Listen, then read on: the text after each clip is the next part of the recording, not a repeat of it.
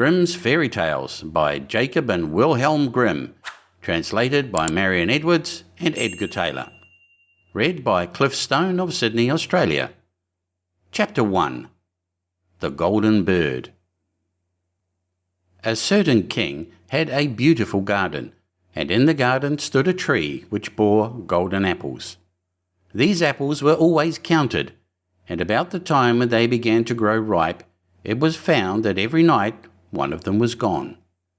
The king became very angry at this, and ordered the gardener to keep watch all night under the tree. The gardener set his eldest son to watch, but about 12 o'clock he fell asleep, and in the morning another of the apples was missing. Then the second son was ordered to watch, and at midnight he too fell asleep, and in the morning another apple was gone. Then the third son offered to keep watch, but the gardener at first would not let him, for fear some harm should come to him. However, at last he consented, and the young man laid himself under the tree to watch. As the clock struck 12, he heard a rustling noise in the air, and a bird came flying that was of pure gold. And as it was snapping at one of the apples with its beak, the gardener's son jumped up and shot an arrow at it. But the arrow did the bird no harm, only it dropped a golden feather from its tail and then flew away.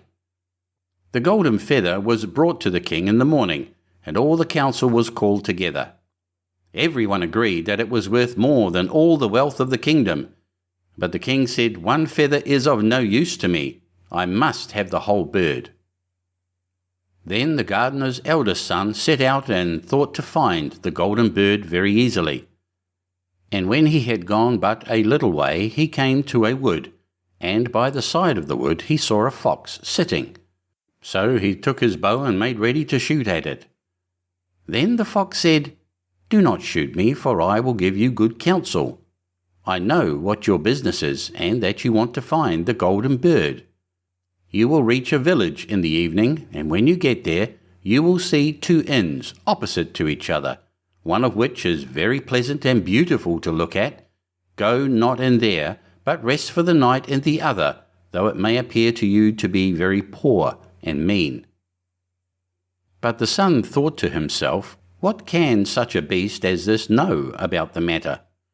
So he shot his arrow at the fox, but he missed, and it set up its tail above its back and ran into the wood. Then he went his way, and in the evening came to the village where the two inns were. And in one of these were people singing and dancing and feasting, but the other looked very dirty and poor. "I should be very silly," said he, "if I went into that shabby house and left this charming place." So he went into the smart house, and ate and drank at his ease, and forgot the bird, and his country too.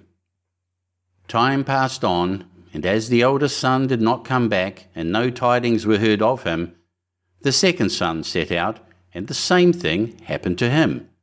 He met the fox, who gave him the good advice, but when he came to the two inns, his eldest brother was standing at the window where the merrymaking was, and called to him to come in, and he could not withstand the temptation, but went in and forgot the golden bird and his country in the same manner. Time passed on again, and the youngest son too wished to set out into the wide world to seek for the golden bird. But his father would not listen to it for a long while, for he was very fond of his son, and was afraid that some ill luck might happen to him also, and prevent his coming back. However, at last it was agreed he should go, for he would not rest at home. And as he came to the wood, he met the fox, and heard the same good counsel. But he was thankful to the fox, and did not attempt his life as his brothers had done. So the fox said, "Sit upon my tail, and you will travel faster." So he sat down, and the fox began to run, and away they went over stock and stones so quick that their hair whistled in the wind. When they came to the village, the son followed the fox's counsel, and without looking about him, went to the shabby inn and rested there all night at his ease. In the morning came the fox again, and met him as he was beginning his journey, and said, "Go straight forward till you come to a castle. before which lie a whole troop of soldiers fast asleep and snoring. Take no notice of them, but go into the castle and pass on till you come to a room where the golden bird sits in a wooden cage. Close by it stands a beautiful golden cage, but do not try to take the bird out of the shabby cage and put it into the handsome one, otherwise you will repent it." Then the fox stretched out his tail again, and the young man sat himself down, and away they went over stock and stone till their hair whistled in the wind. Before the castle gate all was as the fox had said, so the son went in and found the chamber where the golden bird hung in a wooden cage, and below stood the golden cage, and the 3 golden apples that had been lost were lying close by it. Then thought he to himself, "It will be a very droll thing to bring away such a fine bird in this shabby cage." So he opened the door and took hold of it and put it into the golden cage. But the bird set up such a loud scream that all the soldiers awoke, and they took him prisoner and carried him before the king. The next morning the court sat to judge him, and when all was heard, it sentenced him to die, unless he should bring the king the golden horse, which could run as swiftly as the wind, and if he did this, he was to have the golden bird given him for his own. So he set out once more on his journey, sighing and in great despair, when on a sudden his friend the fox met him, and said, "You see now what has happened on account of your not listening to my counsel? I will still, however, tell you how to find the golden horse if you will do as I bid you. You must go straight on till you come to the castle where the horse stands in his stall. By his side will lie the groom, fast asleep and snoring. Take away the horse quietly, but be sure to put the old leathern saddle upon him, and not the golden one that is close by it." Then the son sat down on the fox's tail, and away they went over stock and stone till their hair whistled in the wind. All went right, and the groom lay snoring with his hand upon the golden saddle. But when the son looked at the horse, he thought it a great pity to put the leathern saddle upon it. "I will give him the good one," said he. "I'm sure he deserves it." As he took up the golden saddle, the groom awoke and cried out so loud that all the guards ran in and took him prisoner, and in the morning he was again brought before the court to be judged and was sentenced to die. But it was agreed that if he could bring thither the beautiful princess, he should live and have the bird and the horse given him for his own. Then he went his way very sorrowful. But the old fox came and said, "Why did not you listen to me? If you had, you would have carried away both the bird and the horse. Yet will I once more give you counsel. Go straight on, and in the evening you will arrive at a castle. At 12 o'clock at night the princess goes to the bathing house. Go up to her and give her a kiss, and she will let you lead her away. But take care you do not suffer her to go and take leave of her father and mother." Then the fox stretched out his tail, and so away they went over stock and stone till their hair whistled again. As they came to the castle, all was as the fox had said, and at 12 o'clock the young man met the princess going to the bath and gave her the kiss, and she agreed to run away with him, but begged with many tears that he would let her take leave of her father. At first he refused, but she wept still more and fell at his feet, till at last he consented. But the moment she came to her father's house, the guards awoke, and he was taken prisoner again. Then he was brought before the king, and the king said, "You shall never have my daughter, unless in 8 days you dig away the hill that stops the view from my window." Now this hill was so big that the whole world could not take it away. And when he had worked for 7 days, and had done very little, the fox came and said, "Lie down and go to sleep. I will work for you." And in the morning he awoke, and the hill was gone. So he went merrily to the king, and told him that now that it was removed, he must give him the princess. Then the king was obliged to keep his word, and away went the young man and the princess, and the fox came and said to him, We will have all three, the princess, the horse, and the bird." "Ah," said the young man, "that would be a great thing, but how can you contrive it?" "If you will only listen," said the fox, "it can be done. When you come to the king, and he asks for the beautiful princess, you must say, 'Here she is.' Then he will be very joyful, and you will mount the golden horse that they are to give you, and put out your hand to take leave of them, but shake hands with the princess last. Then lift her quickly onto the horse behind you, clap your spurs to her side, and gallop away as fast as you can." All went right. Then the fox said, "When you come to the castle where the bird is, I will stay with the princess at the door, and you will ride in and speak to the king. And when he sees that it is the right horse, he will bring out the bird, but you must sit still, and say that you want to look at it to see whether it is the true golden bird, and when you get it into your hand, ride away." This too happened as the fox said. They carried off the bird, the princess mounted again, and they rode on to a great wood. Then the fox came and said, "Pray kill me and cut off my head and my feet." But the young man refused to do it. So the fox said, "I will at any rate give you good counsel. Beware of two things. Ransom no one from the gallows, and sit down by the side of no river." Then away he went.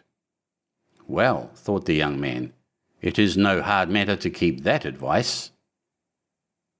He rode on with the princess till at last he came to the village where he had left his two brothers, and there he heard a great noise and uproar, and when he asked what was the matter, the people said 2 men are going to be hanged.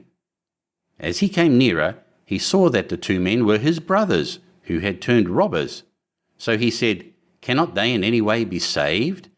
But the people said no, unless he would bestow all his money upon the rascals and buy their liberty. Then he did not stay to think about the matter, but paid what was asked, and his brothers were given up, and went on with him towards their home. And as they came to the wood where the fox first met them, it was so cool and pleasant that the 2 brothers said, "Let us sit down by the side of the river and rest a while to eat and drink." So he said yes, and forgot the fox's counsel, and sat down on the side of the river. And while he suspected nothing, they came behind and threw him down the bank, and took the princess, the horse, and the bird, and went home to the king their master, and said, "All this we have won by our labour." Then there was great rejoicing made, but the horse would not eat, the bird would not sing, and the princess wept. The youngest son fell to the bottom of the river's bed. Luckily it was nearly dry, but his bones were almost broken, and the bank was so steep that he could find no way to get out. Then the old fox came once more, and scolded him for not following his advice, otherwise no evil would have befallen him. "Yet," said he, "I cannot leave you here, so lay hold of my tail and hold fast." Then he pulled him out of the river, and said to him as he got upon the bank, "Your brothers have set watch to kill you if they find you in the kingdom." So he dressed himself as a poor man, and came secretly to the king's court, and was scarcely within the doors when the horse began to eat, and the bird to sing, and the princess left off weeping. Then he went to the king and told him all his brothers' roguery, that they were seized and punished, and he had the princess given to him again, and after the king's death he was heir to his kingdom. A long while after he went to walk one day in the wood, and the old fox met him and besought him with tears in his eyes to kill him and cut off his head and feet. And at last he did so, and in a moment the fox was changed into a man, and turned out to be the brother of the princess, who had been lost a great many years. End of Chapter 1. Chapter 2. Hans in Luck.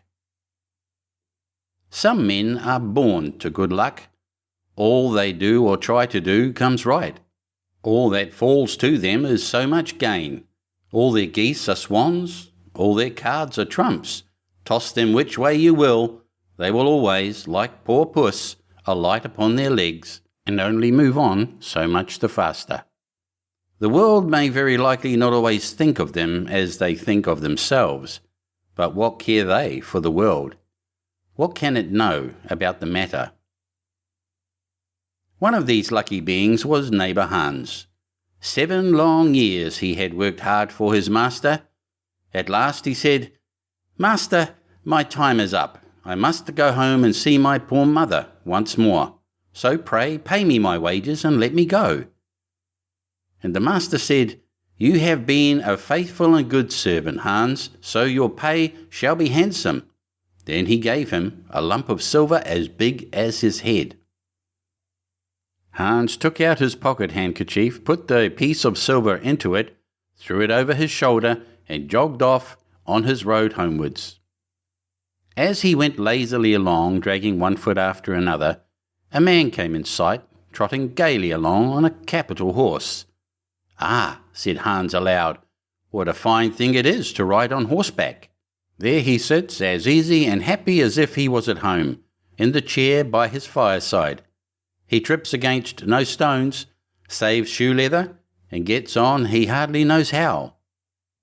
Hans did not speak so softly, but the horseman heard it all, and said, "Well, friend, why do you go on foot then?" "Ah," said he, "I have this load to carry. To be sure, it is silver, but it is so heavy that I can't hold up my head, and you must know it hurts my shoulder sadly." "What do you say of making an exchange?" said the horseman.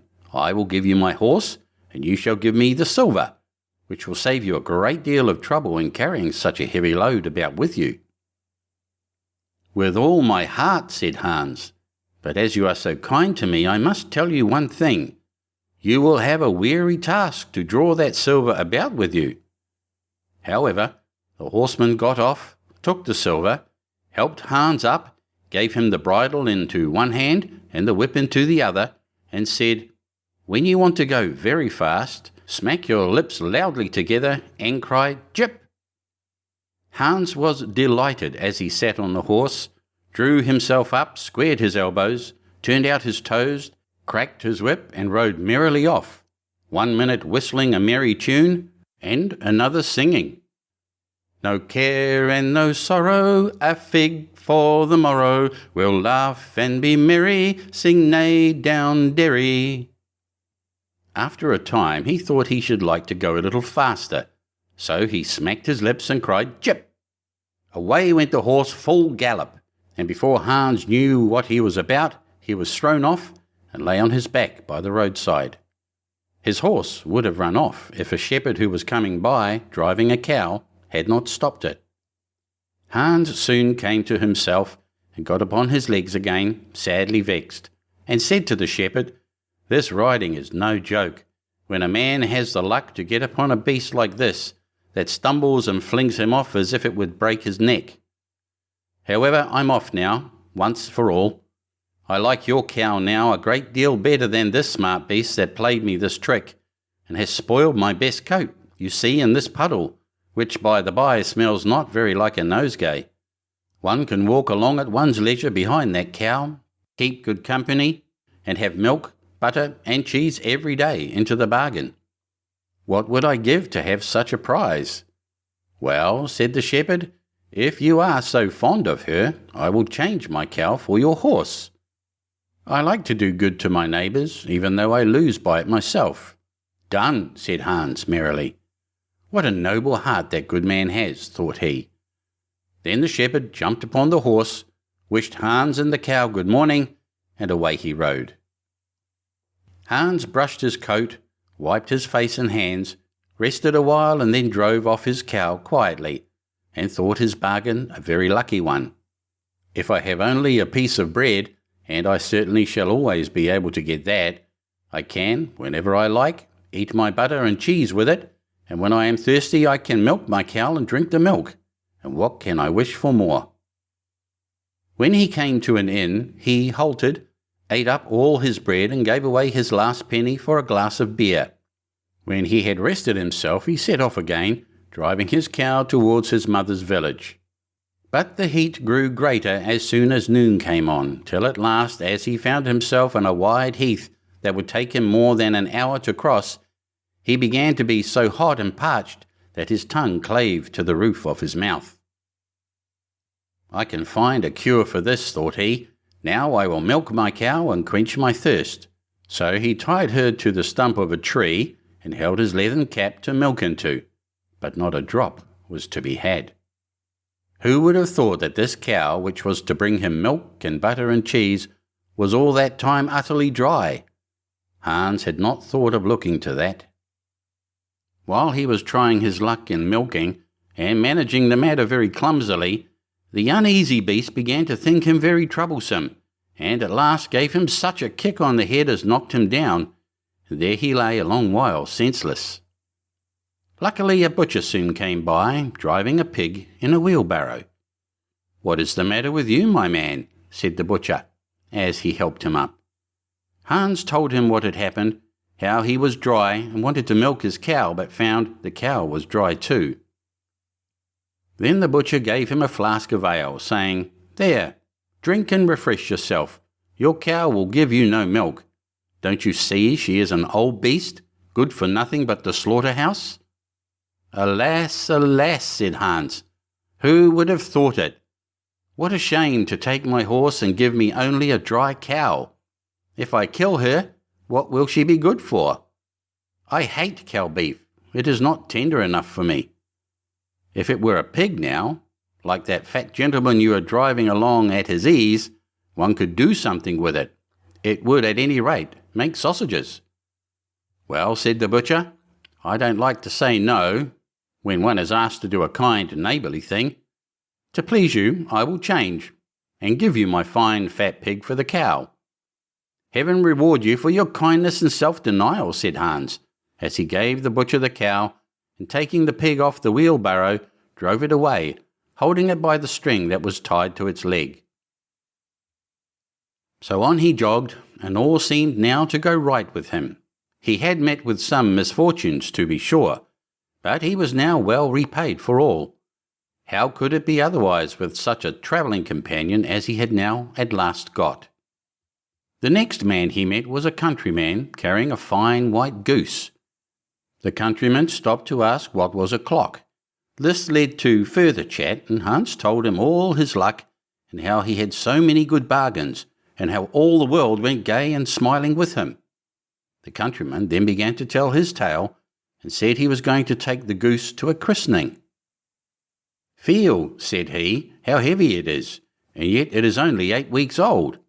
Whoever roasts and eats it will find plenty of fat upon it, it has lived so well." "You're right," said Hans, as he weighed it in his hand. "But if you talk of fat, my pig is no trifle." Meantime the countryman began to look grave, and shook his head. "Hark ye," said he, "my worthy friend, you seem a good sort of fellow, so I can't help doing you a kind turn. Your pig may get you into a scrape. In the village I just came from, the squire has had a pig stolen out of his sty. I was dreadfully afraid when I saw you that you had got the squire's pig. If you have, and they catch you, it will be a bad job for you. The least they will do will be to throw you into the horse pond. Can you swim?" Poor Hans was sadly frightened. "Good man," he cried, "pray get me out of this scrape. I know nothing of where the pig was either bred or born, but he may have been the squire's for aught I can tell. You know this country better than I do. Take my pig and give me the goose." "I ought to have something into the bargain," said the countryman.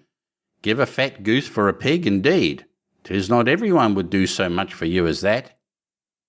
However, I will not be hard upon you, as you are in trouble."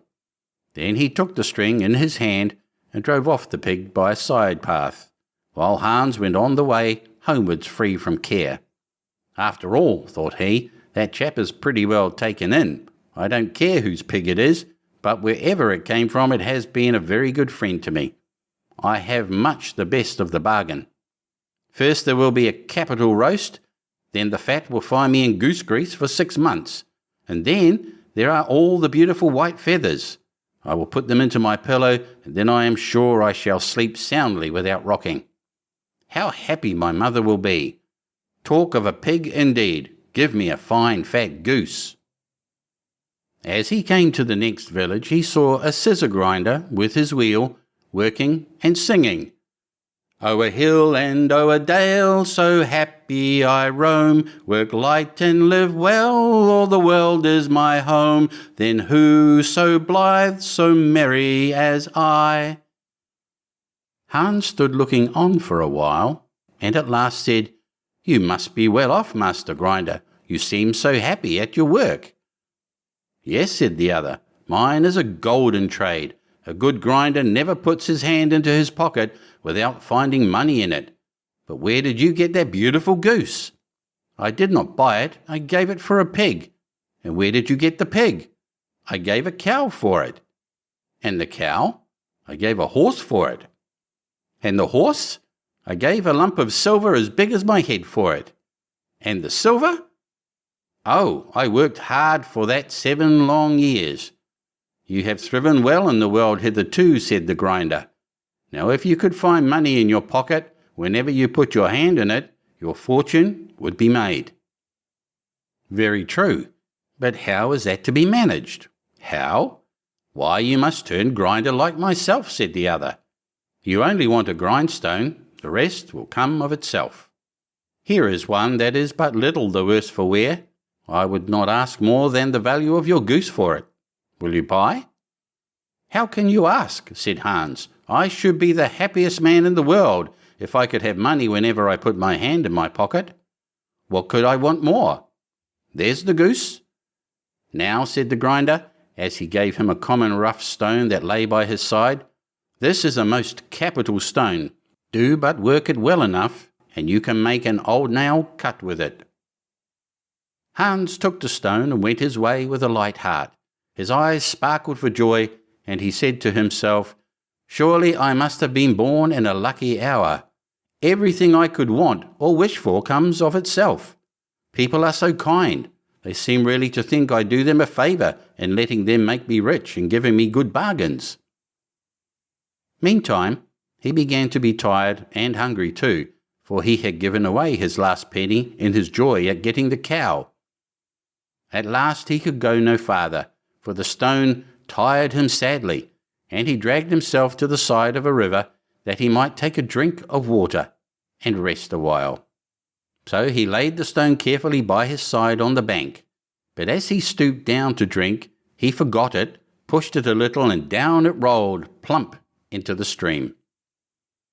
For a while he watched it sinking in the deep, clear water, then sprang up and danced for joy, and again fell upon his knees and thanked heaven with tears in his eyes for its kindness in taking away his only plague, the ugly, heavy stone. How happy am I, cried he. Nobody was ever so lucky as I. Then up he got with a light heart, free from all his troubles, and walked on till he reached his mother's house, and told her how very easy the road to good luck was. End of Chapter 2. Chapter 3. Jorinda and Jorindel. There was once an old castle that stood in the middle of a deep, gloomy wood, and in the castle lived an old fairy. Now this fairy could take any shape she pleased.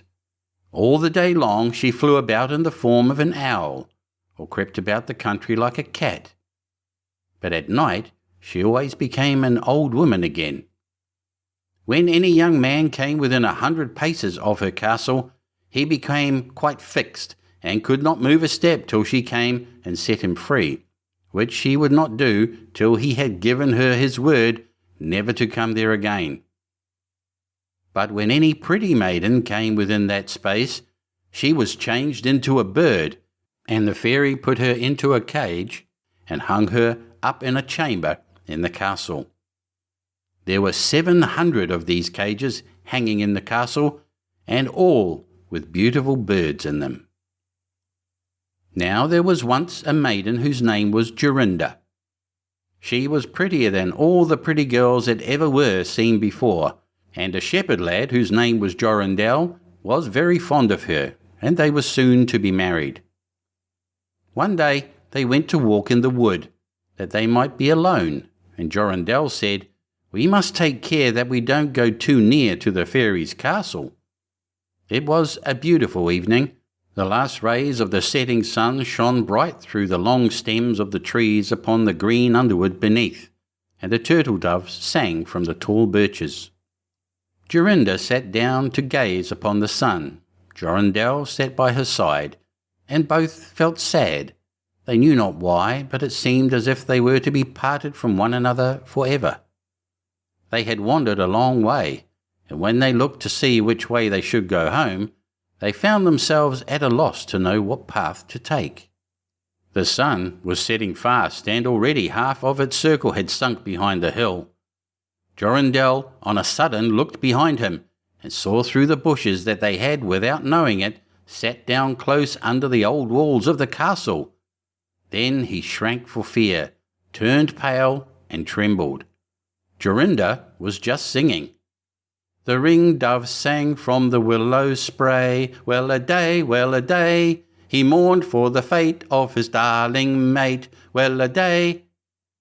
When her song stopped suddenly, Jorindel turned to see the reason, and beheld his Jorinda changed into a nightingale, so that her song ended with a mournful jug-jug. An owl with fiery eyes flew 3 times round them, and 3 times screamed, "To-woo! To-woo! To-woo!" Jorindel could not move. He stood fixed as a stone, and could neither weep, nor speak, nor stir hand or foot. And now the sun went quite down. Gloomy night came. The owl flew into a bush, and a moment after the old fairy came forth, pale and meagre, with staring eyes and a nose and chin that almost met one another. She mumbled something to herself, seized the nightingale, and went away with it in her hand. Poor Jorindel saw the nightingale was gone, but what could he do? He could not speak, he could not move from the spot where he stood. At last the fairy came back and sang with a hoarse voice, "Till the prisoner is fast, and her doom is cast, there stay, oh stay. When the charm is around her, and the spell has bound her, hie away, away." On a sudden, Jorindel found himself free. Then he fell on his knees before the fairy, and prayed her to give him back his dear Jorinda. But she laughed at him, and said he should never see her again. Then she went her way. He prayed, he wept, he sorrowed, but all in vain. "Alas," he said, "what will become of me?" He could not go back to his own home, so he went to a strange village and employed himself in keeping sheep. Many a time did he walk round and round as near to the hated castle as he dared go, but all in vain. He heard or saw nothing of Jorinda. At last he dreamt one night that he found a beautiful purple flower, and that in the middle of it lay a costly pearl. And he dreamt that he plucked the flower, and went with it in his hand into the castle, and that everything he touched with it was disenchanted, and that there he found his Jorinda again. In the morning when he awoke, he began to search over hill and dale for this pretty flower, and 8 long days he sought for it in vain. But on the 9th day, early in the morning, he found the beautiful purple flower, and in the middle of it was a large dewdrop, as big as a costly pearl. Then he plucked the flower, and set out and travelled day and night till he came again to the castle. He walked nearer than 100 paces to it, and yet he did not become fixed as before, but found that he could go quite close up to the door. Jorindel was very glad indeed to see this. Then he touched the door with the flower, and it sprang open, so that he went in through the court, and listened when he heard so many birds singing. At last he came to the chamber where the fairy sat, with the 700 birds singing in the 700 cages. When she saw Jorindel, she was very angry and screamed with rage. But she could not come within 2 yards of him, for the flower he held in his hand was his safeguard. He looked around at the birds, but alas, there were many, many nightingales, and how then should he find out which was his Jorinda? While he was thinking what to do, he saw the fairy had taken down one of the cages and was making the best of her way off through the door.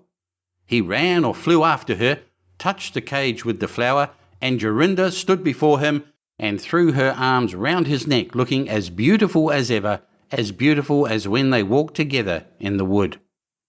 Then he touched all the other birds with the flower, so that they all took their old forms again, and he took Jorinda home, where they were married and lived happily together many years, and so did a good many other lads whose maidens had been forced to sing in the old fairies' cages by themselves much longer than they liked. End of Chapter 3. Chapter 4. The Travelling Musicians. An honest farmer had once an ass that had been a faithful servant to him a great many years, but was now growing old and every day more and more unfit for work. His master therefore was tired of keeping him and began to think of putting an end to him. But the ass, who saw that some mischief was in the wind, took himself slyly off and began his journey towards the great city, for there, thought he, I may turn musician. After he had travelled a little way, he spied a dog lying by the roadside and panting as if he were tired. "What makes you pant so, my friend?" said the ass. "Alas," said the dog, "my master was going to knock me on the head because I am old and weak and can no longer make myself useful to him in hunting.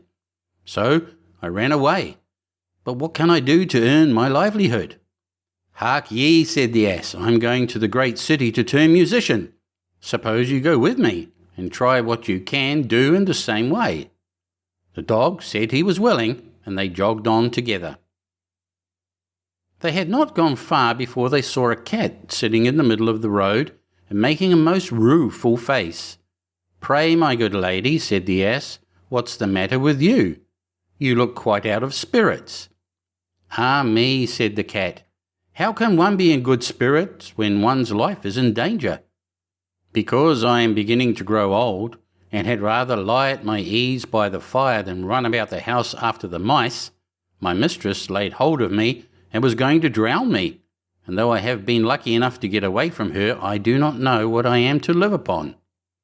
"Oh," said the ass, "by all means go with us to the great city. You are a good night singer, and may make your fortune as a musician." The cat was pleased with the thought, and joined the party. Soon afterwards, as they were passing by a farmyard, they saw a cock perched upon a gate and screaming out with all his might and main. "Bravo," said the ass, "upon my word you make a famous noise. Pray, what is all this about?" "Why," said the cock, "I was just now saying that we should have fine weather for our washing day, and yet my mistress and the cook don't thank me for my pains, but threaten to cut off my head tomorrow and make broth of me for the guests that are coming on Sunday." "Heaven forbid," said the ass. "Come with us, Master Chanticleer. It will be better at any rate than staying here to have your head cut off. Besides, who knows? If we care to sing in tune, we may get up some kind of concert, so come along with us." "With all my heart," said the cock, so they all four went on jollily together. They could not, however, reach the great city the first day, so when night came on, they went into a wood to sleep. The ass and the dog laid themselves down under a great tree, and the cat climbed up into the branches, while the cock, thinking that the higher he sat, the safer he should be, flew up to the very top of the tree, and then, according to his custom, before he went to sleep, looked out on all sides of him to see that everything was well. In doing this, he saw afar off something bright and shining, and calling to his companions said, "There must be a house no great way off, for I see a light." "If that be the case," said the ass, "we had better change our quarters, for our lodging is not the best in the world. Besides," added the dog, "I should not be the worse for a bone or two, or a bit of meat." So they walked off together towards the spot where Chanticleer had seen the light, and as they drew near it became larger and brighter, till they at last came close to a house in which a gang of robbers lived. The ass, being the tallest of the company, marched up to the window and peeped in. "Well, donkey," said Chanticleer, "what do you see?" "What do I see?" replied the ass. "Why, I see a table spread with all kinds of good things." and robbers sitting round it making merry. "That would be a noble lodging for us," said the cock. "Yes," said the ass, "if we could only get in." So they consulted together how they should contrive to get the robbers out, and at last they hit upon a plan. The ass placed himself upright on his hind legs, with his 4 feet resting against the window. The dog got upon his back, the cat scrambled up to the dog's shoulders, and the cock flew up and sat upon the cat's head. When all was ready, a signal was given, and they began their music. The ass brayed, the dog barked, the cat mewed, and the cock screamed, and then they all broke through the window at once and came tumbling into the room amongst the broken glass with a most hideous clatter. The robbers, who had been not a little frightened by the opening concert, had now no doubt that some frightful hobgoblin had broken in upon them and scampered away as fast as they could. The coast once clear, our travellers soon sat down and dispatched what the robbers had left, with as much eagerness as if they had not expected to eat again for a month. As soon as they had satisfied themselves, they put out the lights, and each once more sought out a resting place to his own liking. The donkey laid himself down upon a heap of straw in the yard. The dog stretched himself upon a mat behind the door. The cat rolled herself up on the hearth before the warm ashes, and the cock perched upon a beam on the top of the house, and, as they were all rather tired with their journey, they soon fell asleep.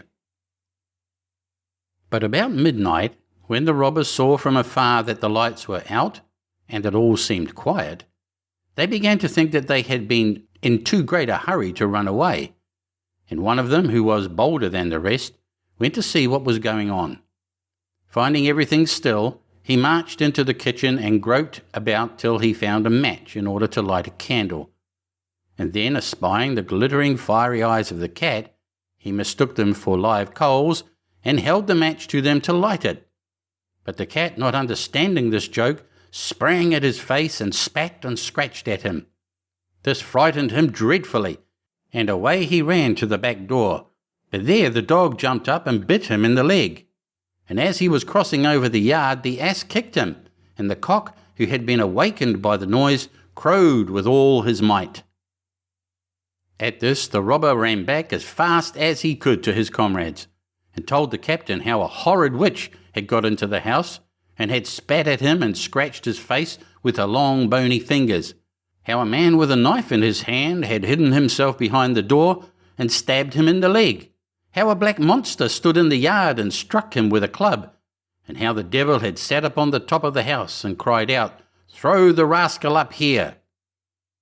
After this the robbers never dared to go back to the house, but the musicians were so pleased with their quarters that they took up their abode there, and there they are, I dare say, at this very day. End of Chapter 4. Chapter 5. Old Sultan. A shepherd had a faithful dog called Sultan, who was grown very old and had lost all his teeth.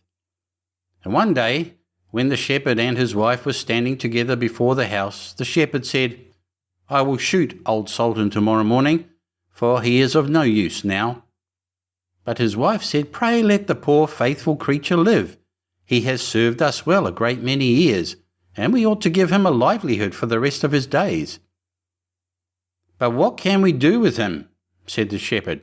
"He has not a tooth in his head, and the thieves don't care for him at all. To be sure, he has served us, but then he did it to earn his livelihood. Tomorrow shall be his last day, depend upon it." Poor Sultan, who was lying close by them, heard all that the shepherd and his wife said to one another, and was very much frightened to think tomorrow would be his last day. So in the evening he went to his good friend the wolf, who lived in the wood, and told him all his sorrows and how his master meant to kill him in the morning. "Make yourself easy," said the wolf. "I will give you some good advice. Your master, you know, goes out every morning very early with his wife into the field, and they take their little child with them and lay it down behind the hedge in the shade while they are at work. Now do you lie down close by the child and pretend to be watching it, and I will come out of the wood and run away with it. You must run after me as fast as you can, and I will let it drop. Then you may carry it back, and they will think you have saved their child, and will be so thankful to you that they will take care of you as long as you live." The dog liked this plan very well, and accordingly so it was managed. The wolf ran with the child a little way. The shepherd and his wife screamed out, but Sultan soon overtook him and carried the poor little thing back to his master and mistress. Then the shepherd patted him on the head and said, "Old Sultan has saved our child from the wolf, and therefore he shall live and be well taken care of and have plenty to eat. Wife, go home and give him a good dinner, and let him have my old cushion to sleep on as long as he lives." So from this time forward Sultan had all that he could wish for. Soon afterwards the wolf came and wished him joy, and said, "Now, my good fellow, you must tell no tales, but turn your head the other way when I want to taste one of the old shepherd's fine fat sheep." "No," said the Sultan, "I will be true to my master." However, the wolf thought he was in joke, and came one night to get a dainty morsel. But Sultan had told his master what the wolf meant to do, so he laid wait for him behind the barn door, and when the wolf was busy looking out for a good fat sheep, he had a stout cudgel laid about his back that combed his locks for him finely. Then the wolf was very angry and called Sultan an old rogue, and swore he would have his revenge. So the next morning the wolf sent the boar to challenge Sultan to come into the wood to fight the matter. Now Sultan had nobody he could ask to be his second but the shepherd's old three-legged cat. So he took her with him, and as the poor thing limped along with some trouble, she stuck up her tail straight in the air. The wolf and the wild boar were first on the ground, and when they espied their enemies coming, and saw the cat's long tail standing straight in the air, they thought she was carrying a sword for Sultan to fight with, and every time she limped, they thought she was picking up a stone to throw at them. So they said they should not like this way of fighting, and the boar lay down behind a bush, and the wolf jumped up into a tree. Sultan and the cat soon came up, and looked about and wondered that no one was there. The boar, however, had not quite hidden himself, for his ears stuck out of the bush, and when he shook one of them a little, the cat, seeing something move and thinking it was a mouse, sprang upon it and bit and scratched it, so that the boar jumped up and grunted and ran away, roaring out, "Look up in the tree, there sits the one who is to blame." So they looked up and espied the wolf sitting amongst the branches, and they called him a cowardly rascal and would not suffer him to come down till he was heartily ashamed of himself, and had promised to be good friends again with old Sultan. End of Chapter 5. Chapter 6. The Straw, the Coal, and the Bean. In a village dwelt a poor old woman who had gathered together a dish of beans and wanted to cook them. So she made a fire on her hearth, and that it might burn the quicker, she lighted it with a handful of straw. When she was emptying the beans into the pan, one dropped without her observing it, and lay on the ground beside a straw. And soon afterwards a burning coal from the fire leapt down to the two. Then the straw began and said, "Dear friends, from whence do you come here?" The coal replied, "I fortunately sprang out of the fire, and if I had not escaped by sheer force, my death would have been certain. I should have been burnt to ashes." The bean said, "I too have escaped with a whole skin, but if the old woman had got me into the pan, I should have been made into broth without any mercy, like my comrades." "And would be a better fate than have fallen to my lot," said the straw. "The old woman has destroyed all my brethren in fire and smoke. She seized 60 of them at once and took their lives. I luckily slipped through her fingers." "But what are we to do now?" said the coal. "I think," answered the bean, "that as we have so fortunately escaped death, we should keep together like good companions, and lest a new mischance should overtake us here, we should go away together and repair to a foreign country." The proposition pleased the two others, and they set out on their way together. Soon, however, they came to a little brook, and as there was no bridge or footplank, they did not know how they were to get over it. The straw hit on a good idea and said, "I will lay myself straight across, and then you can walk over on me as on a bridge." The straw therefore stretched itself from one bank to the other, and the coal, who was of an impetuous disposition, tripped quite boldly onto the newly built bridge. But when she had reached the middle, and heard the water rushing beneath her, she was after all afraid, and stood still and ventured no farther. The straw, however, began to burn, broke in two pieces, and fell into the stream.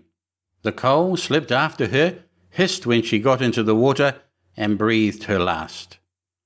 The bean, who had prudently stayed behind on the shore, could not but laugh at the event, was unable to stop, and laughed so heartily that she burst.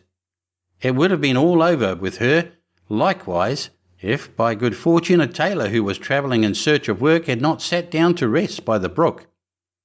As he had a compassionate heart, he pulled out his needle and thread and sewed her together.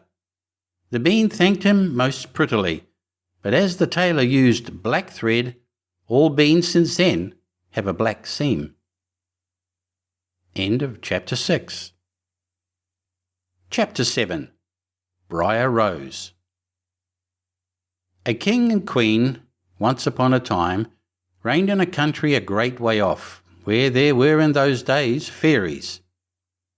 Now this king and queen had plenty of money, and plenty of fine clothes to wear, and plenty of good things to eat and drink, and a coach to ride out in every day. But though they had been married many years, they had no children, and this grieved them very much indeed. But one day, as the queen was walking by the side of the river, at the bottom of the garden, she saw a poor little fish that had thrown itself out of the water and lay gasping and nearly dead on the bank. Then the queen took pity on the little fish and threw it back again into the river, and before it swam away it lifted its head out of the water and said, "I know what your wish is, and it shall be fulfilled. In return for your kindness to me, you will soon have a daughter." What the little fish had foretold soon came to pass, and the queen had a little girl, so very beautiful that the king could not cease looking on it for joy, and said he would hold a great feast and make merry to show the child to all the land. So he asked his kinsmen and nobles and friends and neighbours. But the queen said, "I will have the fairies also, that they might be kind and good to our little daughter." Now there were 13 fairies in the kingdom, but as the king and queen had only 12 golden dishes for them to eat out of, they were forced to leave one of the fairies without asking her. So 12 fairies came, each with a high red cap on her head, and red shoes with high heels on her feet, and a long white wand in her hand. And after the feast was over, they gathered round in a ring and gave all their best gifts to the little princess. One gave her goodness, another beauty, another riches, and so on till she had all that was good in the world. Just as 11 of them had done blessing her, a great noise was heard in the courtyard, and word was brought that the 13th fairy was come with a black cap on her head and black shoes on her feet, and a broomstick in her hand, and presently up she came into the dining hall. Now as she had not been asked to the feast, she was very angry, and scolded the king and queen very much, and set to work to take her revenge. So she cried out, "The king's daughter shall, in her 15th year, be wounded by a spindle, and fall down dead." Then the 12th of the friendly fairies, who had not yet given her gift, came forward and said that the evil wish must be fulfilled, but that she could soften its mischief. So her gift was that the king's daughter, when the spindle wounded her, should not really die, but should only fall asleep for 100 years. However, the king hoped still to save his dear child altogether from the threatened evil, so he ordered that all the spindles in the kingdom should be bought up and burnt. But all the gifts of the first 11 fairies were in the meantime fulfilled, for the princess was so beautiful and well behaved and good and wise that everyone who knew her loved her. It happened that, on the very day she was 15 years old, the king and queen were not at home, and she was left alone in the palace. So she roved about by herself, and looked at all the rooms and chambers, till at last she came to an old tower, to which there was a narrow staircase ending with a little door. In the door there was a golden key, and when she turned it, the door sprang open, and there sat an old lady spinning away very busily. "Why, how now, good mother?" said the princess. "What are you doing there?" "Spinning," said the old lady, and nodded her head, humming a tune while Buzz wet the wheel. "How prettily that little thing turns round," said the princess, and took the spindle and began to try and spin. But scarcely had she touched it before the fairy's prophecy was fulfilled. The spindle wounded her, and she fell down lifeless on the ground. However, she was not dead, but had only fallen into a deep sleep. And the king and the queen, who had just come home, and all their court, fell asleep too, and the horses slept in the stables, and the dogs in the court, the pigeons on the housetop, and the very flies slept upon the walls. Even the fire on the hearth left off blazing and went to sleep. The jack stopped, and the spit that was turning about with a goose upon it for the king's dinner stood still, and the cook, who was at that moment pulling the kitchen boy by the hair to give him a box on the ear for something he had done amiss, let him go, and both fell asleep. The butler, who was slyly tasting the ale, fell asleep with the jug at his lips, and thus everything stood still and slept soundly. A large hedge of thorns soon grew round the palace, and every year it became higher and thicker, till at last the old palace was surrounded and hidden, so that not even the roof or the chimneys could be seen. But there went a report through all the land of the beautiful sleeping Briar Rose, for so the king's daughter was called, so that from time to time several kings' sons came and tried to break through the thicket into the palace. This, however, none of them could ever do, for the thorns and bushes laid hold of them, as it were with hands, and they were stuck fast and died wretchedly. After many, many years there came a king's son into that land, and an old man told him the story of the thicket of thorns, and how a beautiful palace stood behind it, and how a wonderful princess called Briar Rose lay in it asleep with all her court. He told, too, how he had heard from his grandfather that many, many princes had come and had tried to break through the thicket, but that they had all stuck fast in it and died. Then the young prince said, "All this shall not frighten me. I will go and see this Briar Rose." The old man tried to hinder him, but he was bent upon going. Now that very day the 100 years were ended, and as the prince came to the thicket he saw nothing but beautiful flowering shrubs, through which he went with ease, and they shut in after him as thick as ever.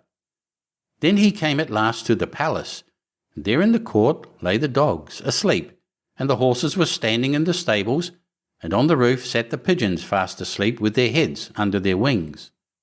And when he came into the palace, the flies were sleeping on the walls, the spit was standing still, the butler had the jug of ale at his lips, going to drink a draught, the maid sat with a fowl in her lap ready to be plucked, and the cook in the kitchen was still holding up her hand as if she was going to beat the boy. Then he went on still farther, and all was so still that he could hear every breath he drew, till at last he came to the old tower and opened the door of the little room in which Briar Rose was, and there she lay, fast asleep on a couch by the window. She looked so beautiful that he could not take his eyes off her, so he stooped down and gave her a kiss. But the moment he kissed her, she opened her eyes and awoke, and smiled upon him, and they went out together. And soon the king and queen also awoke, and all the court, and gazed on each other with great wonder. And the horses shook themselves, and the dogs jumped up and barked. The pigeons took their heads from under their wings, and looked about, and flew into the fields. The flies on the walls buzzed again, the fire in the kitchen blazed up, Round went the jack, and round went the spit, with the goose for the king's dinner upon it. The butler finished his draught of ale, the maid went on plucking the fowl, and the cook gave the boy the box on his ear. And then the prince and Briar Rose were married, and the wedding feast was given, and they lived happily together all their lives long. End of Chapter 7. Chapter 8. The Dog and the Sparrow. A shepherd's dog had a master who took no care of him, but often let him suffer the greatest hunger. At last he could bear it no longer, so he took to his heels and off he ran in a very sad and sorrowful mood. On the road he met a sparrow that said to him, "Why are you so sad, my friend?" "Because," said the dog, "I am very, very hungry and have nothing to eat." "If that be all," answered the sparrow, "come with me into the next town, and I will soon find you plenty of food." So on they went together into the town, and as they passed by a butcher's shop, the sparrow said to the dog, "Stand there a little while till I peck you down a piece of meat." So the sparrow perched upon the shelf, and having first looked carefully about her to see if anyone was watching her, she pecked and scratched at a steak that lay upon the edge of the shelf, till at last down it fell. Then the dog snapped it up, and scrambled away with it into a corner, where he soon ate it all up. "Well," said the sparrow, "you shall have some more if you will, so come with me to the next shop, and I will peck you down another steak." When the dog had eaten this too, the sparrow said to him, "Well, my good friend, have you had enough now?" "I have had plenty of meat," answered he, "but I should like to have a piece of bread to eat after it." "Come with me then," said the sparrow, "and you shall soon have that too." So she took him to a baker's shop, and pecked at 2 rolls that lay in the window till they fell down. And as the dog still wished for more, she took him to another shop and pecked down some more for him. When that was eaten, the sparrow asked him whether he had had enough now. "Yes," said he, "and now let us take a walk a little way out of the town." So they both went out upon the high road, but as the weather was warm, they had not gone far before the dog said, "I am very much tired. I should like to take a nap." "Very well," answered the sparrow, "do so, and in the meantime I will perch upon that bush." So the dog stretched himself out on the road and fell fast asleep. Whilst he slept, there came by a carter with a cart drawn by 3 horses and loaded with 2 casks of wine. The sparrow, seeing that the carter did not turn out of the way, but would go on in the track in which the dog lay, so as to drive over him, called out, "Stop, stop, Mr. Carter, or it shall be the worse for you." But the carter, grumbling to himself, "You make it the worse for me indeed. What can you do?" cracked his whip and drove his cart over the poor dog, so that the wheels crushed him to death. "There," cried the sparrow, "thou cruel villain, thou hast killed my friend the dog. Now mind what I say.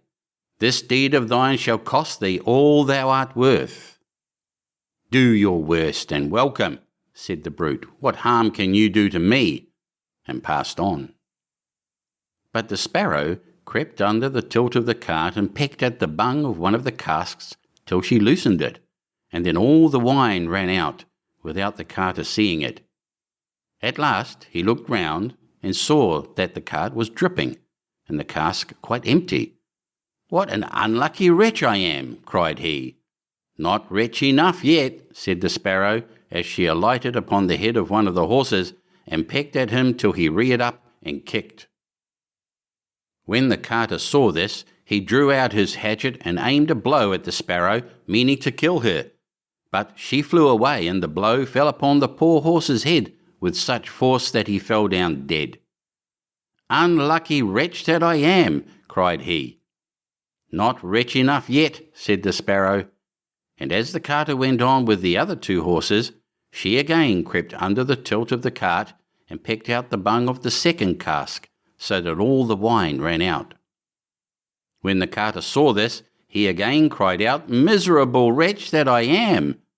But the sparrow answered, "Not wretch enough yet," and perched on the head of the second horse and pecked at him too. The carter ran up and struck at her again with his hatchet, but away she flew, and the blow fell upon the second horse and killed him on the spot. "Unlucky wretch that I am," said he. "Not rich enough yet," said the sparrow, and perching upon the third horse she began to peck him too. The carter was mad with fury, and without looking about him or caring what he was about, struck again at the sparrow, but killed his third horse as he had done the other two. "Alas, miserable wretch that I am," cried he. "Not rich enough yet," answered the sparrow as she flew away. "Now will I plague and punish thee at thy own house." The carter was forced at last to leave his cart behind him, and to go home, overflowing with rage and vexation. "Alas," said he to his wife, "what ill luck has befallen me! My wine is all spilt, and my horses, all three, dead." "Alas, husband," replied she, "and a wicked bird has come into the house, and has brought with her all the birds in the world, I am sure, and they have fallen upon our corn in the loft, and are eating it up at such a rate." Away ran the husband upstairs, and saw thousands of birds sitting upon the floor, eating up his corn, with the sparrow in the midst of them. "Unlucky wretch that I am," cried the carter, for he saw that the corn was almost gone.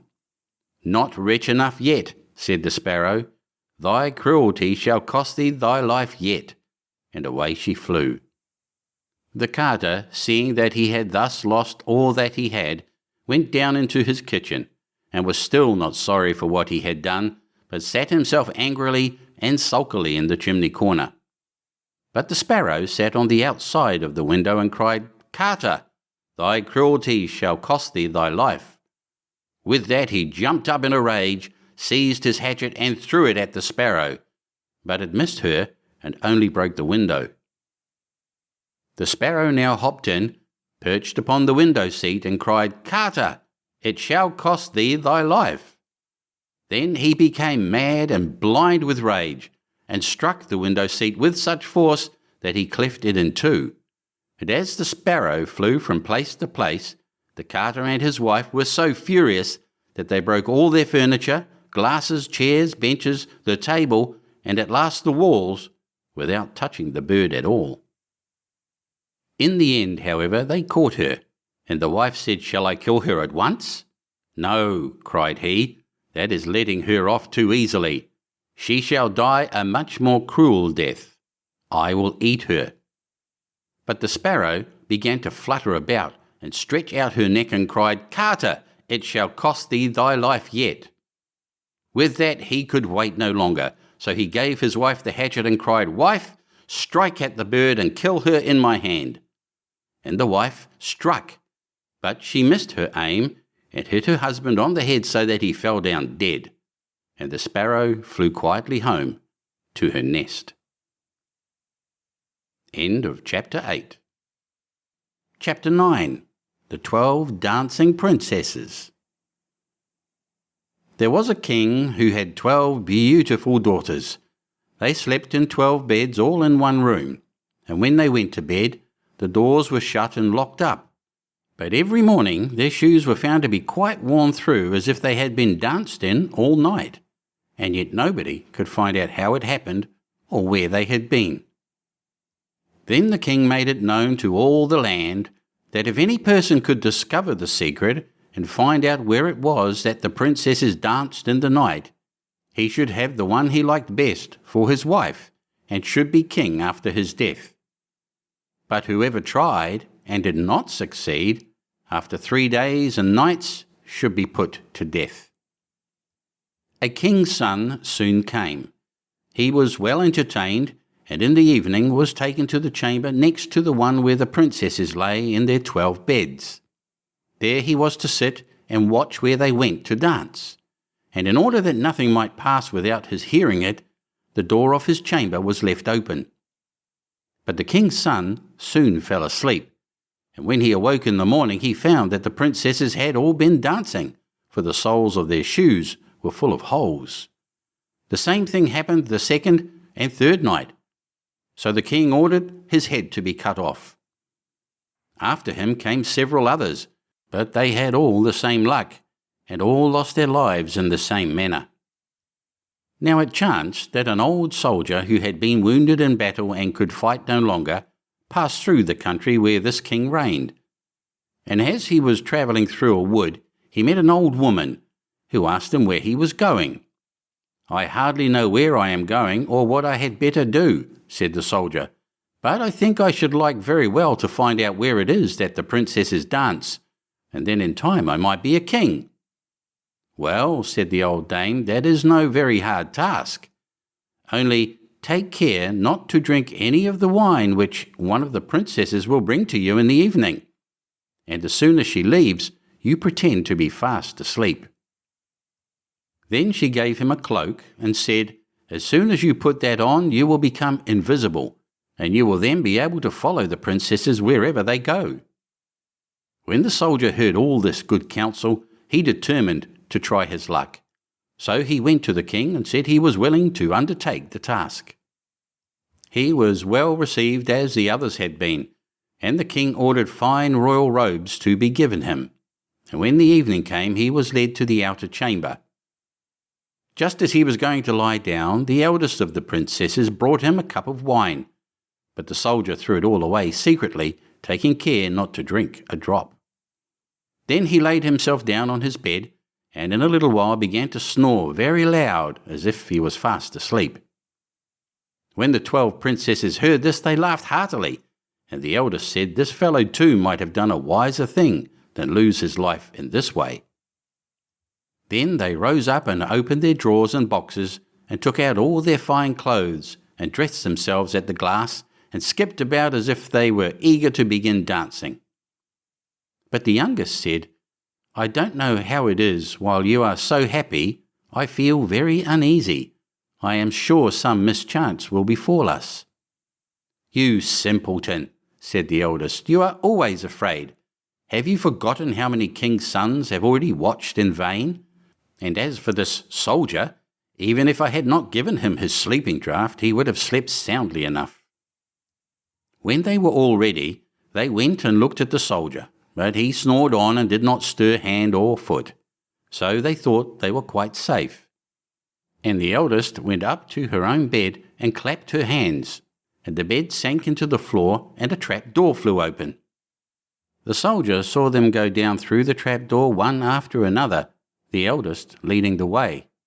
And thinking he had no time to lose, he jumped up, put on the cloak which the old woman had given him, and followed them. But in the middle of the stairs he trod on the gown of the youngest princess, and she cried out to her sisters, "All is not right, someone took hold of my gown." "You silly creature," said the eldest, "it is nothing but a nail in the wall."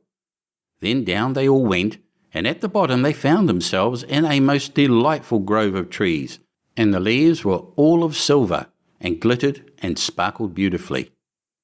The soldier wished to take away some token of the place, so he broke off a little branch, and there came a loud noise from the tree.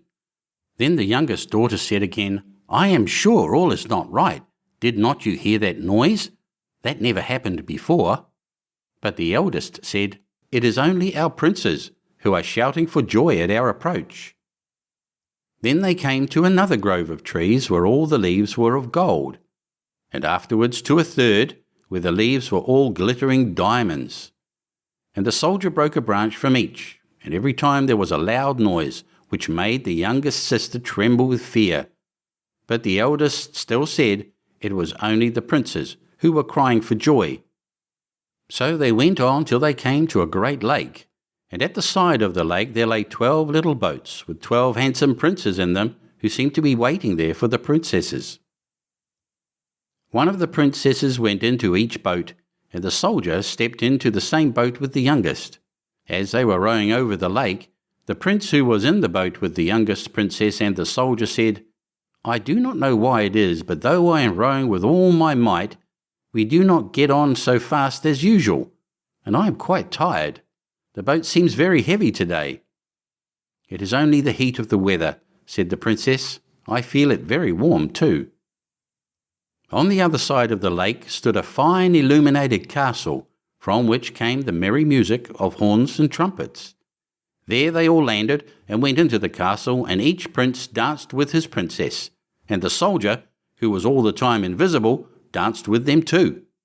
And when any of the princesses had a cup of wine set by her, he drank it all up, so that when she put the cup to her mouth, it was empty. At this too, the younger sister was terribly frightened, but the eldest always silenced her. They danced on till 3 o'clock in the morning, and then all their shoes were worn out, so that they were obliged to leave off. The princes rowed them back again over the lake, but this time the soldier placed himself in the boat with the eldest princess, and on the opposite shore they took leave of each other, the princesses promising to come again the next night. When they came to the stairs, the soldier ran on before the princesses and laid himself down, and as the 12 sisters slowly came up, very much tired, they heard him snoring in his bed. So they said, "Now all is quite safe." Then they undressed themselves, put away their fine clothes, pulled off their shoes, and went to bed.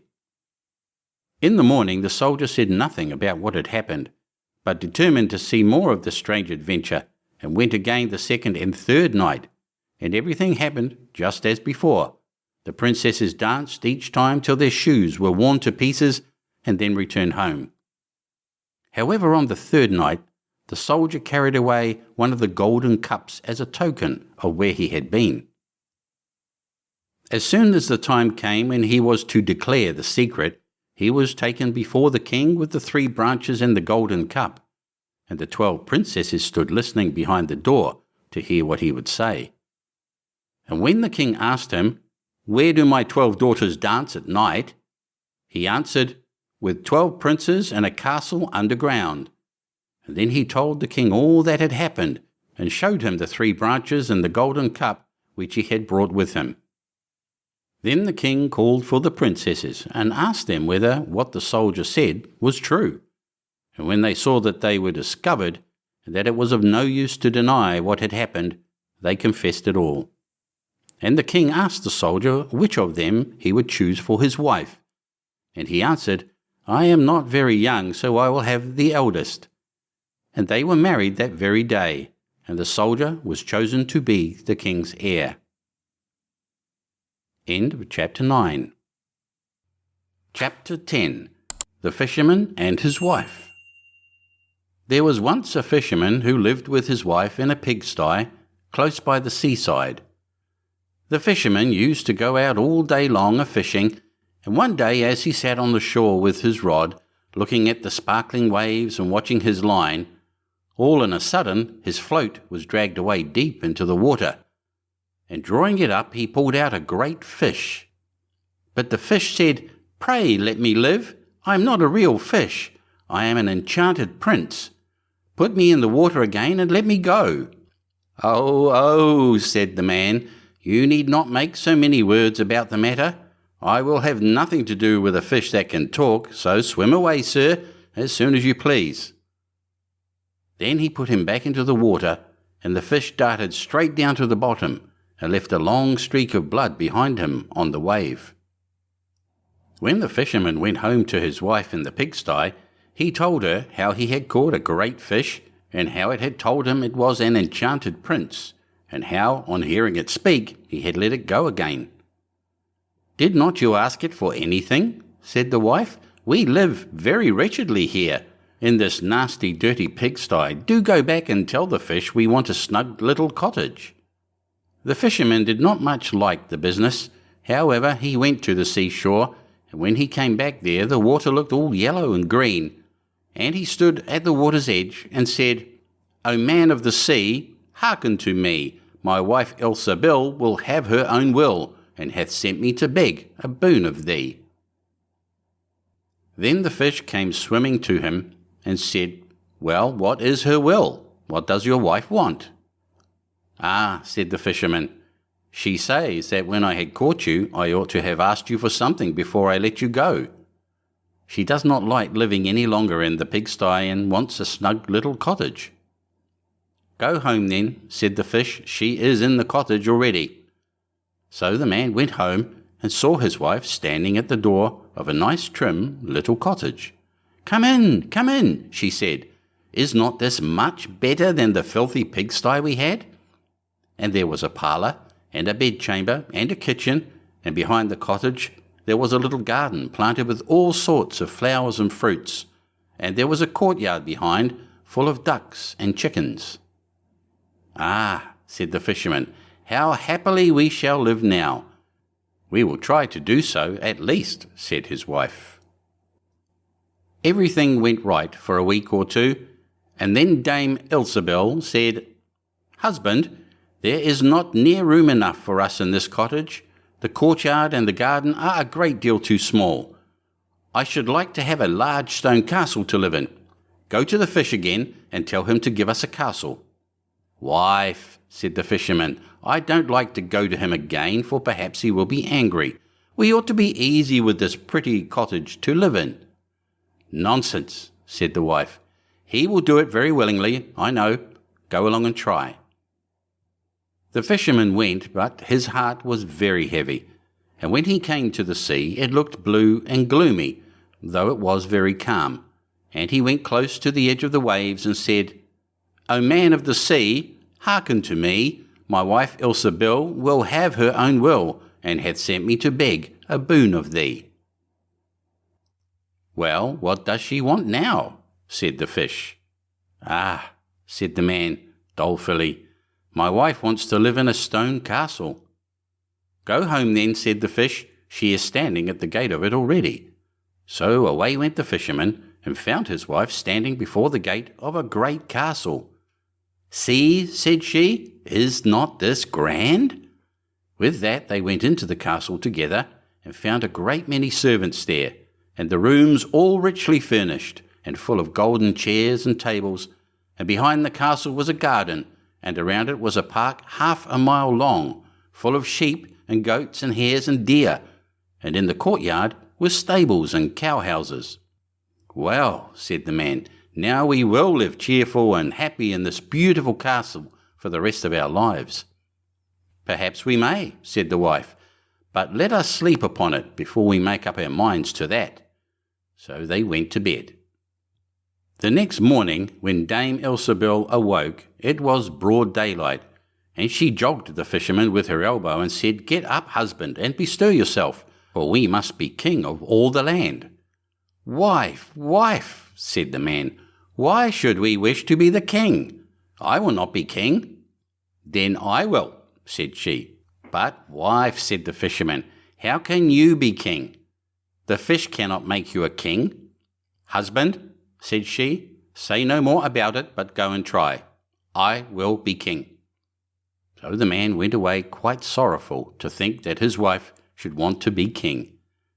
This time the sea looked a dark grey colour, and was overspread with curling waves and the ridges of foam, as he cried out, O man of the sea, hearken to me, my wife Ilsebel will have her own will, and hath sent me to beg a boon of thee. Well, what would she have now? Said the fish. Alas, said the poor man, my wife wants to be king. Go home, said the fish, she is king already. Then the fisherman went home, and as he came close to the palace he saw a troop of soldiers and heard the sound of drums and trumpets. And when he went in, he saw his wife sitting on a throne of gold and diamonds, with a golden crown upon her head, and on each side of her stood 6 fair maidens, each a head taller than the other. Well, wife, said the fisherman, are you king? Yes, said she, I am king. And when he had looked at her for a long time, he said, Ah, wife, what a fine thing it is to be king. Now we shall never have anything more to wish for as long as we live. I don't know how that may be, said she. Never is a long time.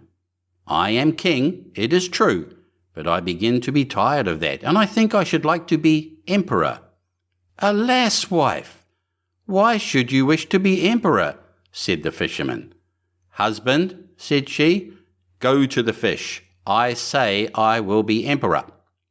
Ah, wife, replied the fisherman, the fish cannot make an emperor, I am sure, and I should not like to ask him for such a thing." "I am king," said Ilsebil. "You are my slave, so go at once." So the fisherman was forced to go, and he muttered as he went along, "This will come to no good. It is too much to ask. The fish will be tired at last, and then we shall be sorry for what we have done." He soon came to the seashore, and the water was quite black and muddy, and a mighty whirlwind blew over the waves and rolled them about. But he went as near as he could to the water's brink and said, "O man of the sea, hearken to me. My wife Ilsebil will have her own will, and hath sent me to beg a boon of thee." "What would she have now?" said the fish. "Ah," said the fisherman, "she wants to be emperor." "Go home," said the fish, "she is emperor already." So he went home again, and as he came near he saw his wife Ilsebil sitting on a very lofty throne made of solid gold, with a crown on her head full 2 yards high, and on each side of her stood her guards and attendants in a row, each one smaller than the other, from the tallest giant down to a little dwarf no bigger than my finger. And before her stood princes and dukes and earls. And the fisherman went up to her and said, "Wife, are you emperor?" "Yes," said she, "I am emperor." "Ah," said the man, as he gazed upon her, "what a fine thing it is to be emperor." "Husband," said she, "why should we stop at being emperor? I will be pope next." "Oh, wife, wife," said he, "how can you be pope? There is but one pope at a time in Christendom." "Husband," said she, "I will be pope this very day." "But," replied the husband, "the fish cannot make you pope." "What nonsense," said she. "If he can make an emperor, he can make a pope. Go and try him." So the fisherman went. But when he came to the shore, the wind was raging, and the sea was tossed up and down in boiling waves, and the ships were in trouble and rolled fearfully upon the tops of the billows. In the middle of the heavens there was a little piece of blue sky, but towards the south all was red, as if a dreadful storm was rising. At this sight the fisherman was dreadfully frightened, and he trembled so that his knees knocked together. But still he went down near to the shore and said, "O man of the sea, hearken to me. My wife Ilsebil will have her own will, and hath sent me to beg a boon of thee." "What does she want now?" said the fish. "Ah," said the fisherman, "my wife wants to be pope." "Go home," said the fish, "she is pope already." Then the fisherman went home and found Ilsebil sitting on a throne that was 2 miles high, and she had 3 great crowns on her head, and around her stood all the pomp and power of the church. And on each side of her were 2 rows of burning lights of all sizes, the greatest as large as the highest and biggest tower in the world, and the least no larger than a small rushlight. "Wife," said the fisherman, as he looked at all this greatness, "are you pope?" "Yes," said she, "I am pope." "Well, wife," replied he, "it is a grand thing to be pope, and now you must be easy, for you can be nothing greater." "I will think about that," said the wife. Then they went to bed, but Dame Ilsebil could not sleep all night for thinking what she could be next. At last, as she was dropping asleep, morning broke, and the sun rose. "Ah," thought she, as she woke up and looked at it through the window, "after all I cannot prevent the sun rising." At this thought she was very angry, and wakened her husband and said, "Husband, go to the fish and tell him I must be lord of the sun and moon." The fisherman was half asleep, but the thought frightened him so much that he started and fell out of bed. "Alas, wife," said he, "cannot you be easy with being pope?" "No," said she, "I am very uneasy as long as the sun and moon rise without my leave. Go to the fish at once." Then the man went shivering with fear, and as he was going down to the shore a dreadful storm arose, so that the trees and the very rocks shook. And all the heavens became black with stormy clouds, and the lightnings played and the thunders rolled, and you might have seen in the sea great black waves swelling up like mountains with crowns of white foam upon their heads. And the fisherman crept towards the sea, and cried out as well as he could, O man of the sea, hearken to me, my wife Ilsebil will have her own will, and hath sent me to beg a boon of thee. What does she want now? Said the fish. Ah, said he, she wants to be lord of the sun and moon. Go home, said the fish, to your pigsty again. And there they live to this very day. End of chapter 10. Chapter 11. The Willow-Wren and the Bear. Once, in summertime, the bear and the wolf were walking in the forest, and the bear heard a bird singing so beautifully that he said, Brother Wolf, what bird is it that sings so well? That is the king of birds, said the wolf, before whom we must bow down. In reality, the bird was the willow-wren. If that's the case, said the bear, I should very much like to see his royal palace. Come, take me thither. That is not done quite as you seem to think, said the wolf. You must wait until the queen comes. Soon afterwards the queen arrived with some food in her beak, and the Lord King came too, and they began to feed their young ones. The bear would have liked to go at once, but the wolf held him back by the sleeve and said, No, you must wait until the Lord and Lady Queen have gone away again. So they took stock of the hole where the nest lay and trotted away. The bear, however, could not rest until he had seen the royal palace, and when a short time had passed, went to it again. The king and queen had just flown out, so he peeped in and saw 5 or 6 young ones lying there. Is that the royal palace? Cried the bear. It is a wretched palace, and you are not king's children. You are disreputable children. When the young wrens heard that, they were frightfully angry, and screamed, No, that we are not. Our parents are honest people. Bear, you will have to pay for that. The bear and the wolf grew uneasy, and turned back and went into their holes. The young willow-wrens, however, continued to cry and scream, and when their parents again brought food, they said, We will not so much as touch one fly's leg, no, not if we were dying of hunger, until you have settled whether we are respectable children or not. The bear has been here and has insulted us.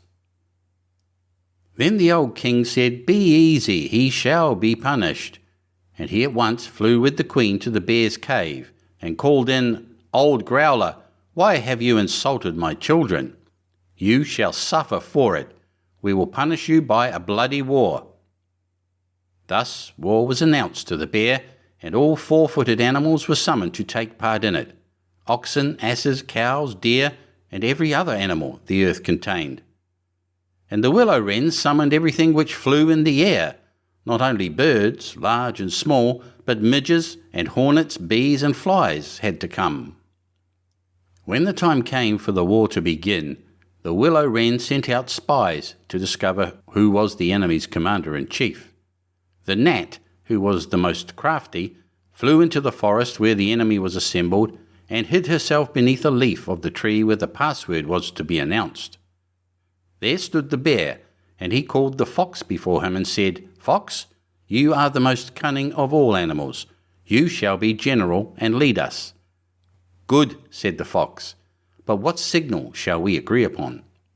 No one knew that, so the fox said, I have a fine long bushy tail, which almost looks like a plume of red feathers. When I lift my tail up quite high, all is going well and you must charge. But if I let it hang down, run away as fast as you can. When the gnat had heard that, she flew away again and revealed everything down to the minutest detail to the willow-wren. When day broke and the battle was to begin, all the 4-footed animals came running up with such a noise that the earth trembled. The willow-wren with his army also came flying through the air with such a humming and whirring and swarming that everyone was uneasy and afraid, and on both sides they advanced against each other. But the willow-wren sent down the hornet with orders to settle beneath the fox's tail and sting with all his might. When the fox felt the first sting, he started so that he lifted one leg from pain, but he bore it and still kept his tail high in the air. At the second sting, he was forced to put it down for a moment. At the third, he could hold out no longer, screamed and put his tail between his legs. When the animals saw that, they thought all was lost and began to flee, each into his hole, and the birds had won the battle. Then the king and queen flew home to their children and cried, "Children, rejoice! Eat and drink to your heart's content. We have won the battle." But the young wrens said, "We will not eat yet. The bear must come to the nest and beg for pardon and say that we are honourable children before we will do that." Then the willow-wren flew to the bear's hole and cried, "Growler, you are to come to the nest to my children and beg their pardon, or else every rib of your body shall be broken." So the bear crept thither in the greatest fear and begged their pardon. And now at last the young wrens were satisfied and sat down together and ate and drank and made merry till quite late into the night. End of Chapter 11. Chapter 12. The Frog Prince. One fine evening, a young princess put on her bonnet and clogs and went out to take a walk by herself in a wood. And when she came to a cool spring of water that rose in the midst of it, she sat herself down to rest a while.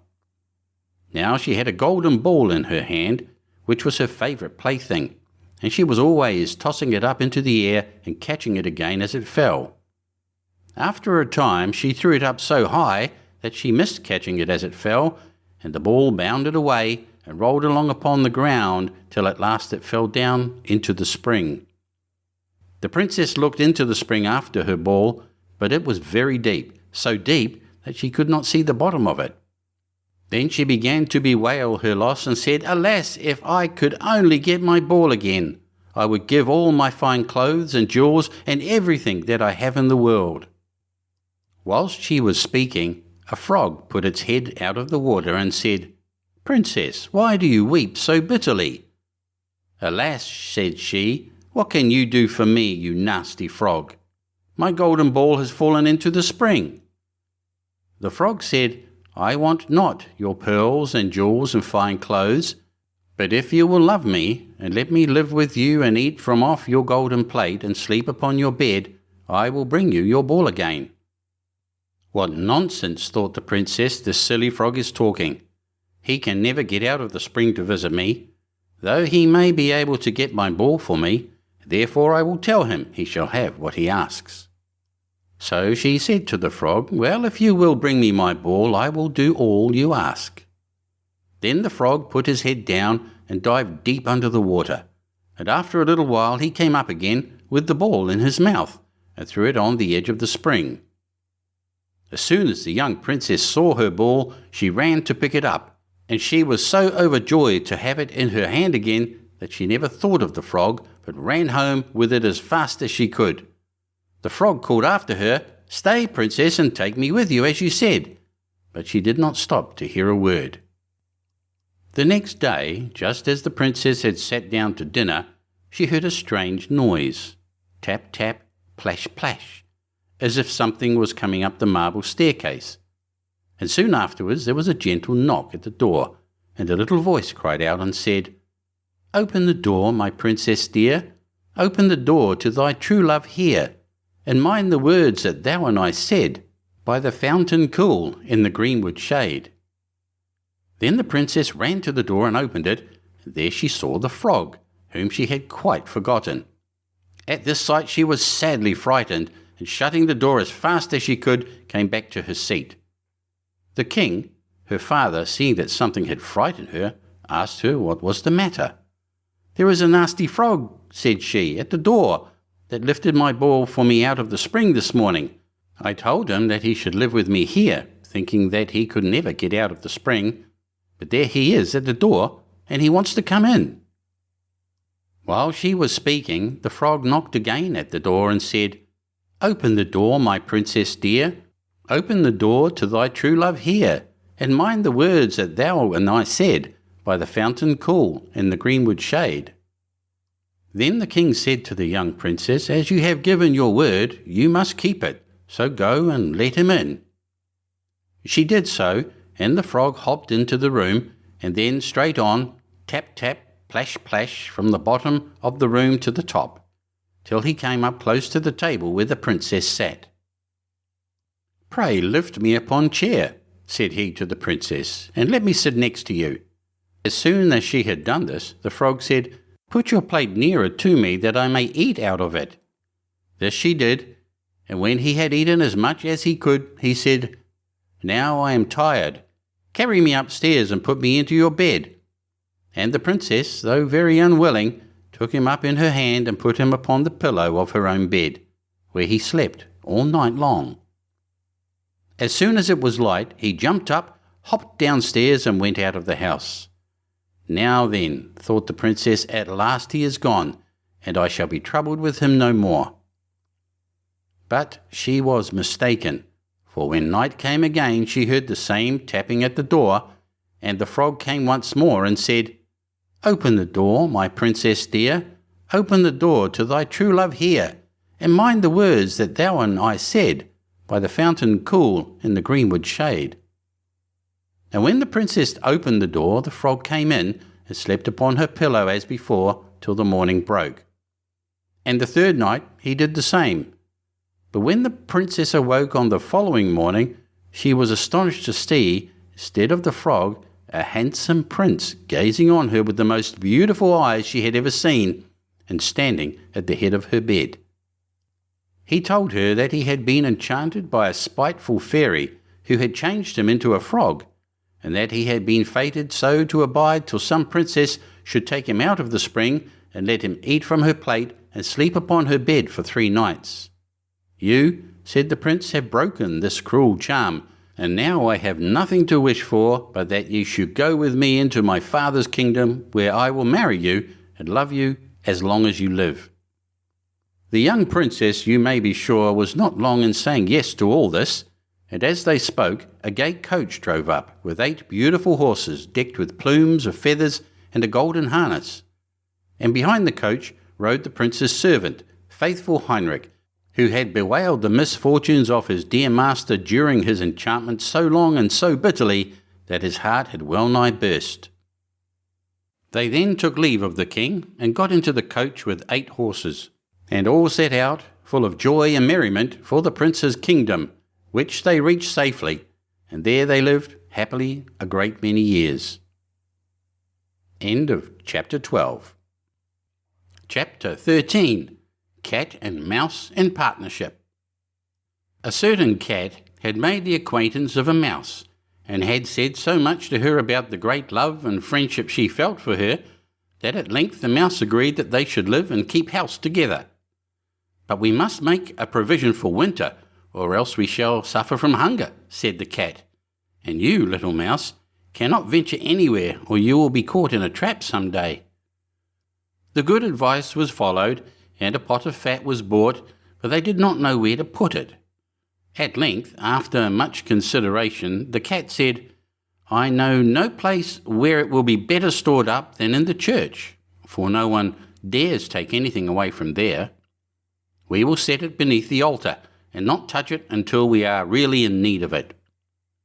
So the pot was placed in safety, but it was not long before the cat had a great yearning for it, and said to the mouse, "I want to tell you something, little mouse.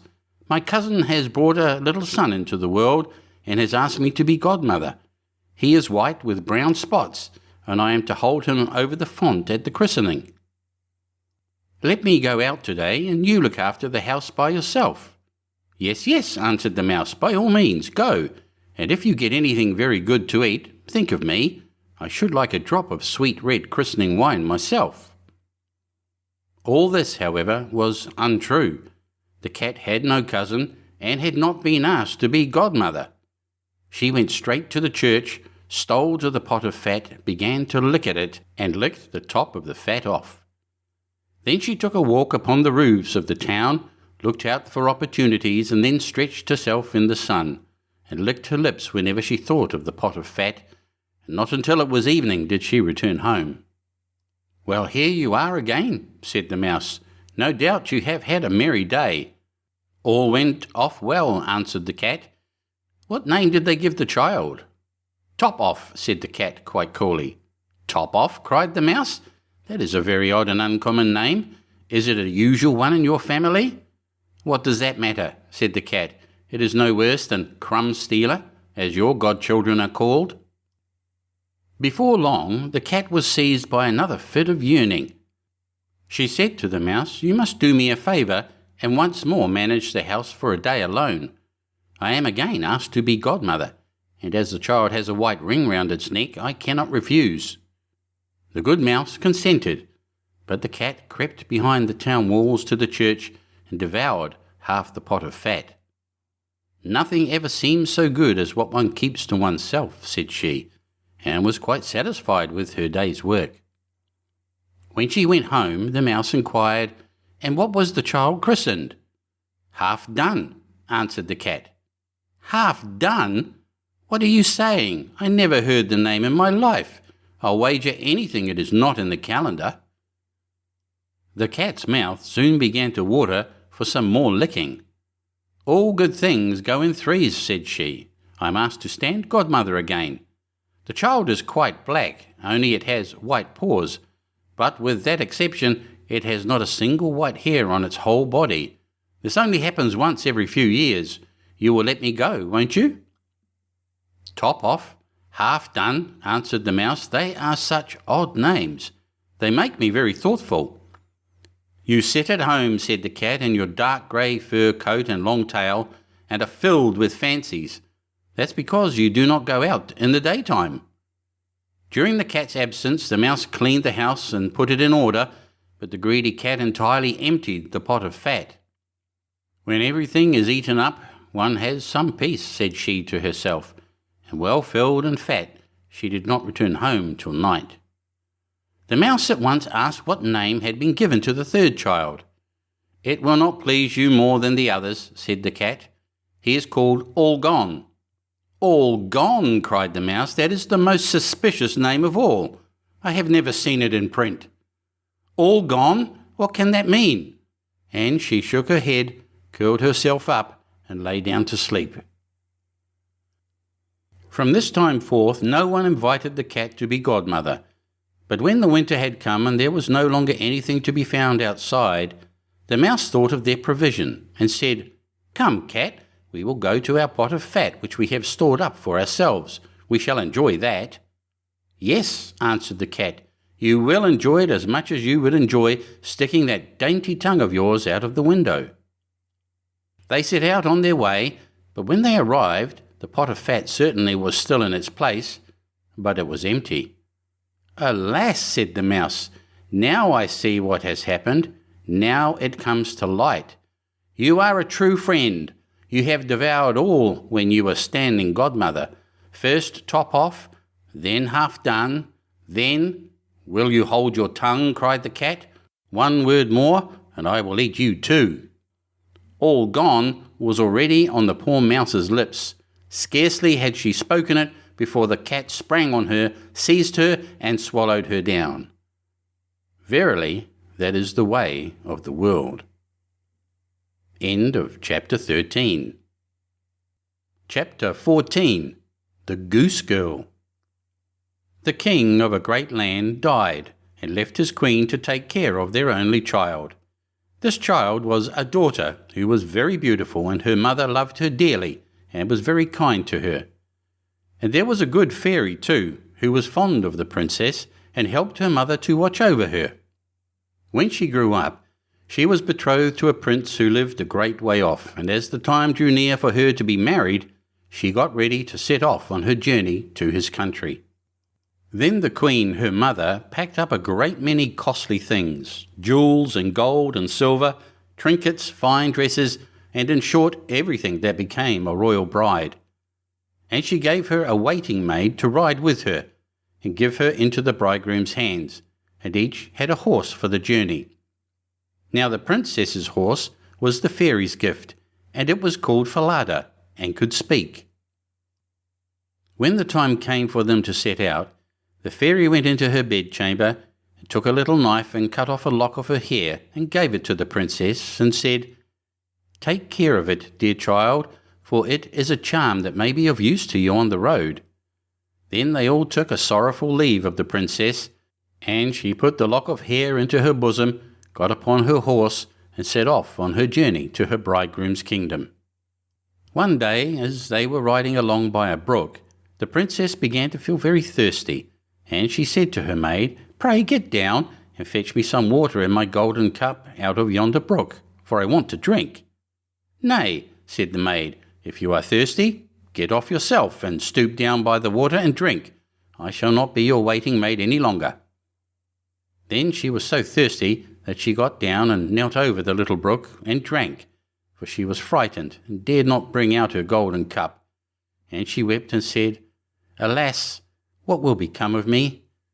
And the lock answered her and said, "Alas, alas, if thy mother knew it, sadly, sadly would she rue it." But the princess was very gentle and meek, so she said nothing to her maids or behaviour, but got upon her horse again. Then all rode farther on their journey till the day grew so warm and the sun so scorching that the bride began to feel very thirsty again. And at last, when they came to a river, she forgot her maid's rude speech and said, "Pray get down and fetch me some water to drink in my golden cup." But the maid answered her, and even spoke more haughtily than before, "Drink if you will, but I shall not be your waiting maid." Then the princess was so thirsty that she got off her horse and lay down and held her head over the running stream and cried and said, "What will become of me?"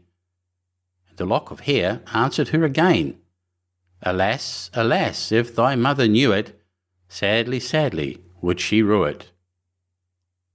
And as she leaned down to drink, the lock of hair fell from her bosom and floated away with the water. Now she was so frightened that she did not see it, but her maid saw it, and was very glad, for she knew the charm, and she saw that the poor bride would be in her power, now that she had lost the hair. So when the bride had done drinking, and would have got upon Falada again, the maid said, "I shall ride upon Falada, and you may have my horse instead." So she was forced to give up her horse, and soon afterwards to take off her royal clothes and put on her maid's shabby ones. At last, as they drew near the end of their journey, this treacherous servant threatened to kill her mistress if she ever told anyone what had happened. But Falada saw it all, and marked it well. Then the waiting maid got upon Falada, and the real bride rode upon the other horse, and they went on in this way till at last they came to the royal court. There was great joy at their coming, and the prince flew to meet them, and lifted the maid from her horse, thinking she was the one who was to be his wife, and she was led upstairs to the royal chamber. But the true princess was told to stay in the court below. Now the old king happened just then to have nothing else to do, so he amused himself by sitting at his kitchen window, looking at what was going on, and he saw her in the courtyard. As she looked very pretty and too delicate for a waiting maid, he went up into the royal chamber to ask the bride who it was she had brought with her, that was thus left standing in the court below. "I brought her with me for the sake of her company on the road," said she. "Pray give the girl some work to do, that she may not be idle." The old king could not for some time think of any work for her to do, but at last he said, "I have a lad who takes care of my geese. She may go and help him." Now the name of this lad, that the real bride was to help in watching the king's geese, was Curdken. But the false bride said to the prince, "Dear husband, pray do me one piece of kindness." "That I will," said the prince. "Then tell one of your slaughterers to cut off the head of the horse I rode upon, for it was very unruly and plagued me sadly on the road." But the truth was, she was very much afraid lest Falada should some day or other speak and tell all she had done to the princess. She carried her point, and the faithful Falada was killed. But when the true princess heard of it, she wept, and begged the man to nail up Falada's head against a large dark gate of the city, through which she had to pass every morning and evening, that there she might still see him sometimes.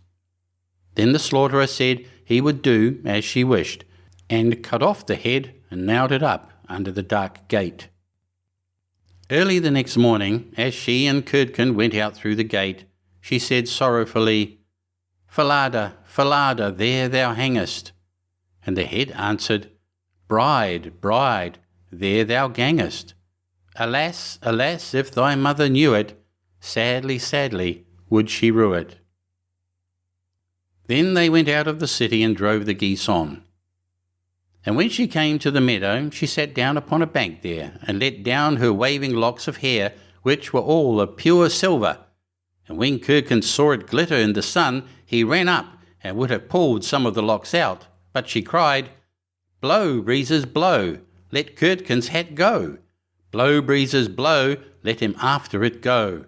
O'er hills, dales, and rocks, away be it whirled, till the silvery locks are all combed and curled." Then there came a wind so strong that it blew off Curdken's hat, and away it flew over the hills, and he was forced to turn and run after it, till, by the time he came back, she had done combing and curling her hair, had put it up again safe. Then he was very angry and sulky, and would not speak to her at all. But they watched the geese until it grew dark in the evening, and then drove them homewards.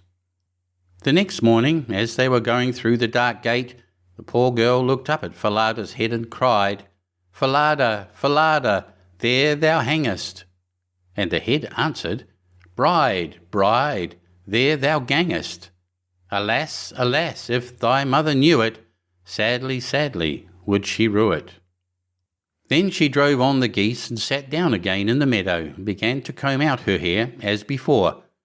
And Curdken ran up to her and wanted to take hold of it, but she cried out quickly, "Blow, breezes, blow, let Curdken's hat go. Blow, breezes, blow, let him after it go.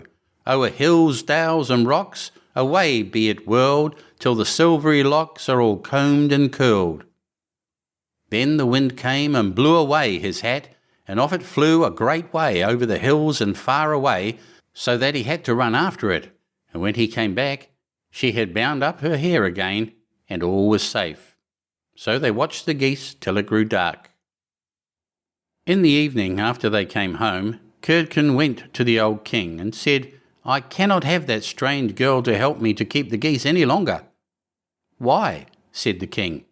"Because instead of doing any good, she does nothing but tease me all day long." Then the king made him tell him what had happened. And Curdken said, "When we go in the morning through the dark gate with our flock of geese, she cries and talks with the head of a horse that hangs upon the wall, and says, 'Falada, Falada, there thou hangest.' And the head answers, 'Bride, bride, there thou gangest.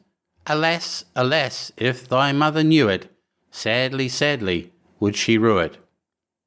And Curdken went on telling the king what had happened upon the meadow where the geese fed, how his hat was blown away, and how he was forced to run after it and to leave his flock of geese to themselves. But the old king told the boy to go out again the next day, and when morning came he placed himself behind the dark gate and heard how she spoke to Falada, and how Falada answered. Then he went into the field and hid himself in a bush by the meadow's side, and he soon saw with his own eyes how they drove the flock of geese, and how after a little time she let down her hair that glittered in the sun, and then he heard her say, "Blow, breezes, blow, let Curdken's hat go. Blow, breezes, blow, let him after it go. Over hills, dales, and rocks, away be it whirled, till the silvery locks are all combed and curled." And soon came a gale of wind and carried away Curdken's hat, and away went Curdken after it, while the girl went on combing and curling her hair. All this the old king saw, so he went home without being seen, and when the little goose-girl came back in the evening he called her aside and asked her why she did so. But she burst into tears and said, "That I must not tell you or any man, or I shall lose my life." But the old king begged so hard that she had no peace till she had told him all the tale, from beginning to end, word for word. And it was very lucky for her that she did so, for when she had done, the king ordered royal clothes to be put upon her, and gazed on her with wonder. She was so beautiful. Then he called his son and told him that he had only a false bride, for that she was merely a waiting maid, while the true bride stood by. And the young king rejoiced when he saw her beauty, and heard how meek and patient she had been, and without saying anything to the false bride, the king ordered a great feast to be got ready for all his court. The bridegroom sat at the top, with the false princess on one side and the true one on the other. But nobody knew her again, for her beauty was quite dazzling to their eyes, and she did not seem at all like the little goose-girl, now that she had her brilliant dress on. When they had eaten and drank, and were very merry, the old king said he would tell them a tale. So he began and told all the story of the princess, as if it was one that he had once heard, and he asked the true waiting maid what she thought ought to be done to anyone who would behave thus. Nothing better, said this false bride, than that she should be thrown into a cask stuck round with sharp nails, and that 2 white horses should be put to it, and should drag it from street to street till she was dead. Thou art she, said the old king, and as thou hast judged thyself, so shall it be done to thee. And the young king was then married to his true wife, and they reigned over the kingdom in peace and happiness all their lives. And the good fairy came to see them, and restored the faithful Falada to life again. End of Chapter 14. Chapter 15. The Adventures of Chanticleer and Partlet. Part 1. How they went to the mountains to eat nuts. The nuts are quite ripe now, said Chanticleer to his wife Partlet. Suppose we go together to the mountains and eat as many as we can, before the squirrel takes them all away. With all my heart, said Partlet. Let us go and make a holiday of it together. So they went to the mountains, and as it was a lovely day, they stayed there till the evening. Now whether it was that they had eaten so many nuts that they could not walk, or whether they were lazy and would not, I do not know. However, they took it into their heads that it did not become them to go home on foot. So Chanticleer began to build a little carriage of nutshells, and when it was finished, Partlet jumped into it and sat down and bid Chanticleer harness himself to it and draw her home. That's a good joke, said Chanticleer. No, that will never do. I had rather by half walk home. I'll sit on the box and be coachman, if you like, but I'll not draw. While this was passing, a duck came quacking up and cried out, You thieving vagabonds! What business have you in my grounds? I'll give it you well for your insolence. And upon that she fell upon Chanticleer most lustily. But Chanticleer was no coward, and returned the duck's blows with his sharp spurs so fiercely that she soon began to cry out for mercy, which was only granted her upon condition that she would draw the carriage home for them. This she agreed to do, and Chanticleer got upon the box and drove, crying, Now, duck, get on as fast as you can. And away they went at a pretty good pace. After they had travelled along a little way, they met a needle and a pin walking together along the road, and the needle cried out, Stop, stop, and said it was so dark that they could hardly find their way, and such dirty walking they could not get on at all. He told them that he and his friend, the pin, had been at a public house a few miles off, and had sat drinking till they had forgotten how late it was. He begged, therefore, that the travellers would be so kind as to give them a lift in their carriage. Chanticleer, observing that they were but thin fellows, and not likely to take up much room, told them they might ride, but made them promise not to dirty the wheels of the carriage in getting in, nor to tread on Partlet's toes. Late at night they arrived at an inn, and as it was bad travelling in the dark, and the duck seemed much tired and waddled about a good deal from one side to the other, they made up their minds to fix their quarters there. But the landlord at first was unwilling, and said his house was full, thinking they might not be very respectable company. However, they spoke civilly to him, and gave him the egg which Partlet had laid by the way, and said they would give him the duck, who was in the habit of laying one every day. So at last he let them come in, and they bespoke a handsome supper and spent the evening very jollily. Early in the morning, before it was quite light, and when nobody was stirring in the inn, Chanticleer awakened his wife, and, fetching the egg, they pecked a hole in it, ate it up, and threw the shells into the fireplace. They then went to the pin and needle, who were fast asleep, and seizing them by the heads, stuck one into the landlord's easy chair, and the other into his handkerchief. And having done this, they crept away as softly as possible. However, the duck who slept in the open air in the yard heard them coming, and jumping into the brook which ran close by the end, soon swam out of their reach. An hour or two afterwards, the landlord got up and took his handkerchief to wipe his face, but the pin ran into him and pricked him. Then he walked into the kitchen to light his pipe at the fire, but when he stirred it up, the eggshells flew into his eyes and almost blinded him. "Bless me," said he, "all the world seems to have a design against my head this morning." And so saying, he threw himself sulkily into his easy chair, but oh dear, the needle ran into him, and this time the pain was not in his head. He now flew into a very great passion, and suspecting the company who had come in the night before, he went to look after them.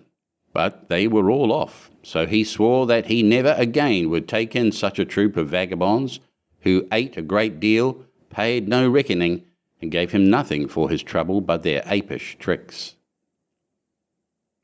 Part 2. How Chanticleer and Partlet went to visit Mr. Corby's. Another day, Chanticleer and Partlet wished to ride out together. So Chanticleer built a handsome carriage with 4 red wheels and harnessed 6 mice to it, and then he and Partlet got into the carriage, and away they drove. Soon afterwards, a cat met them and said, "Where are you going?" And Chanticleer replied, "All on our way, a visit to pay to Mr. Corby's the fox today." Then the cat said, "Take me with you."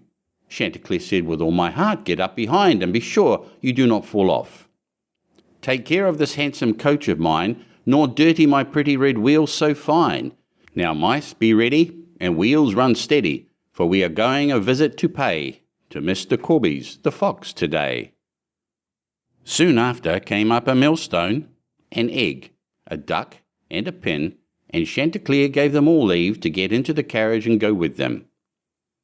When they arrived at Mr. Corby's house, he was not at home, so the mice drew the carriage into the coach-house.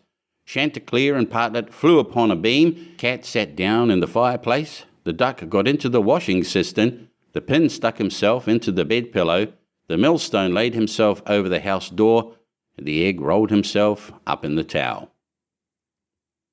When Mr. Corby's came home, he went to the fireplace to make a fire, but the cat threw all the ashes in his eyes. So he ran to the kitchen to wash himself, but there the duck splashed all the water in his face, and when he tried to wipe himself, the egg broke to pieces in the towel all over his face and eyes. Then he was very angry, and went without his supper to bed. But when he laid his head on the pillow, the pin ran into his cheek. At this he became quite furious, and jumping up would have run out of the house, but when he came to the door, the millstone fell down on his head and killed him on the spot. Part 3. How Partlet died and was buried, and how Chanticleer died of grief. Another day, Chanticleer and Partlet agreed to go again to the mountains to eat nuts, and it was settled that all the nuts which they found should be shared equally between them. Now Partlet found a very large nut, but she said nothing about it to Chanticleer and kept it all to herself. However, it was so big that she could not swallow it, and it stuck in her throat. Then she was in a great fright, and cried out to Chanticleer, "Pray run as fast as you can, and fetch me some water, or I shall be choked." Chanticleer ran as fast as he could to the river, and said, "River, give me some water, for Partlet lies in the mountain and will be choked by a great nut." The river said, "Run first to the bride, and ask her for a silken cord to draw up the water." Chanticleer ran to the bride, and said, "Bride, you must give me a silken cord, for then the river will give me water, and the water I will carry to Partlet, who lies on the mountain and will be choked by a great nut." But the bride said, "Run first and bring me my garland that is hanging on a willow in the garden." Then Chanticleer ran to the garden, and took the garland from the bough where it hung, and brought it to the bride. Then the bride gave him the silken cord, and he took the silken cord to the river, and the river gave him water, and he carried the water to Partlet. But in the meantime she was choked by the great nut, and lay quite dead, and never moved any more. Then Chanticleer was very sorry, and cried bitterly, and all the beasts came and wept with him over poor Partlet. And 6 mice built a little hearse to carry her to her grave, and when it was ready they harnessed themselves before it, and Chanticleer drove them. On the way they met the fox. "Where are you going, Chanticleer?" said he. "To bury my Partlet," said the other. "May I go with you?" said the fox. "Yes, but you must get up behind, or my horses will not be able to draw you." Then the fox got up behind, and presently the wolf, the bear, the goat, and all the beasts of the wood came and climbed upon the hearse. So on they went till they came to a rapid stream. "How shall we get over?" said Chanticleer. Then said a straw, "I will lay myself across, and you may pass over upon me." But as the mice were going over, the straw slipped away and fell into the water, and the 6 mice all fell in and were drowned. What was to be done? Then a large log of wood came and said, "I am big enough. I will lay myself across the stream, and you shall pass over upon me." So he laid himself down, but they managed so clumsily that the log of wood fell in and was carried away by the stream. Then a stone, who saw what had happened, came up and kindly offered to help poor Chanticleer by laying himself across the stream. And this time he got safely to the other side with the hearse, and managed to get Partlet out of it. But the fox and the other mourners, who were sitting behind, were too heavy, and fell back into the water, and were all carried away by the stream and drowned. Thus Chanticleer was left alone with his dead Partlet, and having dug a grave for her, he laid her in it, and made a little hillock over her. Then he sat down by the grave, and wept and mourned, till at last he died too, and so all were dead. End of Chapter 15. Chapter 16. Rapunzel. There were once a man and a woman who had long in vain wished for a child. At length the woman hoped that God was about to grant her desire. These people had a little window at the back of their house from which a splendid garden could be seen, which was full of the most beautiful flowers and herbs. It was, however, surrounded by a high wall, and no one dared to go into it because it belonged to an enchantress who had great power and was dreaded by all the world. One day the woman was standing by this window and looking down into the garden, when she saw a bed which was planted with the most beautiful rampion, Rapunzel, and it looked so fresh and green that she longed for it. She quite pined away, and began to look pale and miserable. Then her husband was alarmed, and asked, "What ails you, dear wife?" "Ah," she replied, "if I can't eat some of the rampion which is in the garden behind our house, I shall die." The man, who loved her, thought, "Sooner than let your wife die, bring her some of the rampion yourself. Let it cost what it will." At twilight he clambered down over the wall into the garden of the enchantress, hastily clutched a handful of rampion, and took it to his wife. She at once made herself a salad of it, and ate it greedily. It tasted so good to her, so very good, that the next day she longed for it 3 times as much as before. If he was to have any rest, her husband must once more descend into the garden. In the gloom of evening, therefore, he let himself down again, but when he had clambered down the wall he was terribly afraid, for he saw the enchantress standing before him. "How can you dare," said she with an angry look, "descend into my garden and steal my rampion like a thief?" "You shall suffer for it." "Ah," answered he, "let mercy take the place of justice. I only made up my mind to do it out of necessity. My wife saw your rampion from the window, and felt such a longing for it that she would have died if she had not got some to eat."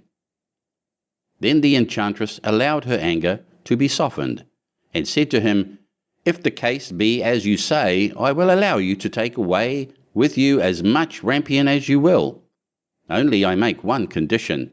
You must give me the child which your wife will bring into the world.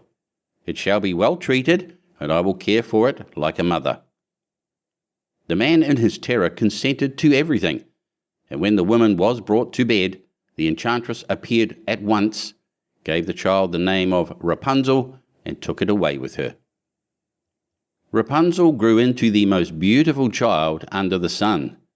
When she was 12 years old, the enchantress shut her into a tower which lay in a forest, and had neither stairs nor door, but quite at the top was a little window. When the enchantress wanted to go in, she placed herself beneath it and cried, "Rapunzel, Rapunzel, let down your hair to me."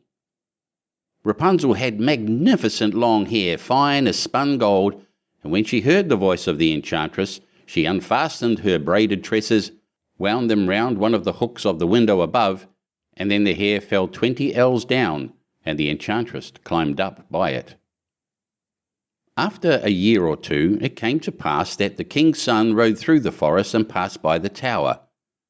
Then he heard a song, which was so charming that he stood still and listened. This was Rapunzel, who in her solitude passed her time in letting her sweet voice resound. The king's son wanted to climb up to her, and looked for the door of the tower, but none was to be found. He rode home, but the singing had so deeply touched his heart that every day he went out into the forest and listened to it. Once, when he was thus standing behind a tree, he saw that an enchantress came there, and he heard how she cried, "Rapunzel, Rapunzel, let down your hair to me." Then Rapunzel let down the braids of her hair, and the enchantress climbed up to her.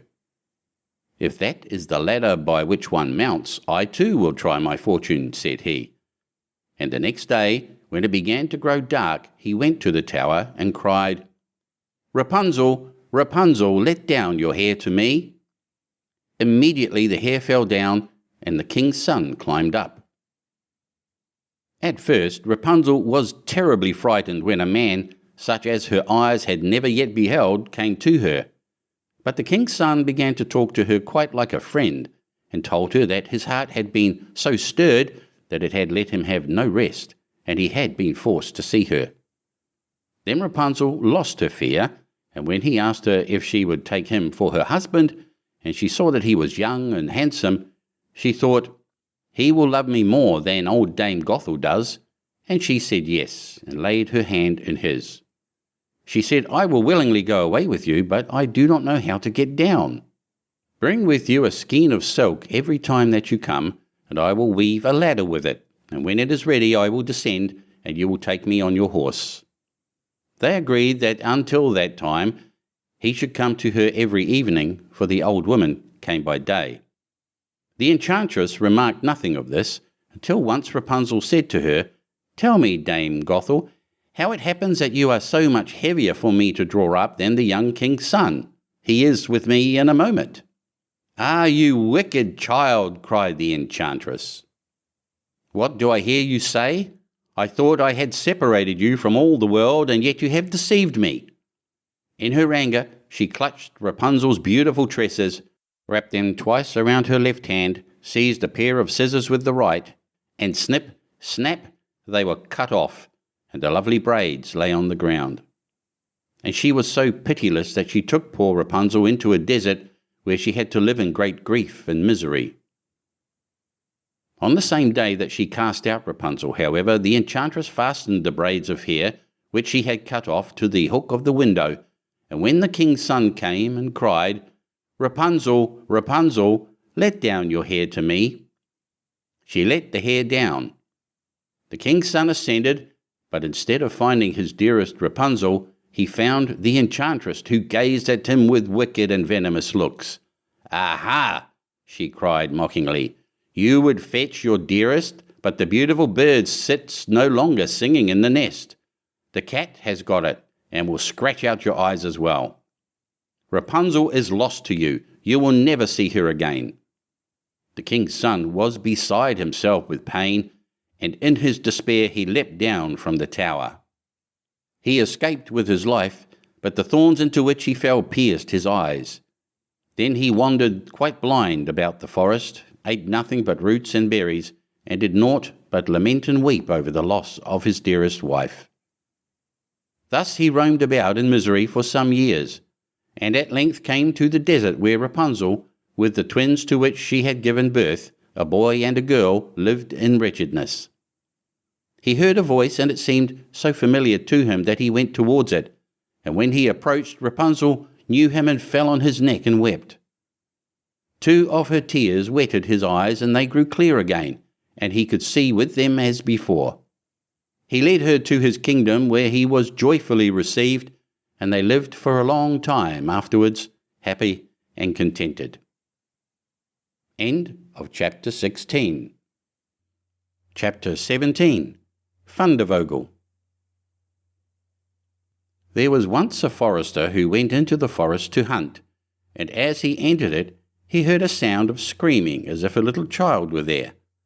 He followed the sound, and at last came to a high tree, and at the top of this a little child was sitting, for the mother had fallen asleep under the tree with the child, and a bird of prey had seen it in her arms, had flown down, snatched it away, and set it on the high tree. The forester climbed up, brought the child down, and thought to himself, "You will take him home with you, and bring him up with your Lena." He took it home, therefore, and the 2 children grew up together. And the one which he had found on a tree was called Fundevogel, because a bird had carried it away. Fundevogel and Lena loved each other so dearly that when they did not see each other, they were sad.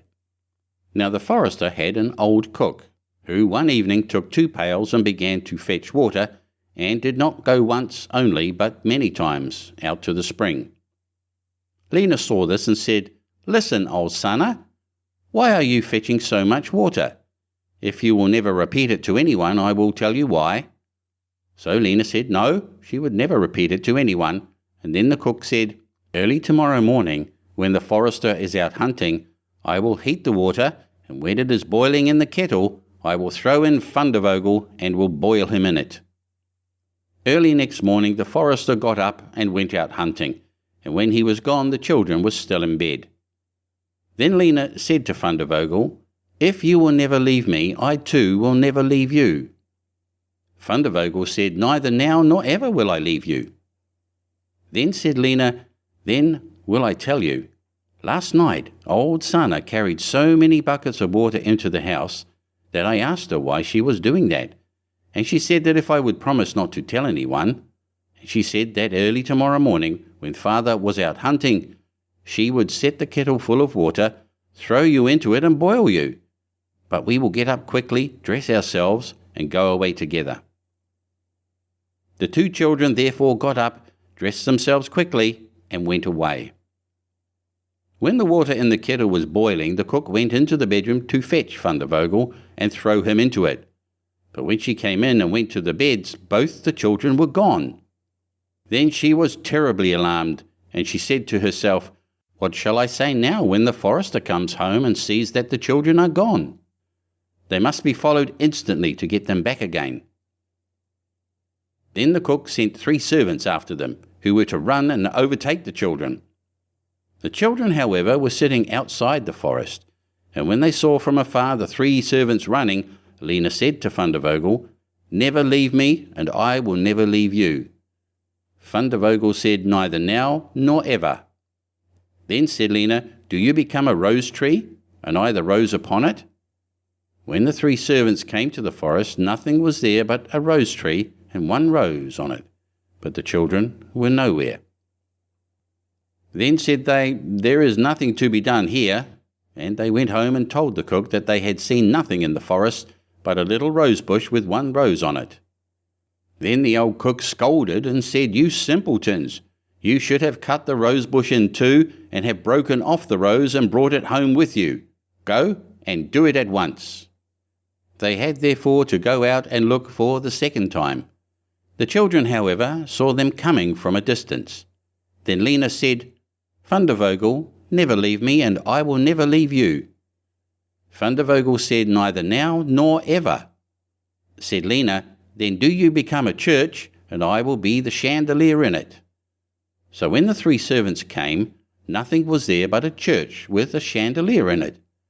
They said therefore to each other, "What can we do here? Let us go home."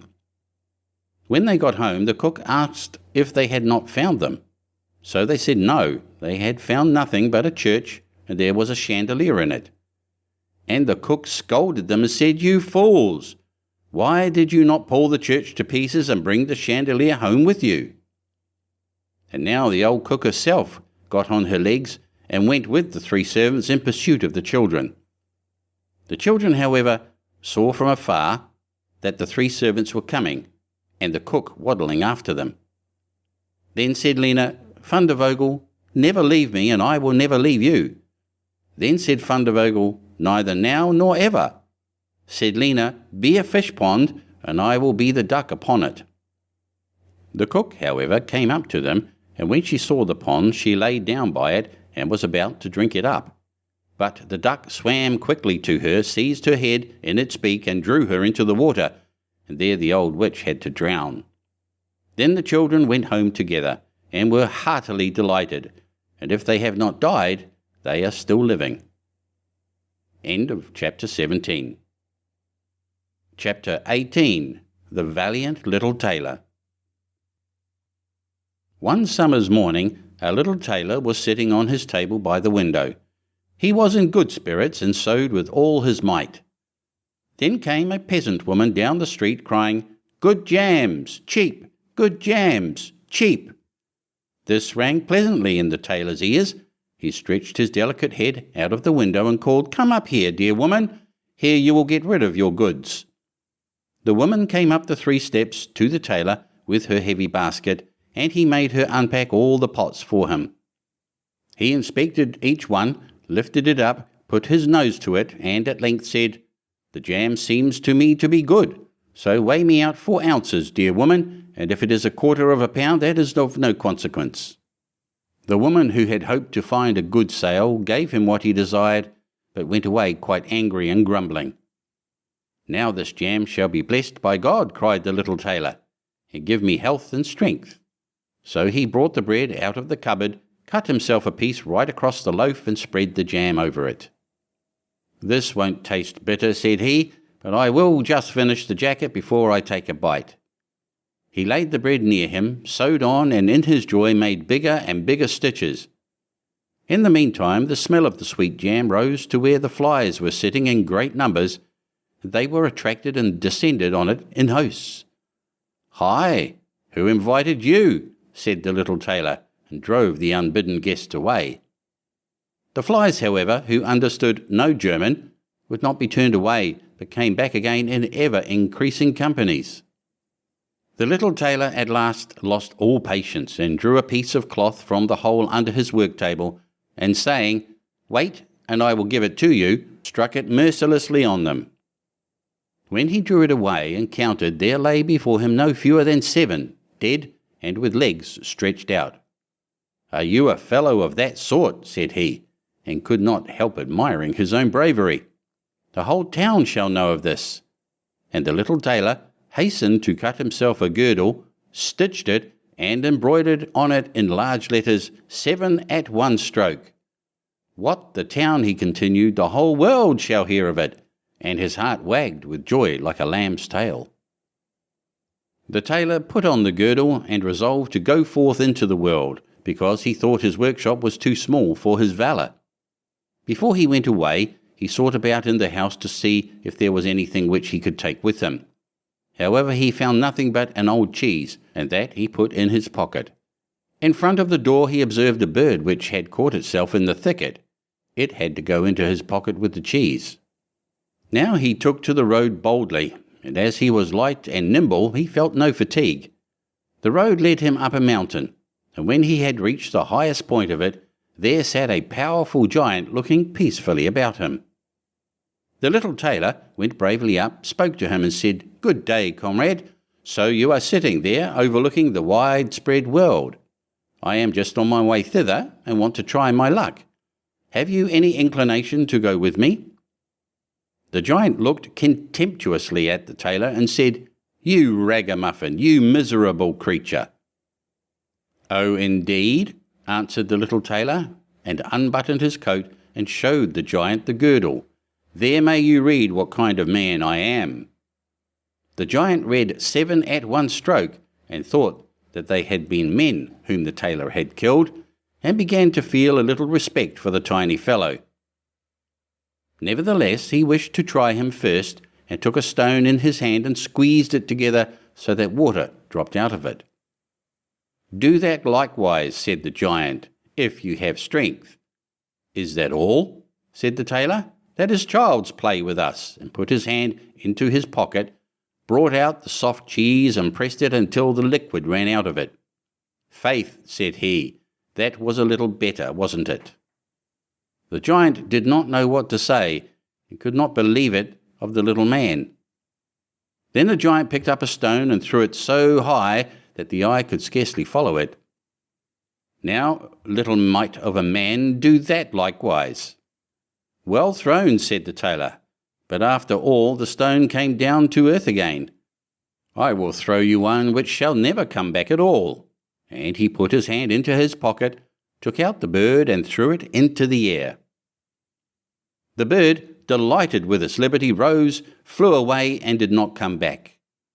"How does that shot please you, comrade?" asked the tailor. "You can certainly throw," said the giant, "but now we will see if you are able to carry anything properly." He took the little tailor to a mighty oak tree which lay there felled on the ground, and said, "If you are strong enough, help me to carry the tree out of the forest." "Readily," answered the little man. "Take you the trunk on your shoulders, and I will raise up the branches and twigs. After all, they are the heaviest." The giant took the trunk on his shoulder, but the tailor seated himself on a branch, and the giant, who could not look round, had to carry away the whole tree, and the little tailor into the bargain. He behind was quite merry and happy, and whistled the song, "Three tailors rode forth from the gate," as if carrying the tree were child's play. The giant, after he had dragged the heavy burden part of the way, could go no further, and cried, "Hark you, I shall have to let the tree fall." The tailor sprang nimbly down, seized the tree with both arms as if he had been carrying it, and said to the giant, "You are such a great fellow, and yet cannot even carry the tree." They went on together, and as they passed a cherry tree, the giant laid hold of the top of the tree where the ripest fruit was hanging, bent it down, gave it into the tailor's hand, and bade him eat. But the little tailor was much too weak to hold the tree, and when the giant let it go, it sprang back again, and the tailor was tossed into the air with it. When he had fallen down again without injury, the giant said, "What is this? Have you not strength enough to hold the weak twig?" "There is no lack of strength," answered the little tailor. "Do you think that could be anything to a man who has struck down 7 at one blow? I leapt over the tree because the huntsmen are shooting down there in the thicket. Jump as I did, if you can do it." The giant made the attempt, but he could not get over the tree and remained hanging in the branches, so that in this also the tailor kept the upper hand. The giant said, "If you are such a valiant fellow, come with me into our cabin and spend the night with us." The little tailor was willing and followed him. When they went into the cave, other giants were sitting there by the fire, and each of them had a roasted sheep in his hand and was eating it. The little tailor looked round and thought, "It is much more spacious here than in my workshop." The giant showed him a bed and said he was to lie down in it and sleep. The bed, however, was too big for the little sailor. He did not lie down in it, but crept into a corner. When it was midnight, and the giant thought that the little tailor was lying in a sound sleep, he got up, took a great iron bar, cut through the bed with one blow, and thought he had finished off the grasshopper for good. With the earliest dawn, the giants went into the forest, and had quite forgotten the little tailor, when all at once he walked up to them quite merrily and boldly. The giants were terrified. They were afraid that he would strike them all dead, and ran away in a great hurry. The little tailor went onwards, always following his own pointed nose. After he had walked for a long time, he came to the courtyard of a royal palace, and as he felt weary, he lay down on the grass and fell asleep. Whilst he lay there, the people came and inspected him on all sides, and read on his girdle 7 at one stroke. "Ah," said they, "what does the great warrior want here in the midst of peace? He must be a mighty lord." They went and announced him to the king, and gave it as their opinion that if war should break out, this would be a weighty and useful man who ought on no account be allowed to depart. The counsel pleased the king, and he sent one of his courtiers to the little tailor to offer him military service when he awoke. The ambassador remained standing by the sleeper, waited until he stretched his limbs and opened his eyes, and then conveyed to him this proposal. "For this very reason I have come here." The tailor replied, "I am ready to enter the king's service." He was therefore honourably received, and a special dwelling was assigned him. The soldiers, however, were set against the little tailor, and wished him 1,000 miles away. "What is to be the end of this?" they said among themselves. "If we quarrel with him, and he strikes about him, 7 of us will fall at every blow. Not one of us can stand against him." They came therefore to a decision, betook themselves in a body to the king, and begged for their dismissal. "We are not prepared," said they, "to stay with a man who kills 7 at one stroke." The king was sorry that for the sake of one he should lose all his faithful servants, wished that he had never set eyes on the tailor, and would willingly have been rid of him again. But he did not venture to give him his dismissal, for he dreaded lest he should strike him and all his people dead, and place himself on the royal throne. He thought about it for a long time, and at last found good counsel. He sent to the little tailor and caused him to be informed that as he was a great warrior, he had one request to make to him. In a forest of his country lived 2 giants, who caused great mischief with their robbing, murdering, ravaging, and burning, and no one could approach them without putting himself in danger of death. If the tailor conquered and killed these 2 giants, he would give him his only daughter to wife, and half of his kingdom as a dowry. Likewise 100 horsemen should go with him to assist him. "That would indeed be a fine thing for a man like me," thought the little tailor. "One is not offered a beautiful princess and half a kingdom every day of one's life." "Oh yes," he replied, "I will soon subdue the giants, and do not require the help of the 100 horsemen to do it. He who can hit 7 with one blow has no need to be afraid of 2. The little tailor went forth, and the 100 horsemen followed him. When he came to the outskirts of the forest, he said to his followers, "Just stay waiting here. I alone will soon finish off the giants." Then he bounded into the forest and looked about right and left. After a while he perceived both giants. They lay sleeping under a tree and snored so that the branches waved up and down. The little tailor, not idle, gathered 2 pockets full of stones, and with these climbed up the tree. When he was halfway up, he slipped down by a branch till he sat just above the sleepers, and then let one stone after another fall on the breast of one of the giants. For a long time the giant felt nothing, but at last awoke, pushed his comrade, and said, "Why are you knocking me?" "You must be dreaming," said the other. "I am not knocking you." They laid themselves down to sleep again, and then the tailor threw a stone down on the second. "What is the meaning of this?" cried the other. "Why are you pelting me?" "I am not pelting you," answered the first, growling. They disputed about it for a time, but as they were weary, they let the matter rest, and their eyes closed once more. The little tailor began his game again, picked out the biggest stone, and threw it with all his might on the breast of the first giant. "That is too bad," cried he, and sprang up like a madman and pushed his companion against the tree until it shook. The other paid him back in the same coin, and they got into such a rage that they tore up trees and belaboured each other so long that at last they both fell down dead on the ground at the same time. Then the little tailor leapt down. "It is a lucky thing," said he, "that they did not tear up the tree on which I was sitting, or I should have had to sprint on to another like a squirrel. But we tailors are nimble." He drew out his sword and gave each of them a couple of thrusts in the breast, and then went out to the horsemen and said, "The work is done. I have finished both of them off, but it was hard work.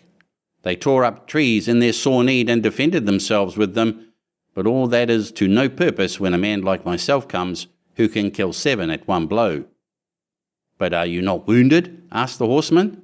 "You need not concern yourself about that," answered the tailor. "They have not bent one hair of mine." The horseman would not believe him, and rode into the forest. There they found the giants swimming in their blood, and all round about lay the torn-up trees. The little tailor demanded of the king the promised reward. He, however, repented of his promise, and again bethought himself how he could get rid of the hero. "Before you receive my daughter and the half of my kingdom," said he to him, "you must perform one more heroic deed. In the forest roams a unicorn which does great harm, and you must catch it first. I fear one unicorn still less than 2 giants. 7 at one blow is my kind of affair." He took a rope and an axe with him, went forth into the forest, and again bade those who were sent with him to wait outside. He had not long to seek. The unicorn soon came towards him, and rushed directly on the tailor, as if it would gore him with its horn without more ado. "Softly, softly, it can be done as quickly as that," said he, and stood still and waited until the animal was quite close, and then sprang nimbly behind the tree. The unicorn ran against the tree with all its strength, and stuck its horns so fast in the trunk that it had not the strength enough to draw it out again, and thus it was caught. "Now I have got the bird," said the tailor, and came out from behind the tree and put the rope round its neck, and then with his axe he hewed the horn out of the tree, and when all was ready, he led the beast away and took it to the king. The king still would not give him the promised reward, and made him a 3rd demand. Before the wedding, the tailor was to catch him a wild boar that made great havoc in the forest, and the huntsmen should give him their help. "Willingly," said the tailor, "that is child's play." He did not take the huntsmen with him into the forest, and they were well pleased that he did not, for the wild boar had several times received them in such a manner that they had no inclination to lie in wait for him. When the boar perceived the tailor, it ran on him with foaming mouth and whetted tusks, and was about to throw him to the ground, but the hero fled and sprang into a chapel which was near, up to the window at once, and in one bound out again. The boar ran after him, but the tailor ran outside and shut the door behind it, and then the raging beast, which was much too heavy and awkward to leap out of the window, was caught. The little tailor called the huntsmen thither that they might see the prisoner with their own eyes. The hero, however, went to the king, who was now, whether he liked it or not, obliged to keep his promise, and gave his daughter and half of his kingdom. Had he known that it was no warlike hero, but a little tailor who was standing before him, it would have gone to his heart still more than it did. The wedding was held with great magnificence and small joy, and out of a tailor a king was made. After some time, the young queen heard her husband say in his dreams at night, "Boy, make me the doublet and patch the pantaloons, or else I will wrap the yard measure over your ears." Then she discovered in what state of life the young lord had been born, and next morning complained of her wrongs to her father, and begged him to help her to get rid of her husband, who was nothing else but a tailor. The king comforted her and said, "Leave your bedroom door open this night, and my servants shall stand outside, and when he has fallen asleep shall go in, bind him, and take him on board a ship which shall carry him into the wide world." The woman was satisfied with this, but the king's armour-bearer, who had heard all, was friendly with the young lord, and informed him of the whole plot. "I'll put a screw into that business," said the little tailor. At night he went to bed with his wife at the usual time, and when she thought he had fallen asleep, she got up, opened the door, and then lay down again. The little tailor, who was only pretending to be asleep, began to cry out in a clear voice, "Boy, make me the doublet and patch me the pantaloons, or I will wrap the yard measure over your ears.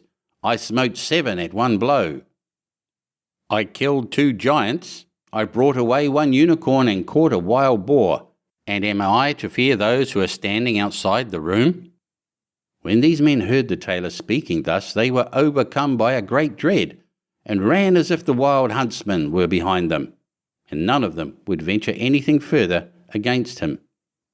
So the little tailor was and remained a king to the end of his life.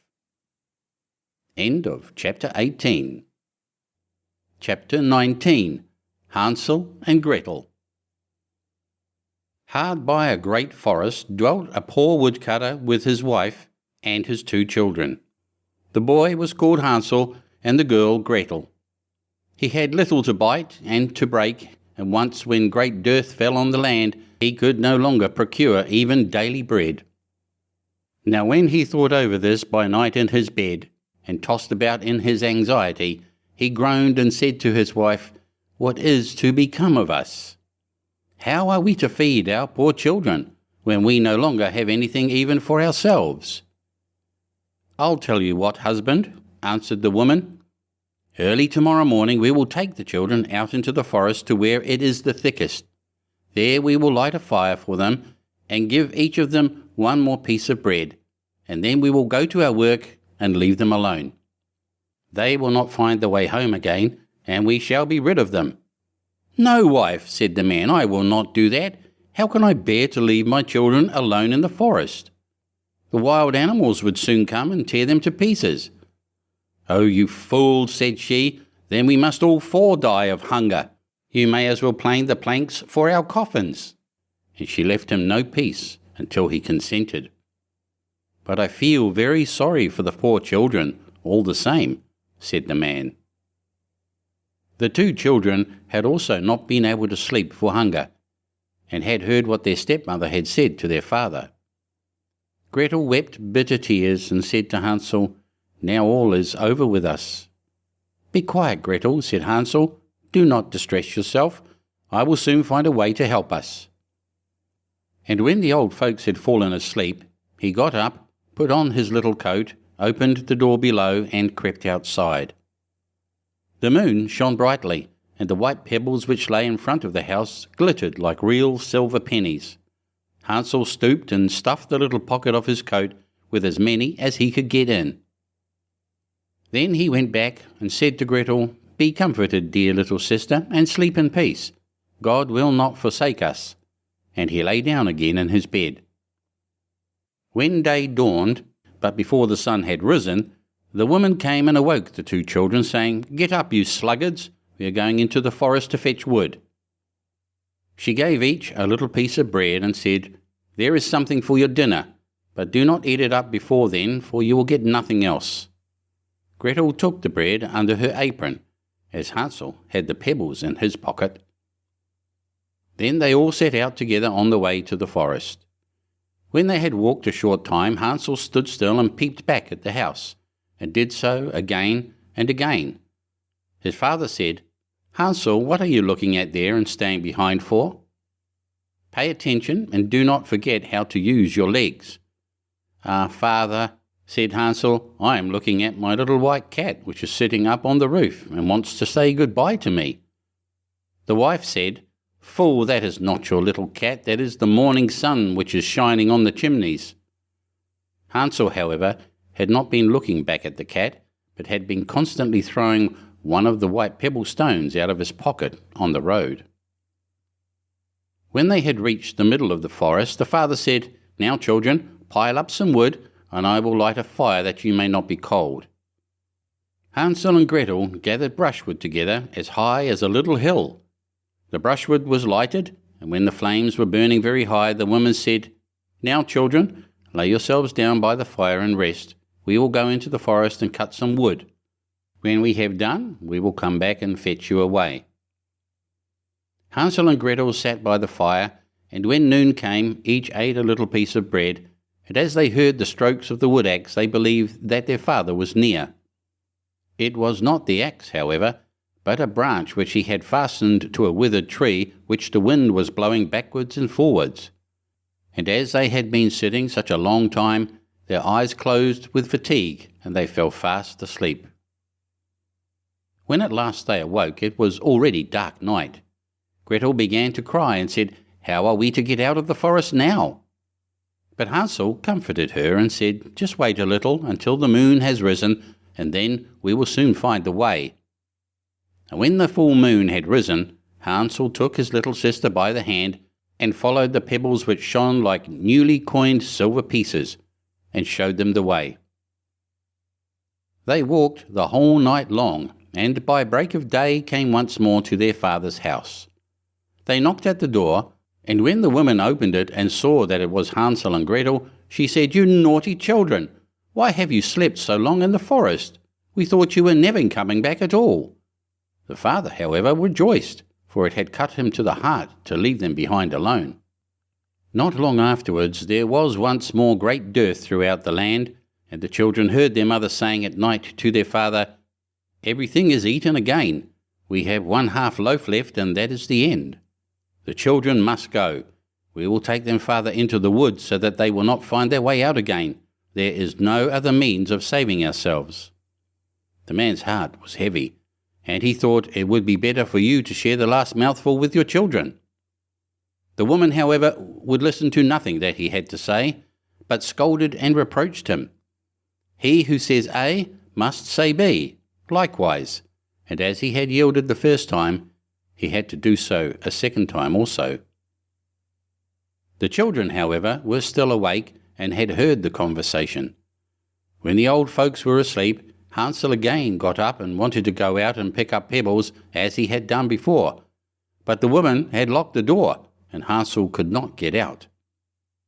Nevertheless, he comforted his little sister and said, "Do not cry, Gretel. Go to sleep quietly. The good God will help us." Early in the morning came the woman and took the children out of their beds. Their piece of bread was given to them, but it was still smaller than the time before. On the way into the forest, Hansel crumbled his in his pocket, and often stood still and threw a morsel on the ground. "Hansel, why do you stop and look round?" said the father. "Go on." "I am looking back at my little pigeon which is sitting on the roof and wants to say goodbye to me," answered Hansel.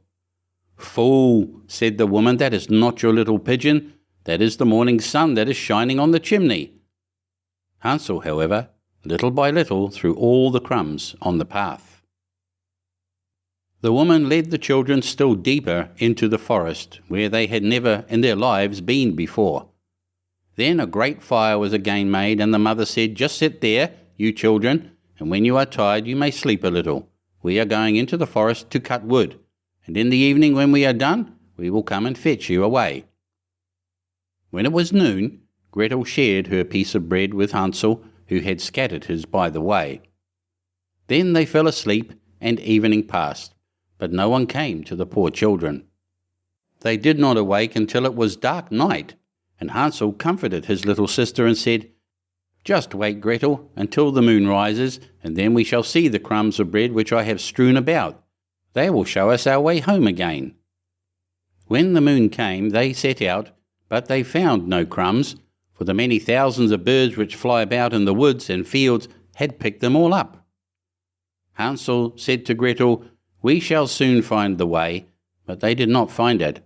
They walked the whole night and all the next day too, from morning till evening, but they did not get out of the forest, and were very hungry, for they had nothing to eat but 2 or 3 berries which grew on the ground. And as they were so weary that their legs would carry them no longer, they lay down beneath a tree and fell asleep. It was now 3 mornings since they had left their father's house.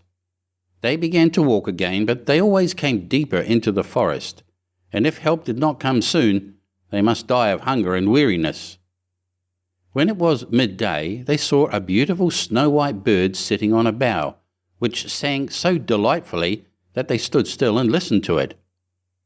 And when its song was over, it spread its wings and flew away before them, and they followed it until they reached a little house, on the roof of which it alighted. And when they approached the little house, they saw that it was built of bread and covered with cakes, but that the windows were of clear sugar. "We will set to work on that," said Hansel, "and have a good meal. I will eat a bit of the roof, and you, Gretel, can eat some of the window. It will taste sweet." Hansel reached up above and broke off a little of the roof to try how it tasted, and Gretel leant against the window and nibbled at the panes. Then a soft voice cried from the parlour, "Nibble, nibble, gnaw, who is nibbling at my little house?"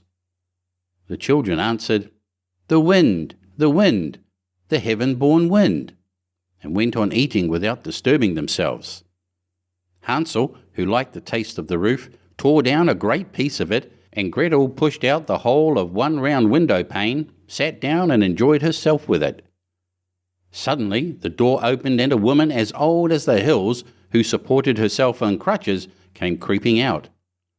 Hansel and Gretel were so terribly frightened that they let fall with what they had in their hands. The old woman, however, nodded her head and said, "Oh, you dear children, who has brought you here? Do come in and stay with me. No harm shall happen to you." She took them both by the hand and led them into her little house. Then good food was set before them, milk and pancakes with sugar, apples and nuts. Afterwards 2 pretty little beds were covered with clean white linen, and Hansel and Gretel lay down in them and thought they were in heaven.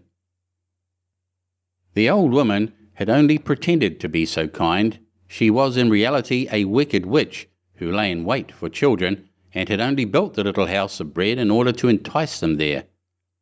When a child fell into her power, she killed it, cooked and ate it, and that was a feast day with her. Witches have red eyes and cannot see far, but they have a keen scent like the beasts and are aware when human beings draw near. When Hansel and Gretel came into her neighbourhood, she laughed with malice and said mockingly, "I have them. They shall not escape me again." Early in the morning, before the children were awake, she was already up, and when she saw both of them sleeping and looking so pretty, with their plump and rosy cheeks, she muttered to herself, "That will be a dainty mouthful." Then she seized Hansel with her shrivelled hand, carried him into a little stable, and locked him in behind a grated door. Scream as he might, it would not help him. Then she went to Gretel, shook her till she awoke, and cried, "Get up, lazy thing! Fetch some water, and cook something good for your brother. He is in the stable outside, and is to be made fat. When he is fat, I will eat him." Gretel began to weep bitterly, but it was all in vain, for she was forced to do what the wicked witch commanded. And now the best food was cooked for poor Hansel, but Gretel got nothing but crab shells. Every morning the woman crept to the little stable and cried, "Hansel, stretch out your finger that I may feel if you will soon be fat." Hansel, however, stretched out a little bone to her, and the old woman, who had dim eyes, could not see it, and thought it was Hansel's finger, and was astonished that there was no way of fattening him. When 4 weeks had gone by and Hansel still remained thin, she was seized with impatience and would not wait any longer. "Now then, Gretel," she cried to the girl, "stir yourself and bring some water. Let Hansel be fat or lean. Tomorrow I will kill him and cook him." Ah, how the poor little sister did lament when she had to fetch the water, and how her tears did flow down her cheeks. "Dear God, do help us," she cried. "If the wild beasts in the forest had but devoured us, we should at any rate have died together." "Just keep your noise to yourself," said the old woman. "It won't help you at all." Early in the morning, Gretel had to go out and hang up the cauldron with the water and light the fire. "We will bake first," said the old woman. "I have already heated the oven and kneaded the dough." She pushed poor Gretel out to the oven, from which the flames of fire were already darting. "Creep in," said the witch, "and see if it is properly heated, so that we can put the bread in."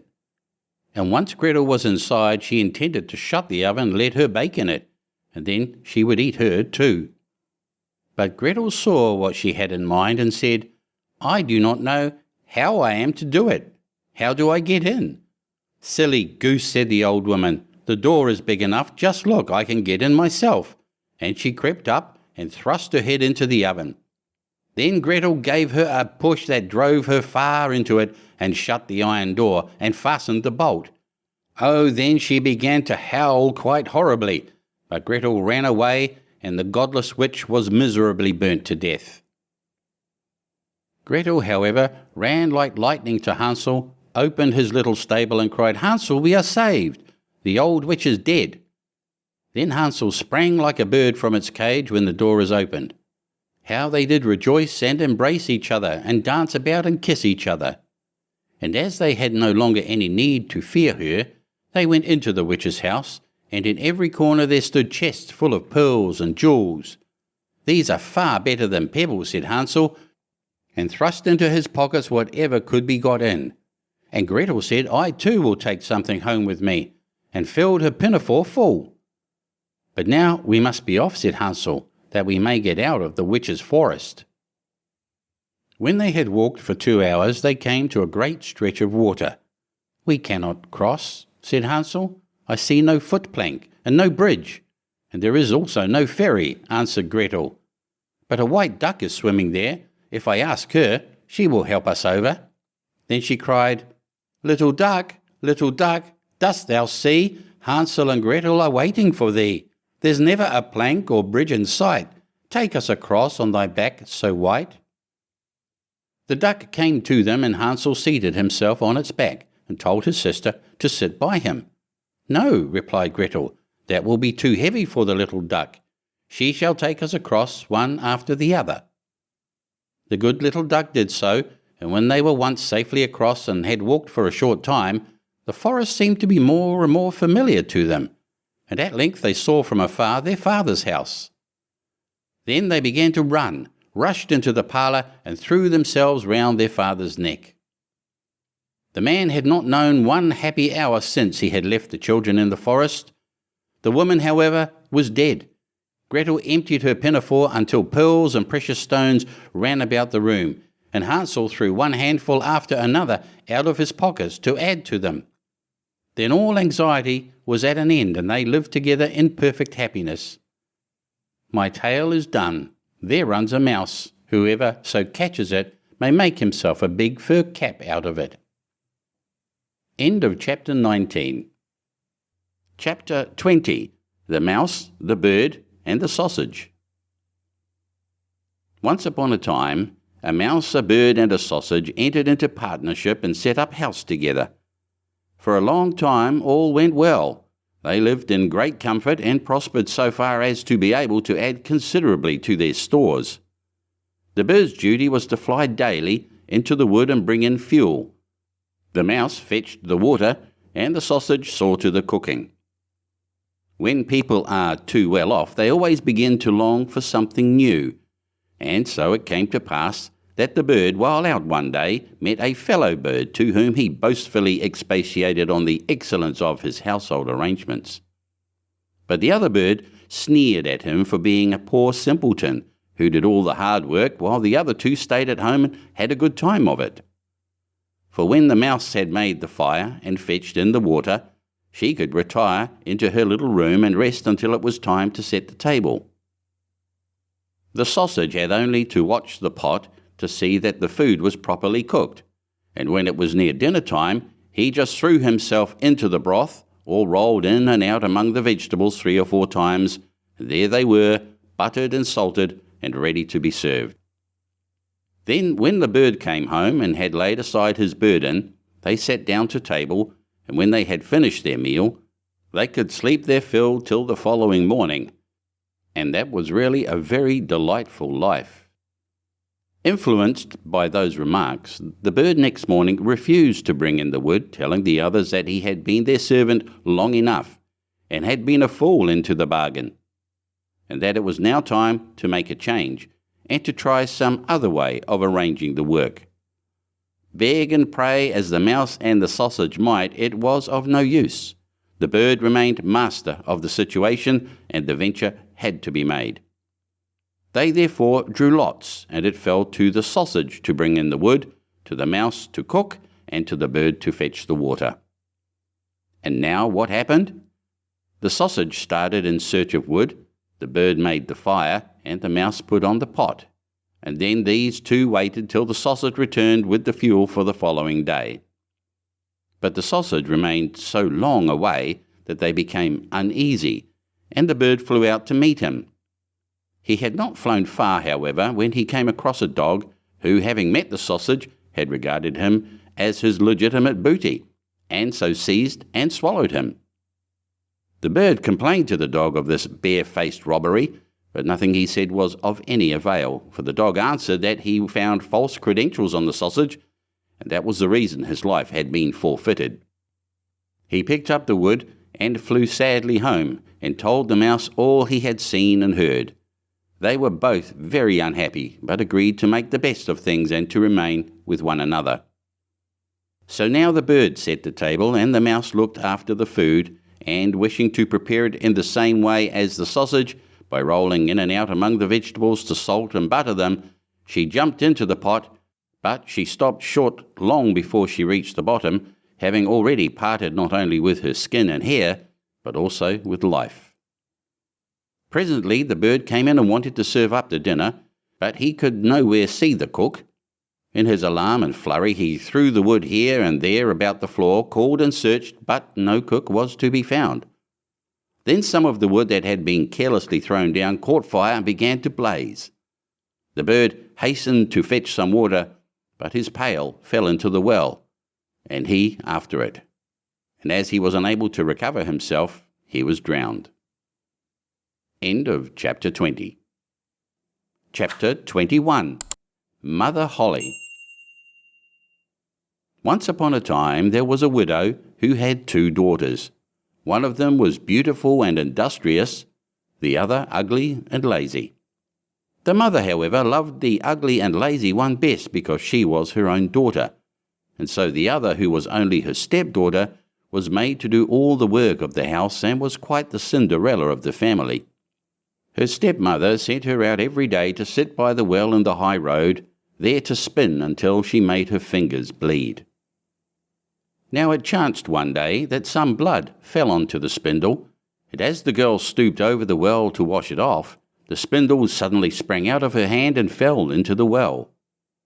She ran home crying to tell of her misfortune, but her stepmother spoke harshly to her, and after giving her a violent scolding said unkindly, "As you have let the spindle fall into the well, you may go yourself and fetch it out." The girl went back to the well, not knowing what to do, and at last in her distress she jumped into the water after the spindle. She remembered nothing more until she awoke and found herself in a beautiful meadow, full of sunshine and with countless flowers blooming in every direction.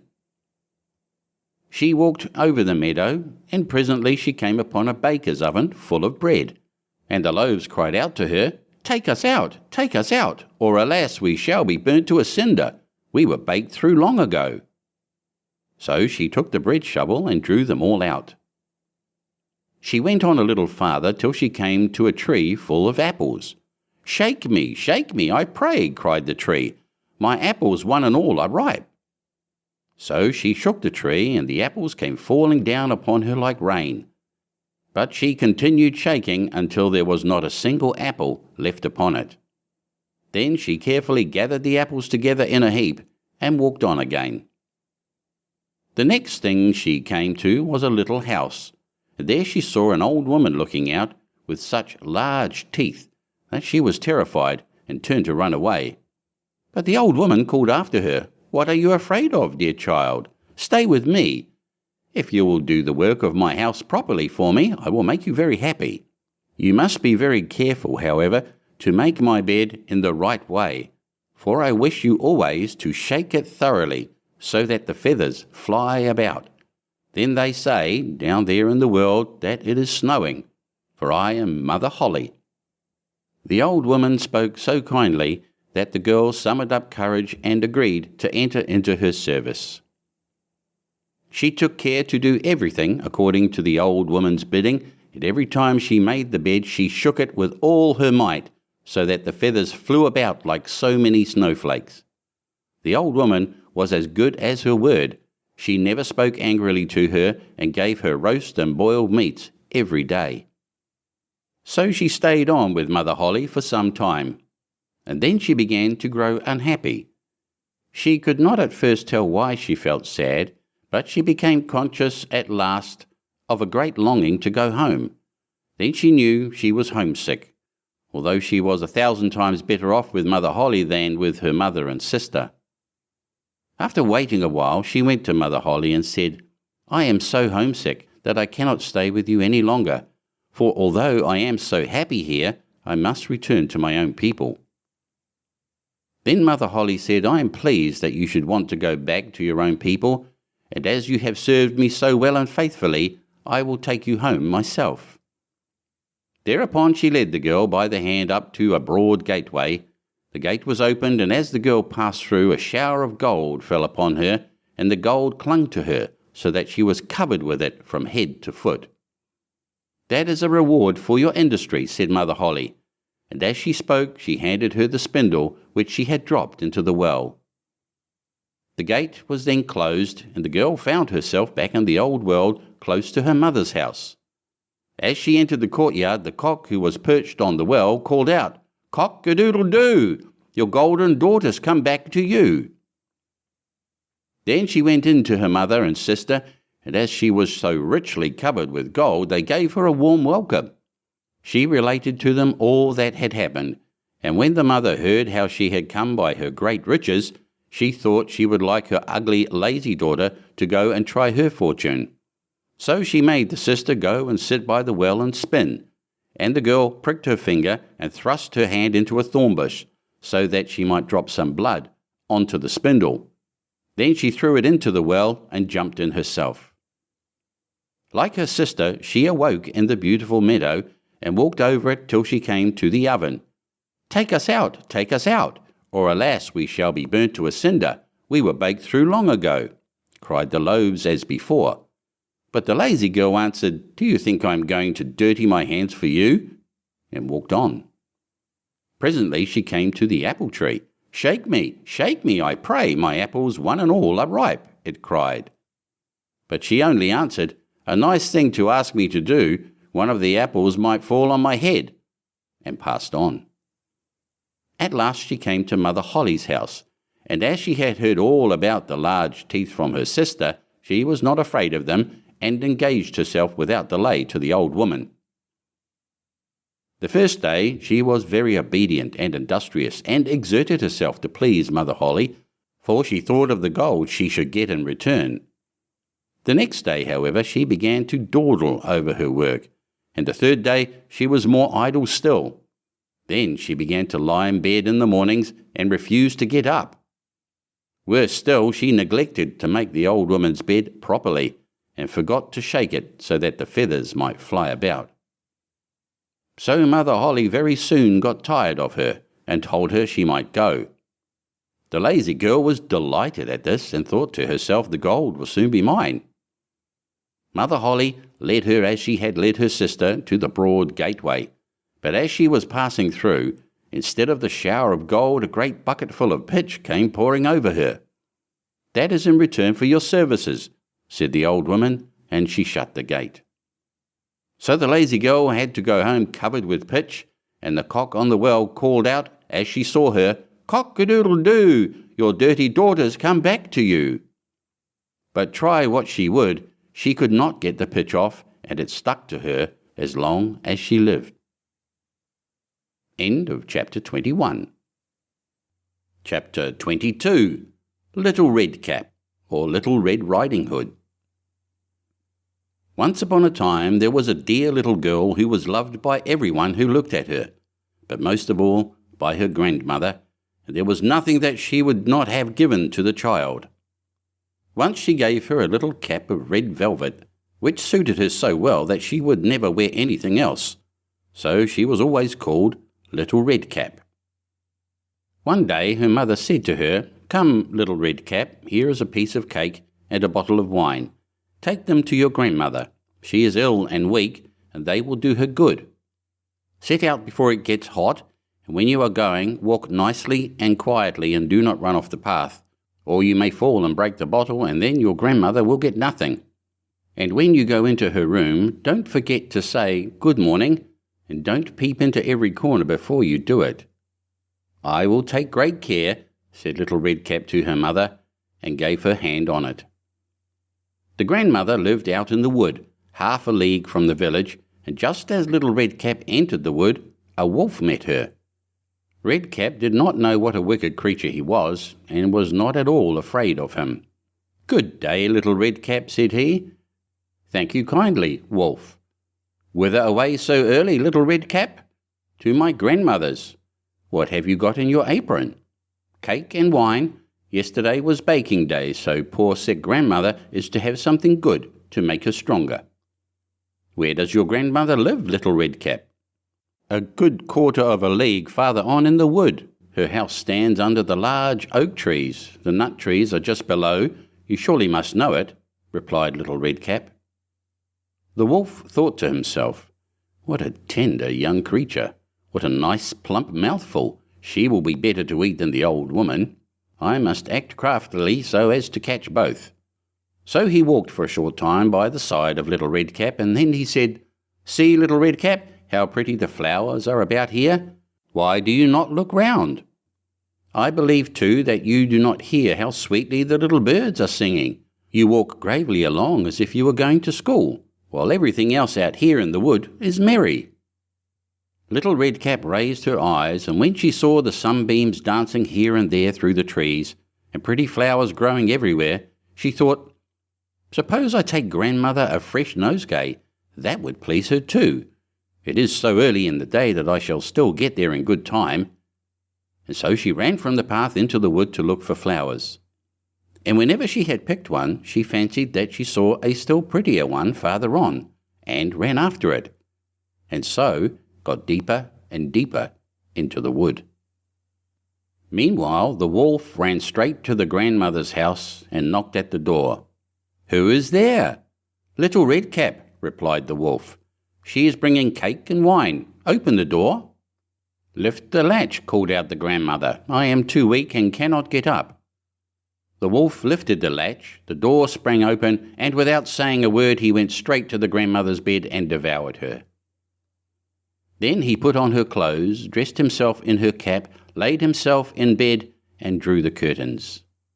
Little Red Cap, however, had been running about picking flowers, and when she had gathered so many that she could carry no more, she remembered her grandmother and set out on the way to her. She was surprised to find the cottage door standing open, and when she went into the room, she had such a strange feeling that she said to herself, "Oh dear, how uneasy I feel today, and at other times I like being with Grandmother so much." She called out, "Good morning," but received no answer. So she went to the bed and drew back the curtains. There lay her grandmother with her cap pulled far over her face and looking very strange. "Oh, Grandmother," she said, "what big ears you have." "The better to hear you with, my child," was the reply. "But Grandmother, what big eyes you have," she said. "The better to see you with, my dear." "But Grandmother, what large hands you have. The better to hug you with." "Oh, but Grandmother, what a terrible big mouth you have. The better to eat you with." And scarcely had the wolf said this, than with one bound he was out of bed and swallowed up Red Cap. When the wolf had appeased his appetite, he lay down again in the bed, fell asleep and began to snore very loud. The huntsman was just passing the house and thought to himself, "How the old woman is snoring. I must see if she wants anything." So he went into the room, and when he came to the bed, he saw that the wolf was lying in it. "Do I find you here, you old sinner?" said he. "I have long sought you." Then, just as he was going to fire at him, it occurred to him that the wolf might have devoured the grandmother, and that she might still be saved. So he did not fire, but took a pair of scissors and began to cut open the stomach of the sleeping wolf. When he had made 2 snips, he saw the little Red Cap shining, and then he made 2 snips more, and the little girl sprang out crying, "Ah, how frightened I have been! How dark it was inside the wolf!" And after that the aged grandmother came out alive also, but scarcely able to breathe. Red Cap, however, quickly fetched great stones with which they filled the wolf's belly, and when he awoke he wanted to run away, but the stones were so heavy that he collapsed at once and fell dead. Then all 3 were delighted. The huntsman drew off the wolf's skin and went home with it. The grandmother ate the cake and drank the wine which Red Cap had brought, and revived. But Red Cap thought to herself, "As long as I live, I will never by myself leave the path to run into the wood when my mother has forbidden me to do so." It also related that once, when Red Cap was again taking cakes to the old grandmother, another wolf spoke to her and tried to entice her from the path. Red Cap, however, was on her guard, and went straight forward on her way, and told her grandmother that she had met the wolf, and that he had said good morning to her, but with such a wicked look in his eyes that if they had not been on the public road, she was certain he would have eaten her up. "Well," said the grandmother, "we will shut the door, that he may not come in." Soon afterwards, the wolf knocked and cried, "Open the door, grandmother, I'm Little Redcap, and am bringing you some cakes." But they did not speak or open the door, so the grey-beard stole twice or thrice round the house, and at last jumped on the roof, intending to wait until Redcap went home in the evening, and then to steal after her and devour her in the darkness. But the grandmother saw what was in his thoughts. In front of the house was a great stone trough. So she said to the child, "Take the pail, Redcap. I made some sausages yesterday, so carry the water in which I boiled them to the trough." Redcap carried until the great trough was quite full. Then the smell of the sausages reached the wolf, and he sniffed and peeped down, and at last stretched out his neck so far that he could no longer keep his footing and began to slip, and slipped down from the roof straight into the great trough, and was drowned. But Redcap went joyously home, and no one ever did anything to harm her again. End of Chapter 22. Chapter 23. The Robber Bridegroom. There was once a miller who had one beautiful daughter, and as she was grown up he was anxious that she should be well married and provided for. He said to himself, "I will give her to the first suitable man who comes and asks for her hand."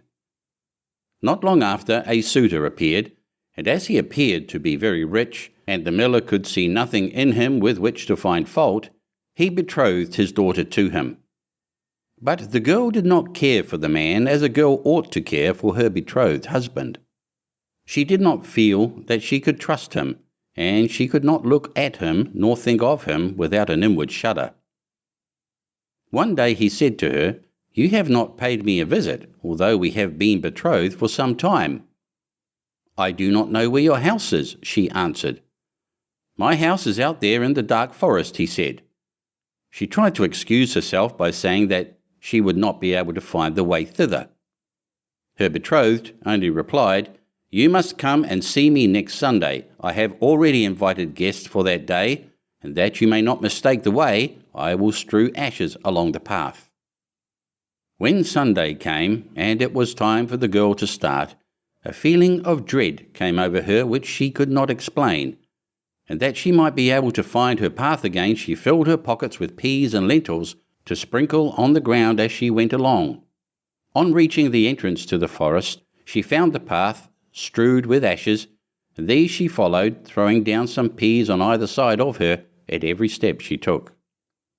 She walked the whole day until she came to the deepest, darkest part of the forest.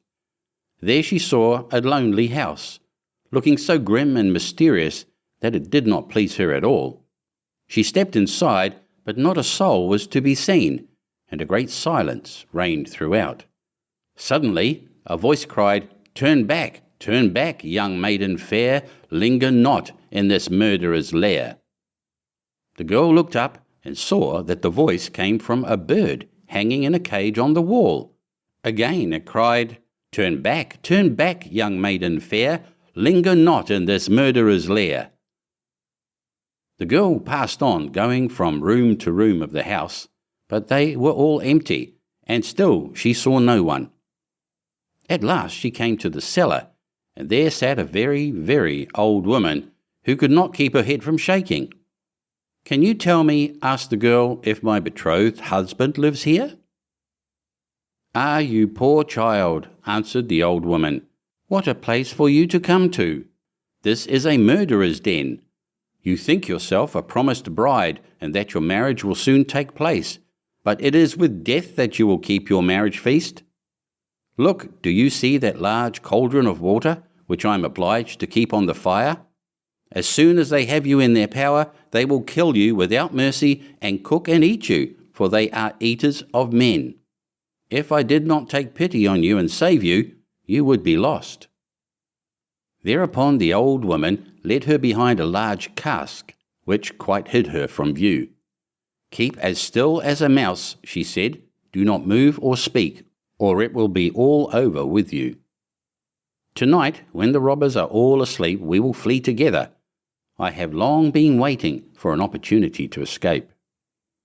The words were hardly out of her mouth when the godless crew returned, dragging another young girl along with them. They were all drunk and paid no heed to her cries and lamentations. They gave her wine to drink, 3 glasses full, one of white wine, one of red, and one of yellow, and with that her heart gave way, and she died.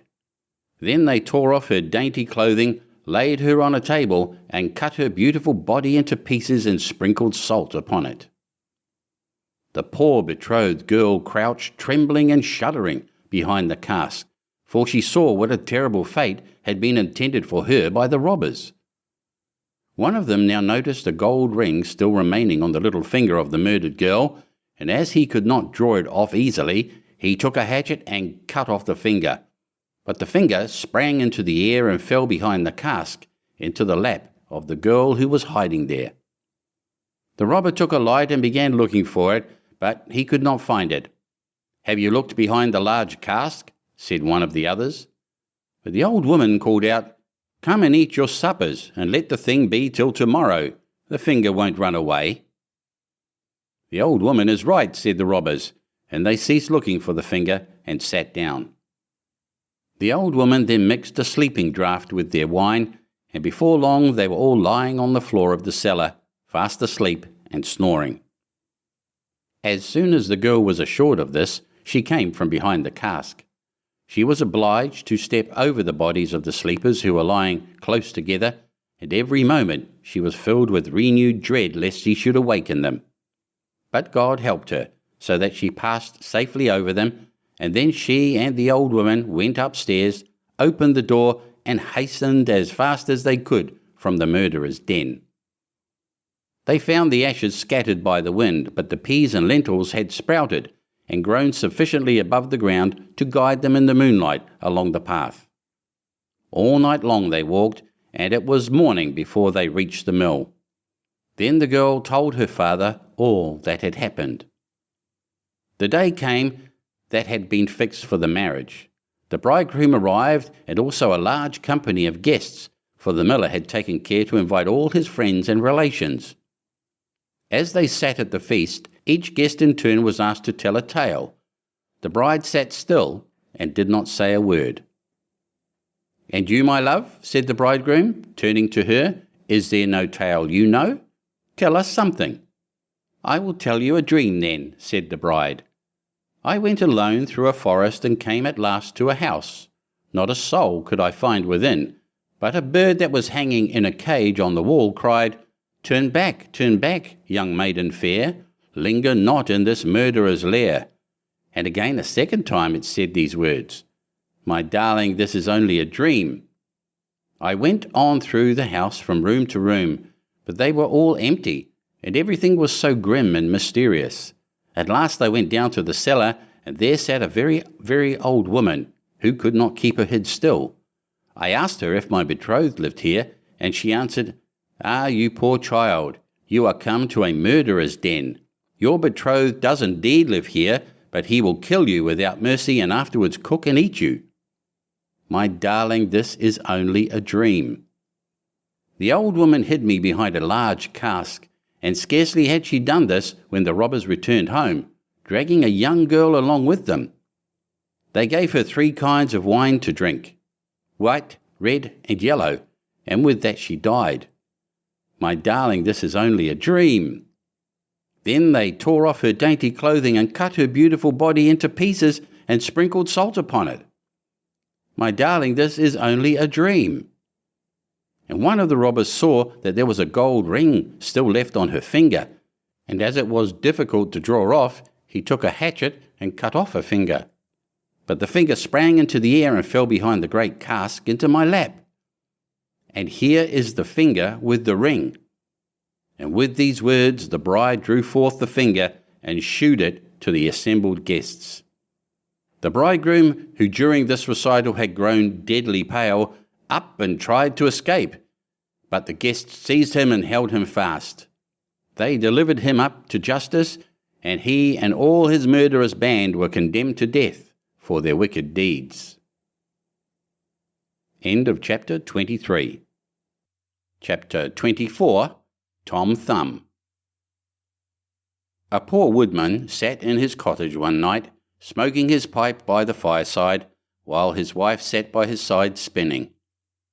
"How lonely it is, wife," said he, as he puffed out a long curl of smoke, "for you and me to sit here by ourselves, without any children to play about and amuse us, while other people seem so happy and merry with their children."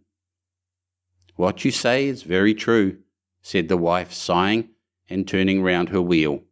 "How happy should I be if I had but one child!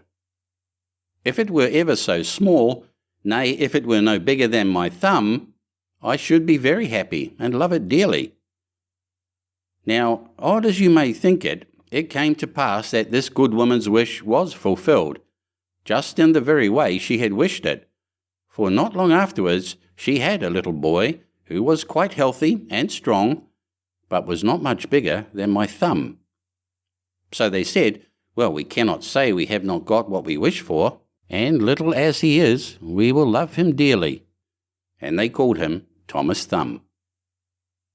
They gave him plenty of food, yet for all they could do, he never grew bigger, but kept just the same size as he had been when he was born.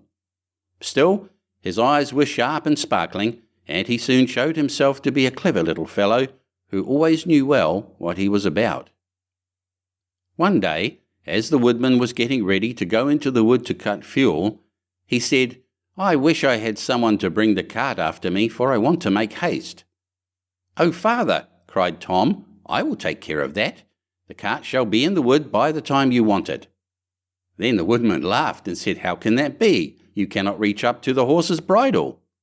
"Never mind that, father," said Tom. "If my mother will only harness the horse, I will get into his ear and tell him which way to go." "Well," said the father, "we will try for once." When the time came, the mother harnessed the horse to the cart and put Tom into his ear, and as he sat there the little man told the beast how to go, crying out, "Go on," and "Stop," as he wanted. And thus the horse went on just as well as if the woodman had driven it himself into the wood. It happened that as the horse was going a little too fast and Tom was calling out, "Gently, gently," two strangers came up. "What an odd thing that is," said one. "There is a cart going along, and I hear a carter talking to the horse, but yet I can see no one." "That is queer indeed," said the other. "Let us follow the cart and see where it goes." So they went on into the wood, till at last they came to the place where the woodman was. Then Tom Thumb, seeing his father, cried out, "See, father, here I am with the cart, all right and safe. Now take me down." So his father took hold of the horse with one hand, and with the other took his son out of the horse's ear, and put him down upon a straw, where he sat as merry as you please.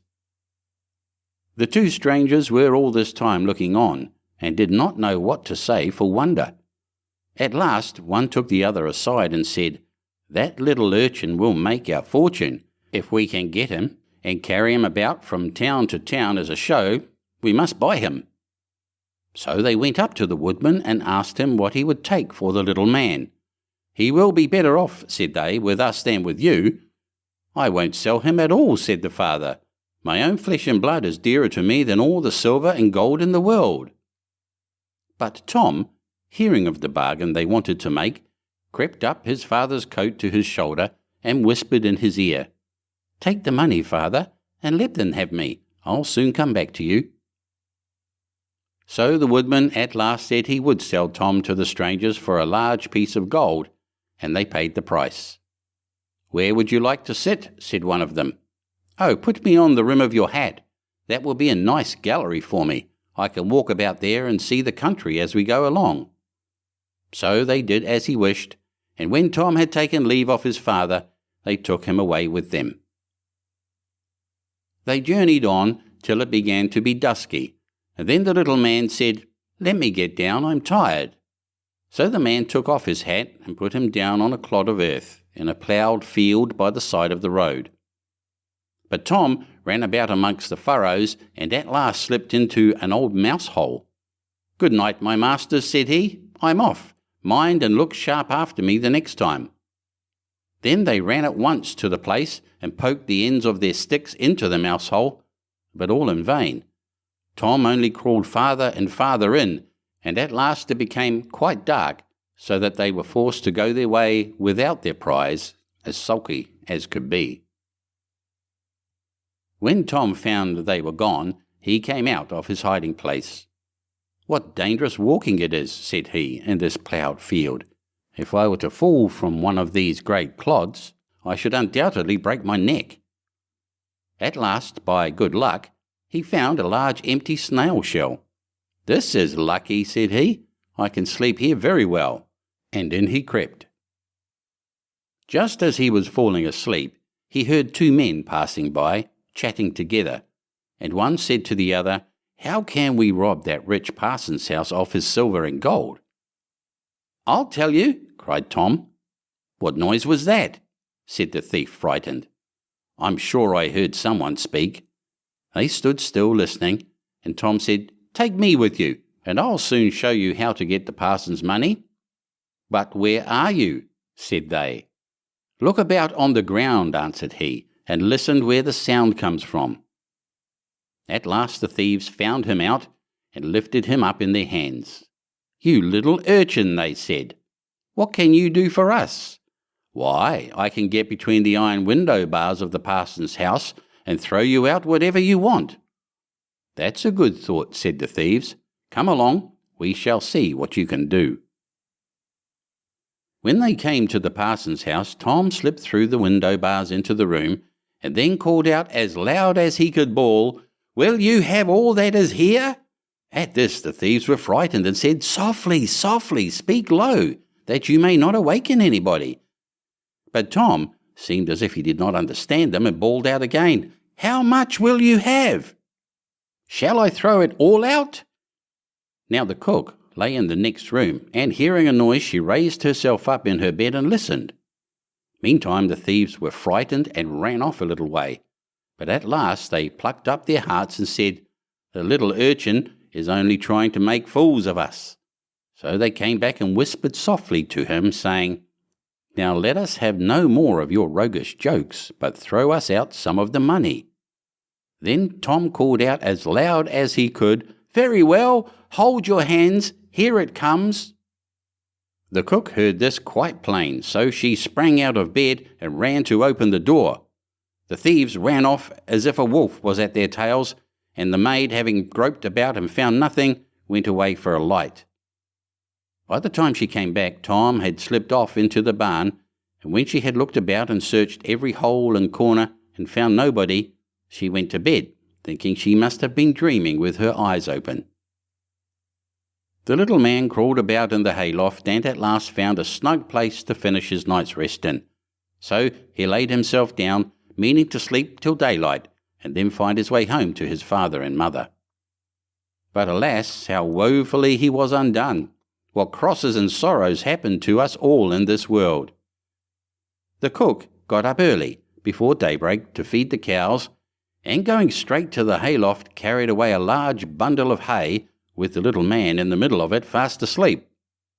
He still, however, slept on, and did not awake till he found himself in the mouth of the cow, for the cook had put the hay into the cow's rick, and the cow had taken Tom up in a mouthful of it. "Good lack-a-day," said he, "how came I to tumble into the mill?" But he soon found out where he really was, and was forced to have all his wits about him, that he might not get between the cow's teeth, and so be crushed to death. At last down he went into his stomach. "It is rather dark," said he. "They forgot to build windows in this room to let the sun in. A candle would be no bad thing." Though he made the best of his bad luck, he did not like his quarters at all, and the worst of it was that more and more hay was always coming down, and the space left for him became smaller and smaller. At last he cried out as loud as he could, "Don't bring me any more hay! Don't bring me any more hay!" The maid happened to be just then milking the cow, and hearing someone speak, but seeing nobody, and yet being quite sure it was the same voice that she had heard in the night, she was so frightened that she fell off his stool and overset the milk pail. As soon as she could pick herself up out of the dirt, she ran off as fast as she could to her master the parson, and said, "Sir, sir, the cow is talking." But the parson said, "Woman, thou art surely mad." However, he went with her into the cow-house to try and see what was the matter. Scarcely had they set foot on the threshold when Tom called out, "Don't bring me any more hay." Then the parson himself was frightened, and thinking the cow was surely bewitched, told his man to kill her on the spot. So the cow was killed and cut up, and the stomach in which Tom lay was thrown out upon a dunghill. Tom soon set himself to work to get out, which was not a very easy task, but at last, just as he had made room to get his head out, fresh ill luck befell him. A hungry wolf sprang out and swallowed up the whole stomach with Tom in it at one gulp and ran away. Tom, however, was still not disheartened, and thinking the wolf would not dislike having some chat with him as he was going along, he called out, "My good friend, I can show you a famous treat." "Where's that?" said the wolf. "In such and such a house," said Tom, describing his own father's house. "You can crawl through the drain into the kitchen and then into the pantry, and there you will find cakes, ham, beef, cold chicken, roast pig, apple dumplings, and everything that your heart can wish." The wolf did not want to be asked twice, so that very night he went to the house and crawled through the drain into the kitchen and then into the pantry and ate and drank there to his heart's content.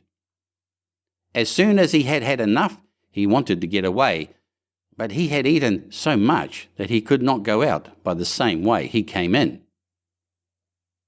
This was just what Tom had reckoned upon, and now he began to set up a great shout, making all the noise he could. "Will you be easy?" said the wolf. "You'll awaken everybody in the house if you make such a clatter." "What's that to me?" said the little man. "You have had your frolic, now I've a mind to be merry myself." And he began singing and shouting as loud as he could. The woodman and his wife, being awakened by the noise, peeped through a crack in the door, but when they saw a wolf was there, you may well suppose that they were sadly frightened. And the woodman ran for his axe and gave his wife a scythe. "Do you stay behind," said the woodman, "and when I have knocked him on the head you must rip him up with the scythe." Tom heard all this and cried out, "Father, father, I am here, the wolf has swallowed me." And his father said, "Heaven be praised, we have found our dear child again." And he told his wife not to use the scythe for fear she should hurt him. Then he aimed a great blow and struck the wolf on the head and killed him on the spot. And when he was dead, they cut open his body and set Tommy free. "Ah," said the father, "what fears we have had for you." "Yes, father," answered he, "I have travelled all over the world, I think, in one way or other, since we parted, and now I am very glad to come home and get fresh air again." "Why, where have you been?" said his father. "I have been in a mouse hole, and in a snail shell, and down a cow's throat, and in a wolf's belly, and yet here I am again, safe and sound." "Well," said they, "you are come back, and we will not sell you again for all the riches in the world."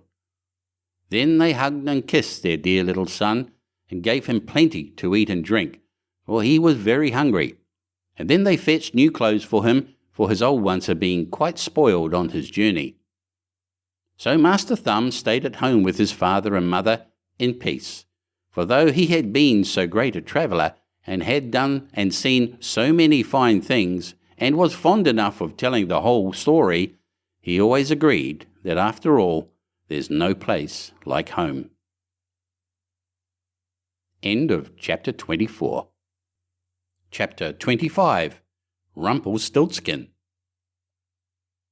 By the side of a wood, in a country a long way off, ran a fine stream of water, and upon the stream there stood a mill. The miller's house was close by, and the miller, you must know, had a very beautiful daughter. She was, moreover, very shrewd and clever, and the miller was so proud of her that he one day told the king of the land, who used to come and hunt in the wood, that his daughter could spin gold out of straw. Now this king was very fond of money, and when he heard the miller's boast, his greediness was raised, and he sent for the girl to be brought before him. Then he led her to a chamber in his palace, where there was a great heap of straw, and gave her a spinning wheel, and said, "All this must be spun into gold before morning, as you love your life." It was in vain that the poor maiden said that it was only a silly boast of her father, for that she could do no such thing as spin straw into gold. The chamber door was locked, and she was left alone. She sat down in one corner of the room and began to bewail her hard fate, when on a sudden the door opened, and a droll-looking little man hobbled in, and said, "Good morrow to you, my good lass. What are you weeping for?" "Alas," said she, "I must spin this straw into gold, and I know not how." "What will you give me," said the hobgoblin, "to do it for you?" "My necklace," replied the maiden. He took her at her word, and sat himself down to the wheel, and whistled and sang, round about, lo and behold, reel away, straw into gold." And round about the wheel went merrily. The work was quickly done, and the straw was all spun into gold. When the king came and saw this, he was greatly astonished and pleased, but his heart grew still more greedy of gain, and he shut up the poor miller's daughter again with a fresh task. Then she knew not what to do, and sat down once more to weep. But the dwarf soon opened the door and said, "What will you give me to do your task?" "The ring on my finger," said she. So her little friend took the ring, and began to work at the wheel again, and whistled and sang, round about, lo and behold, reel away, straw into gold, till long before morning all was done again. The king was greatly delighted to see all this glittering treasure, but still he had not enough. So he took the miller's daughter to a yet larger heap, and said, "All this must be spun tonight, and if it is, you shall be my queen." As soon as she was alone, that dwarf came in. "What will you give me to spin gold for you this third time?" "I have nothing left," said she. "Then say you will give me," said the little man, "the first little child that you may have when you are queen." "That may never be," thought the miller's daughter, and as she knew no other way to get her task done, she said she would do what he asked. Round went the wheel again to the old song, and the mannikin once more spun the heap into gold. The king came in the morning, and finding all he wanted, was forced to keep his word, so he married the miller's daughter, and she really became queen. At the birth of her first little child she was very glad, and forgot the dwarf and what she had said.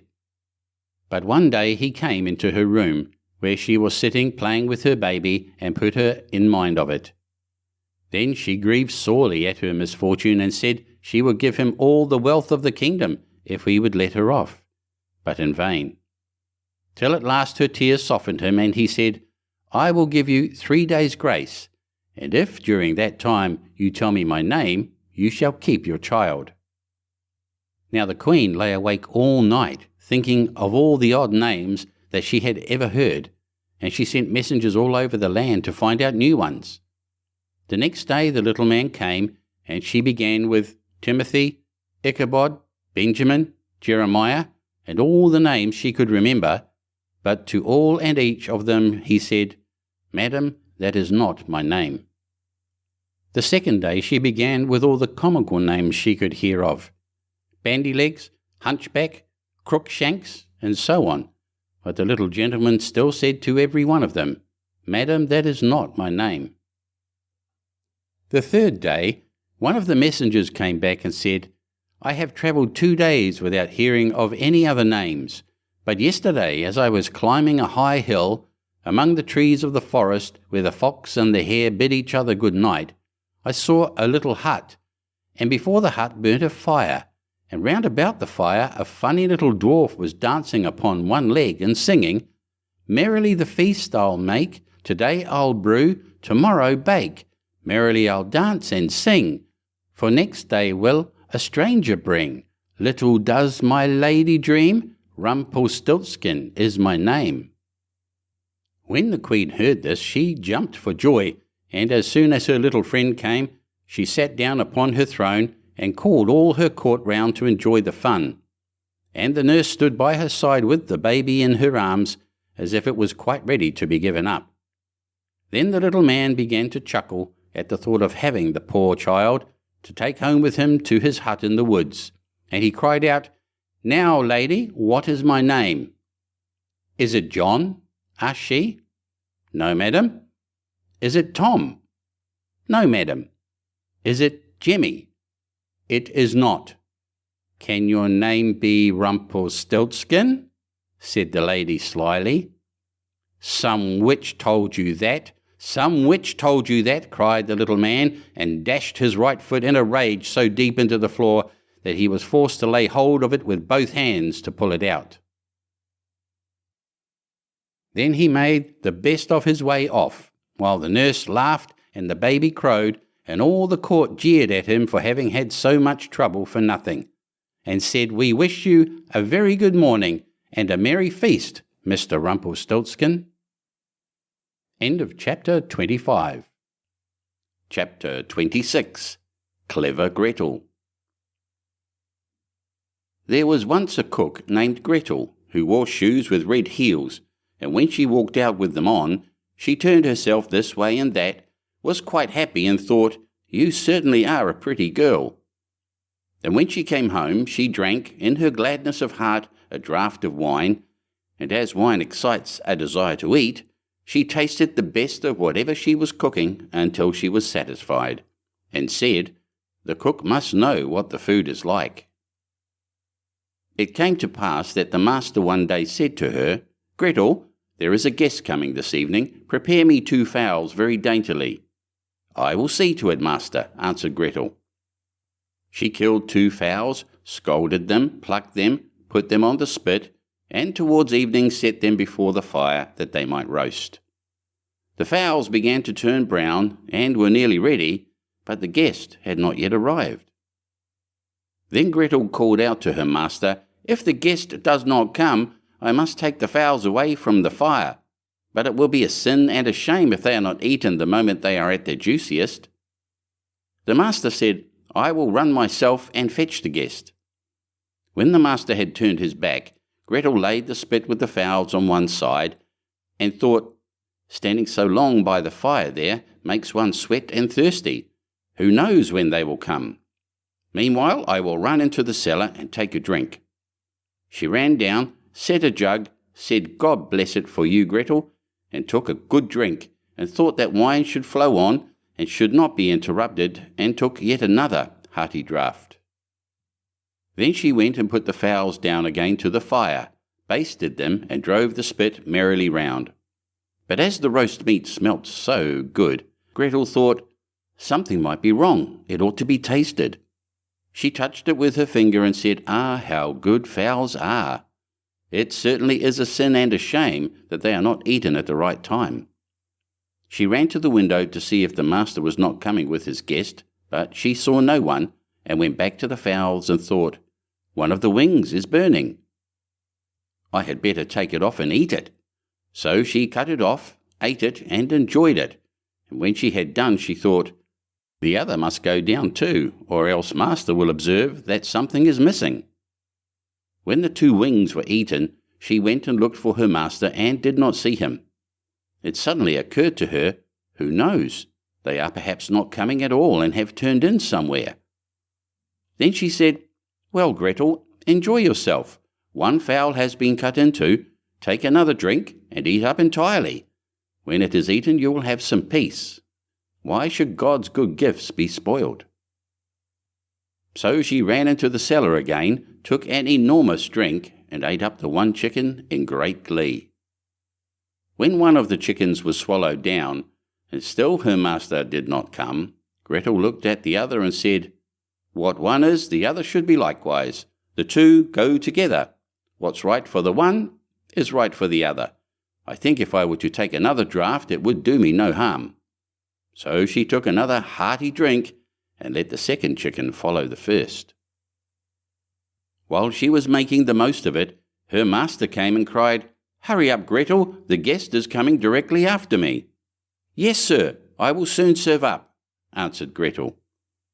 Meantime the master looked to see that the table was properly laid, and took the great knife wherewith he was going to carve the chickens, and sharpened it on the steps. Presently the guest came and knocked politely and courteously at the house door. Gretel ran and looked to see who was there, and when she saw the guest she put her finger to her lips and said, "Hush, hush, go away as quickly as you can. If my master catches you, it will be the worse for you.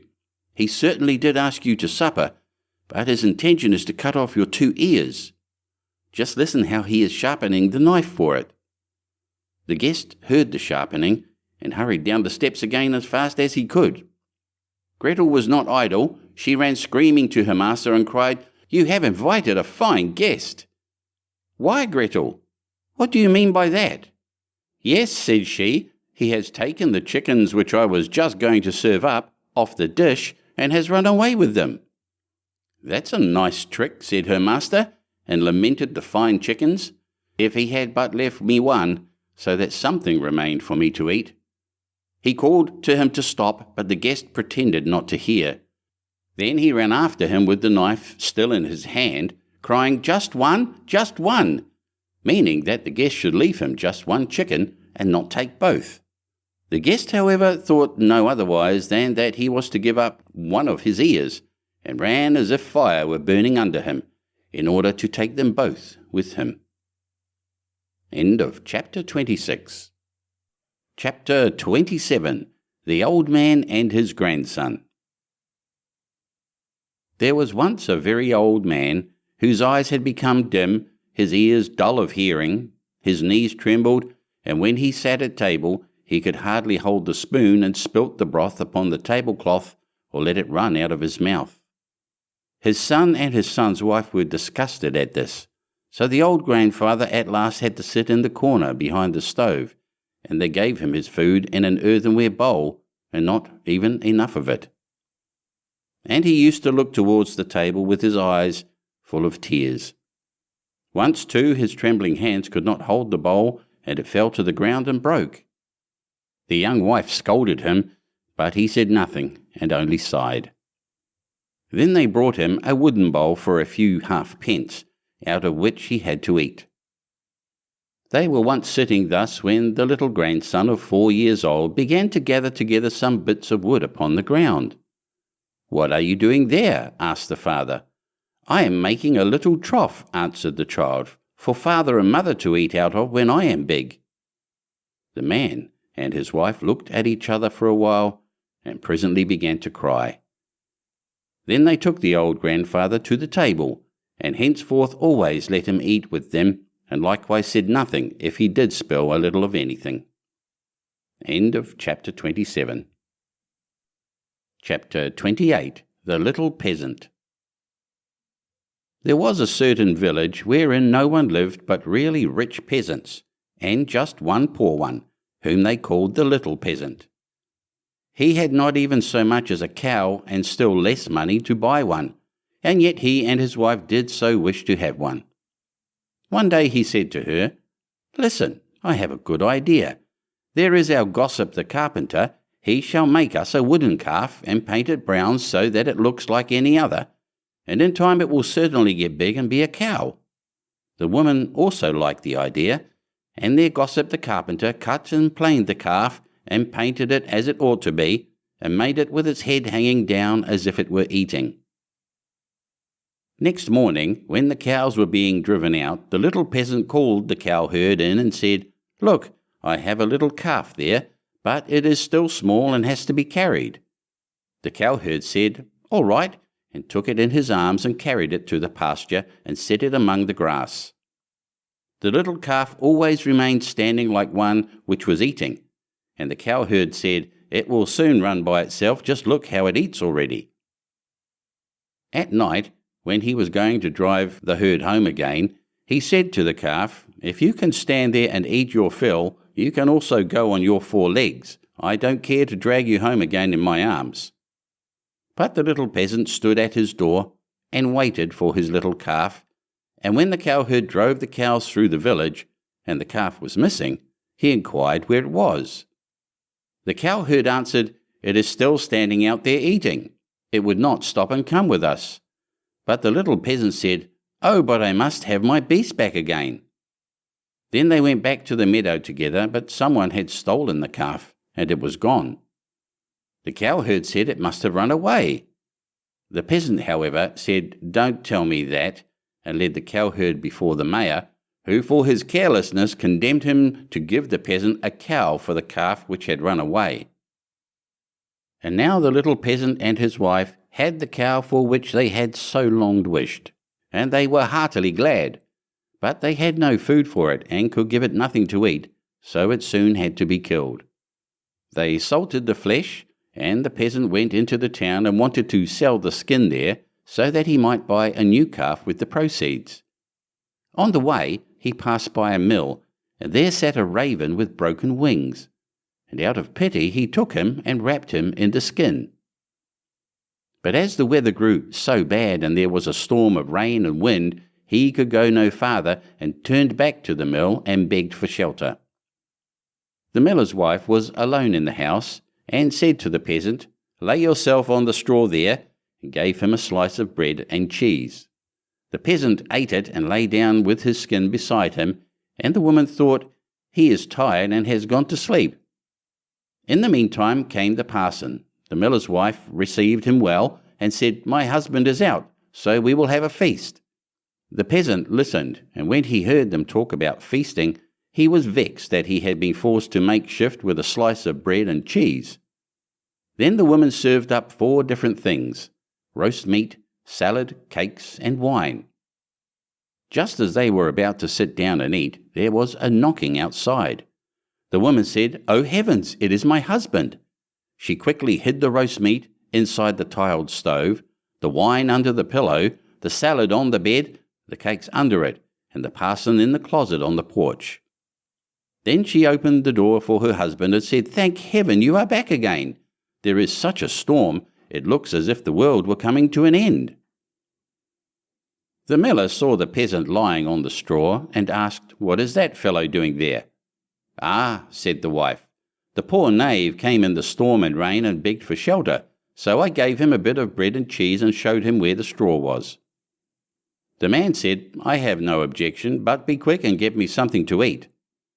The woman said, "But I have nothing but bread and cheese." "I am contented with anything," replied the husband. "So far as I am concerned, bread and cheese will do," and looked at the peasant and said, "Come and eat some more with me." The peasant did not require to be invited twice, but got up and ate. After this the miller saw the skin in which the raven was lying on the ground, and asked, "What have you there?" The peasant answered, "I have a soothsayer inside it." "Can he foretell anything to me?" said the miller. "Why not?" answered the peasant. "But he only says 4 things, and the 5th he keeps to himself." The miller was curious, and said, "Let him foretell something for once." Then the peasant pinched the raven's head so that he croaked and made a noise like "Prrr, prrr." The miller said, "What did he say?" The peasant answered, "In the first place, he says that there is some wine hidden under the pillow." "Bless me," cried the miller, and went there and found the wine. "Now go on," said he. The peasant made the raven croak again, and said, "In the second place, he says that there is some roast meat in the tiled stove." "Upon my word," cried the miller, and went thither and found the roast meat. The peasant made the raven prophesy still more, and said, "Thirdly, he says there is some salad on the bed." "That would be a fine thing," cried the miller, and went there and found the salad. At last the peasant pinched the raven once more till he croaked, and said, "Fourthly, he says that there are some cakes under the bed." "That would be a fine thing," cried the miller, and looked there and found the cakes. And now the 2 sat down to the table together, But the miller's wife was frightened to death and went to bed and took all the keys with her. The miller would have liked much to know the fifth, but the little peasant said, "First we will quickly eat the 4 things, for the 5th is something bad." So they ate, and after that they bargained how much the miller was to give for the 5th prophecy, until they agreed on 300 thalers. Then the peasant once more pinched the raven's head till he croaked loudly. The miller asked, "What did he say?" The peasant replied, "He says that the devil is hiding outside there in the closet on the porch."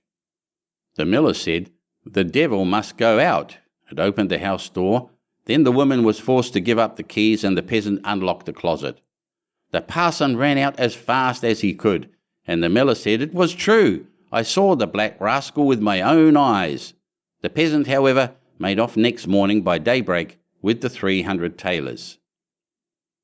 At home, the small peasant gradually launched out. He built a beautiful house, and the peasant said, "The small peasant has certainly been to the place where golden snow falls, and people carry the gold home in shovels." Then the small peasant was brought before the mayor and bidden to say from whence his wealth came. He answered, "I sold my cow's skin in the town for 300 thalers." When the peasants heard that, they too wished to enjoy this great profit and ran home, killed all their cows and stripped off their skins in order to sell them in the town to the greatest advantage. The mayor, however, said, "But my servant must go first." When she came to the merchant in the town, he did not give her more than 2 thalers for a skin. And when the others came, he did not give them so much and said, "What can I do with all these skins?" Then the peasants were vexed that the small peasant should have thus outwitted them, wanted to take vengeance on him, and accused him of his treachery before the mayor. The innocent little peasant was unanimously sentenced to death, and was to be rolled into the water in a barrel pierced full of holes. He was led forth, and a priest was brought who was to say a mass for his soul. The others were all obliged to retire to a distance, and when the peasant looked at the priest, he recognized the man who had been with the miller's wife. He said to him, "I set you free from the closet. Set me free from the barrel." At this same moment up came, with a flock of sheep, the very shepherd whom the peasant knew had long been wishing to be mayor.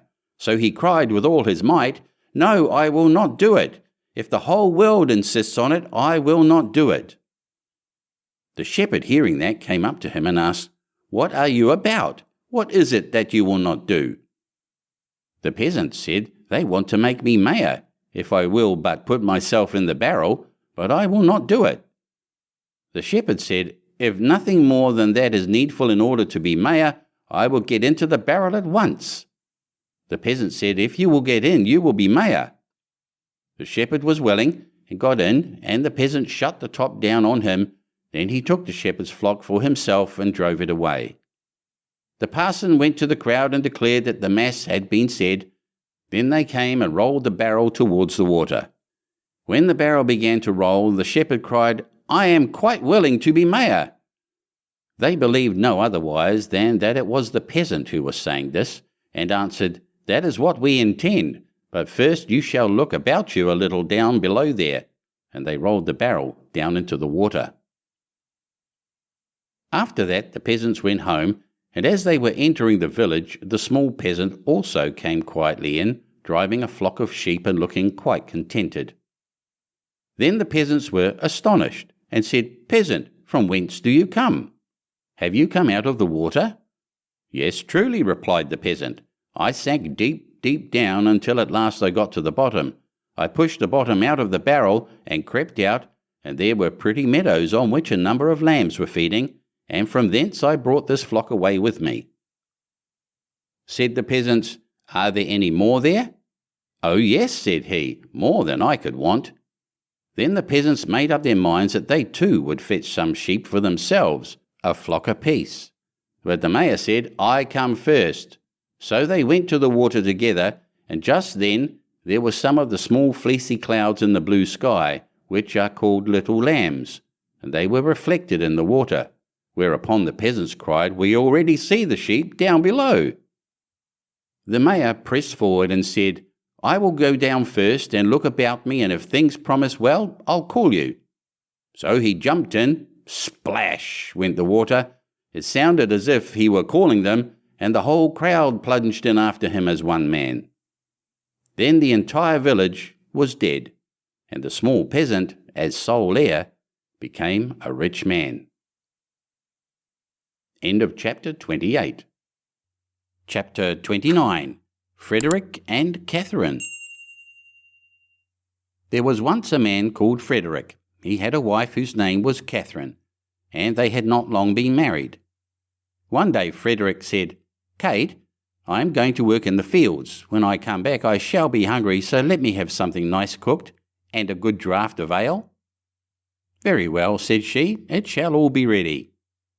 When dinner time drew nigh, Catherine took a nice steak, which was all the meat she had, and put it on the fire to fry.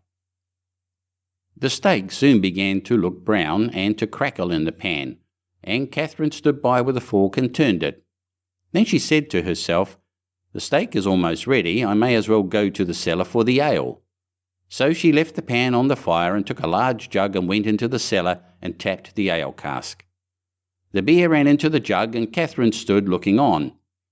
At last it popped into her head, "The dog is not shut up. He may be running away with the steak. That's well thought of." So up she ran from the cellar, and sure enough the rascally cur had got the steak in his mouth and was making off with it. Away ran Catherine, and away ran the dog across the field, but he ran faster than she and stuck close to the steak. "It's all gone, and what can't be cured must be endured," said Catherine. So she turned round, and as she had run a good way and was tired, she walked home leisurely to cool herself. Now all this time the ale was running too, for Catherine had not turned the cock, and when the jug was full, the liquor ran upon the floor till the cask was empty. When she got to the cellar stairs, she saw what had happened. "My stars," said she, "what shall I do to keep Frederick from seeing all this slopping about?" So she thought a while, and at last remembered that there was a sack of fine meal bought at the last fair, and that if she sprinkled this over the floor, it would suck up the ale nicely. "What a lucky thing," said she, "that we kept that meal. We have now a good use for it." So away she went for it, but she managed to set it down just upon the great jug full of beer, and upset it, and thus all the ale that had been saved was set swimming on the floor also. "Ah, well," said she, "when one goes another may as well follow." Then she strewed the meal all about the cellar, and was quite pleased with her cleverness, and said, "How very neat and clean it looks." At noon Frederick came home. "Now, wife," cried he, "what have you for dinner?" "Oh, Frederick," answered she, "I was cooking you a steak, but while I went down to draw the ale, the dog ran away with it, and while I ran after him, the ale ran out, and when I went to dry up the ale with the sack of meal that we got at the fair, I upset the jug. But the cellar is now quite dry and looks so clean." "Kate, Kate," said he, "how could you do all this? Why did you leave the steak to fry and the ale to run and then spoil all the meal?" "Why, Frederick," said she, "I did not know I was doing wrong. You should have told me before." The husband thought to himself, "If my wife manages matters thus, I must look sharp myself." Now he had a good deal of gold in the house, so he said to Catherine, "What pretty yellow buttons these are! I shall put them in a box and bury them in the garden, but take care that you never go near or meddle with them." "No, Frederick," said she, "that I never will." As soon as he was gone, there came by some pedlars with earthenware plates and dishes, and they asked her whether she would buy. "Oh dear me, I should like to buy very much, but I have no money. If you had any use for yellow buttons, I might deal with you." "Yellow buttons?" said they. "Let us have a look at them." "Go into the garden and dig where I tell you, and you will find the yellow buttons. I dare not go myself." So the rogues went, and when they found what these yellow buttons were, they took them all away, and left her plenty of plates and dishes. Then she set them all about the house for a show, and when Frederick came back he cried out, "Kate, what have you been doing?" "See," said she, "I have bought all these with your yellow buttons, but I did not touch them myself. The pedlars went themselves and dug them up." "Wife, wife," said Frederick, "what a pretty piece of work you have made. Those yellow buttons were all my money. How came you to do such a thing?" "Why," answered she, "I did not know there was any harm in it. You should have told me." Catherine stood musing for a while, and at last said to her husband, "Hark ye, Frederick, we will soon get the gold back. Let us run after the thieves." "Well, we will try," answered he, "but take some butter and cheese with you, that we may have something to eat by the way." "Very well," said she, and they set out. And as Frederick walked the fastest, he left his wife some way behind. "It does not matter," thought she. "When we turn back I shall be so much nearer home than he." Presently she came to the top of a hill, down the side of which there was a road so narrow that the cartwheels always chafed the trees on each side as they passed. "Ah, see now," said she, "how they have bruised and wounded those poor trees. They will never get well." So she took pity on them and made use of the butter to grease them all, so that the wheels might not hurt them so much. While she was doing this kind office, one of her cheeses fell out of the basket and rolled down the hill. Catherine looked, but could not see where it had gone, so she said, "Well, I suppose the other will go the same way and find you. He has younger legs than I have." Then she rolled the other cheese after it, and away it went, nobody knows where, down the hill. But she said she supposed that they knew the road and would follow her, and she could not stay there all day waiting for them. At last she overtook Frederick, who desired her to give him something to eat. Then she gave him the dry bread. "Where are the butter and cheese?" said he. "Oh," answered she, "I used the butter to grease those poor trees that the wheels chafed so, and one of the cheeses ran away, so I sent the other after it to find it, and I suppose they are both on the road together somewhere." "What a goose you are to do such silly things," said the husband. "How can you say so?" said she. "I am sure you never told me not." They ate the dry bread together, and Frederick said, "Kate, I hope you locked the door safe when you came away." "No," answered she, "you did not tell me." "Then go home and do it now before we go any farther," said Frederick, "and bring with you something to eat." Catherine did as he told her, and thought to herself by the way, "Frederick wants something to eat, but I don't think he is very fond of butter and cheese. I'll bring him a bag of fine nuts and the vinegar, for I have often seen him take some." When she reached home, she bolted the back door, but the front door she took off the hinges and said, "Frederick told me to lock the door, but surely it can nowhere be so safe if I take it with me." So she took her time by the way, and when she overtook her husband she cried out, "There, Frederick, there is the door itself. You may watch it as carefully as you please." "Alas, alas," said he, "what a clever wife I have.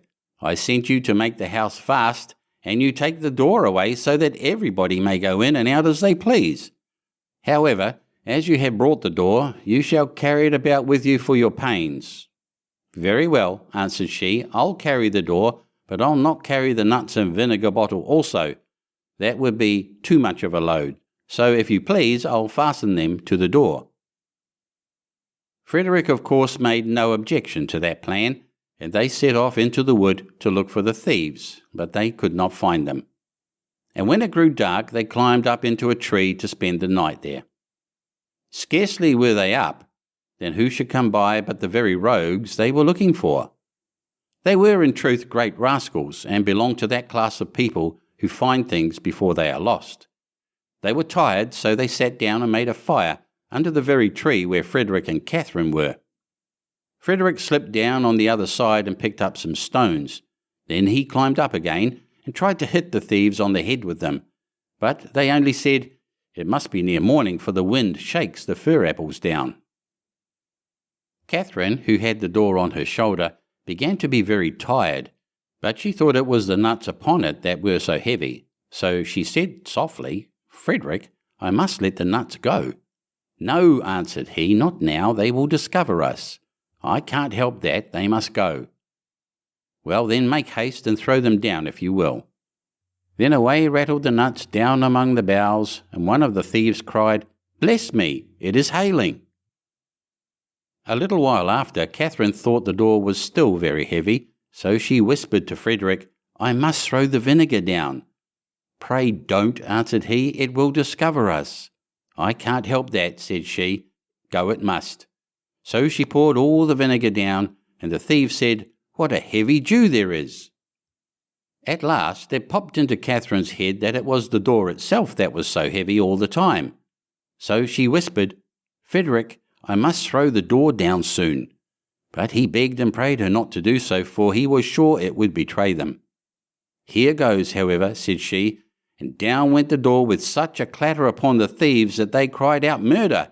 and not knowing what was coming, ran away as fast as they could, and left all the gold.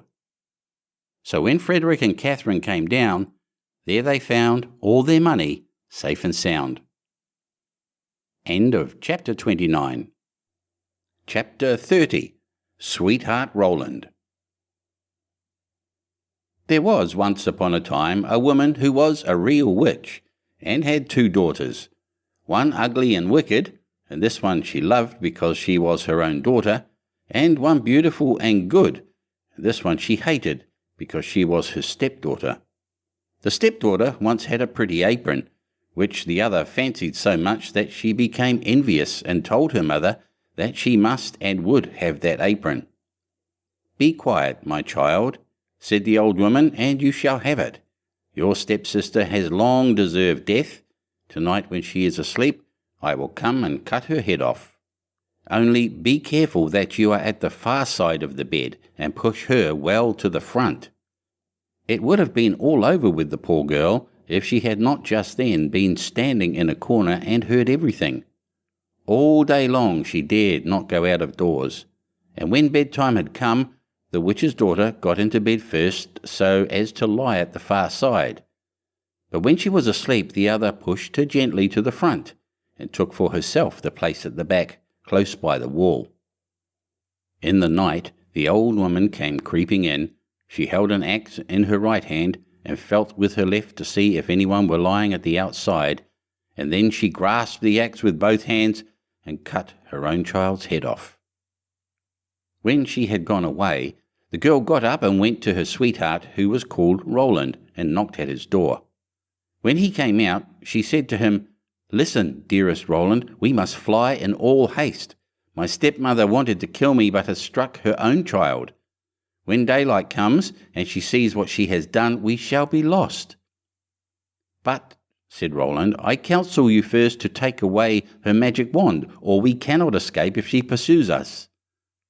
The maiden fetched the magic wand, and she took the dead girl's head and dropped 3 drops of blood on the ground, one in front of the bed, one in the kitchen, and one on the stairs.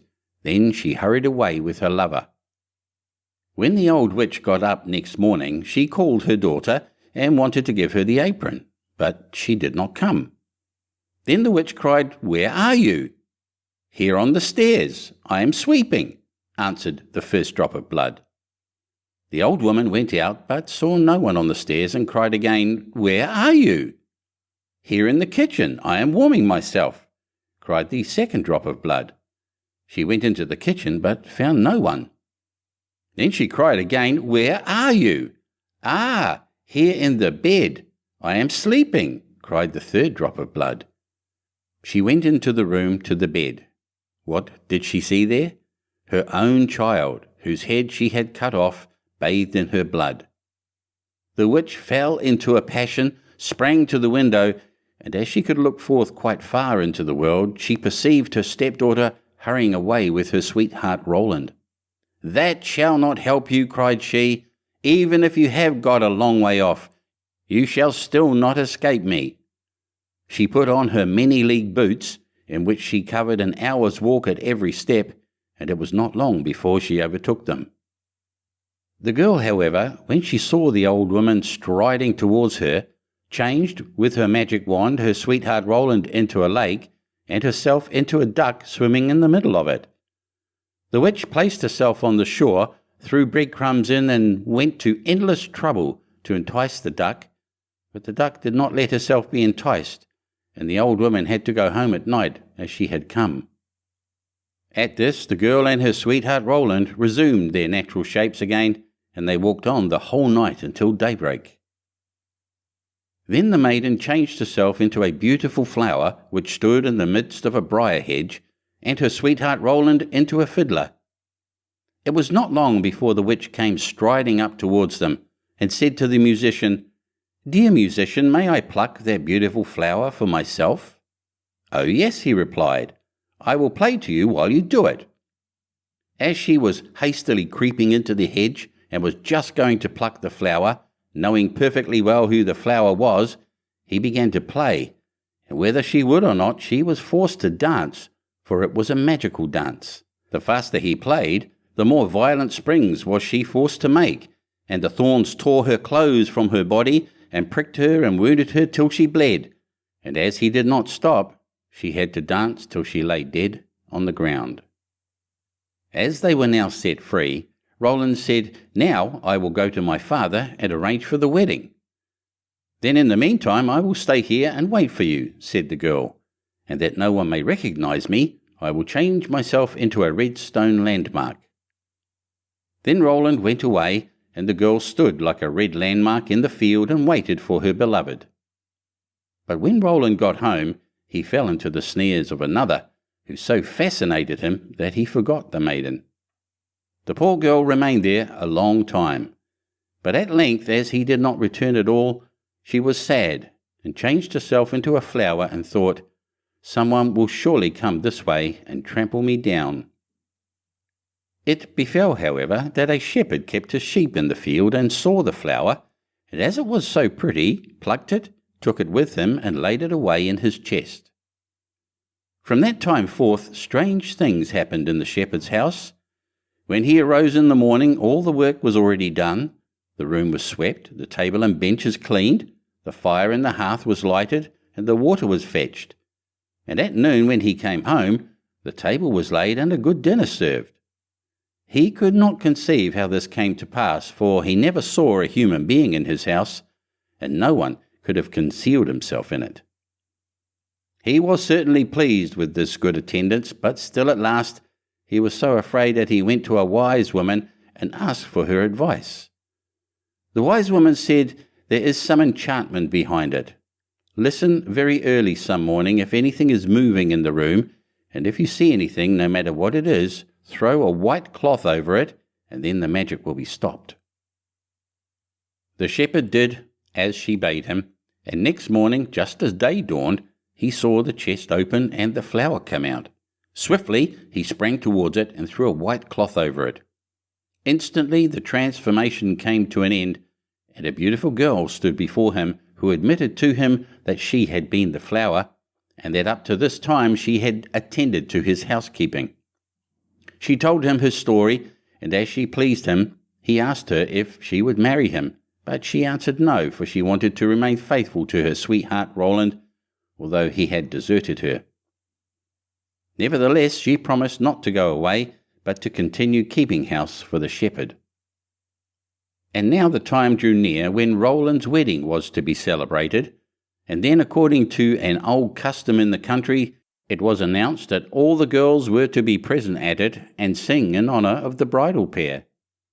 When the faithful maiden heard of this, she grew so sad that she thought her heart would break, and she would not go thither, but the other girls came and took her.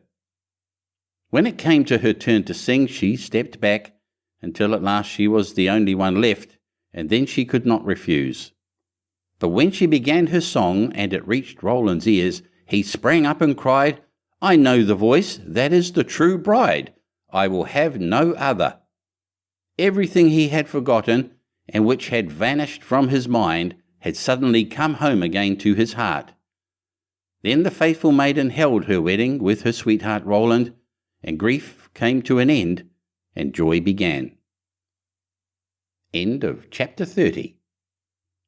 Chapter 31. Snowdrop. It was the middle of winter, when the broad flakes of snow were falling around, that the queen of a country many thousand miles off sat working at her window. The frame of the window was made of fine black ebony, and as she sat looking out upon the snow, she pricked her finger, and 3 drops of blood fell upon it. Then she gazed thoughtfully upon the red drops that sprinkled the white snow, and said, "Would that my little daughter may be as white as that snow, as red as that blood, and as black as this ebony window frame." And so the little girl really did grow up. Her skin was as white as snow, her cheeks as rosy as the blood, and her hair as black as ebony, and she was called Snowdrop. But this queen died, and the king soon married another wife, who became queen, and was very beautiful, but so vain that she could not bear to think that anyone could be handsomer than she was. She had a fairy looking-glass, to which she used to go, and then she would gaze upon herself in it and say, "Tell me, glass, tell me true, of all the ladies in the land, who is fairest? Tell me, who?" And the glass had always answered, "Thou, queen, art the fairest in all the land." But Snowdrop grew more and more beautiful, and when she was 7 years old, she was as bright as the day, and fairer than the queen herself.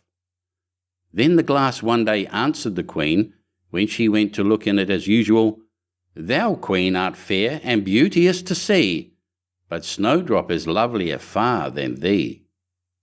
When she heard this, she turned pale with rage and envy, and called to one of her servants and said, "Take Snowdrop away into the wide woods, that I may never see her any more." Then the servant led her away, but his heart melted when Snowdrop begged him to spare her life. And he said, "I will not hurt you, thou pretty child." So he left her by herself, and though he thought it most likely that the wild beasts would tear her in pieces, he felt as if a great weight were taken off his heart when he had made up his mind not to kill her, but to leave her to her fate, with the chance of someone finding and saving her. Then poor Snowdrop wandered along through the wood in great fear, and the wild beasts roared about her, but none did her any harm. In the evening she came to a cottage among the hills and went in to rest, for her little feet would carry her no further. Everything was spruce and neat in the cottage. On the table was spread a white cloth, and there were 7 little plates, 7 little loaves, and 7 little glasses with wine in them, and 7 knives and forks laid in order, and by the wall stood 7 little beds. As she was very hungry, she picked a little piece of each loaf and drank a very little wine out of each glass, and after that she thought she would lie down and rest. So she tried all the little beds, but one was too long, and another was too short, till at last the 7th suited her, and there she laid herself down and went to sleep. By and by in came the masters of the cottage. Now they were 7 little dwarfs that lived among the mountains and dug and searched for gold. They lighted up their 7 lamps and saw at once that all was not right. The first said, "Who has been sitting on my stool?" The second, "Who has been eating off my plate?" The third, "Who has been picking my bread?" The fourth, "Who has been meddling with my spoon?" The fifth, "Who has been handling my fork?" The sixth, "Who has been cutting with my knife?" The seventh, "Who has been drinking my wine?" Then the first looked round and said, "Who has been lying on my bed?" And the rest came running to him, and everyone cried out that somebody had been upon his bed. But the 7th saw Snowdrop, and called all his brethren to come and see her. And they cried out with wonder and astonishment, and brought their lamps to look at her, and said, "Good heavens, what a lovely child she is!" And they were very glad to see her, and took care not to wake her, and the 7th dwarf slept an hour with each of the other dwarfs in turn, till the night was gone. In the morning Snowdrop told them all her story, and they pitied her and said if she would keep all things in order, and cook and wash and knit and spin for them, she might stay where she was, and they would take good care of her. Then they went out all day long to their work, seeking for gold and silver in the mountains. But Snowdrop was left at home, and they warned her and said, "The Queen will soon find out where you are, so take care and let no one in." But the Queen, now that she thought Snowdrop was dead, believed that she must be the handsomest lady in the land, and she went to her glass and said, "Tell me, glass, tell me true, of all the ladies in the land, who is fairest? Tell me, who?" And the glass answered, "Thou, queen, art the fairest in all this land, but over the hills in the greenwood shade, where the 7 dwarfs their dwelling have made, there Snowdrop is hiding her head, and she is lovelier far, O queen, than thee." Then the queen was very much frightened, for she knew that the glass always spoke the truth, and was sure that the servant had betrayed her. And she could not bear to think that anyone lived who was more beautiful than she was. So she dressed herself up as an old peddler, and went her way over the hills to the place where the dwarfs dwelt. Then she knocked at the door and cried, "Fine wares to sell." Snowdrop looked out at the window and said, "Good day, good woman. What have you to sell?" "Good wares, fine wares," said she, "laces and bobbins of all colours." "I will let the old lady in. She seems to be a very good sort of body," thought Snowdrop as she ran down and unbolted the door. "Bless me," said the old woman, "how badly your stays are laced. Let me lace them up with one of my nice new laces." Snowdrop did not dream of any mischief, so she stood before the old woman, but she set to work so nimbly and pulled the lace so tight that Snowdrop's breath was stopped, and she fell down as if she were dead. "There's an end to all thy beauty," said the spiteful queen, and went away home. In the evening the 7 dwarfs came home, and I need not say how grieved they were to see their faithful Snowdrop stretched out upon the ground as if she was quite dead. However, they lifted her up, and when they found what ailed her, they cut the lace, and in a little time she began to breathe, and very soon came to life again. Then they said, "The old woman was the queen herself. Take care another time, and let no one in when we are away." When the queen got home, she went straight to her glass, and spoke to it as before, but to her great grief it still said, "Thou, queen, art the fairest in all the land, but over the hills in the greenwood shade, where the 7 dwarfs their dwelling have made, there Snowdrop is hiding her head, and she is lovelier far, O queen, than thee." Then the blood ran cold in her heart with spite and malice to see that Snowdrop still lived. And she dressed herself up again, but in quite another dress from the one she wore before, and took with her a poisoned comb. When she reached the dwarf's cottage, she knocked at the door and cried, "Fine wares to sell." But Snowdrop said, "I dare not let anyone in." Then the queen said, "Only look at my beautiful combs," and gave her the poisoned one. And it looked so pretty that she took it up and put it into her hair to try it. But the moment it touched her head, the poison was so powerful that she fell down senseless. "There you may lie," said the queen, and went her way. But by good luck the dwarfs came in very early that evening, and when they saw Snowdrop lying on the ground, they thought what had happened, and soon found the poisoned comb. And when they took it away, she got well, and told them all that had passed, and they warned her once more not to open the door to anyone. Meantime the queen went home to her glass, and shook with rage when she read the very same answer as before. And she said, "Snowdrop shall die if it costs me my life." So she went by herself into her chamber, and got ready a poisoned apple. The outside looked very rosy and tempting, but whoever tasted it was sure to die. Then she dressed herself up as a peasant's wife, and travelled over the hills to the dwarf's cottage, and knocked at the door. But Snowdrop put her head out of the window and said, "I dare not let anyone in, for the dwarfs have told me not." "Do as you please," said the old woman, "but at any rate take this pretty apple. I will give it you." "No," said Snowdrop, "I dare not take it." "You silly girl," answered the other, "what are you afraid of? Do you think it is poisoned? Come, do you eat one part, and I will eat the other." Now the apple was so made up that one side was good, though the other side was poisoned. Then Snowdrop was much tempted to taste, for the apple looked so very nice, and when she saw the old woman eat, she could wait no longer. But she had scarcely put the piece into her mouth when she fell down dead upon the ground. "This time nothing will save thee," said the queen, and she went home to her glass, and at last it said, "Thou, queen, art the fairest of all the fair." And then her wicked heart was glad, and as happy as such a heart could be. When evening came, and the dwarfs had gone home, they found Snowdrop lying on the ground. No breath came from her lips, and they were afraid that she was quite dead.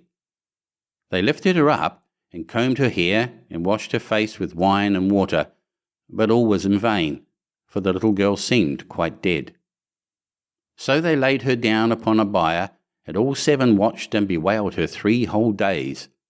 And then they thought they would bury her. But her cheeks were still rosy, and her face looked just as it did while she was alive. So they said, "We will never bury her in the cold ground." And they made a coffin of glass, so that they might still look at her, and wrote upon it in golden letters what her name was, and that she was a king's daughter. And the coffin was set among the hills, and one of the dwarfs always sat by it and watched. And the birds of the air came too, and bemoaned Snowdrop. And first of all came an owl, and then a raven, and at last a dove, and sat by her side. And thus Snowdrop lay for a long, long time, and still only looked as though she was asleep, for she was even now as white as snow, and as red as blood, and as black as ebony. At last a prince came and called at the dwarf's house, and he saw Snowdrop, and read what was written in golden letters. Then he offered the dwarfs money, and prayed and besought them to let him take her away. But they said, "We will not part with her for all the gold in the world." At last, however, they had pity on him, and gave him the coffin. But the moment he lifted it up to carry it home with him, the piece of apple fell from between her lips, and Snowdrop awoke, and said, "Where am I?" And the prince said, "Thou art quite safe with me." Then he told her all that had happened, and said, "I love you far better than all the world, so come with me to my father's palace, and you shall be my wife." And Snowdrop consented, and went home with the prince, and everything was got ready with great pomp and splendour for their wedding. To the feast was asked, among the rest, Snowdrop's old enemy, the queen, and as she was dressing herself in fine rich clothes, she looked in the glass and said, "Tell me, glass, tell me true, of all the ladies in the land, who is fairest? Tell me who." And the glass answered, "Thou, lady, art loveliest here, I ween, but lovelier far is the new-made queen." When she heard this, she started with rage, but her envy and curiosity was so great that she could not help setting out to see the bride. And when she got there, and saw that it was no other than Snowdrop, who, as she thought, had been dead a long while, she choked with rage and fell down and died. But Snowdrop and the prince lived and reigned happily over that land many, many years, and sometimes they went up into the mountains and paid a visit to the little dwarfs who had been so kind to Snowdrop in her time of need. End of Chapter 31. Chapter 32. The Pink. There was once upon a time a queen to whom God had given no children. Every morning she went into the garden and prayed to God in heaven to bestow on her a son or a daughter. Then an angel from heaven came to her and said, "Be at rest, you shall have a son with the power of wishing, so that whatsoever in the world he wishes for, that shall he have." Then she went to the king and told him the joyful tidings. And when the time was come, she gave birth to a son, and the king was filled with gladness. Every morning she went with the child to the garden where the wild beasts were kept, and washed herself there in a clear stream. It happened once, when the child was a little older, that it was lying in her arms, and she fell asleep. Then came the old cook, who knew that the child had the power of wishing, and stole it away, and he took a hen and cut it in pieces, and dropped some of its blood on the queen's apron and on her dress. Then he carried the child away to a secret place, where a nurse was obliged to suckle it, and he ran to the king and accused the queen of having allowed her child to be taken from her by the wild beasts. When the king saw the blood on her apron, he believed this, fell into such a passion that he ordered a high tower to be built, in which neither sun nor moon could be seen, and had his wife put into it and walled up. Here she was to stay for 7 years without meat or drink and die of hunger. But God sent 2 angels from heaven in the shape of white doves, which flew to her twice a day and carried her food until the 7 years were over. The cook, however, thought to himself, if the child has the power of wishing, and I am here, he might very easily get me into trouble. So he left the palace and went to the boy, who was already big enough to speak, and said to him, "Wish for a beautiful palace for yourself with a garden, and all else that pertains to it." Scarcely were the words out of the boy's mouth when everything was there that he had wished for. After a while the cook said to him, "It is not well for you to be so alone. Wish for a pretty girl as a companion." Then the king's son wished for one, and she immediately stood before him, and was more beautiful than any painter could have painted her. The 2 played together and loved each other with all their hearts, and the old cook went out hunting like a nobleman. The thought occurred to him, however, that the king's son might some day wish to be with his father, and thus bring him into great peril. So he went out and took the maiden aside and said, "Tonight, when the boy is asleep, go to his bed and plunge this knife into his heart, and bring me his heart and tongue. And if you do not do it, you shall lose your life."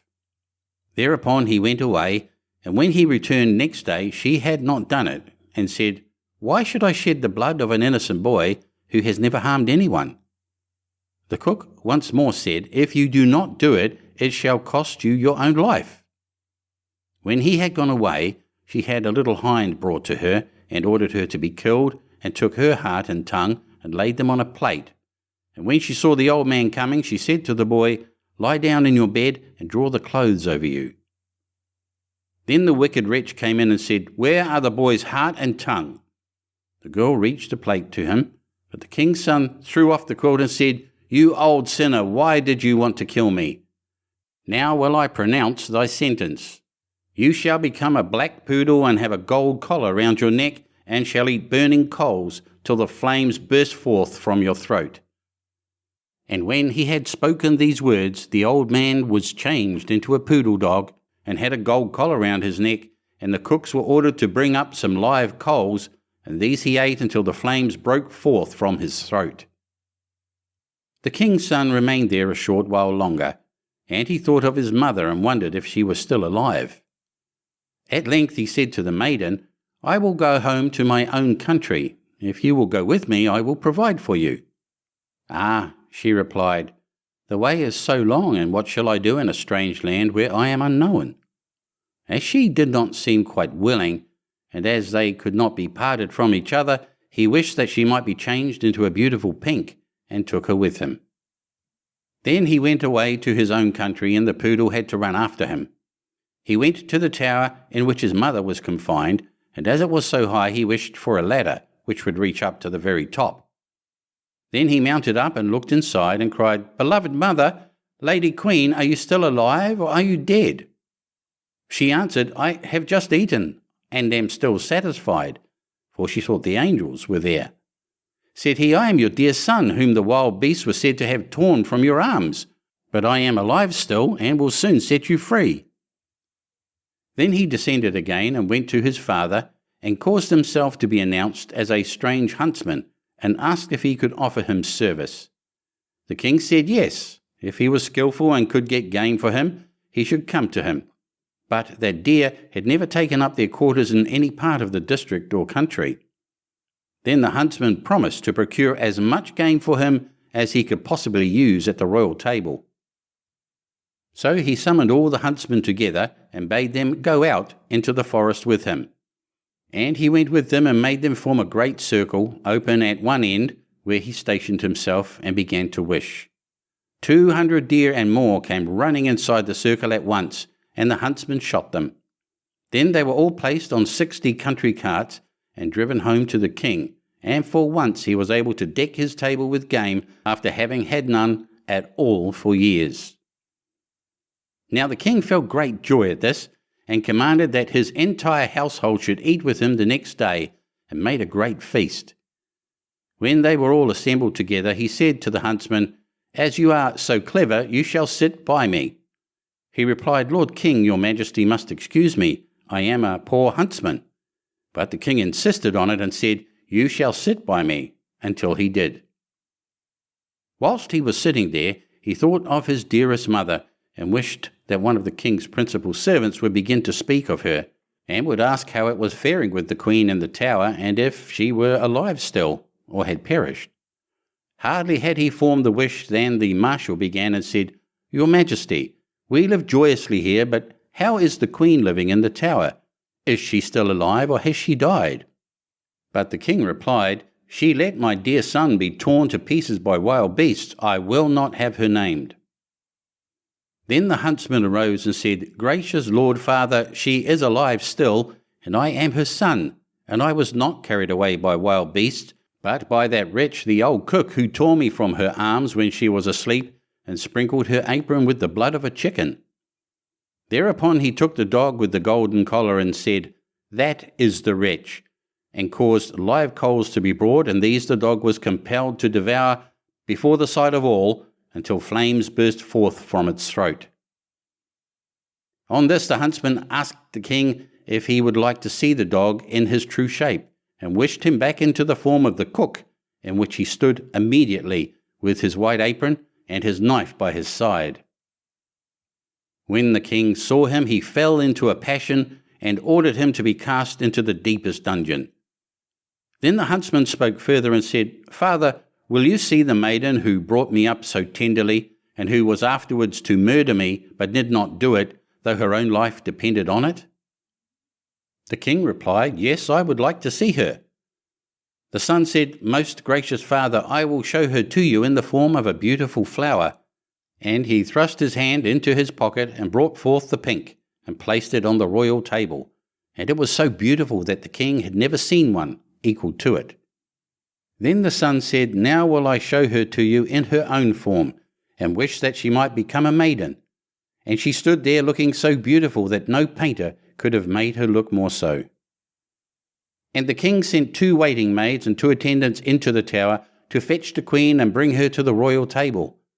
But when she was led in, she ate nothing, and said, "The gracious and merciful God who has supported me in the tower will soon set me free." She lived 3 days more, and then died happily, and when she was buried, the 2 white doves which had brought her food to the tower, and were angels of heaven, followed her body and seated themselves on her grave. The aged king ordered the cook to be torn in 4 pieces, but grief consumed the king's own heart, and he soon died. His son married the beautiful maiden whom he had brought with him as a flower in his pocket, and whether they are still alive or not is known to God. End of Chapter 32. Chapter 33. Clever Elsie. There was once a man who had a daughter who was called Clever Elsie, and when she had grown up, her father said, "We will get her married." "Yes," said the mother, "if only someone would come who would have her." At length a man came from a distance and wooed her, who was called Hans, but he stipulated that Clever Elsie should be really smart. "Oh," said the father, "she has plenty of good sense." And the mother said, "Oh, she can see the wind coming up the street and hear the flies coughing." "Well," said Hans, "if she is not really smart, I won't have her." When they were sitting at dinner and had eaten, the mother said, "Elsie, go into the cellar and fetch some beer." Then Clever Elsie took the pitcher from the wall, went into the cellar and tapped the lid briskly as she went, so that the time might not appear long. When she was below, she fetched herself a chair and set it before the barrel so that she had no need to stoop. It did not hurt her back or do herself any unexpected injury. Then she placed the can before her and turned the tap. And while the beer was running, she would not let her eyes be idle, but looked up at the wall, and after much peering here and there, saw a pickaxe exactly above her, which the masons had accidentally left there.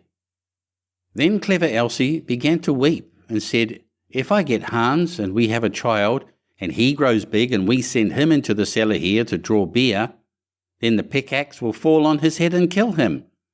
Then she sat and wept and screamed with all the strength of her body, over the misfortune which lay before her. Those upstairs waited for the drink, but clever Elsie still did not come. Then the woman said to the servant, "Just go down into the cellar and see where Elsie is." The maid went and found her sitting in front of the barrel, screaming loudly. "Elsie, why do you weep?" asked the maid. "Ah," she answered, "have I not reason to weep? If I get Hans, and we have a child, and he grows big, and has to draw beer here, the pickaxe will perhaps fall on his head and kill him." Then said the maid, "What a clever Elsie we have!" and sat down beside her and began loudly to weep over the misfortune.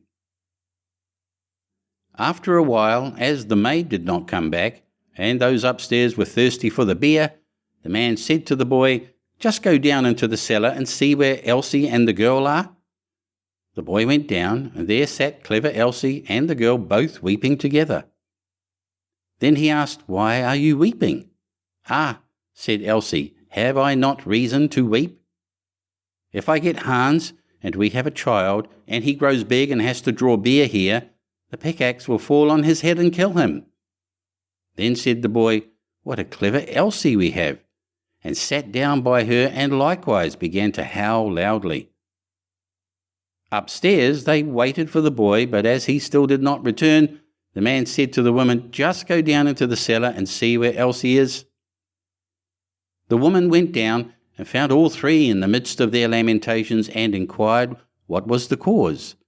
Then Elsie told her also that her future child was to be killed by the pickaxe when it grew big and had to draw beer and the pickaxe fell down.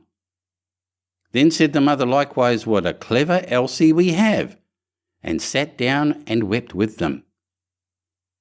The man upstairs waited a short time, but as his wife did not come back, and his thirst grew ever greater, he said, "I must go into the cellar myself and see where Elsie is." But when he got into the cellar, they were all sitting together crying, and he heard the reason, and that Elsie's child was the cause, and the Elsie might perhaps bring one into the world some day, and that he might be killed by the pickaxe, if he should happen to be sitting here beneath it, drawing beer just at the very time when it fell down. He cried, "Oh, what a clever Elsie!" and sat down and likewise wept with them. The bridegroom stayed upstairs alone for a long time. Then, as no one would come back, he thought, "They must be waiting for me below. I too must go there and see what they are about." When he got down, the 5 of them were sitting, screaming and lamenting quite piteously, each outdoing the other. "What misfortune has happened then?" asked he. "Ah, dear Hans," said Elsie, "if we marry each other and have a child and he is big, and we perhaps send him here to draw something to drink, then the pickaxe which has been left up there might dash his brains out if it were to fall down. So have we not reason to weep?" "Come," said Hans, "more understanding than that is not needed for my household. As you are such a clever Elsie, I will have you," and seized her hand, took her upstairs with him and married her. After Hans had had her some time, he said, "Wife, I am going out to work and earn some money for us. Go into the field and cut the corn that we may have some bread."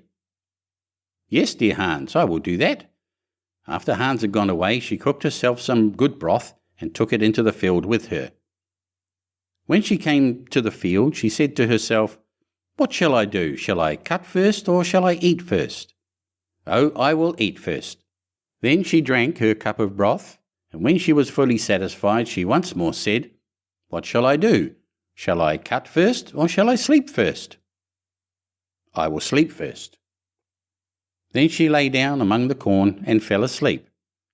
Hans had been at home for a long time, but Elsie did not come. Then said he, "What a clever Elsie I have!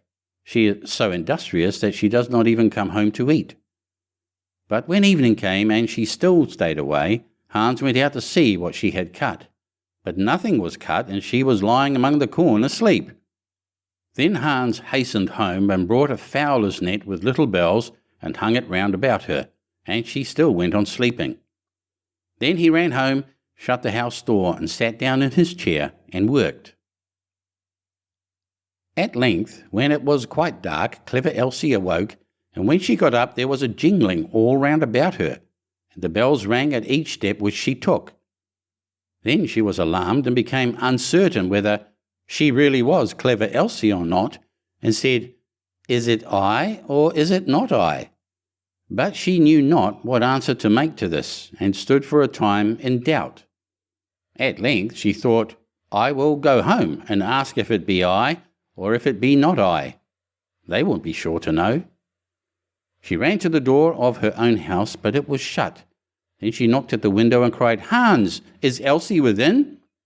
"Yes," answered Hans, "she is within." Hereupon she was terrified and said, "Ah, heavens, then it is not I," and went to another door, but when the people heard the jingling of the bells, they would not open it, and she could get in nowhere. Then she ran out of the village, and no one has seen her since. End of chapter 33. Chapter 34. The Miser in the Bush.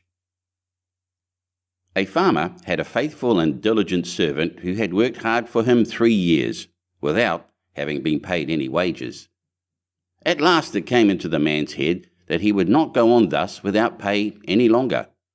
So he went to his master and said, "I have worked hard for you a long time. I will trust to you to give me what I deserve to have for my trouble." The farmer was a sad miser, and knew that his man was very simple-hearted. So he took out 3 and gave him for every year's service a penny. The poor fellow thought it was a great deal of money to have, and said to himself, "Why should I work hard and live here on bad fare any longer? I can now travel into the wide world and make myself merry." With that he put his money into his purse and set out, roaming over hill and valley. As he jogged along over the fields, singing and dancing, a little dwarf met him and asked him what made him so merry. "Why, what should make me downhearted?" said he. "I am sound in health and rich in purse. What should I care for? I have saved up my 3 years' earnings and have it all safe in my pocket." "How much may it come to?" said the little man. "Full 3, replied the countryman. "I wish you would give them to me," said the other. "I am very poor." Then the man pitied him and gave him all he had, and the little dwarf said in return, "As you have such a kind, honest heart, I will grant you 3 wishes, 1 for every penny, so choose whatever you like." Then the countryman rejoiced at his good luck and said, "I like many things better than money. First, I will have a bow that will bring down everything I shoot at. Secondly, a fiddle that will set everyone dancing that hears me play upon it. And thirdly, I should like that everyone should grant what I ask." The dwarf said he should have his 3 wishes, so he gave him the bow and fiddle and went his way. Our honest friend journeyed on his way too, and if he was merry before, he was now 10 times more so. He had not gone far before he met an old miser. Close by them stood a tree, and on the topmost twig sat a thrush singing away most joyfully. "Oh, what a pretty bird," said the miser. "I would give a great deal of money to have such a one." "If that's all," said the countryman, "I will soon bring it down." Then he took up his bow, and down fell the thrush into the bushes at the foot of the tree. The miser crept into the bush to find it, but directly he had got into the middle, his companion took up his fiddle and played away, and the miser began to dance and spring about, capering higher and higher into the air. The thorns soon began to tear his clothes till they all hung in rags about him, and he himself was all scratched and wounded so that the blood ran down. "Oh, for heaven's sake," cried the miser, "Master, master, pray let the fiddle alone. What have I done to deserve this?" "Thou hast shaved many a poor soul close enough," said the other. "Thou art only meeting thy reward." So he played up another tune. Then the miser began to beg and promise and offered money for his liberty, but he did not come up to the musician's price for some time, and he danced him along brisker and brisker, and the miser bid higher and higher, till at last he offered a round 100 of florins that he had in his purse, and had just gained by cheating some poor fellow. When the countryman saw so much money, he said, "I will agree to your proposal." So he took the purse, put up his fiddle, and travelled on very pleased with his bargain. Meanwhile the miser crept out of the bush half naked and in a piteous plight, and began to ponder how he should take his revenge and serve his late companion some trick. At last he went to the judge and complained that a rascal had robbed him of his money and beaten him into the bargain, and that the fellow who did it carried a bow at his back and a fiddle hung round his neck. Then the judge sent out his officers to bring up the accused wherever they should find him, and he was soon caught and brought up to be tried. The miser began to tell his tale and said he had been robbed of his money. "No, you gave it me for playing a tune to you," said the countryman. But the judge told him that was not likely, and cut the matter short by ordering him off to the gallows. So away he was taken, but as he stood on the steps he said, "My lord judge, grant me one last request." "Anything but thy life," replied the other. "No," said he, "I do not ask my life. Only to let me play upon my fiddle for the last time." The miser cried out, "Oh no, no, for heaven's sake, don't listen to him, don't listen to him." But the judge said, "It is only this once, he will soon have done." The fact was he could not refuse the request on account of the dwarf's third gift. Then the miser said, bind me fast, for pity's sake." But the countryman seized his fiddle and struck up a tune, and at the first note, judge, clerks, and jailer were in motion. All began capering, and no one could hold the miser. At the second note, the hangman let his prisoner go and danced also, and by the time he had played the first bar of the tune, all were dancing together, judge, court, and miser, and all the people who had followed to look on. At first the thing was merry and pleasant enough, but when it had gone on a while and there seemed to be no end of playing or dancing, they began to cry out and beg him to leave off. But he stopped not a whit the more for their entreaties, till the judge not only gave him his life, but promised to return him the 100 florins. Then he called to the miser and said, "Tell us now, you vagabond, where you got that gold, or I shall play on for your amusement only." "I stole it," said the miser, in the presence of all the people. "I acknowledge that I stole it, and that you earned it fairly." Then the countryman stopped his fiddle, and left the miser to take his place at the gallows. End of Chapter 34. Chapter 35. ASHPUTTEL. The wife of a rich man fell sick, and when she felt that her end drew nigh, she called her only daughter to her bedside and said, "Always be a good girl, and I will look down from heaven and watch over you." Soon afterwards she shut her eyes and died, and was buried in the garden, and the little girl went every day to her grave and wept, and was always good and kind to all about her. And the snow fell and spread a beautiful white covering over the grave. But by the time the spring came and the sun had melted it away again, her father had married another wife. The new wife had 2 daughters of her own that she brought home with her. They were fair in face, but foul at heart, and it was now a sorry time for the poor little girl. "What does the good-for-nothing want in the parlour?" said they. "They who would eat bread should first earn it. Away with the kitchen maid." Then they took away her fine clothes and gave her an old grey frock to put on, and laughed at her and turned her into the kitchen. There she was forced to do hard work, to rise early before daylight, to bring the water, to make the fire, to cook and to wash. Besides that, the sisters plagued her in all sorts of ways and laughed at her. In the evening, when she was tired, she had no bed to lie down on, but was made to lie by the hearth among the ashes. And as this, of course, made her always dusty and dirty, they called her ASHPUTTEL. It happened once that the father was going to the fair and asked his wife's daughters what he should bring them. "Fine clothes," said the first. "Pearls and diamonds," cried the second. "Now, child," said he to his own daughter, "what will you have?" "The first twig, dear father, that brushes against your hat when you turn your face to come homewards," said she. Then he bought for the first 2 the fine clothes and pearls and diamonds they had asked for. And on his way home, as he rode through a green copse, a hazel twig brushed against him and almost pushed off his hat. So he broke it off and brought it away, and when he got home he gave it to his daughter. Then she took it and went to her mother's grave and planted it there, and cried so much that it was watered with her tears. And there it grew and became a fine tree. 3 times every day she went to it and cried, and soon a little bird came and built its nest upon the tree and talked with her, and watched over her, and brought her whatever she wished for. Now it happened that the king of that land held a feast which was to last 3 days, and out of those who came to it, his son was to choose a bride for himself. Ashputtel's 2 sisters were asked to come, so they called her up and said, "Now comb our hair, brush our shoes, and tie our sashes for us, for we are going to dance at the king's feast." Then she did as she was told.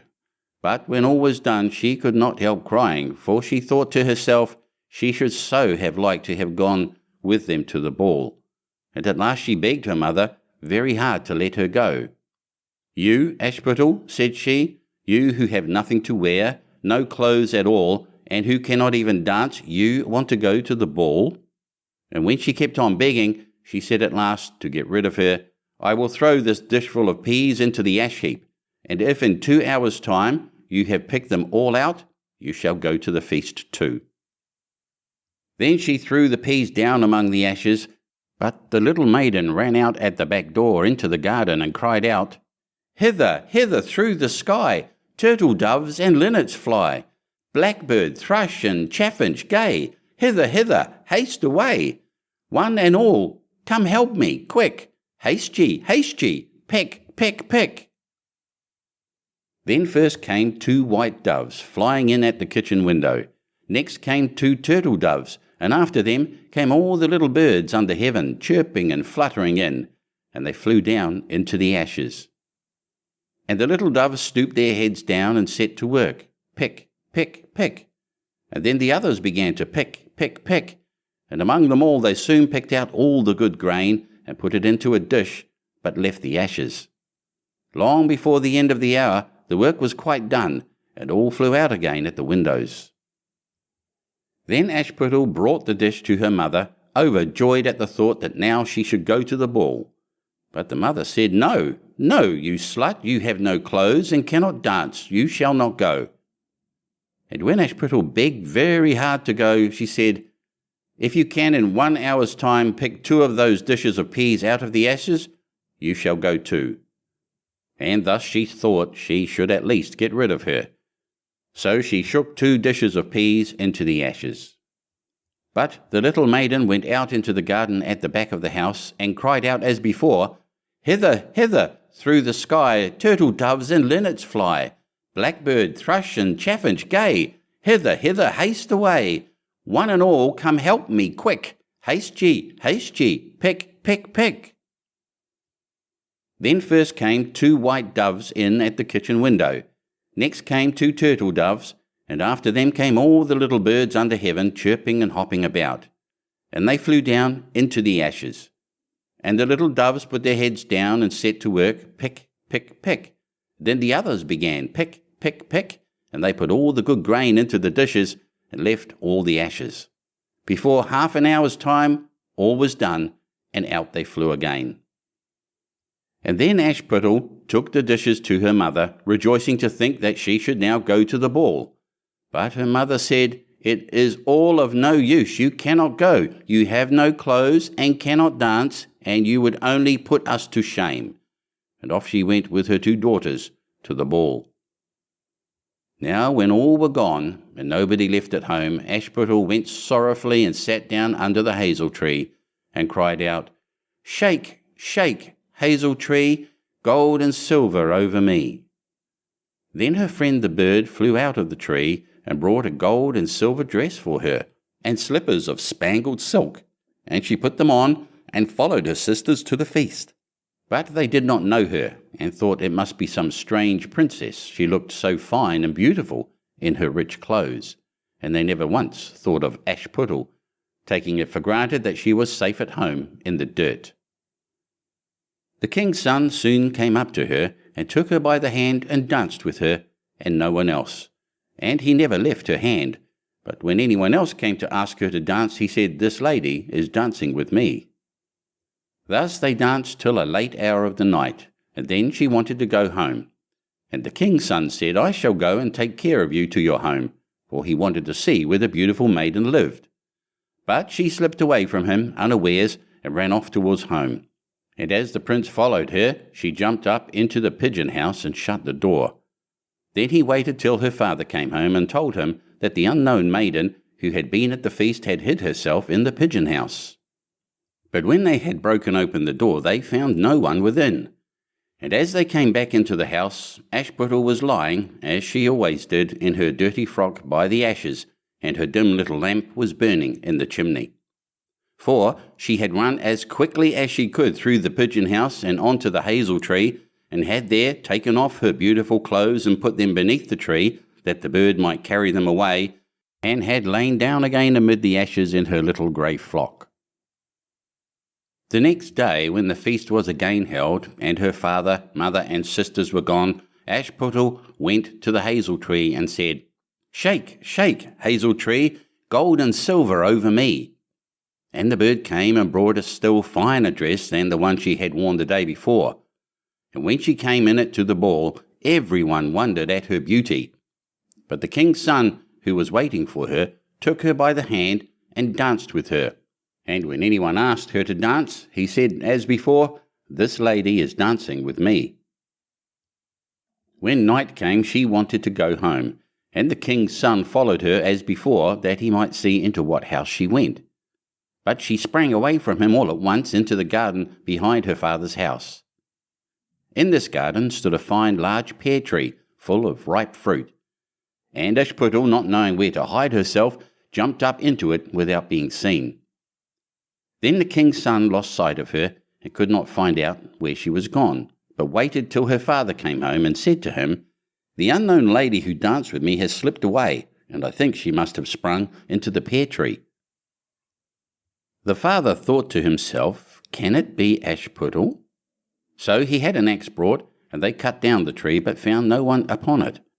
And when they came back into the kitchen, there lay Ashputtel among the ashes, for she had slipped down on the other side of the tree, and carried her beautiful clothes back to the bird at the hazel tree, and then put on her little grey frock. The third day, when her father and mother and sisters were gone, she went again into the garden, and said, "Shake, shake, hazel tree, gold and silver over me." Then her kind friend the bird brought her a dress still finer than the former one, and slippers which were all of gold, so that when she came to the feast, no one knew what to say for wonder at her beauty. And the king's son danced with nobody but her, and when anyone else asked her to dance, he said, "This lady is my partner, sir." When night came, she wanted to go home, and the king's son would go with her, and said to himself, "I will not lose her this time." But however, she again slipped away from him, though in such a hurry that she dropped her left golden slipper upon the stairs. The prince took the shoe, and went the next day to the king his father, and said, "I will take for my wife the lady that this golden slipper fits." Then both the sisters were overjoyed to hear it, for they had beautiful feet, and had no doubt that they could wear the golden slipper. The eldest went first into the room where the slipper was, and wanted to try it on, and the mother stood by. But her great toe could not go into it, and the shoe was altogether much too small for her. Then the mother gave her a knife and said, "Never mind, cut it off. When you are queen, you will not care about toes, you will not want to walk." So the silly girl cut off her great toe, and thus squeezed on the shoe, and went to the king's son. Then he took her for his bride, and set her beside him on his horse, and rode away with her homewards. But on their way home, they had to pass the hazel tree that Ashputtel had planted, and on the branch sat a little dove singing, back again, look to the shoe. The shoe is too small, and not made for you. Prince, prince, look again for thy bride, for she's not the true one that sits by thy side." Then the prince got down and looked at her foot, and he saw by the blood that streamed from it what a trick she had played him. So he turned his horse round, and brought the false bride back to her home, and said, "This is not the right bride. Let the other sister try and put on the slipper." Then she went into the room and got her foot into the shoe, all but the heel, which was too large. But her mother squeezed it in till the blood came, and took her to the king's son, and he set her as his bride by his side on his horse, and rode away with her. But when they came to the hazel tree, the little dove sat there still, and sang, back again, look to the shoe is too small and not made for you. Prince, prince, look again for thy bride, for she's not the true one that sits by thy side. Then he looked down and saw that the blood streamed so much from the shoe that her white stockings were quite red. So he turned his horse, and brought her also back again. This is not the true bride, said he to the father. Have you no other daughters? No, said he, there is only a little dirty ASHPUTTEL here, the child of my first wife. I am sure she cannot be the bride. The prince told him to send her, but the mother said, No, she is much too dirty, she will not dare to show herself. However, the prince would have her come, and she first washed her face and hands, and then went in and curtsied to him, and he reached her the golden slipper. Then she took her clumsy shoe off her left foot, and put on the golden slipper, and it fitted her as if it had been made for her. And when he drew near and looked at her face, he knew her, and said, This is the right bride. But the mother and both the sisters were frightened, and turned pale with anger, as he took ASHPUTTEL on his horse, and rode away with her. And when they came to the hazel tree, the white dove sang, Home, home, look at the shoe. Princess, the shoe was made for you. Prince, prince, take home thy bride, for she is the true one that sits by thy side. And when the dove had done its song, it came flying and perched upon her right shoulder, and so went home with her. End of chapter 35. Chapter 36. The White Snake. A long time ago, there lived a king who was famed for his wisdom through all the land. Nothing was hidden from him, and it seemed as if news of the most secret things was brought to him through the air. But he had a strange custom. Every day after dinner, when the table was cleared and no one else was present, a trusty servant had to bring him one more dish. It was covered, however, and even the servant did not know what was in it. Neither did anyone know, for the king never took off the cover to eat of it until he was quite alone. This had gone on for a long time, when one day the servant who took away the dish was overcome with such curiosity that he could not help carrying the dish into his room. When he had carefully locked the door, he lifted up the cover and saw a white snake lying on the dish. But when he saw it, he could not deny himself the pleasure of tasting it, so he cut off a little bit and put it into his mouth. No sooner had it touched his tongue than he heard a strange whispering of little voices outside his window. He went and listened, and then noticed that it was the sparrows who were chattering together and telling one another of all kinds of things which they had seen in the fields and woods. Eating the snake had given him power of understanding the language of animals. Now it so happened that on this very day the queen lost her most beautiful ring, and suspicion of having stolen it fell upon this trusty servant, who was allowed to go everywhere.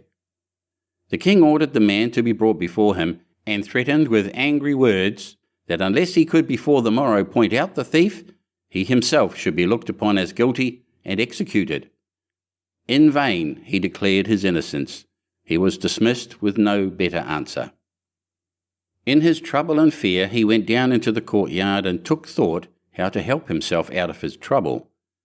Now some ducks were sitting together quietly by a brook and taking their rest, and whilst they were making their feathers smooth with their bills, they were having a confidential conversation together. The servant stood by and listened. They were telling one another of all the places where they had been waddling about all the morning, and what good food they had found, and one said in a pitiful tone, "Something lies heavy on my stomach.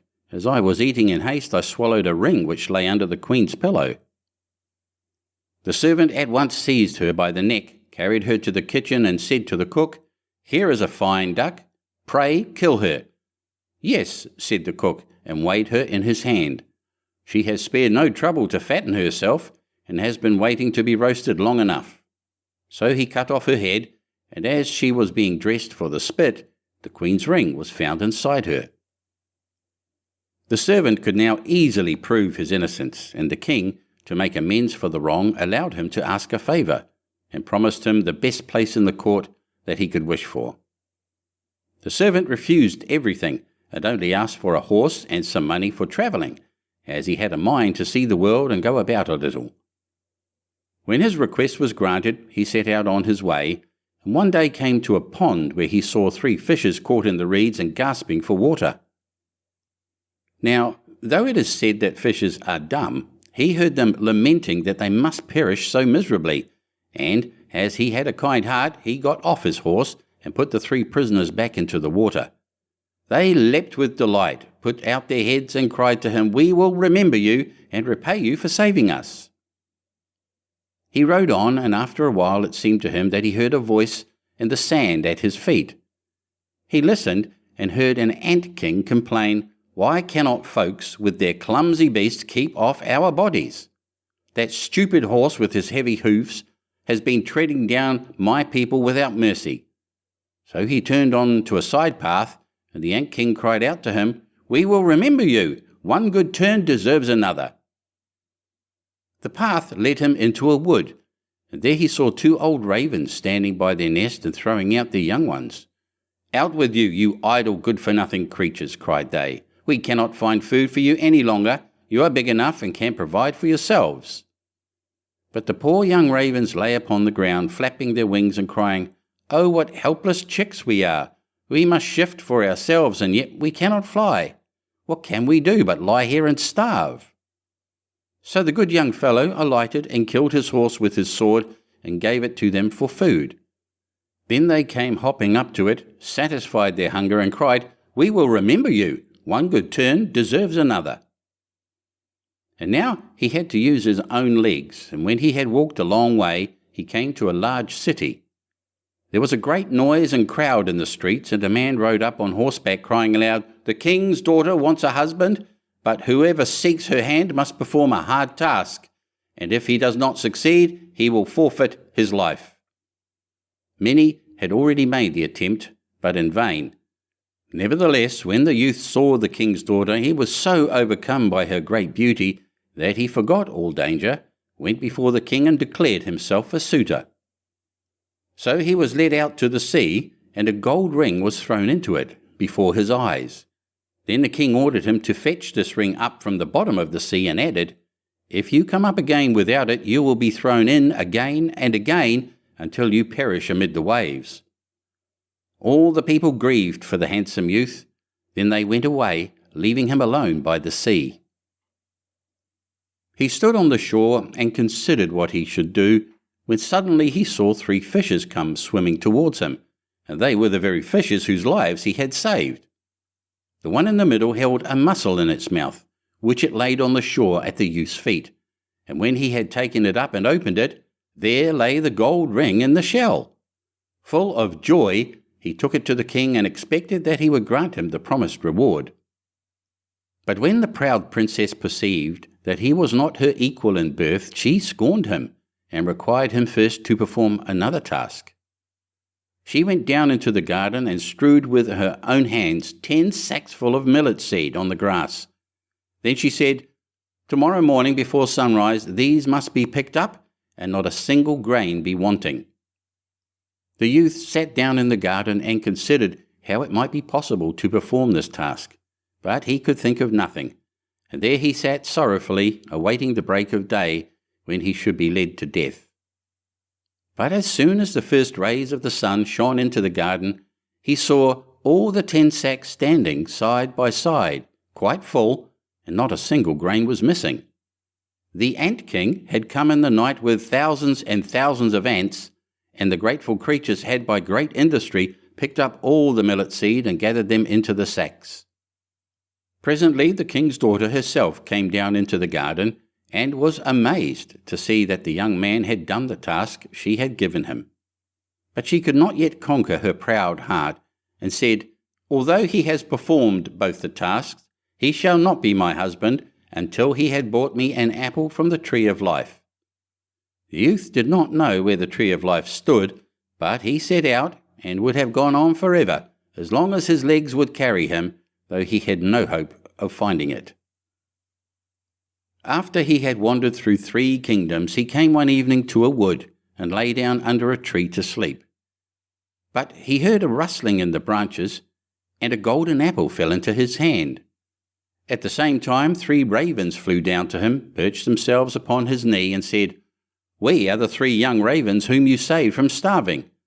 When we had grown big, and heard that you were seeking the golden apple, we flew over the sea to the end of the world, where the tree of life stands, and have brought you the apple."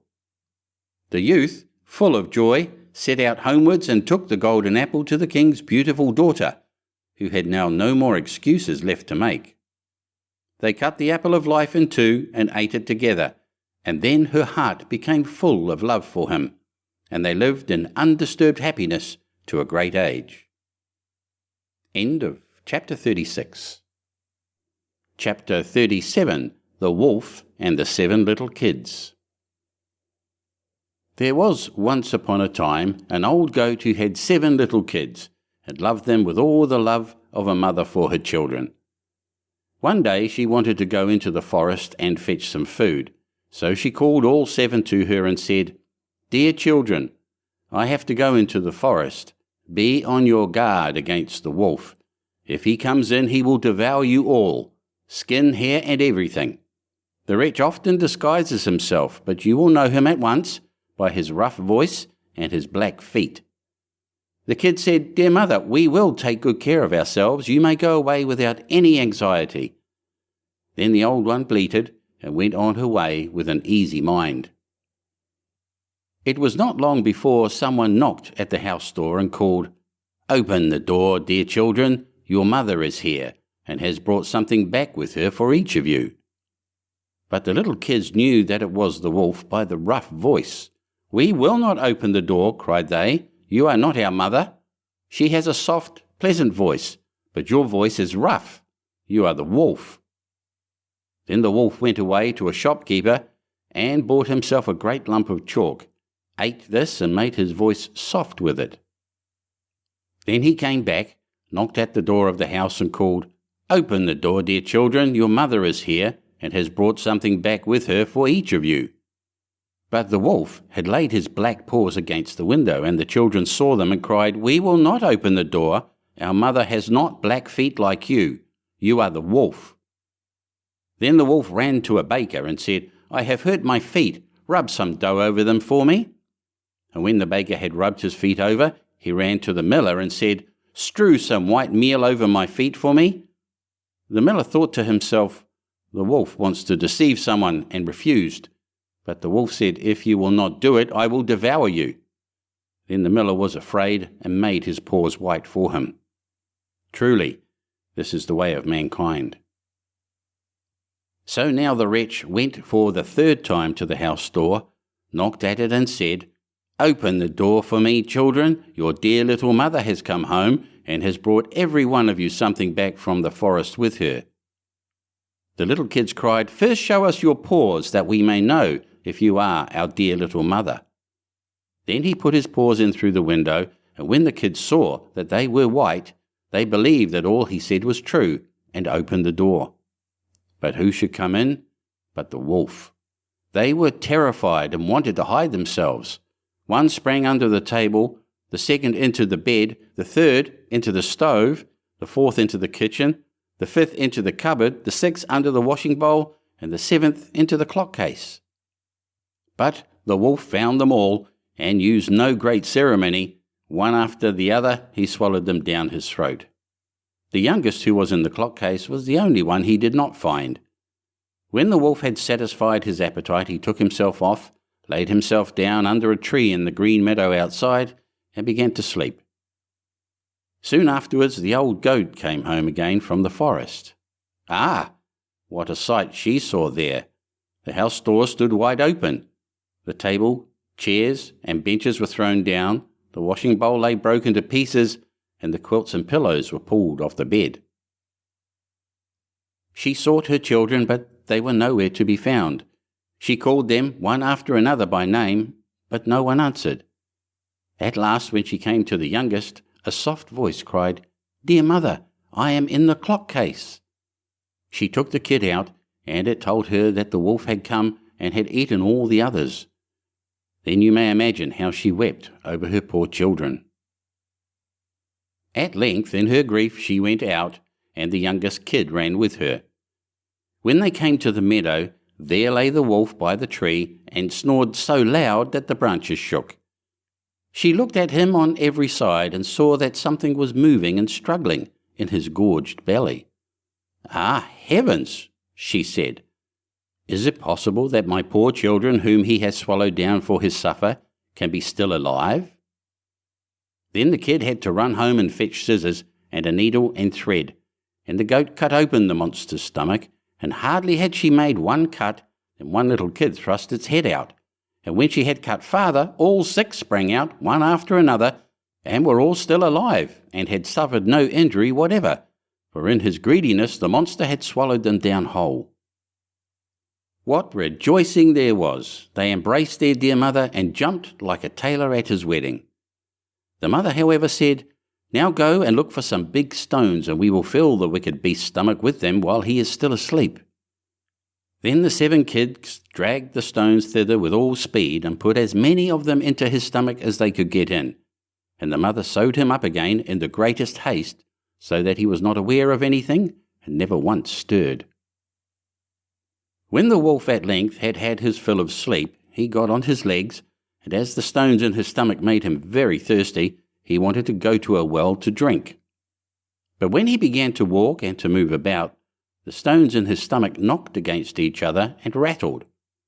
Then he cried, "What rumbles and tumbles against my poor bones? I thought 'twas 6 kids, but it feels like big stones."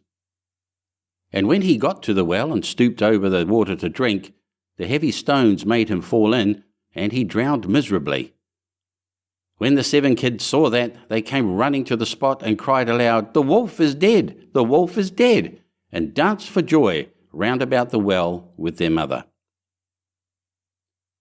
End of chapter 37. Chapter 38. The Queen Bee.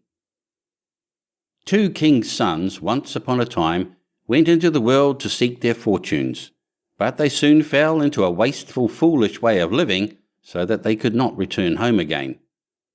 Then their brother, who was a little insignificant dwarf, went out to seek for his brothers, but when he had found them, they only laughed at him, to think that he, who was so young and simple, should try to travel through the world, when they, who were so much wiser, had been unable to get on. However, they all set out on their journey together, and came at last to an ant-hill. The 2 elder brothers would have pulled it down, in order to see how the poor ants in their fright would run about and carry off their eggs. But the little dwarf said, "Let the poor things enjoy themselves. I will not suffer you to trouble them." So on they went, and came to a lake where many, many ducks were swimming about. The 2 brothers wanted to catch 2 and roast them, but the dwarf said, "Let the poor things enjoy themselves. You shall not kill them." Next, they came to a bee's nest in a hollow tree, and there was so much honey that it ran down the trunk, and the 2 brothers wanted to light a fire under the tree and kill the bees, so as to get their honey. But the dwarf held them back and said, "Let the pretty insects enjoy themselves. I cannot let you burn them." At length the 3 brothers came to a castle, and as they passed by the stables they saw fine horses standing there, but all were of marble, and no man was to be seen. Then they went through all the rooms till they came to a door on which were 3 locks, but in the middle of the door was a wicket, so that they could look into the next room. There they saw a little grey old man sitting at a table, and they called to him once or twice, but he did not hear. However, they called a 3rd time, and then he rose and came out to them. He said nothing, but took hold of them and led them to a beautiful table covered with all sorts of good things, and when they had eaten and drunk, he showed each of them to a bedchamber. The next morning he came to the eldest and took him to a marble table, where there were 3 tablets containing an account of the means by which the castle might be disenchanted. The first tablet said, "In the wood, under the moss, lie the 1,000 pearls belonging to the king's daughter. They must all be found. And if one be missing by set of sun, he who seeks them will be turned into marble." The eldest brother set out and sought for the pearls the whole day, but the evening came, and he had not found the first 100, so he was turned into stone, as the tablet had foretold. The next day the second brother undertook the task, but he succeeded no better than the first, for he could only find the second 100 of the pearls, and therefore he too was turned into stone. At last came the little dwarf's turn, and he looked in the moss, but it was so hard to find the pearls, and the job was so tiresome, so he sat down upon a stone and cried. And as he sat there, the king of the ants, whose life he had saved, came to help him with 5,000 ants, and it was not long before they had found all the pearls and laid them in a heap. The second tablet said, "The key of the princess's bedchamber must be fished up out of the lake." And as the dwarf came to the brink of it, he saw the 2 ducks whose lives he had saved swimming about, and they dived down and soon brought in the key from the bottom. The third task was the hardest. It was to choose out the youngest and the best of the king's 3 daughters. Now they were all beautiful, and all exactly alike. But he was told that the eldest had eaten a piece of sugar, the next some sweet syrup, and the youngest a spoonful of honey. So he was to guess which it was that had eaten the honey. Then came the queen of the bees, who had been saved by the little dwarf from the fire, and she tried the lips of all 3. But at last she sat upon the lips of the one that had eaten the honey, and so the dwarf knew which was the youngest. Thus the spell was broken, and all who had been turned into stones awoke and took their proper forms. And the dwarf married the youngest and the best of the princesses, and was king after her father's death. But his 2 brothers married the other 2 sisters. End of Chapter 38. Chapter 39. The Elves and the Shoemaker. There was once a shoemaker who worked very hard and was very honest, but still he could not earn enough to live upon, and at last all he had in the world was gone, save just leather enough to make 1 pair of shoes.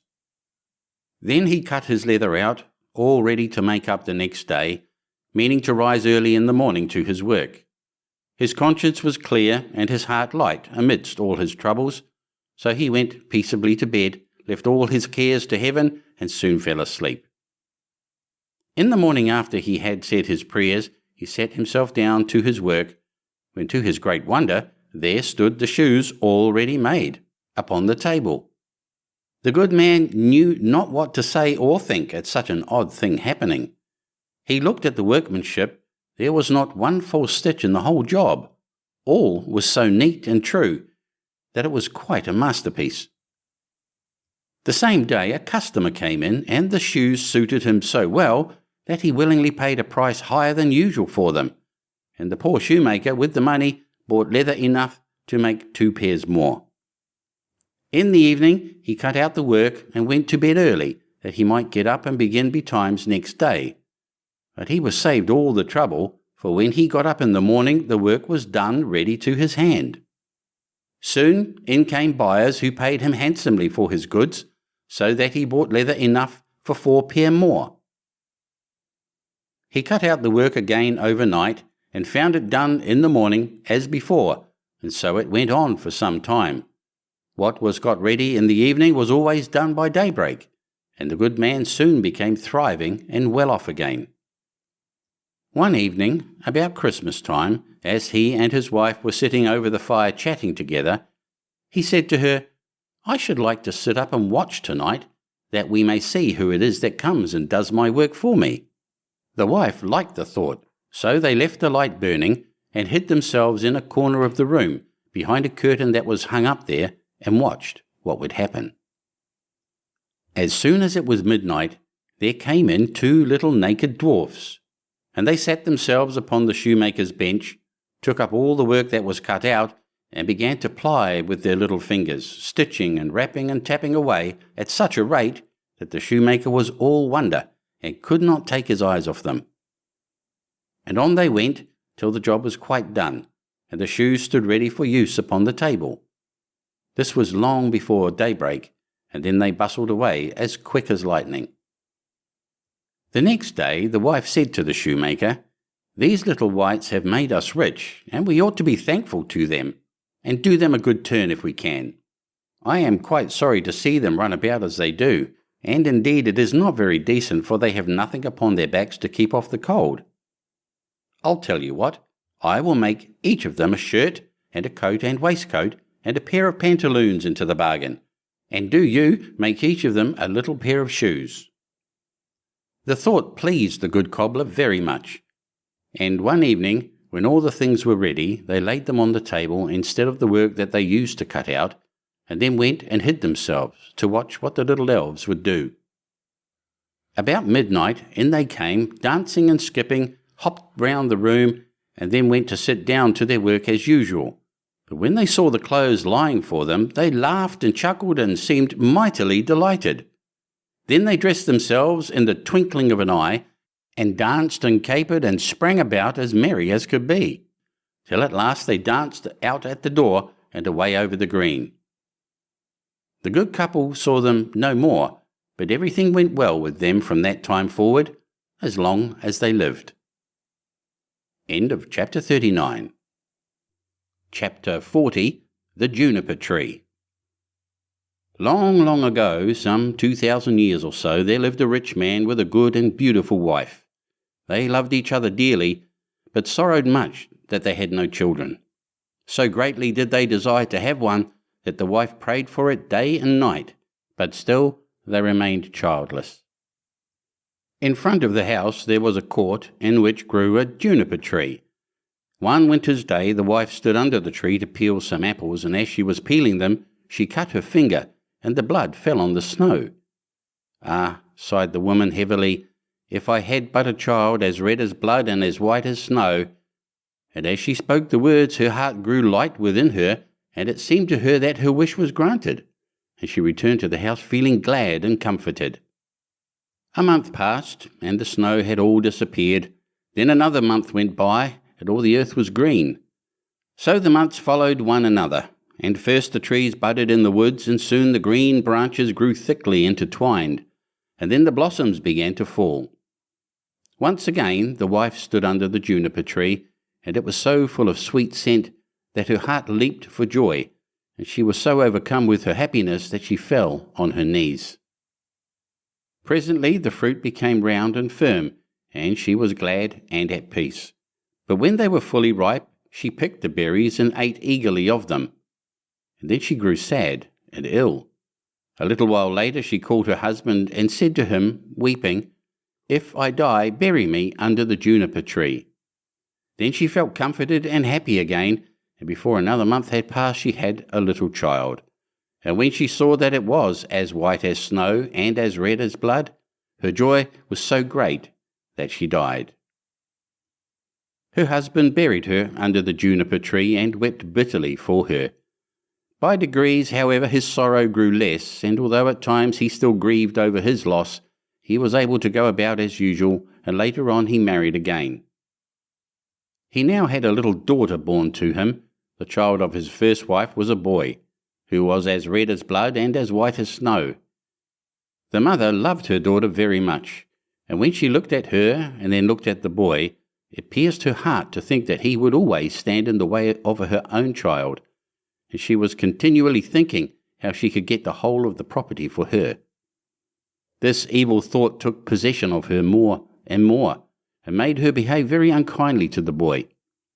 She drove him from place to place with cuffings and buffetings, so that the poor child went about in fear, and had no peace from the time he left school to the time he went back. One day the little daughter came running to her mother in the storeroom and said, "Mother, give me an apple." "Yes, my child," said the wife, and she gave her a beautiful apple out of the chest. The chest had a very heavy lid and a large iron lock. "Mother," said the little daughter again, "may not brother have one too?" The mother was angry at this, but she answered, "Yes, when he comes out of school." Just then she looked out of the window and saw him coming, and it seemed as if an evil spirit entered into her, for she snatched the apple out of her little daughter's hand and said, "You shall not have one before your brother." She threw the apple into the chest and shut it to. The little boy now came in, and the evil spirit in the wife made her say kindly to him, "My son, will you have an apple?" But she gave him a wicked look. "Mother," said the boy, "how dreadful you look. Yes, give me an apple." The thought came to her that she would kill him. "Come with me," she said, and she lifted up the lid of the chest. "Take one out for yourself." And as he bent over to do so, the evil spirit urged her, and crash! Down went the lid, and off went the little boy's head. Then she was overwhelmed with fear at the thought of what she had done. "If only I can prevent anyone knowing that I did it," she thought. So she went upstairs to her room and took a white handkerchief out of her top drawer. Then she set the boy's head again on his shoulders and bound it with the handkerchief so that nothing could be seen, and placed him on a chair by the door with an apple in his hand. Soon after this, little Marlene came up to her mother, who was stirring a pot of boiling water over the fire, and said, "Mother, brother is sitting by the door with an apple in his hand, and he looks so pale. And when I asked him to give me the apple, he did not answer, and that frightened me." "Go to him again," said her mother, "and if he does not answer, give him a box on the ear." So little Marlene went and said, "Brother, give me that apple." But he did not say a word. Then she gave him a box on the ear, and his head rolled off. She was so terrified at this that she ran crying and screaming to her mother. "Oh," she said, "I have knocked off brother's head." And then she wept, and nothing would stop her. "What have you done?" said her mother. "But no one must know about it, so you must keep silence. What is done can't be undone. We will make him into puddings." And she took the little boy and cut him up, made him into puddings and put him in the pot. But Marlene stood looking on and wept, and her tears fell into the pot, so that there was no need of salt. Presently the father came home and sat down to his dinner. He asked, "Where is my son?" The mother said nothing, but gave him a large dish of black pudding, and Marlene still wept without ceasing. The father again asked, "Where is my son?" "Oh," answered the wife, "he has gone into the country to his mother's great uncle. He's going to stay there for some time." "What has he gone there for? And he never even said goodbye to me." "Well, he likes being there, and he told me he should be away quite 6 weeks. He is well looked after there." "I feel very unhappy about it," said the husband, "in case it should not be all right, and he ought to have said goodbye to me." With this he went on with his dinner and said, "Little Marlene, why do you weep? Brother will soon be back." Then he asked his wife for more pudding, and as he ate he threw the bones under the table. Little Marlene went upstairs and took her best silk handkerchief out of her bottom drawer, and in it she wrapped all the bones from under the table and carried them outside, and all the time she did nothing but weep. Then she laid them in the green grass under the juniper-tree, and she had no sooner done so than all her sadness seemed to leave her, and she wept no more. And now the juniper-tree began to move, and the branches waved backwards and forwards, first away from one another and then together again, as it might be someone clapping their hands for joy. After this a mist came round the tree, and in the midst of it there was a burning as of fire, and out of the fire there flew a beautiful bird that rose high into the air, singing magnificently.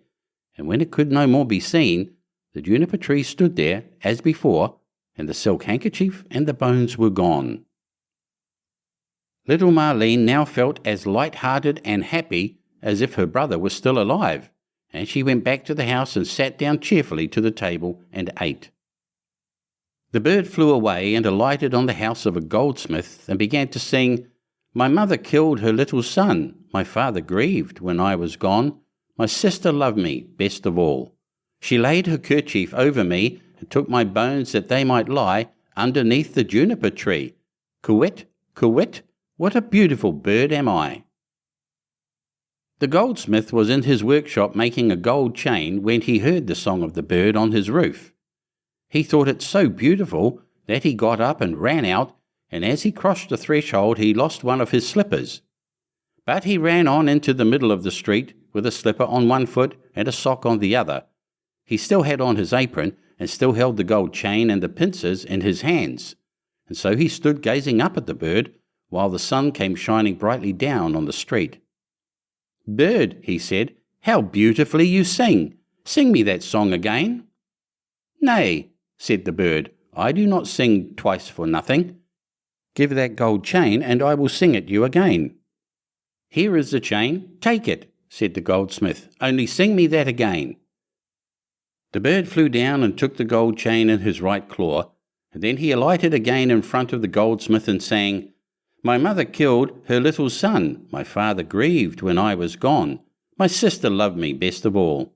She laid her kerchief over me and took my bones that they might lie underneath the juniper-tree. Quit, quit, what a beautiful bird am I." Then he flew away and settled on the roof of the shoemaker's house and sang, "My mother killed her little son, my father grieved when I was gone, my sister loved me best of all. She laid her kerchief over me and took my bones that they might lie underneath the juniper-tree. Quit, quit, what a beautiful bird am I." The shoemaker heard him, and he jumped up and ran out in his shirt-sleeves and stood looking up at the bird on the roof with his hand over his eyes to keep himself from being blinded by the sun. "Bird," he said, "how beautifully you sing." Then he called through the door to his wife, "Wife, come out. Here is a bird. Come and look at it and hear how beautifully it sings."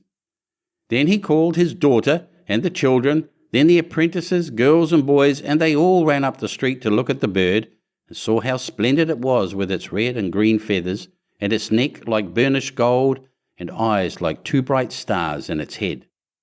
"Bird," said the shoemaker, "sing me that song again." "Nay," answered the bird, "I do not sing twice for nothing. You must give me something." "Wife," said the man, "go into the garret. On the upper shelf you will see a pair of red shoes. Bring them to me." The wife went in and fetched the shoes. "There, bird," said the shoemaker, "now sing me that song again." The bird flew down and took the red shoes in his left claw, and then he went back to the roof and sang, "My mother killed her little son, my father grieved when I was gone, my sister loved me best of all. She laid her kerchief over me and took my bones that they might lie underneath the juniper-tree. Quit, quit, what a beautiful bird am I." When he had finished, he flew away. He had the chain in his right claw and the shoes in his left, and he flew right away to a mill, and the mill went click-clack, click-clack, click-clack. Inside the mill were 20 of the miller's men hewing a stone, and as they went hick-hack, hick-hack, hick-hack, the mill went click-clack, click-clack, click-clack. The bird settled on a lime tree in front of the mill and sang, "My mother killed her little son." Then one of the men left off. "My father grieved when I was gone." 2 more men left off and listened. "My sister loved me best of all." Then 4 more left off. "She laid her kerchief over me and took my bones that they might lie." Now there were only 8 at work. "Underneath," and now only 5, "the juniper-tree," and now only 1. "Quit, quit, what a beautiful bird am I." Then he looked up, and the last one had left off work. "Bird," he said, "what a beautiful song that is you sing. Let me hear it too. Sing it again." "Nay," answered the bird, "I do not sing twice for nothing. Give me that millstone, and I will sing it again."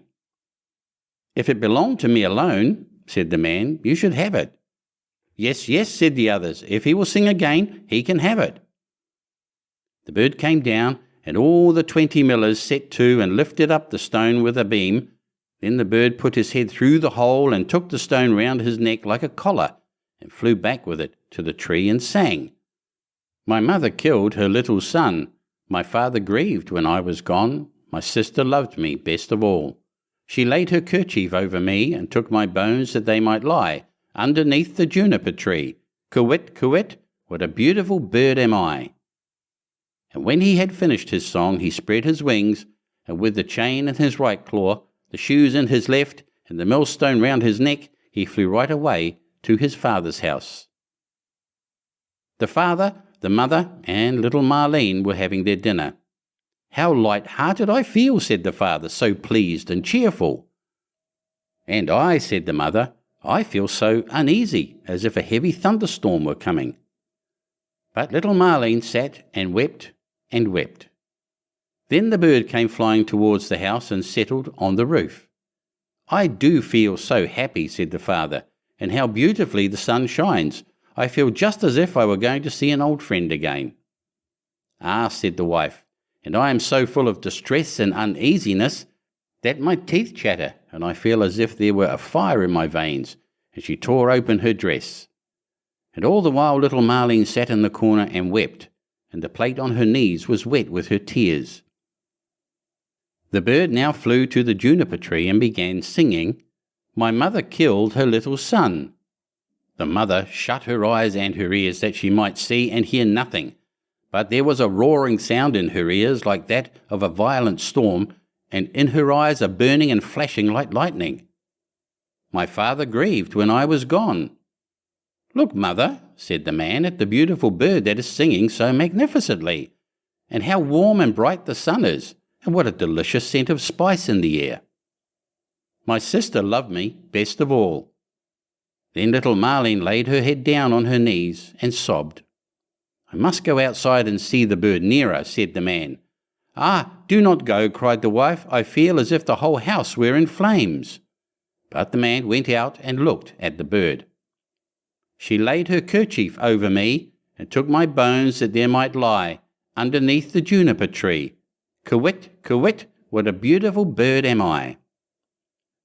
With that the bird let fall the gold chain, and it fell just round the man's neck, so that it fitted him exactly.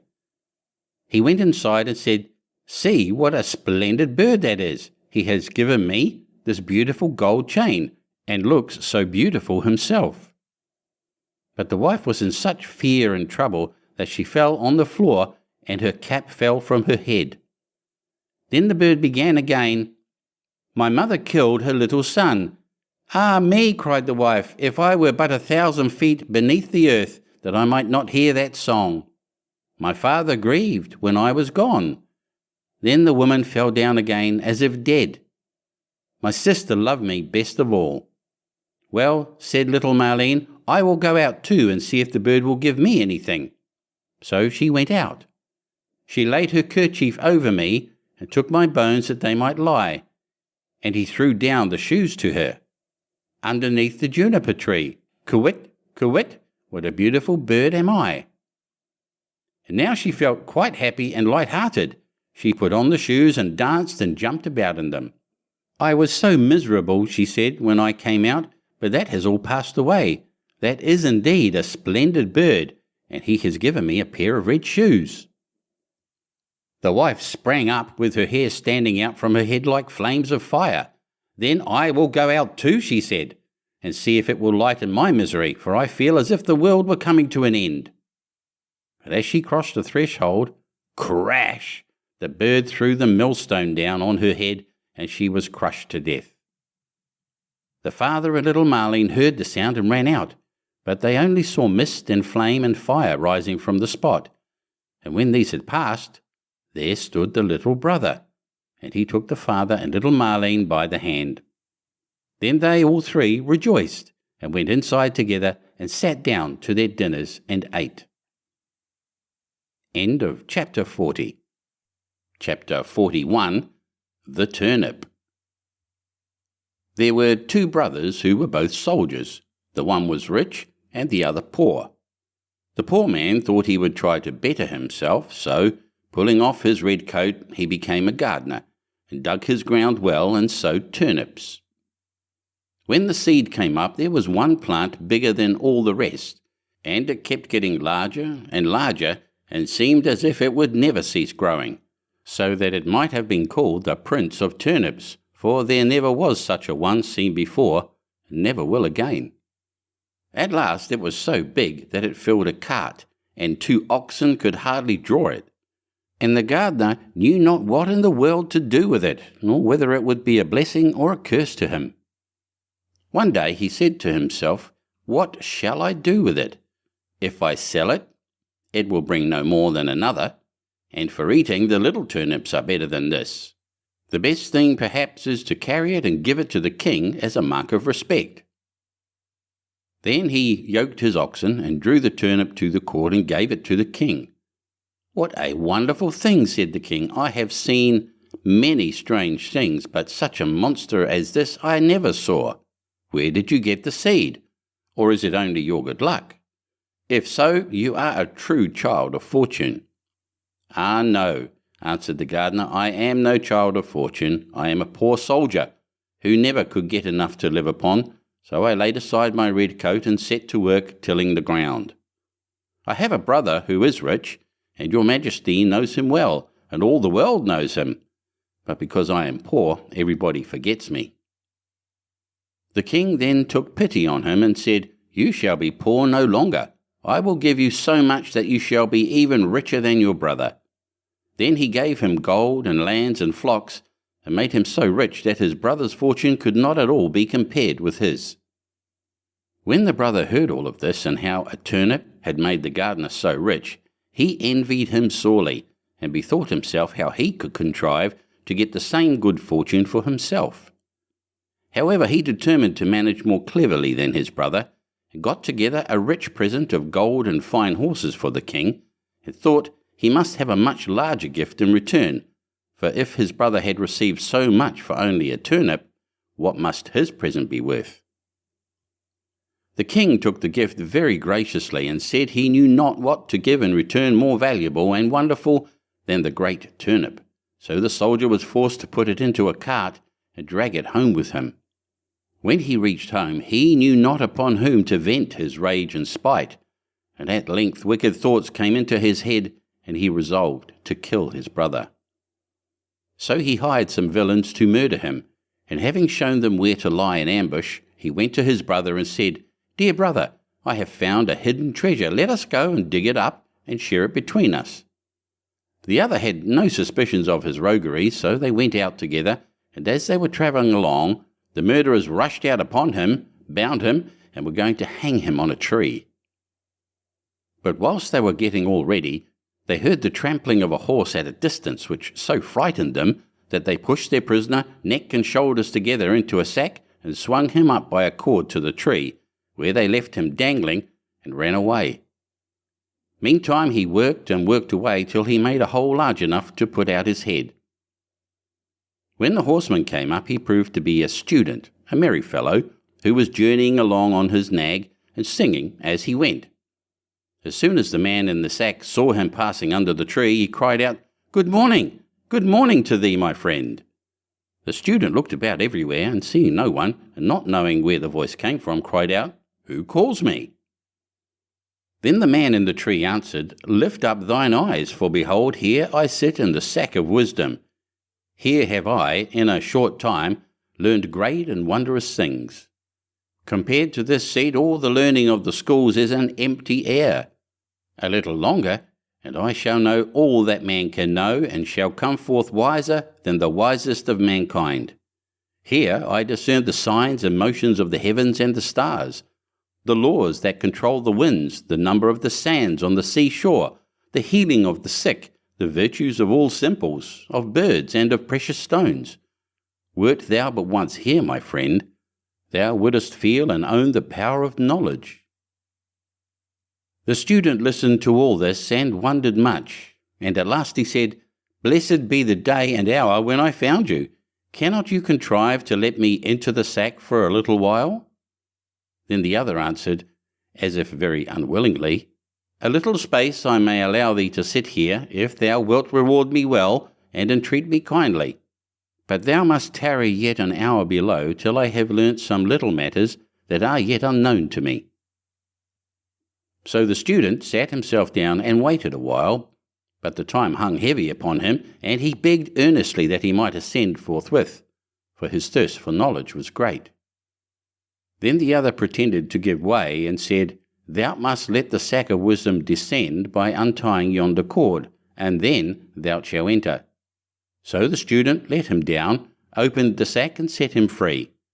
"Now then," cried he, "let me ascend quickly." As he began to put himself into the sack heels first, "Wait a while," said the gardener, "that is not the way." Then he pushed him in head first, tied up the sack, and soon swung up the searcher after wisdom, dangling in the air. "How is it with thee, friend?" said he. "Dost thou not feel that wisdom comes unto thee? Rest there in peace, till thou art a wiser man than thou wert." So saying, he trotted off on the student's nag, and left the poor fellow to gather wisdom till somebody should come and let him down. End of chapter 41. Chapter 42. Clever Hans. The mother of Hans said, "Whither away, Hans?" Hans answered, "To Gretel." "Behave well, Hans." "Oh, I'll behave well." "Goodbye, mother." "Goodbye, Hans." Hans comes to Gretel. "Good day, Gretel." "Good day, Hans. What do you bring that is good?" "I bring nothing. I want to have something given me." Gretel presents Hans with a needle. Hans says, "Goodbye, Gretel." "Goodbye, Hans." Hans takes the needle, sticks it into a hay cart, and follows the cart home. "Good evening, mother." "Good evening, Hans. Where have you been?" "With Gretel." "What did you take her?" "Took nothing. Had something given me." "What did Gretel give you?" "Gave me a needle." "Where is the needle, Hans?" "Stuck in the hay cart." "That was ill done, Hans. You should have stuck the needle in your sleeve." "Never mind. I'll do better next time." "Whither away, Hans?" "To Gretel, mother." "Behave well, Hans." "Oh, I'll behave well." "Goodbye, mother." "Goodbye, Hans." Hans comes to Gretel. "Good day, Gretel." "Good day, Hans. What do you bring that is good?" "I bring nothing. I want to have something given to me." Gretel presents Hans with a knife. "Goodbye, Gretel." "Goodbye, Hans." Hans takes the knife, sticks it in his sleeve, and goes home. "Good evening, mother." "Good evening, Hans. Where have you been?" "With Gretel." "What did you take her?" "Took her nothing. She gave me something." "What did Gretel give you?" "Gave me a knife." "Where is the knife, Hans?" "Stuck in my sleeve." "That is ill done, Hans. You should have put the knife in your pocket." "Never mind. We'll do better next time." "Whither away, Hans?" "To Gretel, mother." "Behave well, Hans." "Oh, I'll behave well." "Goodbye, mother." "Goodbye, Hans." Hans comes to Gretel. "Good day, Gretel." "Good day, Hans. What good thing do you bring?" "I bring nothing. I want something given me." Gretel presents Hans with a young goat. "Goodbye, Gretel." "Goodbye, Hans." Hans takes the goat, ties its legs, and puts it in his pocket. When he gets home, it is suffocated. "Good evening, mother." "Good evening, Hans. Where have you been?" "With Gretel." "What did you take her?" "Took nothing. She gave me something." "What did Gretel give you?" "She gave me a goat." "Where is the goat, Hans?" "Put it in my pocket." "That was ill done, Hans. You should have put a rope round the goat's neck." "Never mind. We'll do better next time." "Whither away, Hans?" "To Gretel, mother." "Behave well, Hans." "Oh, I'll behave well." "Goodbye, mother." "Goodbye, Hans." Hans comes to Gretel. "Good day, Gretel." "Good day, Hans. What good thing do you bring?" "I bring nothing. I want something given me." Gretel presents Hans with a piece of bacon. "Goodbye, Gretel." "Goodbye, Hans." Hans takes the bacon, ties it to a rope, and drags it away behind him. The dogs come and devour the bacon. When he gets home, he has the rope in his hand, and there is no longer anything hanging on to it. "Good evening, mother." "Good evening, Hans. Where have you been?" "With Gretel." "What did you take her?" "I took her nothing. She gave me something." "What did Gretel give you?" "Gave me a bit of bacon." "Where is the bacon, Hans?" "I tied it to a rope, brought it home. Dogs took it." "That was ill done, Hans. You should have carried the bacon on your head." "Never mind. We'll do better next time." "Whither away, Hans?" "To Gretel, mother." "Behave well, Hans." "I'll behave well." "Goodbye, mother." "Goodbye, Hans." Hans comes to Gretel. "Good day, Gretel." "Good day, Hans. What good thing do you bring?" "I bring nothing, but would have something given." Gretel presents Hans with a calf. "Goodbye, Gretel." "Goodbye, Hans." Hans takes the calf, puts it on his head, and the calf kicks his face. "Good evening, mother." "Good evening, Hans. Where have you been?" "With Gretel." "What did you take her?" "I took nothing, but had something given me." "What did Gretel give you?" "A calf." "Where have you the calf, Hans?" "I set it on my head, and it kicked my face." "That was ill done, Hans. You should have led the calf and put it in the stall." "Never mind, we'll do better next time." "Whither away, Hans?" "To Gretel, mother." "Behave well, Hans." "I'll behave well. Goodbye, mother." "Goodbye, Hans." Hans comes to Gretel. "Good day, Gretel." "Good day, Hans. What good thing do you bring?" "I bring nothing, but would have something given." Gretel says to Hans, "I will go with you." Hans takes Gretel, ties her to a rope, leads her to the rack, and binds her fast. Then Hans goes to his mother. "Good evening, mother." "Good evening, Hans. Where have you been?" "With Gretel." "What did you take her?" "I took her nothing." "What did Gretel give you?" "She gave me nothing. She came with me." "Where have you left Gretel?" "I led her by the rope, tied her to the rack, and scattered some grass for her."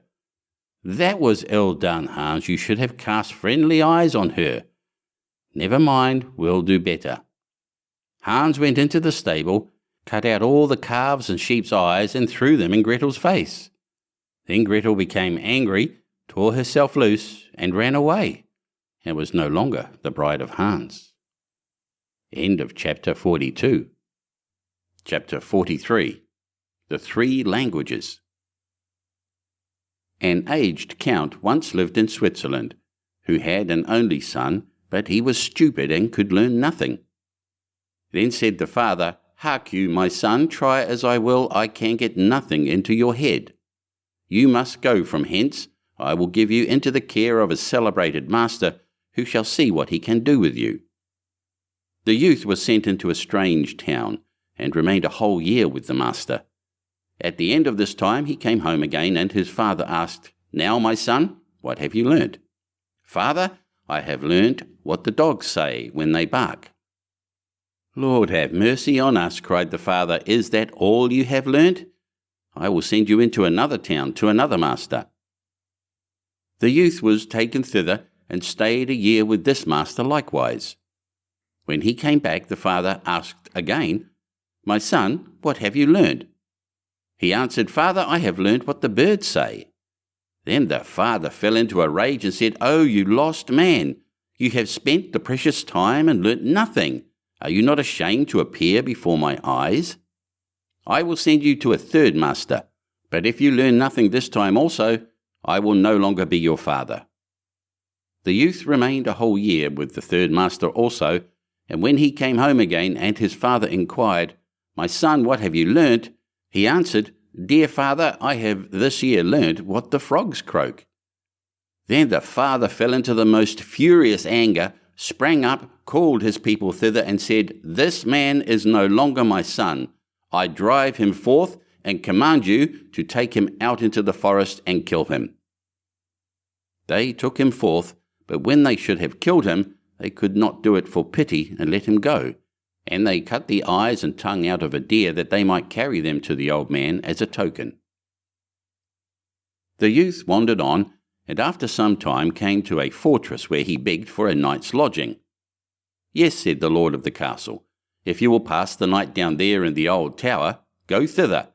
But I warn you, it is at the peril of your life, for it is full of wild dogs which bark and howl without stopping, and at certain hours a man has to be given to them, whom they at once devour."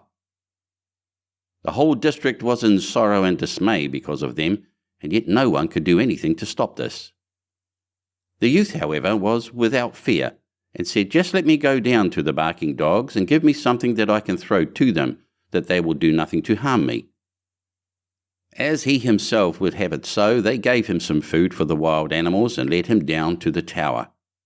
When he went inside, the dogs did not bark at him, but wagged their tails quite amicably around him, ate what he set before them, and did not hurt one hair of his head. Next morning, to the astonishment of everyone, he came out again, safe and unharmed, and said to the lord of the castle, "The dogs have revealed to me, in their own language, why they dwell there, and bring evil on the land.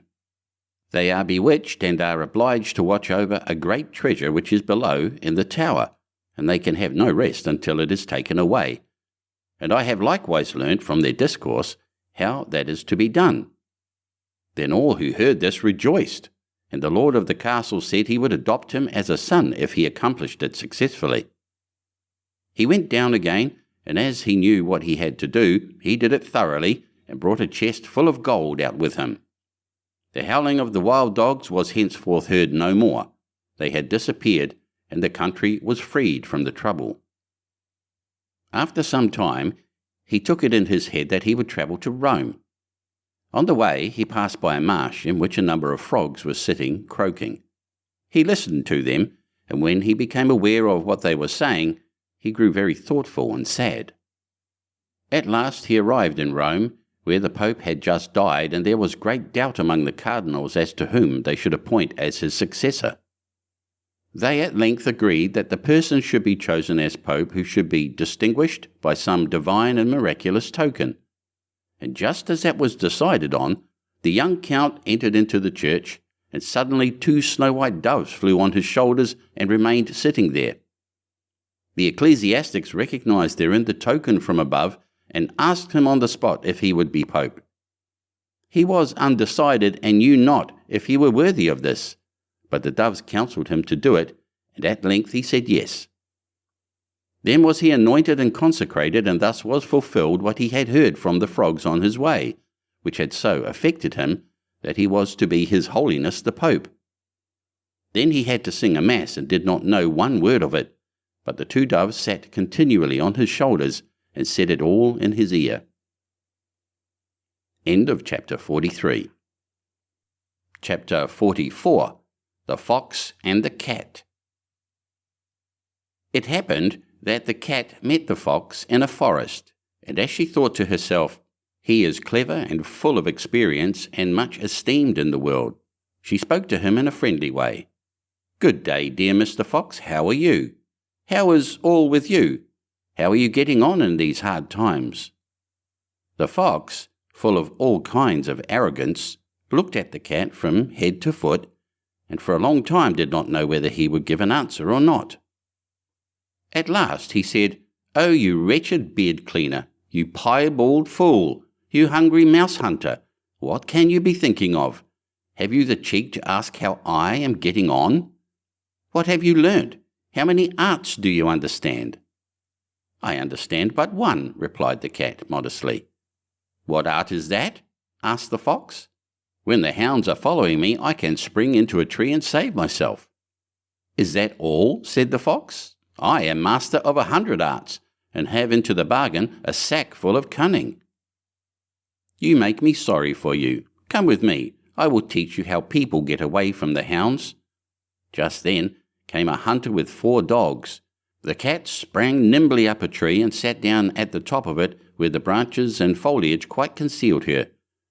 "Open your sack, Mr. Fox, open your sack," cried the cat to him. But the dogs had already seized him and were holding him fast. "Ah, Mr. Fox," cried the cat, "you with your 100 arts are left in the lurch. Had you been able to climb like me, you would not have lost your life." End of chapter 44. Chapter 45. The 4 Clever Brothers. "Dear children," said a poor man to his 4 sons, "I have nothing to give you. You must go out into the wide world and try your luck. Begin by learning some craft or another and see how you can get on." So the 4 brothers took their walking sticks in their hands and their little bundles on their shoulders, and after bidding their father goodbye, went all out at the gate together. When they had got on some way, they came to 4 crossways, each leading to a different country. Then the eldest said, "Here we must part. But this day, 4 years, we will come back to this spot, and in the meantime each must try what he can do for himself." So each brother went his way, and as the eldest was hastening on, a man met him and asked him where he was going and what he wanted. "I am going to try my luck in the world, and should like to begin by learning some art or trade," answered he. "Then," said the man, "go with me, but I will teach you to become the cunningest thief that ever was."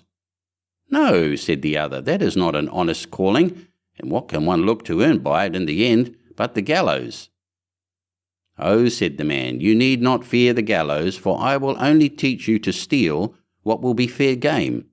I meddle with nothing but what no one else can get or care anything about, and where no one can find you out."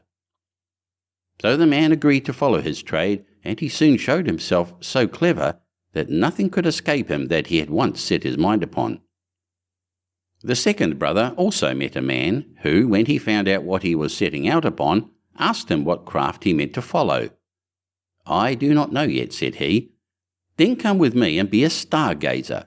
It is a noble art, for nothing can be hidden from you when once you understand the stars." The plan pleased him much, and he soon became such a skilful stargazer that when he had served out his time and wanted to leave his master, he gave him a glass and said, "With this you can see all that is passing in the sky and on earth, and nothing can be hidden from you."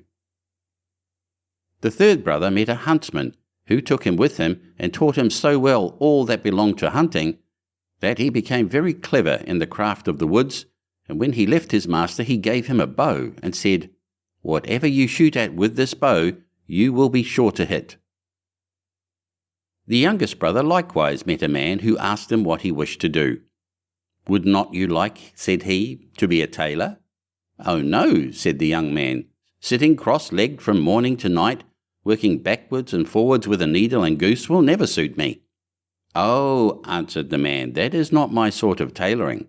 Come with me, and you will learn quite another kind of craft from that."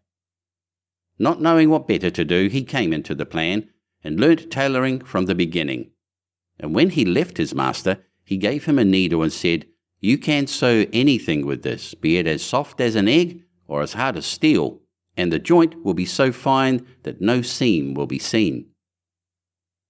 After the space of 4 years, at the time agreed upon, the 4 brothers met at the 4 crossroads, and having welcomed each other, set off towards their father's home, where they told him all that had happened to them, and how each had learned some craft. Then one day, as they were sitting before the house under a very high tree, the father said, "I should like to try what each of you can do in this way." So he looked up and said to the second son, "At the top of this tree there is a chaffinch's nest. Tell me how many eggs there are in it." The stargazer took his glass, looked up and said, "5. "Now," said the father to the eldest son, "take away the eggs without letting the bird that is sitting upon them and hatching them know anything of what you are doing." So the cunning thief climbed up the tree and brought away to his father the 5 eggs from under the bird, and it never saw or felt what he was doing, but kept sitting on at its ease. Then the father took the eggs and put 1 on each corner of the table and the 5th in the middle, and said to the huntsman, "Cut all the eggs in 2 pieces at 1 shot." The huntsman took up his bow, and at 1 shot struck all the 5 eggs as his father wished. "Now comes your turn," said he to the young tailor. "Sew the eggs and the young birds in them together again, so neatly that the shot shall have done them no harm." Then the tailor took his needle and sewed the eggs as he was told, and when he had done, the thief was sent to take them back to the nest and put them under the bird without its knowing it. Then she went on sitting and hatched them, and in a few days they crawled out and had only a little red streak across their necks, where the tailor had sewn them together. "Well done, sons," said the old man. "You have made good use of your time, and learnt something worth the knowing. But I am sure I do not know which ought to have the prize. Oh, that a time might soon come for you to turn your skill to some account." Not long after this there was a great bustle in the country, for the king's daughter had been carried off by a mighty dragon, and the king mourned over his loss day and night, and made it known that whoever brought her back to him should have her for a wife. Then the 4 brothers said to each other, "Here is a chance for us. Let us try what we can do." And they agreed to see whether they could not set the princess free. "I will soon find out where she is, however," said the stargazer as he looked through his glass, and he soon cried out, "I see her afar off, sitting upon a rock in the sea, and I can spy the dragon close by guarding her." Then he went to the king and asked for a ship for himself and his brothers, and they sailed together over the sea till they came to the right place. There they found the princess sitting, as the stargazer had said, on the rock, and the dragon was lying asleep with his head upon her lap. "I dare not shoot at him," said the huntsman, "for I should kill the beautiful young lady also." "Then I will try my skill," said the thief, and went and stole her away from under the dragon, so quietly and gently that the beast did not know it, but went on snoring. Then away they hastened with her, full of joy in their boat towards the ship. But soon came the dragon roaring behind them through the air, for he awoke and missed the princess. But when he got over the boat and wanted to pounce upon them and carry off the princess, the huntsman took up his bow and shot him straight through the heart, so that he fell down dead. They were still not safe, for he was such a great beast that in his fall he overset the boat, and they had to swim in the open sea upon a few planks.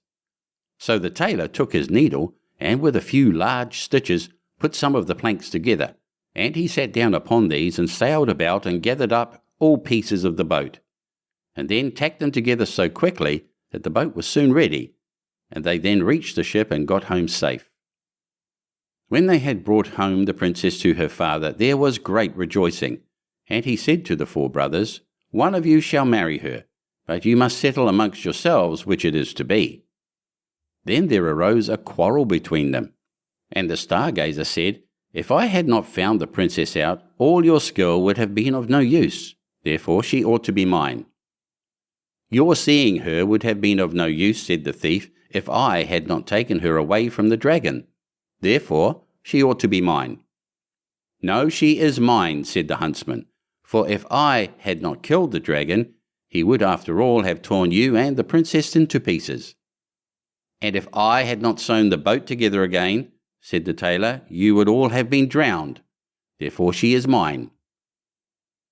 Then the king put in a word and said, "Each of you is right, and as all cannot have the young lady, the best way is for neither of you to have her. For the truth is, there is somebody she likes a great deal better. But to make up for your loss, I will give each of you, as a reward for his skill, half a kingdom." So the brothers agreed that this plan would be much better than either quarrelling or marrying a lady who had no mind to have them. And the king then gave to each half a kingdom, as he had said, and they lived very happily the rest of their days, and took good care of their father. And somebody took better care of the young lady than to let either the dragon or one of the craftsmen have her again. End of chapter 45. Chapter 46. Lily and the Lion. A merchant who had 3 daughters was once setting out upon a journey, but before he went, he asked each daughter what gift he should bring back for her. The eldest wished for pearls, the second for jewels, but the third, who was called Lily, said, "Dear father, bring me a rose." Now it was no easy task to find a rose, for it was the middle of winter. Yet as she was his prettiest daughter, and was very fond of flowers, her father said he would try what he could do. So he kissed all 3 and bid them goodbye. And when the time came for him to go home, he had bought pearls and jewels for the 2 eldest, but he had sought everywhere in vain for the rose. And when he went into any garden and asked for such a thing, the people laughed at him and asked him whether he thought roses grew in snow. This grieved him very much, for Lily was his dearest child. And as he was journeying home, thinking what he should bring her, he came to a fine castle. And around the castle was a garden, in one half of which it seemed to be summer-time, and in the other half winter. On one side the finest flowers were in full bloom, and on the other everything looked dreary and buried in the snow. "A lucky hit," said he, as he called to his servant and told him to go to a beautiful bed of roses that was there, and bring him away one of the finest flowers. This done, they were riding away well pleased, when up sprang a fierce lion and roared out, "Whoever has stolen my roses shall be eaten up alive." Then the man said, "I knew not that the garden belonged to you. Can nothing save my life?" "No," said the lion, "nothing, unless you undertake to give me whatever meets you on your return home. If you agree to this, I will give you your life, and the rose too, for your daughter." But the man was unwilling to do so and said, "It may be my youngest daughter, who loves me most and always runs to meet me when I go home." Then the servant was greatly frightened and said, "It may perhaps be only a cat or a dog." And at last the man yielded with a heavy heart and took the rose and said he would give the lion whatever should meet him first on his return. And as he came near home, it was Lily, his youngest and dearest daughter, that met him. She came running and kissed him and welcomed him home, and when she saw that he had brought her the rose, she was still more glad. But her father began to be very sorrowful and to weep, saying, "Alas, my dearest child, I have bought this flower at a high price, for I have said I would give you to a wild lion, and when he has you, he will tear you in pieces and eat you." Then he told her all that had happened, and said she should not go, let what would happen. But she comforted him, and said, "Dear father, the word you have given must be kept. I will go to the lion and soothe him. Perhaps he will let me come safe home again." The next morning she asked the way she was to go, and took leave of her father, and went forth with a bold heart into the wood. But the lion was an enchanted prince. By day he and all his court were lions, but in the evening they took their right forms again. And when Lily came to the castle, he welcomed her so courteously that she agreed to marry him. The wedding feast was held, and they lived happily together a long time. The prince was only to be seen as soon as evening came, and then he held his court. But every morning he left his bride and went away by himself, she knew not whither, till the night came again. After some time he said to her, "Tomorrow there will be a great feast in your father's house, for your eldest sister is to be married.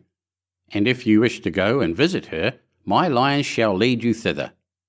Then she rejoiced much at the thoughts of seeing her father once more, and set out with the lions.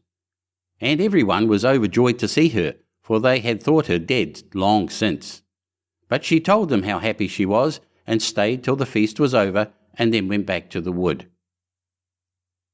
Her second sister was soon after married, and when Lily was asked to go to the wedding, she said to the prince, "I will not go alone this time, you must go with me."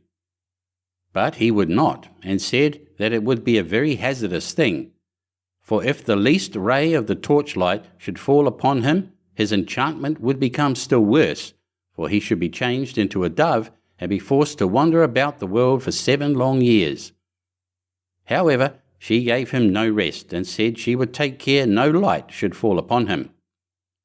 So at last they set out together, and took with them their little child, and she chose a large hall with thick walls for him to sit in while the wedding torches were lighted. But unluckily, no one saw that there was a crack in the door. Then the wedding was held with great pomp, but as the train came from the church and passed with the torches before the hall, a very small ray of light fell upon the prince. In a moment he disappeared, and when his wife came in and looked for him, she found only a white dove, and it said to her, 7 years must I fly up and down over the face of the earth, but every now and then I will let fall a white feather that will show you the way I am going. Follow it, and at last you may overtake and set me free." This said, he flew out at the door, and poor Lily followed. And every now and then a white feather fell and showed her the way she was to journey. Thus she went roving on through the wide world, and looked neither to the right hand nor to the left, nor took any rest for 7 years. Then she began to be glad, and thought to herself that the time was fast coming when all her trouble should end. Yet repose was still far off, for one day as she was travelling on, she missed the white feather, and when she lifted up her eyes she could nowhere see the dove. "Now," thought she to herself, "no aid of man can be of use to me." So she went to the sun and said, "Thou shinest everywhere, on the hill's top and the valley's depth. Hast thou anywhere seen my white dove?" "No," said the sun, "I have not seen it, but I will give thee a casket. Open it when thy hour of need comes." So she thanked the sun and went on her way till eventide. And when the moon arose, she cried unto it, and said, Thou shinest through the night over field and grove. Hast thou nowhere seen my white dove? No, said the moon, I cannot help thee, but I will give thee an egg. Break it when the need comes.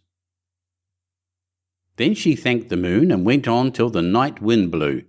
And she raised up her voice to it and said, Thou blowest through every tree and under every leaf. Hast thou not seen my white dove? No, said the night wind, but I will ask 3 other winds, perhaps they have seen it. Then the east wind and the west wind came, and said they too had not seen it. But the south wind said, I have seen the white dove. He has fled to the Red Sea, and is changed once more into a lion, for the 7 years are passed away, and there he is fighting with a dragon. And the dragon is an enchanted princess who seeks to separate him from you.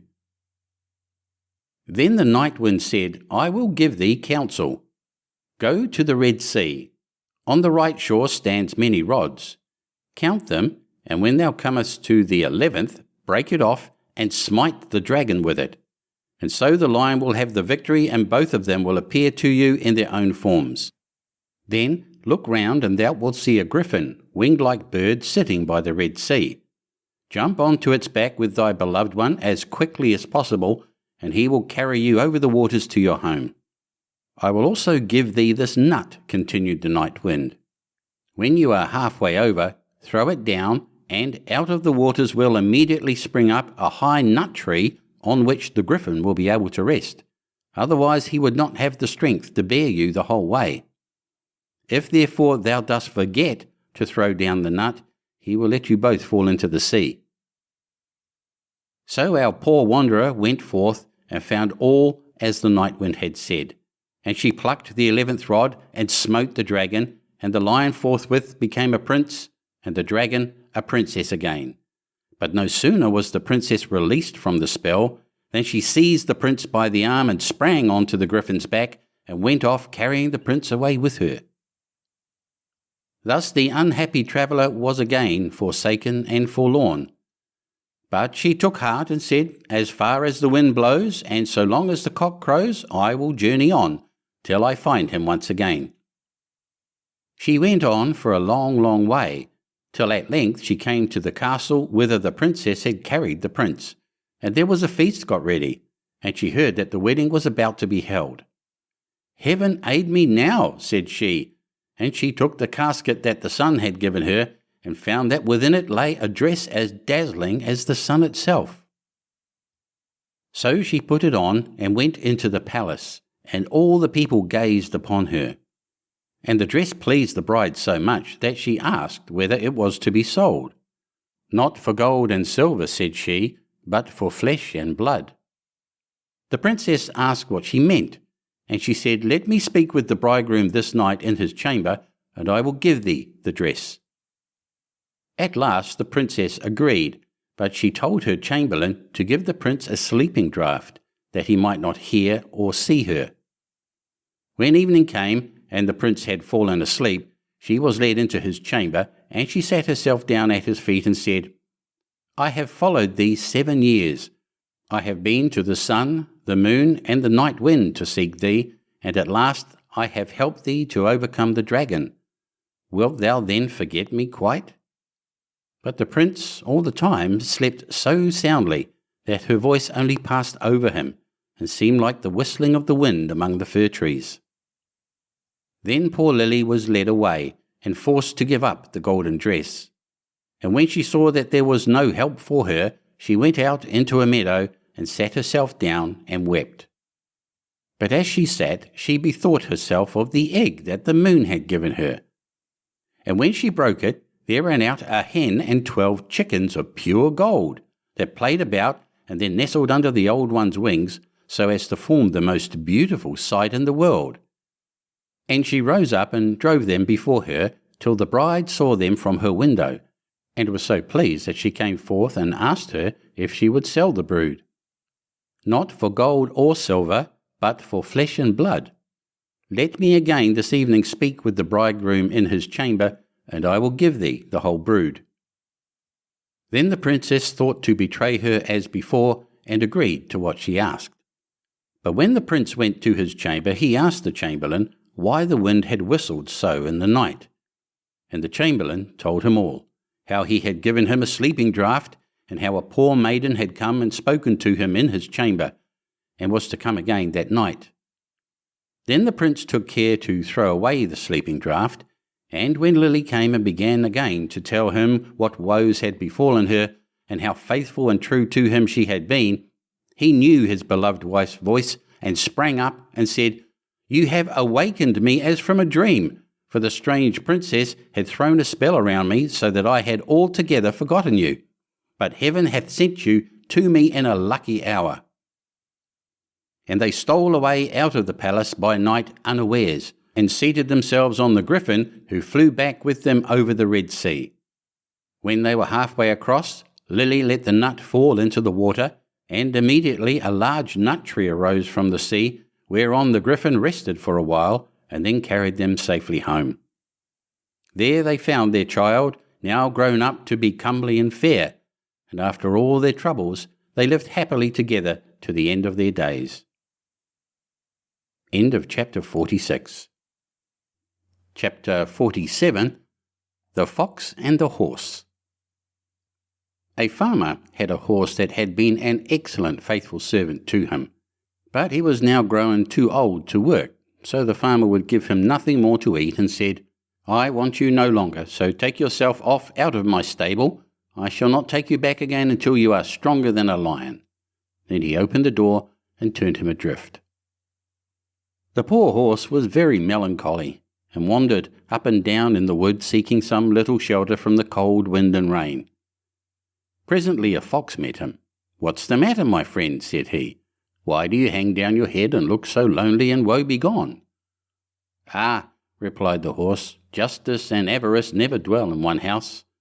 My master has forgotten all that I have done for him so many years, and because I can no longer work, he has turned me adrift, and says unless I become stronger than a lion, he will not take me back again. What chance can I have of that?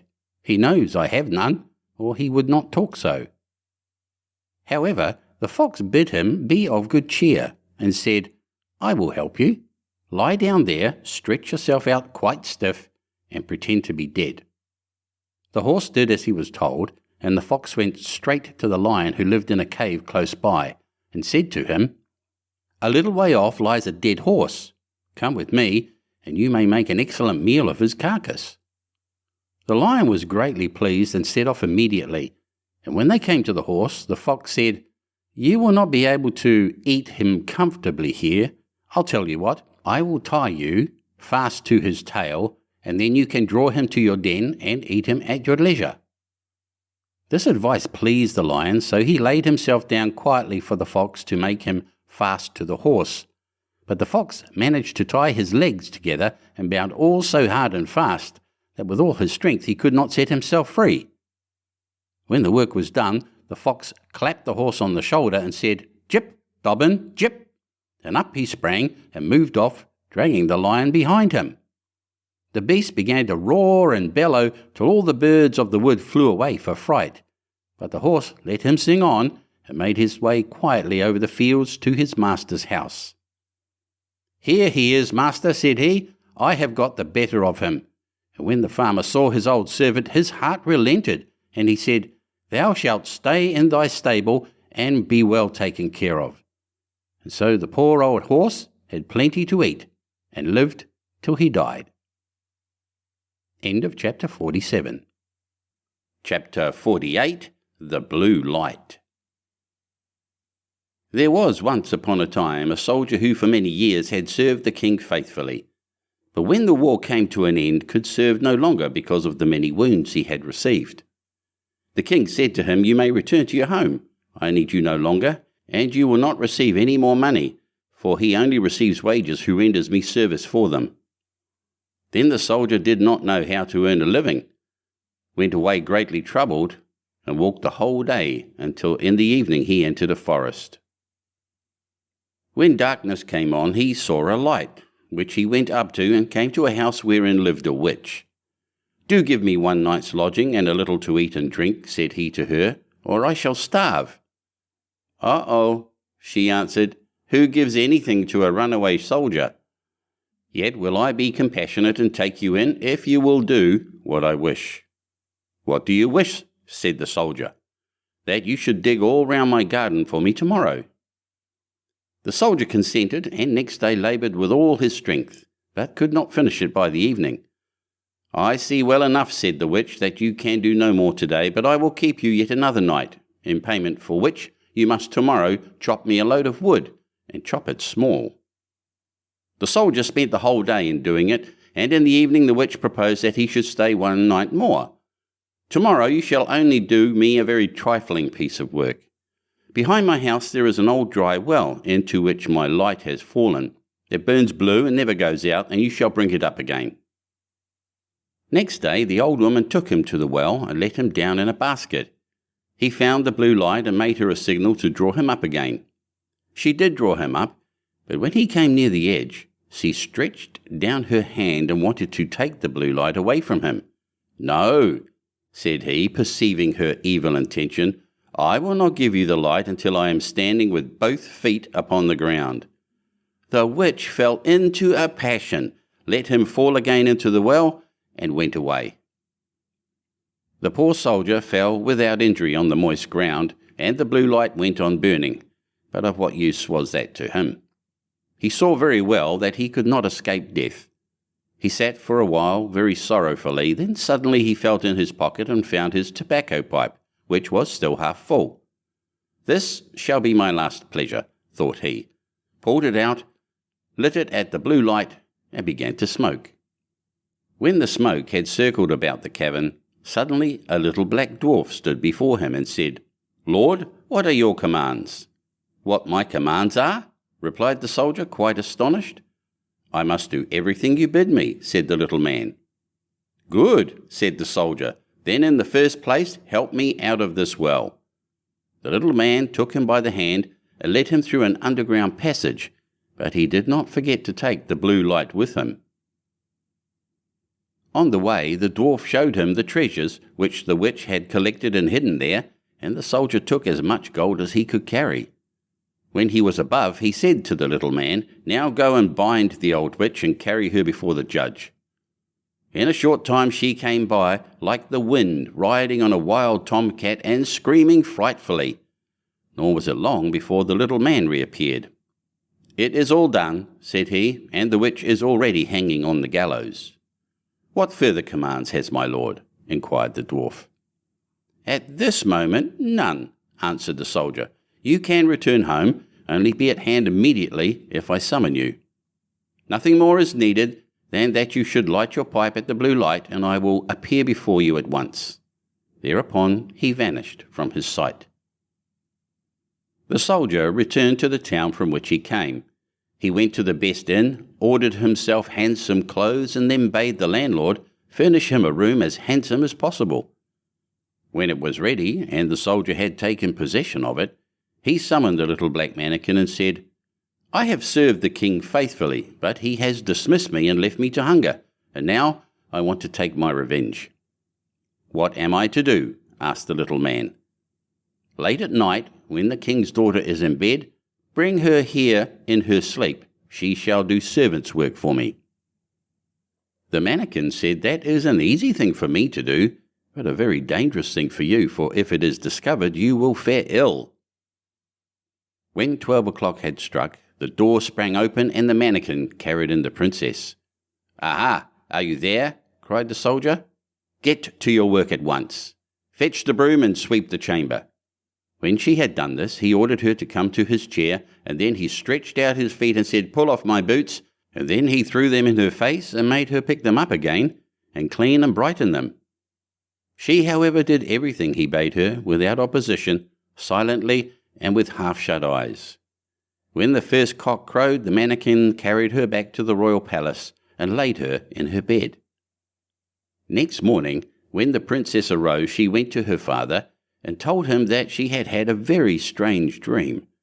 "I was carried through the streets with the rapidity of lightning," said she, "and taken into a soldier's room. and I had to wait upon him like a servant, sweep his room, clean his boots, and do all kinds of menial work. It was only a dream, and yet I am just as tired as if I really had done everything." "The dream may have been true," said the king. "I will give you a piece of advice. Fill your pocket full of peas, and make a small hole in the pocket, and then if you are carried away again, they will fall out and leave a track in the streets." But unseen by the king, the mannikin was standing beside him when he said that, and heard all. At night, when the sleeping princess was again carried through the streets, some peas certainly did fall out of her pocket, but they made no track, for the crafty mannikin had just before scattered peas in every street there was. And again the princess was compelled to do servant's work until cockcrow. Next morning the king sent his people out to seek the track, but it was all in vain, for in every street poor children were sitting, picking up peas and saying, "It must have rained peas last night." "We must think of something else," said the king. "Keep your shoes on when you go to bed, and before you come back from the place where you are taken, hide one of them there. I will soon contrive to find it." The black mannikin heard this plot, and at night when the soldier again ordered him to bring the princess, revealed it to him, and told him that he knew of no expedient to counteract this stratagem, and that if the shoe were found in the soldier's house it would go badly with him. "Do what I bid you," replied the soldier. And again this third night the princess was obliged to work like a servant, but before she went away she hid her shoe under the bed. Next morning the king had the entire town searched for his daughter's shoe. It was found at the soldier's, and the soldier himself, who at the entreaty of the dwarf had gone outside the gate, was soon brought back and thrown into prison. In his flight he had forgotten the most valuable things he had, the blue light and the gold, and had only one ducat in his pocket. And now loaded with chains, he was standing at the window of his dungeon when he chanced to see one of his comrades passing by. The soldier tapped at the pane of glass, and when this man came up, said to him, "Be so kind as to fetch me the small bundle I have left lying in the inn, and I will give you a ducat for doing it." His comrade ran thither and brought him what he wanted. As soon as the soldier was alone again, he lighted his pipe and summoned the black mannikin. "Have no fear," said the latter to his master. "Go wheresoever they take you, and let them do what they will. Only take the blue light with you." Next day the soldier was tried, and though he had done nothing wicked, the judge condemned him to death. When he was led forth to die, he begged a last favour of the king. "What is it?" asked the king. "That I may smoke one more pipe on my way." "You may smoke 3, answered the king, "but do not imagine that I will spare your life." Then the soldier pulled out his pipe and lighted it at the blue light, and as soon as a few wreaths of smoke had ascended, the mannikin was there with a small cudgel in his hand and said, "What does my lord command?" "Strike down to earth that false judge there and his constable, and spare not the king who has treated me so ill."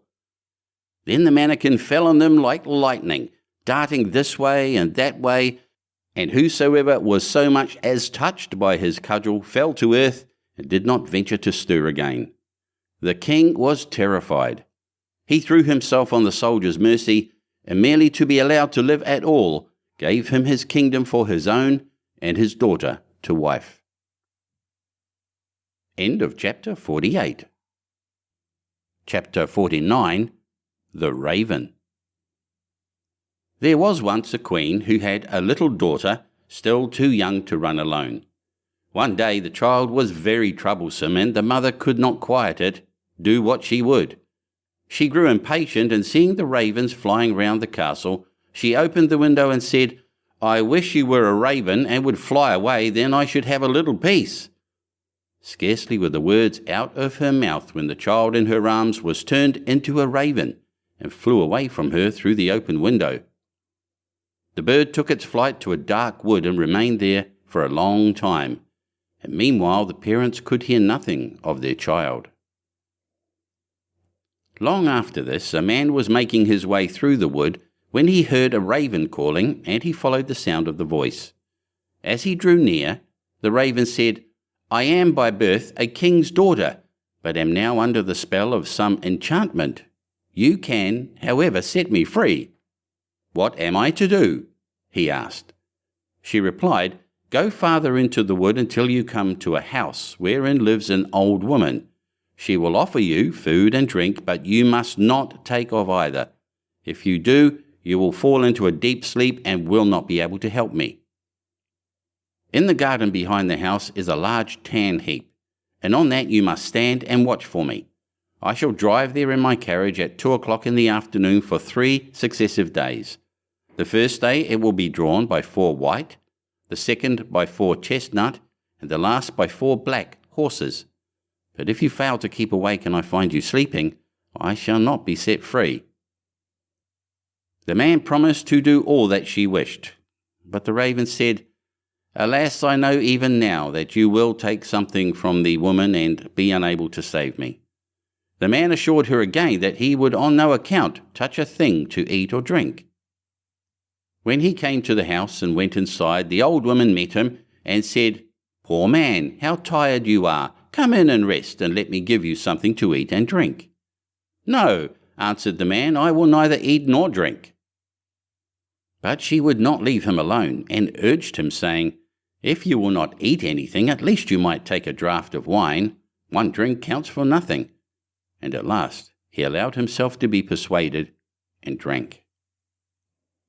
As it drew towards the appointed hour, he went outside into the garden and mounted the tan heap to await the raven. Suddenly, a feeling of fatigue came over him, and unable to resist it, he lay down for a little while, fully determined, however, to keep awake. But in another minute his eyes closed of their own accord, and he fell into such a deep sleep that all the noises in the world would not have awakened him. At 2 o'clock the raven came driving along, drawn by her 4 white horses. But even before she reached the spot, she said to herself, sighing, "I know he has fallen asleep." When she entered the garden, there she found him as she had feared, lying on the tan heap, fast asleep. She got out of her carriage and went to him. She called him and shook him, but it was all in vain. He still continued sleeping. The next day at noon the old woman came to him again with food and drink, which he at first refused. At last, overcome by her persistent entreaties that he would take something, he lifted the glass and drank again. Towards 2 o'clock he went into the garden and on to the tan heap to watch for the raven. He had not been there long before he began to feel so tired that his limbs seemed hardly able to support him, and he could not stand upright any longer. So again he lay down and fell fast asleep. As the raven drove along her 4 chestnut horses, she said sorrowfully to herself, "I know he has fallen asleep." She went as before to look for him, but he slept, and it was impossible to awaken him. The following day the old woman said to him, "What is this? You are not eating or drinking anything. Do you want to kill yourself?" He answered, "I may not and will not either eat or drink." But she put down the dish of food and the glass of wine in front of him, and when he smelt the wine he was unable to resist the temptation and took a deep draught. When the hour came round again, he went as usual on to the tan heap in the garden to await the king's daughter, but he felt even more overcome with weariness than on the 2 previous days, and throwing himself down he slept like a log. At 2 o'clock the raven could be seen approaching, and this time her coachman and everything about her, as well as her horses, were black. She was sadder than ever as she drove along, and said mournfully, "I know he has fallen asleep and will not be able to set me free." She found him sleeping heavily, and all her efforts to awaken him were of no avail. Then she placed beside him a loaf and some meat and a flask of wine, of such a kind that however much he took of them, they would never grow less. After that she drew a gold ring, on which her name was engraved, off her finger, and put it upon one of his. Finally she laid a letter near him, in which, after giving him particulars of the food and drink she had left for him, she finished with the following words, "I see that as long as you remain here you will never be able to set me free. If, however, you still wish to do so, come to the golden castle of Stromberg. This is well within your power to accomplish." She then returned to her carriage and drove to the golden castle of Stromberg. When the man awoke and found that he had been sleeping, he was grieved at heart and said, "She has no doubt been here and driven away again, and it is now too late for me to save her." Then his eyes fell on the things which were lying beside him. He read the letter and knew from it all that had happened. He rose up without delay, eager to start on his way to reach the castle of Stromberg, but he had no idea in which direction he ought to go. He travelled about a long time in search of it, and came at last to a dark forest through which he went on walking for 14 days, and still could not find a way out. Once more the night came on, and worn out, he lay down under a bush and fell asleep. Again the next day he pursued his way through the forest, and that evening, thinking to rest again, he lay down as before, but he heard such a howling and wailing that he found it impossible to sleep. He waited till it was darker and people had begun to light up their houses, and then seeing a little glimmer ahead of him, he went towards it. He found that the light came from a house which looked smaller than it really was, from the contrast of its height with that of an immense giant who stood in front of it. He thought to himself, "If the giant sees me going in, my life will not be worth much." However, after a while he summoned up courage and went forward. When the giant saw him, he called out, "It is lucky for that you have come, for I have not had anything to eat for a long time. I can have you now for my supper." "I would rather you let that alone," said the man, "for I do not willingly give myself up to be eaten. If you are wanting food, I have enough to satisfy your hunger."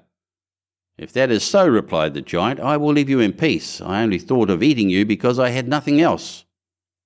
So they went indoors together and sat down, and the man brought out the bread, meat, and wine, which, although he had eaten and drunk of them, were still unconsumed.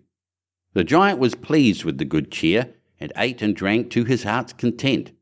When he had finished his supper, the man asked him if he could direct him to the castle of Stromberg. The giant said, "I will look on my map. On it are marked all the towns, villages, and houses." So he fetched his map and looked for the castle, but could not find it. "Never mind," he said, "I have larger maps upstairs in the cupboard. We will look on those." But they searched in vain, for the castle was not marked even on these. The man now thought he should like to continue his journey, but the giant begged him to remain for a day or two longer until the return of his brother, who was away in search of provisions. When the brother came home, they asked him about the castle of Stromberg, and he told them he would look on his own maps as soon as he had eaten and appeased his hunger. Accordingly, when he had finished his supper, they all went up together to his room and looked through his maps, but the castle was not to be found. Then he fetched other older maps, and they went on looking for the castle until at last they found it, but it was many thousand miles away. "How shall I be able to get there?" asked the man. "I have 2 hours to spare," said the giant, "and I will carry you into the neighbourhood of the castle. I must then return to look after the child who is in our care." The giant thereupon carried the man to within about 100 leagues of the castle, where he left him, saying, "You will be able to walk the remainder of the way yourself." The man journeyed on day and night till he reached the golden castle of Stromberg. He found it situated, however, on a glass mountain, and looking up from the foot, he saw the enchanted maiden drive round her castle and then go inside. He was overjoyed to see her and longed to get to the top of the mountain, but the sides were so slippery that every time he attempted to climb he fell back again. When he saw that it was impossible to reach her, he was greatly grieved and said to himself, "I will remain here and wait for her." So he built himself a little hut, and there he sat and watched for a whole year. And every day he saw the king's daughter driving round her castle, but still was unable to get nearer to her. Looking out from his hut one day, he saw 3 robbers fighting, and he called out to them, "God be with you." They stopped when they heard the call, but looking round and seeing nobody, they went on again with their fighting, which now became more furious. "God be with you," he cried again. And again they paused and looked about, but seeing no one, went back to their fighting. A third time he called out, "God be with you!" And then thinking he should like to know the cause of dispute between the three men, he went out and asked them why they were fighting so angrily with one another. One of them said that he had found a stick, and that he had but to strike it against any door through which he wished to pass, and it immediately flew open. Another told him that he had found a cloak which rendered its wearer invisible, and the third had caught a horse which would carry its rider over any obstacle, and even up the glass mountain. They had been unable to decide whether they would keep together and have the things in common, or whether they would separate. On hearing this, the man said, "I will give you something in exchange for those three things. Not money, for that I have not got, but something that is of far more value. I must first, however, prove whether all you have told me about your three things is true." The robbers therefore made him get on the horse, and handed him the stick and the cloak, and when he had put this round him, he was no longer visible. Then he fell upon them with the stick and beat them one after another, crying, "There, you idle vagabonds, you have got what you deserve. Are you satisfied now?" After this he rode up the glass mountain. When he reached the gate of the castle, he found it closed, but he gave it a blow with his stick, and it flew wide open at once, and he passed through. He mounted the steps and entered the room where the maiden was sitting, with a golden goblet full of wine in front of her. She could not see him, for he still wore his cloak. He took the ring which she had given him off his finger, and threw it into the goblet, so that it rang as it touched the bottom. "That is my own ring," she exclaimed, "and if that is so, the man must also be here who is coming to set me free." She sought for him about the castle, but could find him nowhere. Meanwhile, he had gone outside again and mounted his horse and thrown off the cloak. When therefore she came to the castle gate, she saw him and cried aloud for joy. Then he dismounted and took her in his arms, and she kissed him and said, "Now you have indeed set me free, and tomorrow we will celebrate our marriage." End of chapter 49.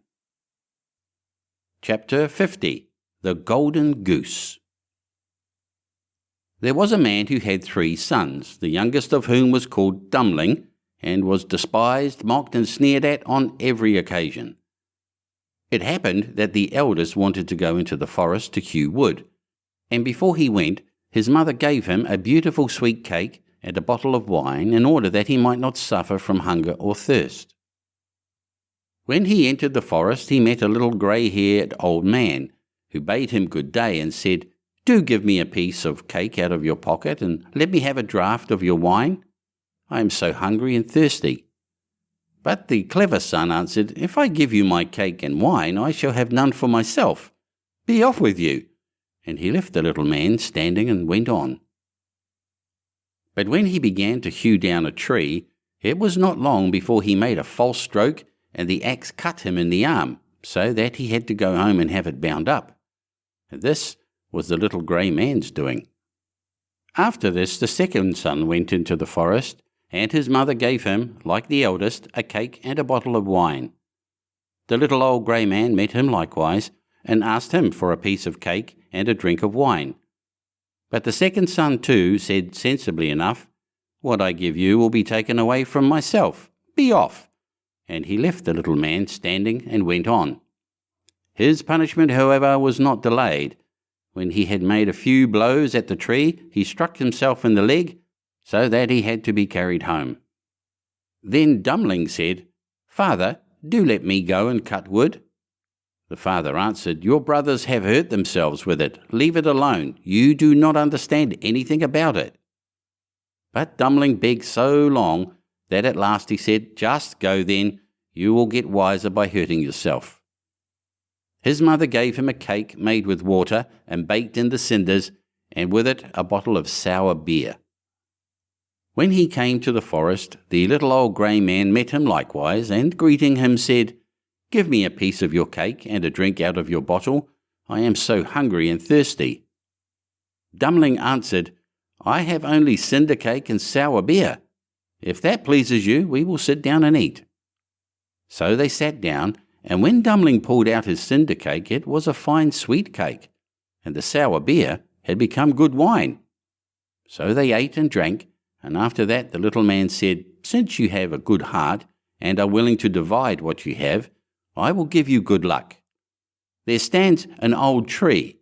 Cut it down, and you will find something at the roots."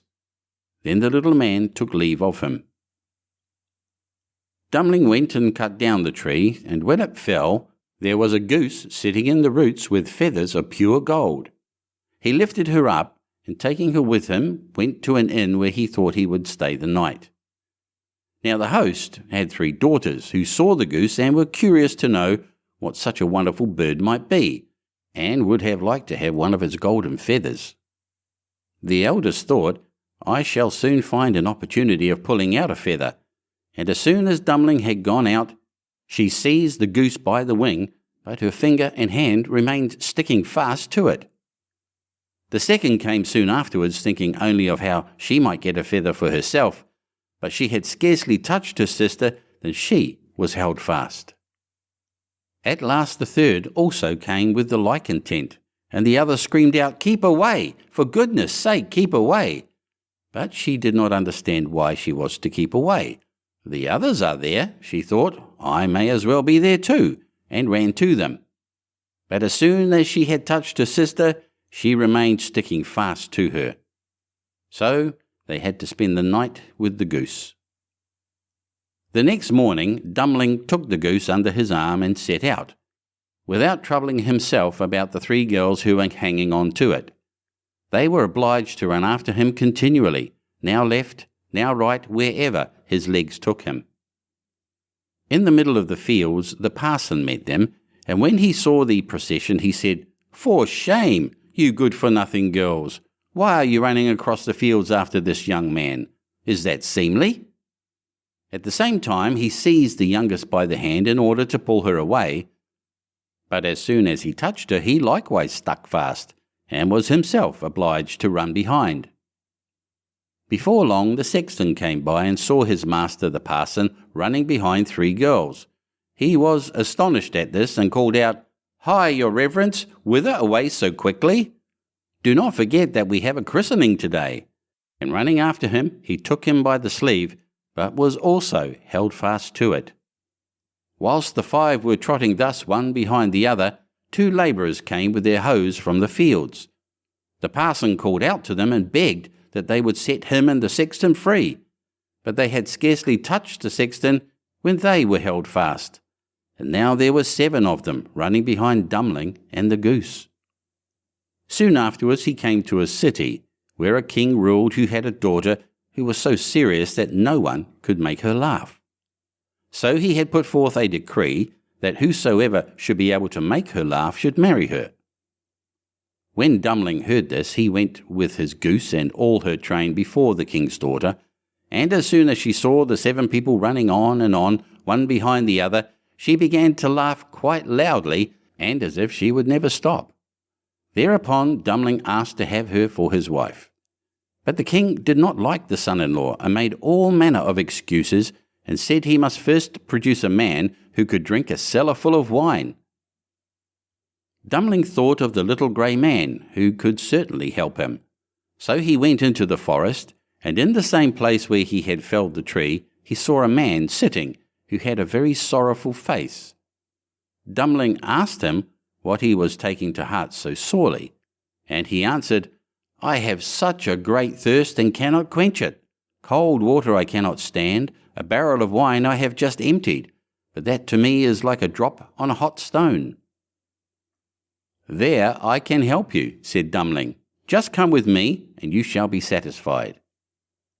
He led him into the king's cellar, and the man bent over the huge barrels and drank till his loins hurt, and before the day was out he had emptied all the barrels. Then Dumpling asked once more for his bride, but the king was vexed that such an ugly fellow, whom everyone called Dumpling, should take away his daughter, and he made a new condition. He must first find a man who could eat a whole mountain of bread. Dumpling did not think long, but went straight into the forest, where in the same place there sat a man who was tying up his body with a strap, and making an awful face, and saying, "I have eaten a whole oven full of rolls, but what good is that when one has such a hunger as I? My stomach remains empty, and I must tie myself up if I am not to die of hunger." At this, Dummling was glad, and said, "Get up and come with me. You shall eat yourself full." He led him to the king's palace, where all the flour in the whole kingdom was collected, and from it he caused a huge mountain of bread to be baked. The man from the forest stood before it, began to eat. By the end of one day the whole mountain had vanished. Then Dummling for the third time asked for his bride. But the king again sought a way out, and ordered a ship which could sail on land and on water. "As soon as you come sailing back in it," said he, "you shall have my daughter for wife." Dummling went straight into the forest, and there sat the little grey man to whom he had given his cake. When he heard what Dummling wanted, he said, "Since you have given me to eat and to drink, I will give you the ship, and I do all this because you once were kind to me." Then he gave him the ship, which could sail on land and water, and when the king saw that, he could no longer prevent him from having his daughter. The wedding was celebrated, and after the king's death, Dummling inherited his kingdom and lived for a long time contentedly with his wife. End of Chapter 50. Chapter 51. The Water of Life. Long before you or I were born, there reigned in a country a great way off a king who had 3 sons. This king once fell very ill, so ill that nobody thought he could live. His sons were very much grieved at their father's sickness, and as they were walking together very mournfully in the garden of the palace, a little old man met them and asked them what was the matter. They told him that their father was very ill, and that they were afraid nothing could save him. "I know what would," said the little old man. "It is the water of life. If he could have a draught of it, he would be well again, but it is very hard to get." Then the eldest son said, "I will soon find it," and he went to the sick king and begged that he might go in search of the water of life, as it was the only thing that could save him. "No," said the king, "I had rather die than place you in such great danger as you must meet within your journey." But he begged so hard that the king let him go. And the prince thought to himself, "If I bring my father this water, he will make me sole heir to his kingdom." Then he set out, and when he had gone on his way some time, he came to a deep valley, overhung with rocks and woods. And as he looked around, he saw standing above him on one of the rocks a little ugly dwarf, with a sugar-loaf cap and a scarlet cloak. And the dwarf called to him and said, "Prince, whither so fast?" "What is that to thee, you ugly imp?" said the prince haughtily, and rode on. But the dwarf was enraged at his behaviour, and laid a fairy spell of ill luck upon him, so that as he rode on, the mountain pass became narrower and narrower, and at last the way was so straitened that he could not go to step forward. And when he thought to have turned his horse round and go back the way he came, he heard a loud laugh ringing round him, and found that the path was closed behind him, so that he was shut in all round. He next tried to get off his horse and make his way on foot, but again the laugh rang in his ears, and he found himself unable to move a step. Thus he was forced to abide spellbound. Meantime the old king was lingering on in daily hope of his son's return, till at last the second son said, "Father, I will go in search of the water of life." For he thought to himself, "My brother is surely dead, and the kingdom will fall to me if I find the water." The king was at first very unwilling to let him go, but at last yielded to his wish. So he set out and followed the same road which his brother had done, and met with the same elf, who stopped him at the same spot in the mountains, saying, as before, "Prince, Prince, whither so fast?" "Mind your own affairs, busybody," said the prince scornfully, and rode on. But the dwarf put the same spell upon him as he put on his elder brother, and he too was at last obliged to take up his abode in the heart of the mountains. Thus it is with proud, silly people, who think themselves above everyone else and are too proud to ask or take advice. When the second prince had thus been gone a long time, the youngest son said he would go and search for the water of life, and trusted he should soon be able to make his father well again. So he set out, and the dwarf met him too at the same spot in the valley among the mountains, and said, "Prince, whither so fast?" And the prince said, "I am going in search of the water of life, because my father is ill and likely to die. Can you help me? Pray be kind and aid me if you can." "Do you know where it is to be found?" asked the dwarf. "No," said the prince, "I do not. Pray tell me if you know." "Then, as you have spoken to me kindly, and are wise enough to seek for advice, I will tell you how and where to go. The water you seek springs from a well in an enchanted castle, and that you may be able to reach it in safety, I will give you an iron wand and 2 little loaves of bread. Strike the iron door of the castle 3 times with the wand, and it will open. 2 hungry lions will be lying down inside, gaping for their prey, but if you throw them the bread, they will let you pass. Then hasten on to the well, and take some of the water of life before the clock strikes 12, for if you tarry longer, the door will shut upon you forever." Then the prince thanked his little friend with the scarlet cloak for his friendly aid, and took the wand and the bread, and went travelling on and on over sea and over land, till he came to his journey's end, and found everything to be as the dwarf had told him. The door flew open at the 3rd stroke of the wand, and when the lions were quieted, he went on through the castle and came at length to a beautiful hall. Around it he saw several knights sitting in a trance. Then he pulled off their rings and put them on his own fingers. In another room he saw on a table a sword and a loaf of bread, which he also took. Further on he came to a room where a beautiful young lady sat upon a couch, and she welcomed him joyfully and said, if he would set her free from the spell that bound her, the kingdom should be his if he would come back in a year and marry her. Then she told him that the well that held the water of life was in the palace gardens, and bade him make haste and draw what he wanted before the clock struck 12. He walked on, and as he walked through beautiful gardens, he came to a delightful shady spot in which stood a couch. And he thought to himself, as he felt tired, that he would rest himself for a while and gaze on the lovely scenes around him. So he laid himself down, and sleep fell upon him unawares, so that he did not wake up till the clock was striking 11:45. Then he sprang from the couch, dreadfully frightened, ran to the well, filled a cup that was standing by him full of water, and hastened to get away in time. Just as he was going out of the iron door, it struck 12, and the door fell so quickly upon him that it snapped off a piece of his heel. When he found himself safe, he was overjoyed to think that he had got the water of life. And as he was going on his way homewards, he passed by the little dwarf, who, when he saw the sword and the loaf, said, "You have made a noble prize. With the sword you can at a blow slay whole armies, and the bread will never fail you."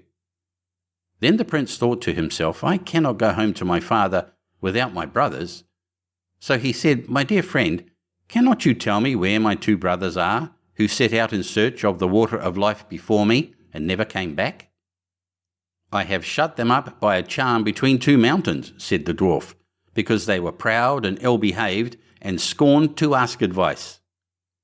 The prince begged so hard for his brothers that the dwarf at last set them free, though unwillingly, saying, "Beware of them, for they have bad hearts." Their brother, however, was greatly rejoiced to see them, and told them all that had happened to him, how he had found the water of life, and had taken a cupful of it, and how he had set a beautiful princess free from a spell that bound her, and how she had engaged to wait a whole year, and then to marry him, and to give him the kingdom. Then they all 3 rode on together, and on their way home came to a country that was laid waste by war and a dreadful famine, so that it was feared all must die for want. But the prince gave the king of the land the bread, and all his kingdom ate of it. And he lent the king the wonderful sword, and he slew the enemy's army with it, and thus the kingdom was once more in peace and plenty. In the same manner he befriended 2 other countries through which they passed on their way. When they came to the sea, they got into a ship, and during their voyage, the 2 elders said to themselves, "Our brother has got the water which we could not find, therefore our father will forsake us and give him the kingdom, which is our right." So they were full of envy and revenge, and agreed together how they could ruin him. Then they waited till he was fast asleep, and poured the water of life out of the cup and took it for themselves, giving him bitter sea water instead. When they came to their journey's end, the youngest son brought his cup to the sick king, that he might drink and be healed. Scarcely, however, had he tasted the bitter sea water, when he became worse even than he was before. And then both the elder sons came in, and blamed the youngest for what they had done, and said that he wanted to poison their father, but that they had found the water of life, and had brought it with them. He no sooner began to drink of what they brought him, than he felt his sickness leave him, and was as strong and well as in his younger days. Then they went to their brother, and laughed at him, and said, "Well, brother, you found the water of life, did you? You have had the trouble, and we shall have the reward. Pray, with all your cleverness, why did not you manage to keep your eyes open? Next year one of us will take away your beautiful princess, if you do not take care. You had better say nothing about this to our father, for he does not believe a word you say, and if you tell tales, you shall lose your life into the bargain. But be quiet, and we will let you off." The old king was still very angry with his youngest son, and thought that he really meant to have taken away his life. So he called his court together, and asked what should be done, and all agreed that he ought to be put to death. The prince knew nothing of what was going on till one day, when the king's chief huntsman went a-hunting with him, and they were alone in the wood together. The huntsman looked so sorrowful that the prince said, "My friend, what is the matter with you?" "I cannot and dare not tell you," said he. But the prince begged very hard, and said, "Only tell me what it is, and do not think I shall be angry, for I will forgive you." "Alas," said the huntsman, "the king has ordered me to shoot you."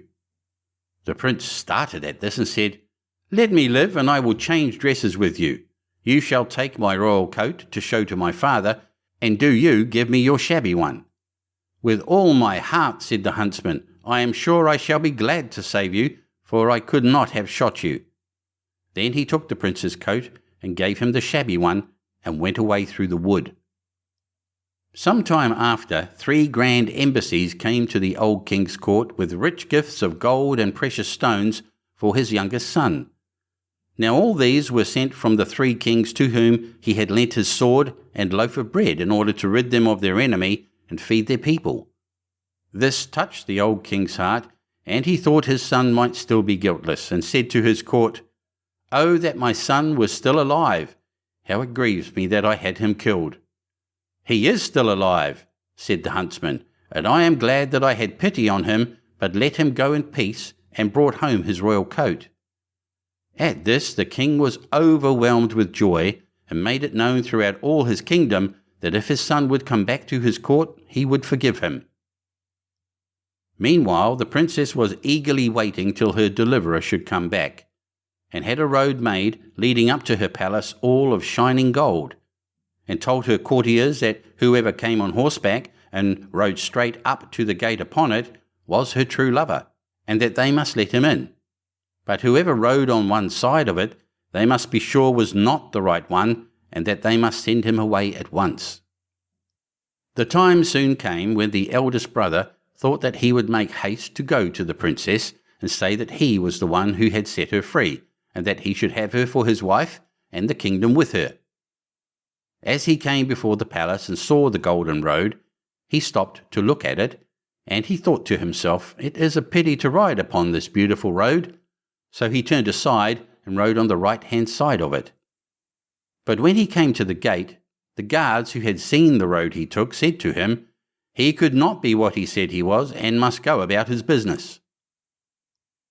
The second prince set out soon afterwards on the same errand, and when he came to the golden road, and his horse had set one foot upon it, he stopped to look at it, and thought it very beautiful, and said to himself, "What a pity it is that anything should tread here." Then he too turned aside and rode on the left side of it. But when he came to the gate, the guard said he was not the true prince, and that he too must go away about his business. And away he went. Now when the full year was come round, the third brother left the forests in which he had lain, hid for fear of his father's anger, and set out in search of his betrothed bride. So he journeyed on, thinking of her all the way, and rode so quickly that he did not even see what the road was made of, but went with his horse straight over it, and as he came to the gate it flew open, and the princess welcomed him with joy, and said he was her deliverer, and should now be her husband and lord of the kingdom. When the first joy at their meeting was over, the princess told him she had heard of his father having forgiven him, and of his wish to have him home again. So before his wedding with the princess, he went to visit his father, taking her with him. Then he told him everything, how his brothers had cheated and robbed him, and yet that he had borne all those wrongs for the love of his father. And the old king was very angry, and wanted to punish his wicked sons. But they made their escape, and got into a ship and sailed away over the wide sea, and where they went to, nobody knew, and nobody cared. And now the old king gathered together his court, and asked all his kingdom to come and celebrate the wedding of his son and the princess.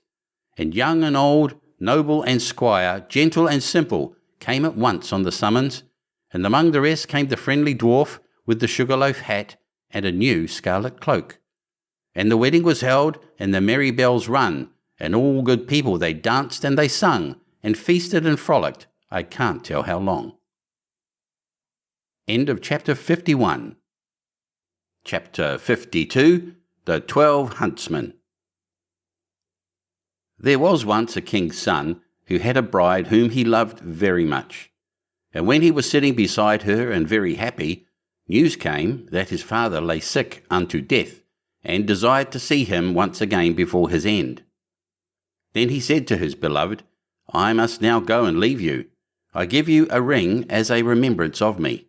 When I am king, I will return and fetch you.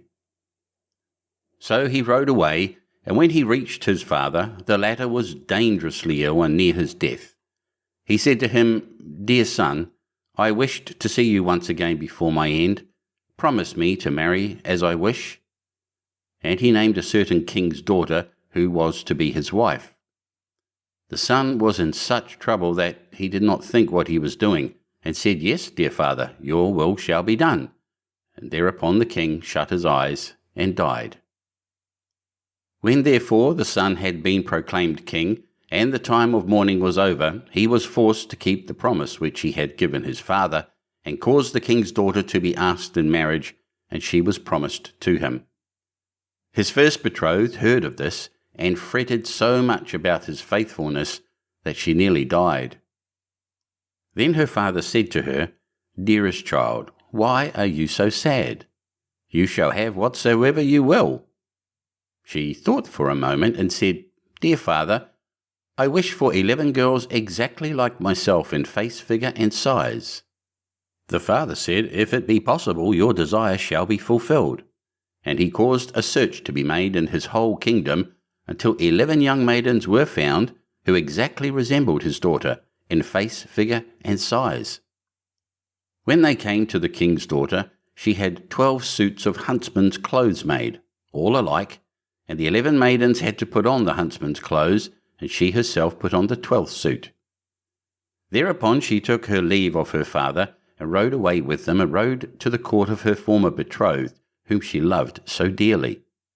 Then she asked if he required any huntsmen, and if he would take all of them into his service. The king looked at her and did not know her, but as they were such handsome fellows, he said yes, and that he would willingly take them, and now they were the king's 12 huntsmen. The king, however, had a lion, which was a wondrous animal, for he knew all concealed and secret things. It came to pass that one evening he said to the king, You think you have 12 huntsmen? Yes, said the king, they are 12 huntsmen. The lion continued, You are mistaken, they are 12 girls. The king said, That cannot be true. How will you prove that to me?" "Oh, just let some peas be strewn in the antechamber," answered the lion, "and then you will soon see. Men have a firm step, and when they walk over peas none of them stir. But girls trip and skip and drag their feet, and the peas roll about." The king was well pleased with the counsel and caused the peas to be strewn. There was, however, a servant of the king's who favoured the huntsmen, and when he heard that they were going to be put to this test, he went to them and repeated everything, and said, "The lion wants to make the king believe that you are girls." Then the king's daughter thanked him, and said to her maidens, "Show some strength and step firmly on the peas." So next morning, when the king had the 12 huntsmen called before him, and they came into the antechamber where the peas were lying, they stepped so firmly on them, and had such a strong, sure walk, that not one of the peas either rolled or stirred. Then they went away again, and the king said to the lion, "You have lied to me. They walk just like men." The lion said, "They have been informed that they were going to be put to the test, and have assumed some strength. Just let 12 spinning wheels be brought into the antechamber, and they will go to them and be pleased with them, and that is what no man would do." The king liked the advice, and had the spinning wheels placed in the antechamber. But the servant, who was well disposed to the huntsmen, went to them and disclosed the project. So when they were alone, the king's daughter said to her 11 girls, "Show some constraint, and do not look round at the spinning wheels." And next morning, when the king had his 12 huntsmen summoned, they went through the antechamber, and never once looked at the spinning wheels. Then the king again said to the lion, "You have deceived me. They are men, for they have not looked at the spinning wheels." The lion replied, "They have restrained themselves." The king, however, would no longer believe the lion. The 12 huntsmen always followed the king to the chase, and his liking for them continually increased. Now it came to pass that once when they were out hunting, news came that the king's bride was approaching. When the true bride heard that, it hurt her so much that her heart was almost broken, and she fell fainting to the ground. The king thought something had happened to his dear huntsman, ran up to him, wanted to help him, and drew his glove off. Then he saw the ring which he had given to his first bride, and when he looked in her face, he recognized her. Then his heart was so touched that he kissed her, and when she opened her eyes, he said, "You are mine, and I am yours, and no one in the world can alter that." He sent a messenger to the other bride, and entreated her to return to her own kingdom, for he had a wife already, and someone who had just found an old key did not require a new one. Thereupon the wedding was celebrated, and the lion was again taken into favour, because, after all, he had told the truth. End of chapter 52. Chapter 53. The King of the Golden Mountain. There was once a merchant who had only one child, a son, that was very young and barely able to run alone. He had 2 richly laden ships then, making a voyage upon the seas, in which he had embarked all his wealth in the hope of making great gains, when the news came that both were lost. Thus from being a rich man, he became all at once so very poor that nothing was left to him but one small plot of land, and there he often went in an evening to take his walk and ease his mind of a little of his trouble. One day, as he was roaming along in a brown study, thinking with no great comfort on what he had been, and what he now was and was like to be, all on a sudden there stood before him a little, rough-looking black dwarf. "Prithee, friend, why so sorrowful?" said he to the merchant. "What is it you take so deeply to heart?" "If you would do me any good, I would willingly tell you," said the merchant. "Who knows but I may?" said the little man. "Tell me what ails you, and perhaps you will find I may be of some use." Then the merchant told him how all his wealth was gone to the bottom of the sea, and how he had nothing left but that little plot of land. "Oh, trouble not yourself about that," said the dwarf. "Only undertake to bring me here 12 years hence whatever meets you first on your going home, and I will give you as much as you please." The merchant thought this was no great thing to ask, that it would most likely be his dog or his cat or something of that sort. but forgot his little boy Heinel. So he agreed to the bargain, and signed and sealed the bond to do what was asked of him. But as he drew near home, his little boy was so glad to see him that he crept behind him and laid fast hold of his legs, and looked up in his face and laughed. Then the father started, trembling with fear and horror, and saw what it was that he had bound himself to do. But as no gold was come, he made himself easy by thinking that it was only a joke that the dwarf was playing him, and that at any rate, when the money came, he should see the bearer and would not take it in. About a month afterwards, he went upstairs into a lumber room to look for some old iron, that he might sell it and raise a little money. And there, instead of his iron, he saw a large pile of gold lying on the floor. At the sight of this, he was overjoyed, and forgetting all about his son, went into trade again and became a richer merchant than before.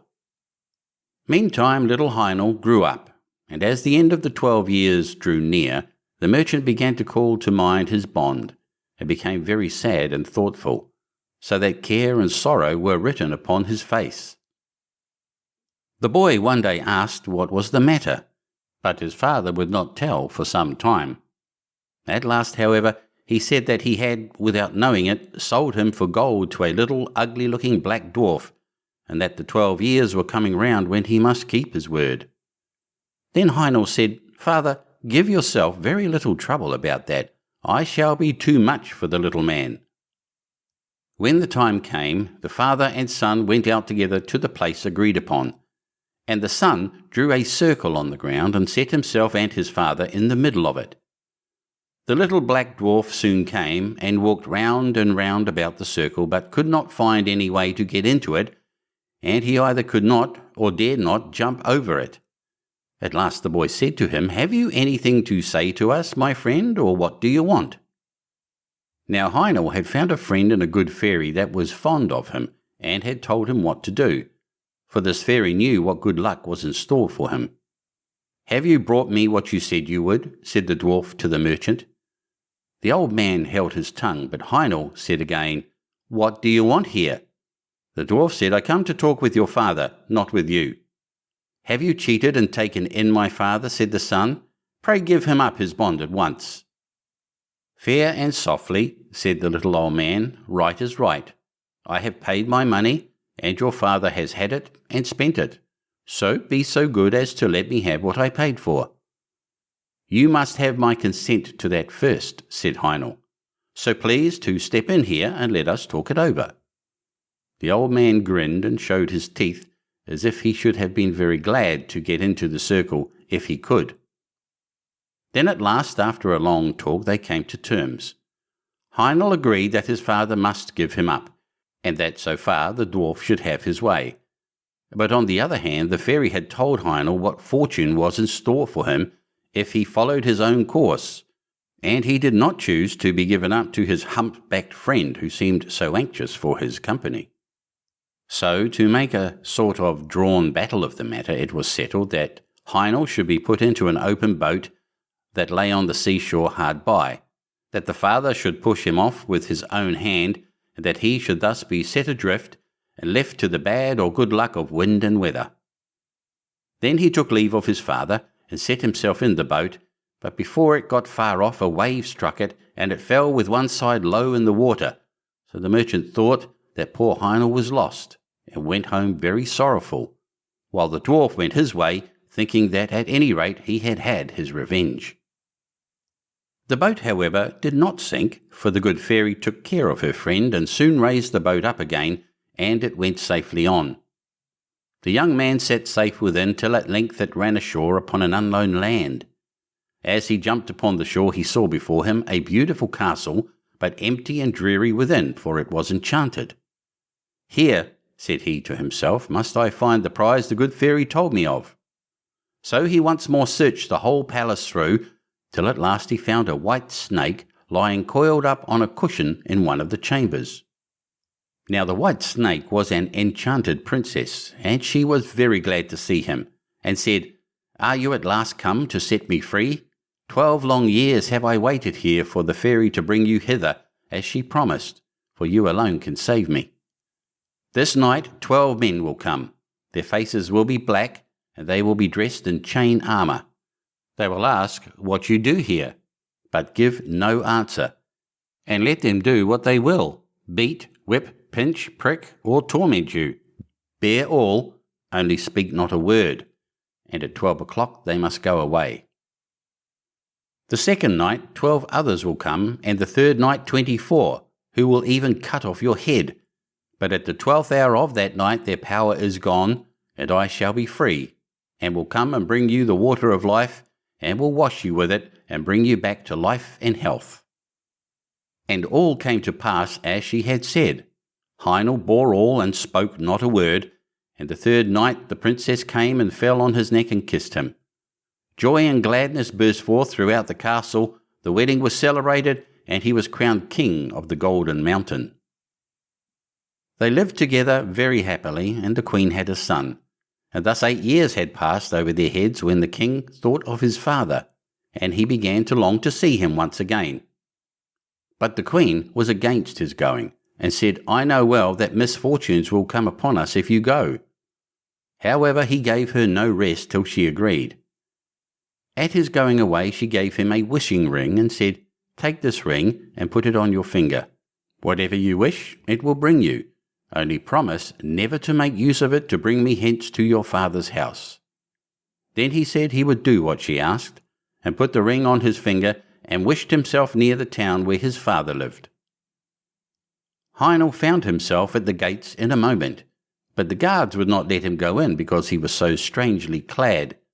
So he went up to a neighbouring hill, where a shepherd dwelt, and borrowed his old frock, and thus passed unknown into the town. When he came to his father's house, he said he was his son, but the merchant would not believe him, and said he had but one son, his poor Heinel, who he knew was long since dead. And as he was only dressed like a poor shepherd, he would not even give him anything to eat. The king, however, still vowed that he was his son, and said, Is there no mark by which you would know me, if I am really your son? Yes, said his mother, our Heinel had a mark like a raspberry on his right arm.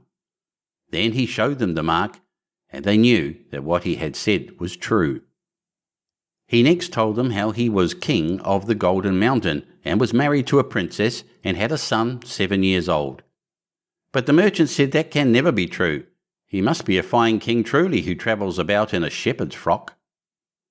At this the son was vexed, and forgetting his word, turned his ring and wished for his queen and son. In an instant they stood before him, but the queen wept, and said he had broken his word, and bad luck would follow. He did all he could to soothe her, and she at last seemed to be appeased, but she was not so in truth, and was only thinking how she should punish him. One day he took her to walk with him out of the town, and showed her the spot where the boat was set adrift upon the wide waters. Then he sat himself down and said, I am very much tired. Sit by me.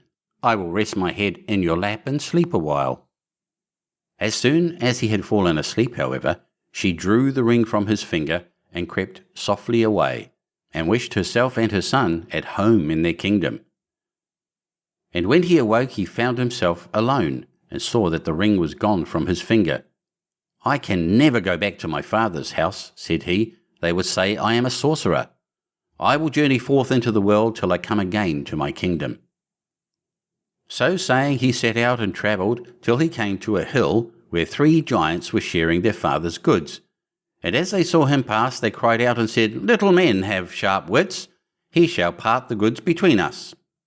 Now there was a sword that cut off an enemy's head whenever the wearer gave the words, Heads off. A cloak that made the owner invisible or gave him any form he pleased, and a pair of boots that carried the wearer wherever he wished. Heinel said they must first let him try these wonderful things, that he might know how to set a value upon them. Then they gave him the cloak, and he wished himself a fly, and in a moment he was a fly. The cloak is very well, said he. Now give me the sword. No, said they, not unless you undertake not to say heads off, for if you do we are all dead men. So they gave it him, charging him to try it on a tree. He next asked for the boots also, and the moment he had all 3 in his power, he wished himself at the Golden Mountain, and there he was at once. So the giants were left behind with no goods to share or quarrel about. As Heinel came near his castle, he heard the sound of merry music, and the people around him told him that his queen was about to marry another husband. Then he threw his cloak around him and passed through the castle hall and placed himself by the side of the queen where no one saw him. But when anything to eat was put upon her plate, he took it away and ate it himself. And when a glass of wine was handed to her, he took it and drank it, and thus, though they kept on giving her meat and drink, her plate and cup were always empty. Upon this, fear and remorse came over her, and she went into her chamber alone and sat there weeping, and he followed her there. Alas, said she to herself, was I not once set free? Why then does this enchantment still seem to bind me? False and fickle one, said he.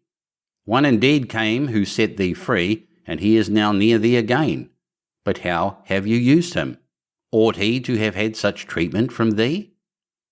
Then he went out and sent away the company, and said the wedding was at an end, for that he was come back to the kingdom.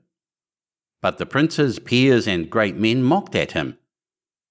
However, he would enter into no parley with them, but only asked them if they would go in peace or not. Then they turned upon him and tried to seize him. But he drew his sword. Heads off, cried he, and with the word the traitors' heads fell before him, and Heinel was once more king of the Golden Mountain. End of chapter 53. Chapter 54, Dr. Know-all. There was once upon a time a poor peasant called Crab, who drove with 2 oxen a load of wood to the town and sold it to a doctor for 2 tailors. When the money was being counted out to him, it so happened that the doctor was sitting at table, and when the peasant saw how well he ate and drank, his heart desired what he saw, and would willingly have been a doctor too. So he remained standing a while, and at length inquired if he too could not be a doctor. Oh yes, said the doctor, that is soon managed.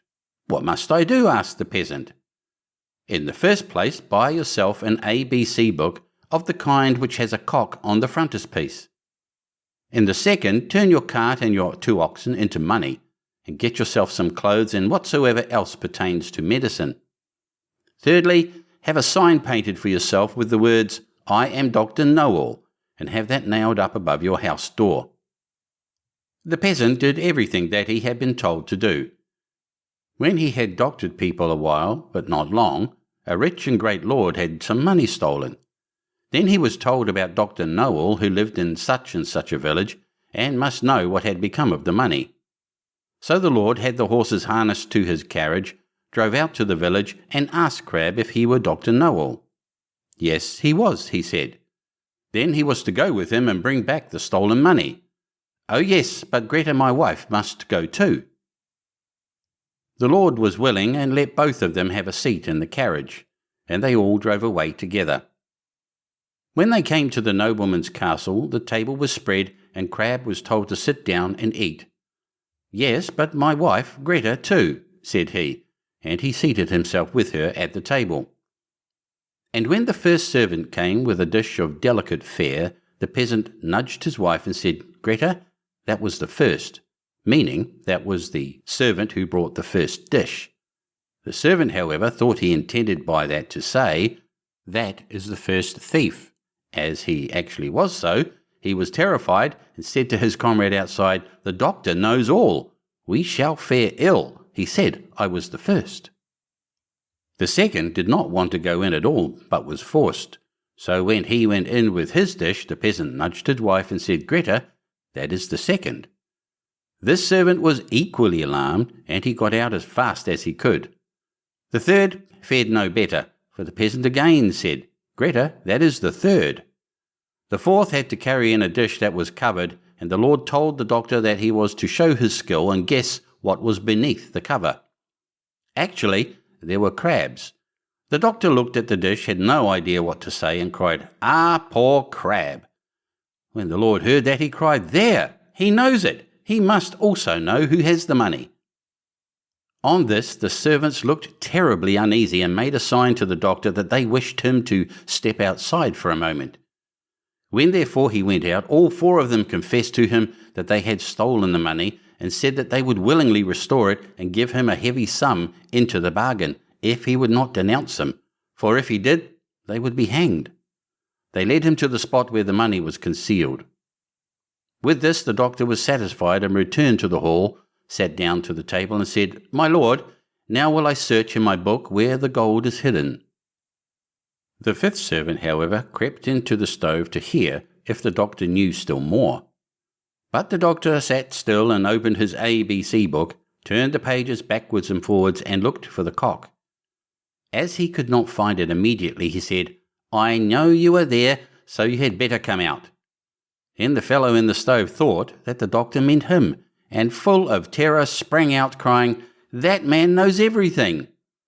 Then Dr. Noel showed the Lord where the money was, but did not say who had stolen it, and received from both sides much money in reward, and became a renowned man. End of chapter 54. Chapter 55. The 7 Ravens. There was once a man who had 7 sons, and last of all 1 daughter. Although the little girl was very pretty, she was so weak and small that they thought she could not live, but they said she should at once be christened. So the father sent one of his sons in haste to the spring to get some water, but the other 6 ran with him. Each wanted to be first at drawing the water, and so they were in such a hurry that all let their pitchers fall into the well, and they stood very foolishly looking at one another, and did not know what to do, for none dared go home. In the meantime the father was uneasy, and could not tell what made the young men stay so long. "Surely," said he, "the whole 7 must have forgotten themselves over some game of play." And when he had waited still longer, and they yet did not come, he flew into a rage, and wished them all turned into ravens. Scarcely had he spoken these words, when he heard a croaking over his head, and looked up and saw 7 ravens, as black as coal, flying round and round. Sorry as he was to see his wish so fulfilled, he did not know how what was done could be undone, and comforted himself as well as he could for the loss of his 7 sons with his dear little daughter, who soon became stronger and every day more beautiful. For a long time she did not know that she had ever had any brothers, for her father and mother took care not to speak of them before her. But one day, by chance, she heard the people about her speak of them. "Yes," said they, "she is beautiful indeed, but still 'tis a pity that her brothers should have been lost for her sake." Then she was much grieved, and went to her father and mother, and asked if she had any brothers, and what had become of them. So they dared no longer to hide the truth from her, but said it was the will of heaven, and that her birth was only the innocent cause of it. But the little girl mourned sadly about it every day, and thought herself bound to do all she could to bring her brothers back. And she had neither rest nor ease, till at length one day she stole away, and set out into the wide world to find her brothers, wherever they might be, and free them, whatever it might cost her. She took nothing with her but a little ring which her father and mother had given her, a loaf of bread in case she should be hungry, a little pitcher of water in case she should be thirsty, and a little stool to rest upon when she should be weary. Thus she went on, and journeyed till she came to the world's end. Then she came to the sun, but the sun looked much too hot and fiery. So she ran away quickly to the moon, but the moon was cold and chilly, and said, "I smell flesh and blood this way." So she took herself away in a hurry, and came to the stars, and the stars were friendly and kind to her, and each star sat upon his own little stool. But the morning star rose up and gave her a little piece of wood, and said, "If you have not this little piece of wood, you cannot unlock the castle that stands on the glass mountain, and there your brothers live." The little girl took the piece of wood, rolled it up in a little cloth, and went on again until she came to the glass mountain, and found the door shut. Then she felt for the little piece of wood, but when she unwrapped the cloth it was not there, and she saw she had lost the gift of the good stars. What was to be done? She wanted to save her brothers, and had no key of the castle of the glass mountain. So this faithful little sister took a knife out of her pocket, and cut off her little finger. that was just the size of the piece of wood she had lost, and put it in the door and opened it. As she went in, a little dwarf came up to her and said, "What are you seeking for?" "I seek for my brothers, the 7 ravens," answered she. Then the dwarf said, "My masters are not at home, but if you will wait till they come, pray step in." Now the little dwarf was getting their dinner ready, and he brought their food upon 7 little plates, and their drink in 7 little glasses, and set them upon the table, and out of each little plate their sister ate a small piece, and out of each little glass she drank a small drop. But she let the ring that she had brought with her fall into the last glass. On a sudden she heard a fluttering and croaking in the air, and the dwarf said, "Here come my masters." When they came in, they wanted to eat and drink and looked for their little plates and glasses. Then said one after the other, "Who has eaten from my little plate? And who has been drinking out of my little glass? Caw, caw, well I ween, mortal lips have this way been." When the 7th came to the bottom of his glass and found there the ring, he looked at it and knew that it was his father's and mother's, and said, "Oh, that our little sister would but come. Then we should be free." When the little girl heard this, for she stood behind the door all the time and listened, she ran forward, and in an instant all the ravens took their right form again, and all hugged and kissed each other, and went merrily home. End of chapter 55. Chapter 56. The Weddings of Mrs. Fox. First story. There was once upon a time an old fox with 9 tails, who believed that his wife was not faithful to him and wished to put her to the test. He stretched himself out under the bench, did not move a limb, and behaved as if he was stone dead. Mrs. Fox went up to her room, shut herself in, and her maid, Miss Cat, sat by the fire and did the cooking. When it became known that the old fox was dead, suitors presented themselves. The maid heard someone standing at the house door, knocking. She went and opened it, and it was a young fox who said, "What may you be about, Miss Cat? Do you sleep or do you wake?" She answered, "I am not sleeping, I am waking. Would you know what I am making? I am boiling warm beer with butter. Will you be my guest for supper?" "No, thank you, miss," said the fox. "What is Mrs. Fox doing?" The maid replied, "She is sitting in her room, moaning in her gloom, weeping her little eyes quite red because old Mr. Fox is dead." "Do just tell her, miss, that a young fox is here who would like to woo her." "Certainly, young sir." The cat goes up the stairs trip-trap, the door she knocks, a tap, tap, tap. "Mistress Fox, are you inside?" "Oh yes, my little cat," she cried. "A wooer, he stands at the door out there. What does he look like, my dear?" "Has he 9 as beautiful tails as the late Mr. Fox?" "Oh no," answered the cat, "he has only 1. Then I will not have him." Miss Cat went downstairs and sent the wooer away. Soon afterwards there was another knock, and another fox was at the door who wished to woo Mrs. Fox. He had 2 tails, but he did not fare better than the first. After this still more came, each with 1 tail more than the other, but they were all turned away, until at last one came who had 9 tails, like old Mr. Fox. When the widow heard that, she said joyfully to the cat, "Now open the gates and doors all wide, and carry old Mr. Fox outside." But just as the wedding was going to be solemnized, old Mr. Fox stirred under the bench and cudgelled all the rabble, and drove them and Mrs. Fox out of the house. Second story. When old Mr. Fox was dead, the wolf came as a suitor and knocked at the door, and the cat who was servant to Mrs. Fox opened it for him. The wolf greeted her and said, "Good day, Mrs. Cat of Kerowit. How comes it that alone you sit? What are you making good?" The cat replied, "In milk I'm breaking bread so sweet. Will you be my guest and eat?" "No, thank you, Mrs. Cat," answered the wolf. "Is Mrs. Fox not at home?" The cat said, "She sits upstairs in her room, bewailing her sorrowful doom, bewailing her trouble so sore, for old Mr. Fox is no more." The wolf answered, "If she's in want of a husband now, then will it please her to step below? The cat runs quickly up the stair and lets her tail fly here and there, until she comes to the parlour door. With her 5 gold rings at the door she knocks. "Are you within, good Mistress Fox?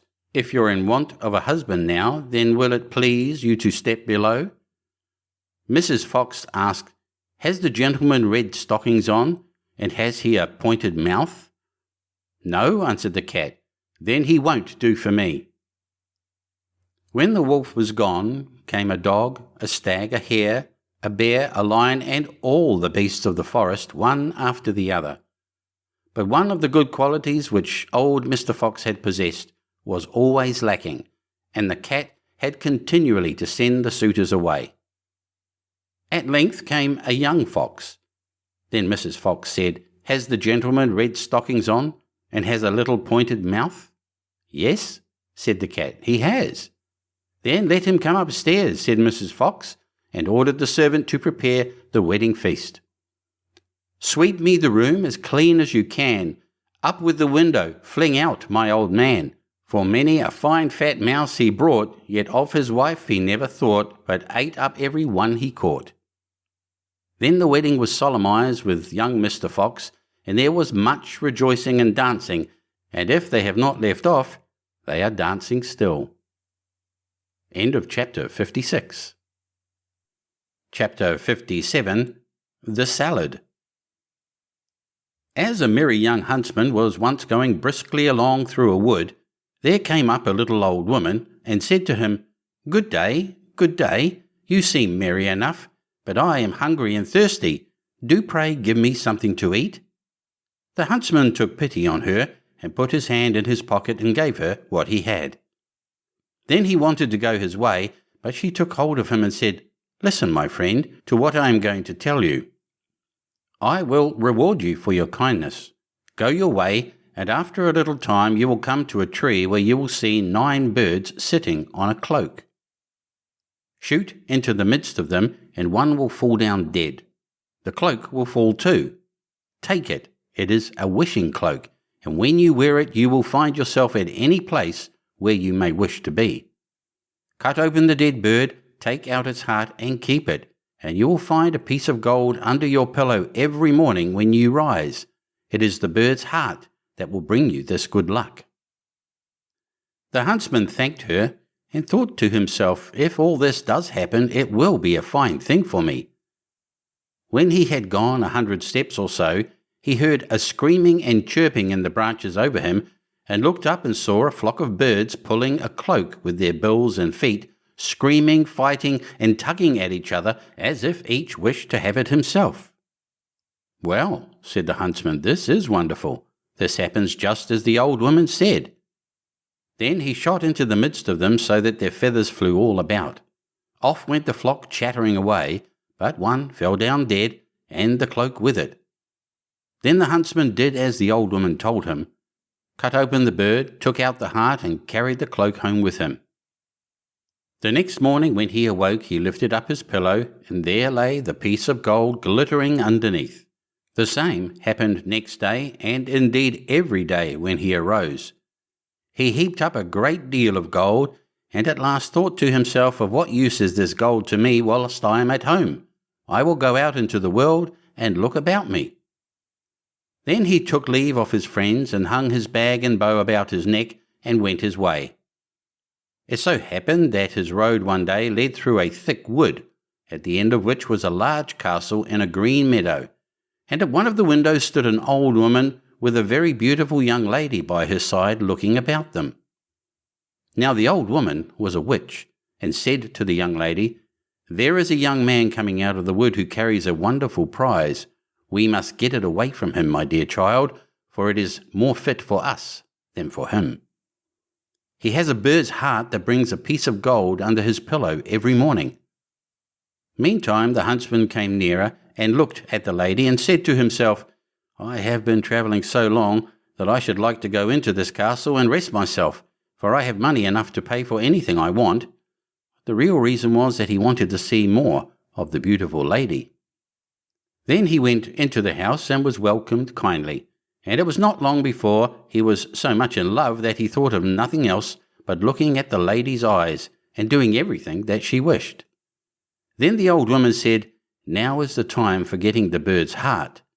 So the lady stole it away, and he never found any more gold under his pillow, for it lay now under the young lady's, and the old woman took it away every morning.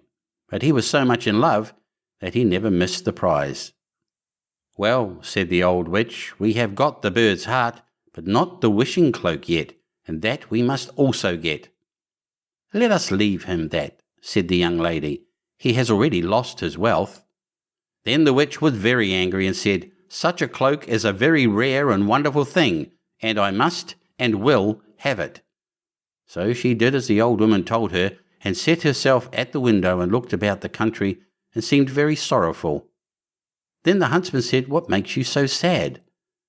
"Alas, dear," said she, "yonder lies the granite rock where all the costly diamonds grow, and I want so much to go there that whenever I think of it I cannot help being sorrowful, for who can reach it?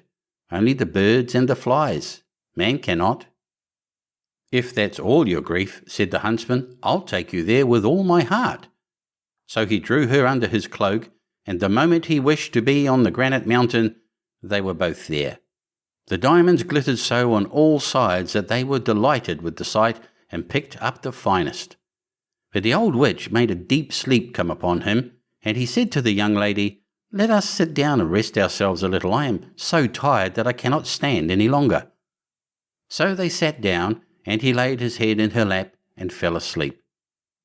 And whilst he was sleeping on, she took the cloak from his shoulders, hung it on her own, picked up the diamonds, and wished herself home again.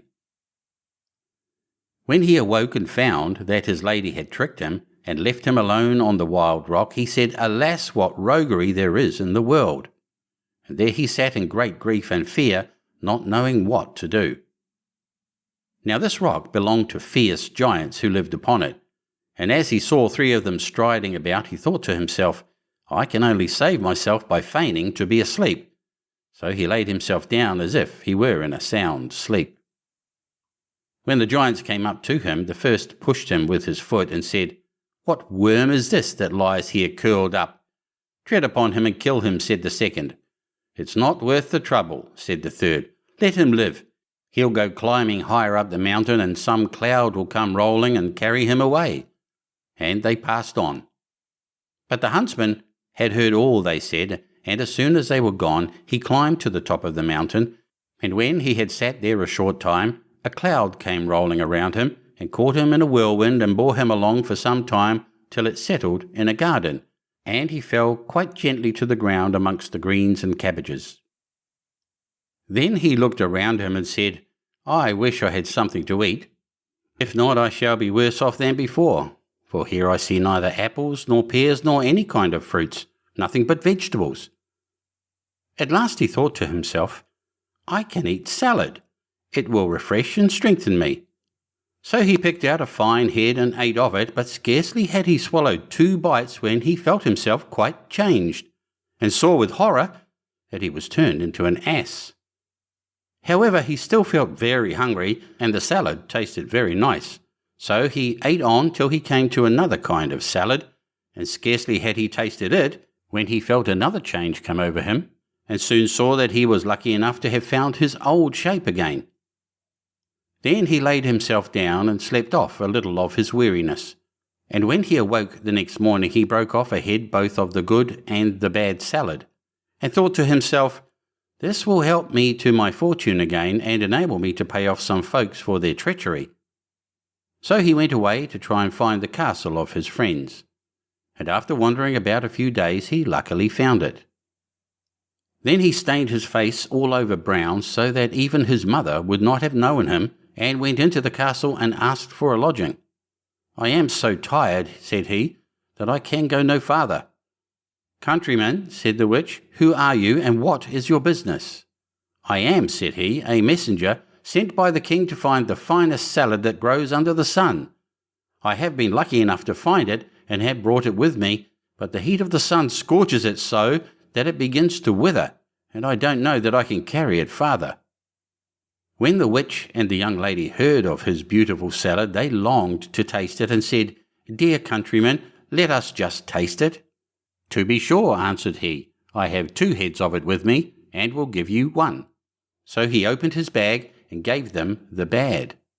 Then the witch herself took it into the kitchen to be dressed, and when it was ready, she could not wait till it was carried up, but took a few leaves immediately and put them in her mouth. And scarcely were they swallowed when she lost her own form and ran braying down into the court in the form of an ass.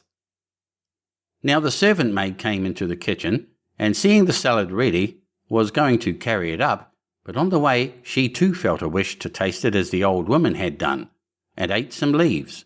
So she also was turned into an ass and ran after the other, letting the dish with the salad fall on the ground. The messenger sat all this time with the beautiful young lady, and as nobody came with the salad, as she longed to taste it, she said, I don't know where the salad can be. Then he thought something must have happened and said, I will go into the kitchen and see. And as he went, he saw 2 asses in the court running about, and the salad lying on the ground. All right, said he, those 2 have had their share. Then he took up the rest of the leaves, laid them on the dish, and brought them to the young lady, saying, I bring you the dish myself, that you may not wait any longer.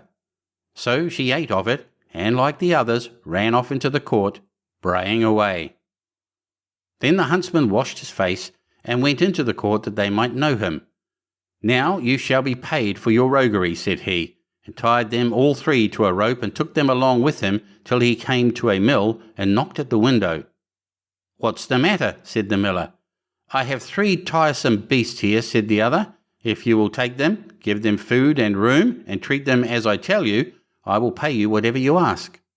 With all my heart, said the miller, but how shall I treat them? Then the huntsman said, Give the old one stripes 3 times a day, and hay once. Give the next, who was the servant maid, stripes once a day, and hay 3 times. And give the youngest, who was the beautiful lady, hay 3 times a day, and no stripes, for he could not find it in his heart to have her beaten. After this he went back to the castle, where he found everything he wanted. Some days after, the miller came to him and told him that the old ass was dead. The other 2, said he, are alive and eat, but are so sorrowful that they cannot last long. Then the huntsman pitied them, and told the miller to drive them back to him. And when they came, he gave them some of the good salad to eat.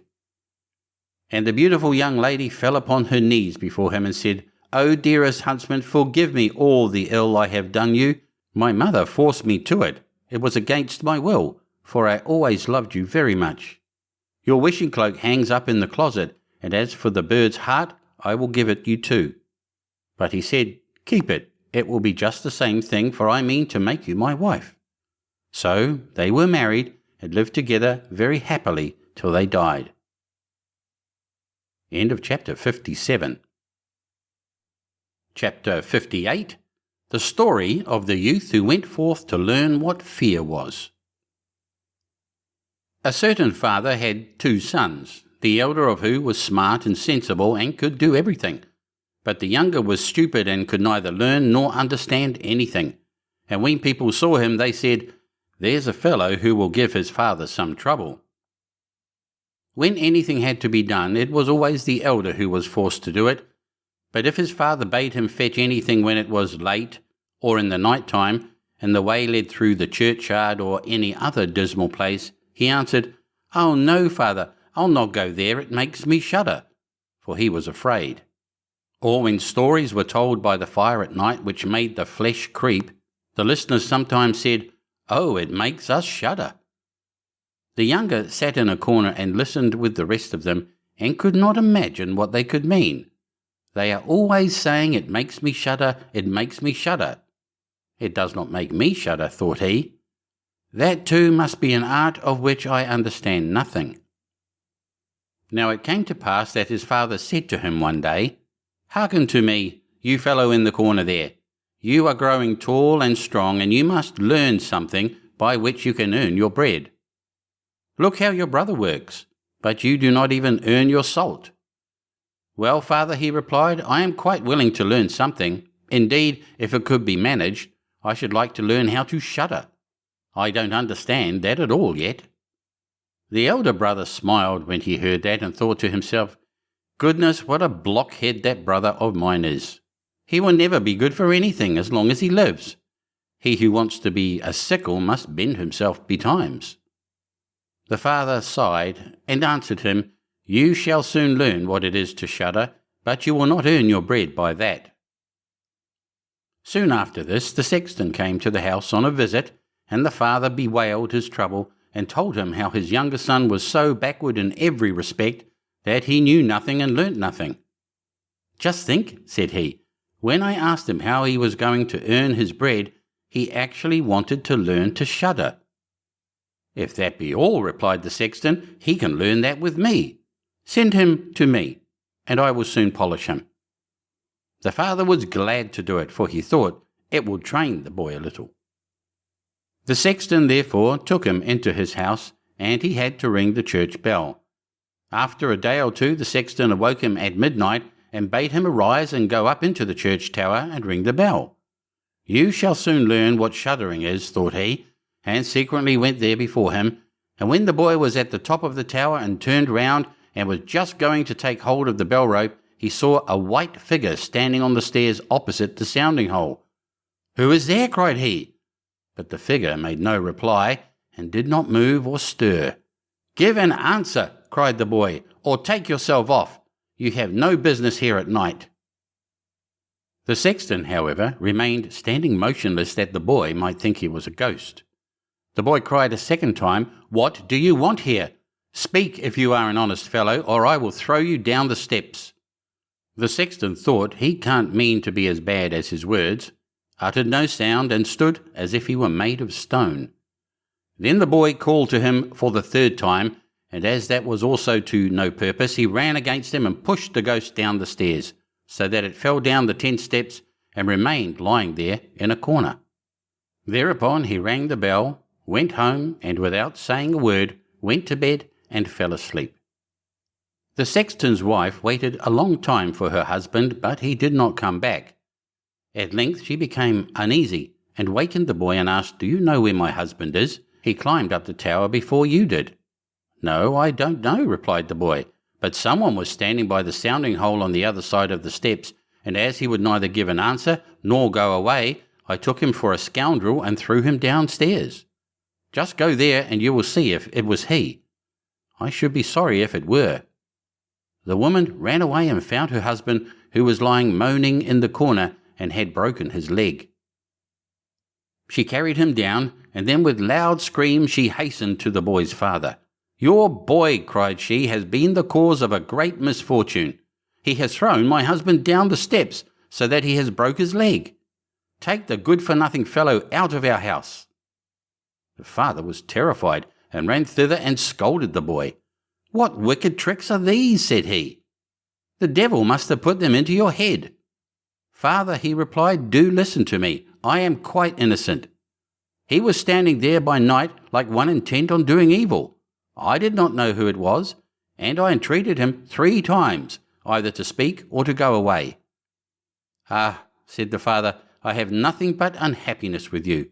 Go out of my sight, I will see you no more." "Yes, father, right willingly. Wait only until it is day. Then will I go forth and learn how to shudder, and then I shall at any rate understand one art which will support me." "Learn what you will," spoke the father, "it is all the same to me. Here are 50 tailors for you. Take these and go into the wide world and tell no one from whence you come and who is your father, for I have reason to be ashamed of you."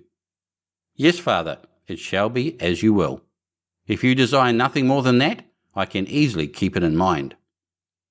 When the day dawned, therefore, the boy put his 50 tailors into his pocket and went forth on the great highway, and continually said to himself, "If I could but shudder, if I could but shudder."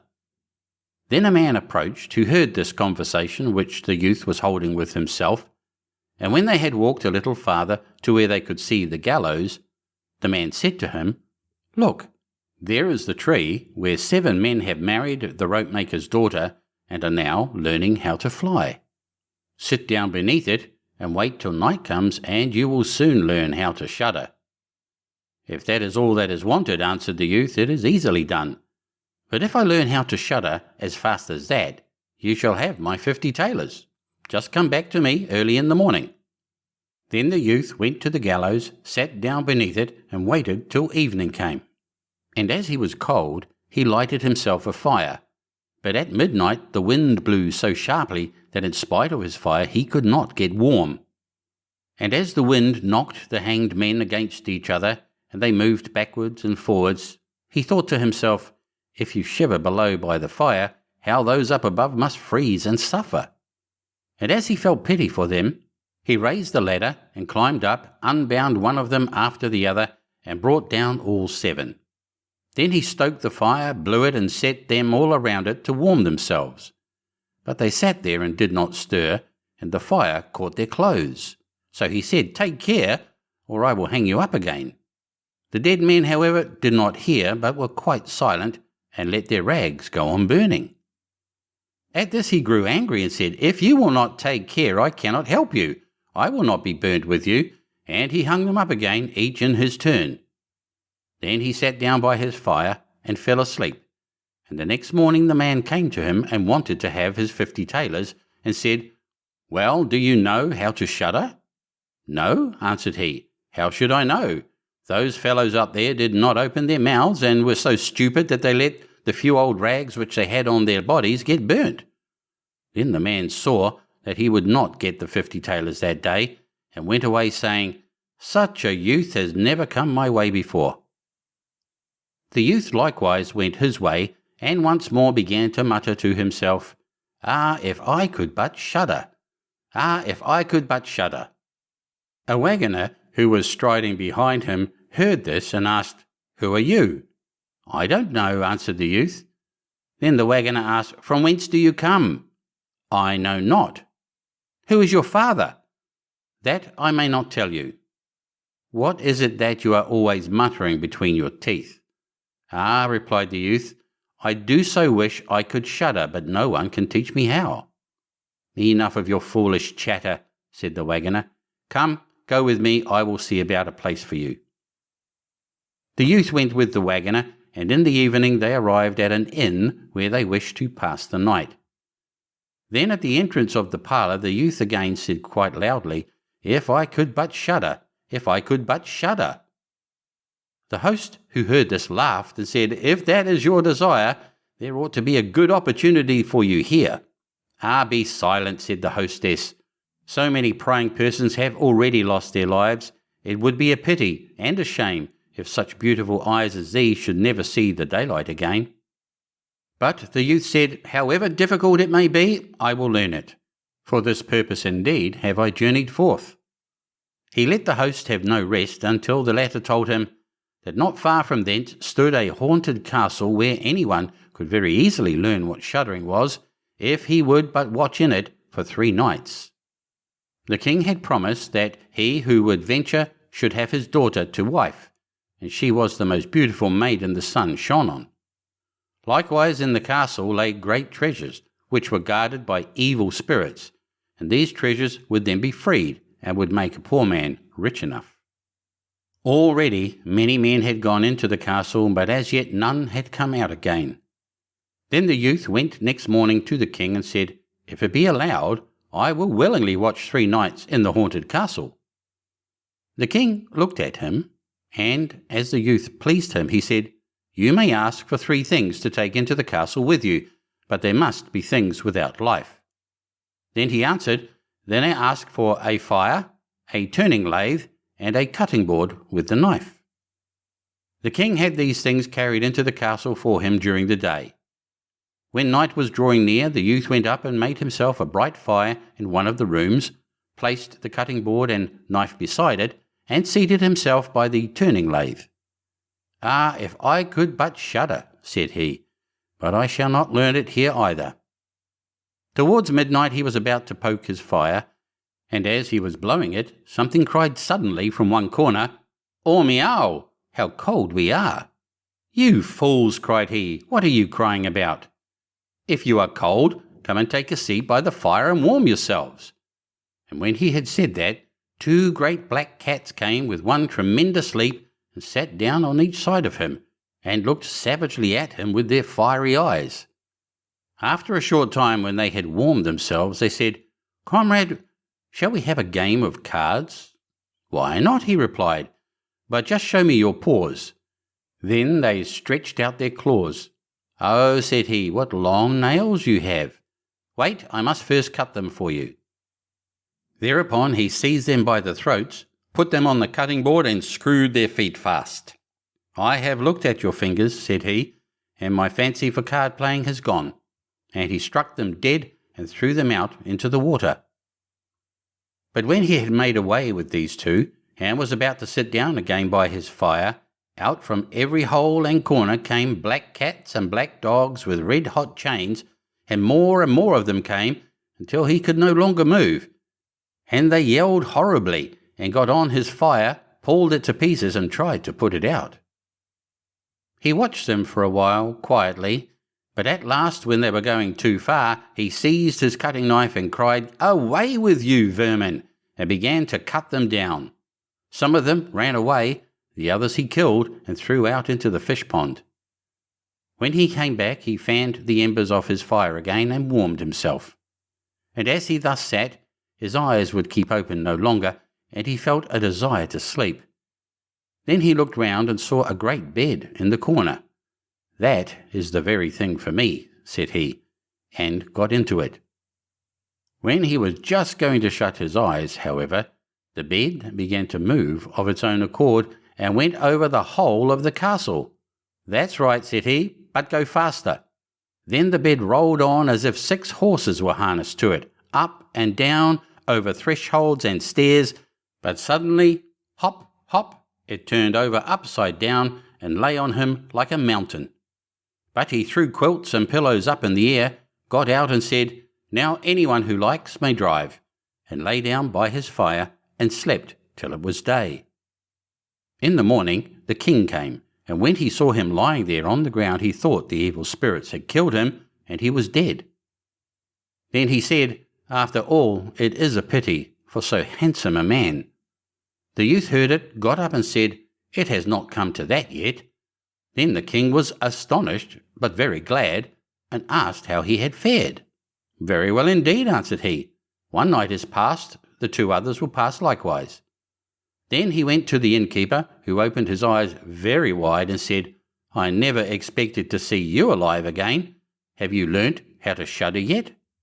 "No," said he, "it is all in vain. If someone would but tell me." The second night he again went up into the old castle, sat down by the fire, and once more began his old song, "If I could but shudder."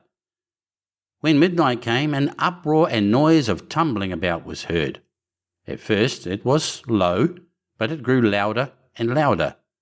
Then it was quiet for a while, and at length, with a loud scream, half a man came down the chimney and fell before him. "Hullo," cried he, "another half belongs to this. This is not enough." Then the uproar began again. There was a roaring and howling, and the other half fell down likewise. "Wait," said he, "I will just stoke up the fire a little for you." When he had done that and looked round again, the 2 pieces were joined together, and a hideous man was sitting in his place. "That is no part of our bargain," said the youth. "The bench is mine." The man wanted to push him away. The youth, however, would not allow that, but thrust him off with all his strength, and seated himself again in his own place. Then still more men fell down, one after the other. They brought 9 dead men's legs and 2 skulls, and set them up and played at 9-pins with them. The youth also wanted to play, and said, "Listen, you, can I join you?" "Yes, if you have any money." "Money enough," replied he, "but your balls are not quite round." Then he took the skulls and put them in the lathe, and turned them till they were round. "There now, they will roll better," said he. "Hurrah! Now we'll have fun." He played with them and lost some of his money, but when it struck 12, everything vanished from his sight. He lay down and quietly fell asleep. Next morning the king came to inquire after him. "How has it fared with you this time?" asked he. "I have been playing at 9-pins," he answered, and have lost a couple of farthings. Have you not shuddered then? What? Said he. I have had a wonderful time, if I did but know what it was to shudder. The third night he sat down again on his bench and said quite sadly, If I could but shudder. When it grew late, 6 tall men came in and brought a coffin. Then he said, Ha ha, that is certainly my little cousin, who died only a few days ago, and he beckoned with his finger and cried, Come, little cousin, come. They placed the coffin on the ground, but he went to it and took off the lid, and a dead man lay therein. He felt his face, but it was cold as ice.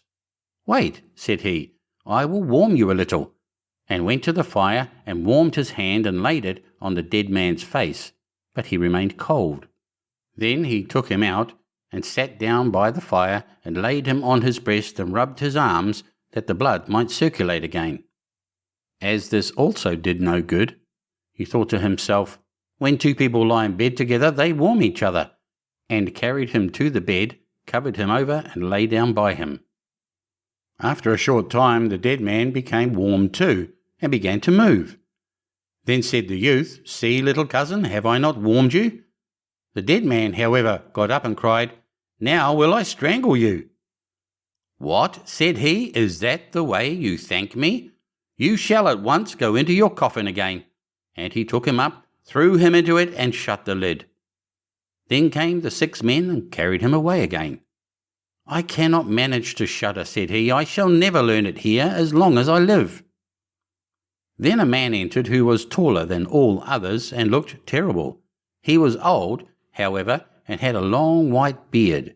You wretch, cried he, you shall soon learn what it is to shudder, for you shall die. Not so fast, replied the youth. If I am to die, I shall have to have a say in it. I will soon seize you, said the fiend. Softly, softly, do not talk so big. I am as strong as you are, and perhaps even stronger. We shall see, said the old man. If you are stronger, I will let you go. Come, we will try. Then he led him by dark passages to a smith's forge, took an axe, and with one blow struck an anvil into the ground. I can do better than that, said the youth, and went to the other anvil. The old man placed himself near and wanted to look on, and his white beard hung down. Then the youth seized the axe, split the anvil with one blow, and in it caught the old man's beard. Now I have you, said the youth. Now it is your turn to die. Then he seized an iron bar and beat the old man till he moaned and entreated him to stop, when he would give him great riches. The youth drew out the axe and let him go. The old man led him back into the castle, and in a cellar showed him 3 chests full of gold. Of these, said he, one part is for the poor, the other for the king, the third yours. In the meantime it struck 12, and the spirit disappeared, so that the youth stood in darkness. I shall still be able to find my way out, said he, and felt about, found the way into the room, and slept there by his fire. Next morning the king came and said, Now you must have learnt what shuddering is. No, he answered, what can it be? My dead cousin was here, and a bearded man came and showed me a great deal of money down below, but no one told me what it was to shudder. Then said the king, You have saved the castle and shall marry my daughter.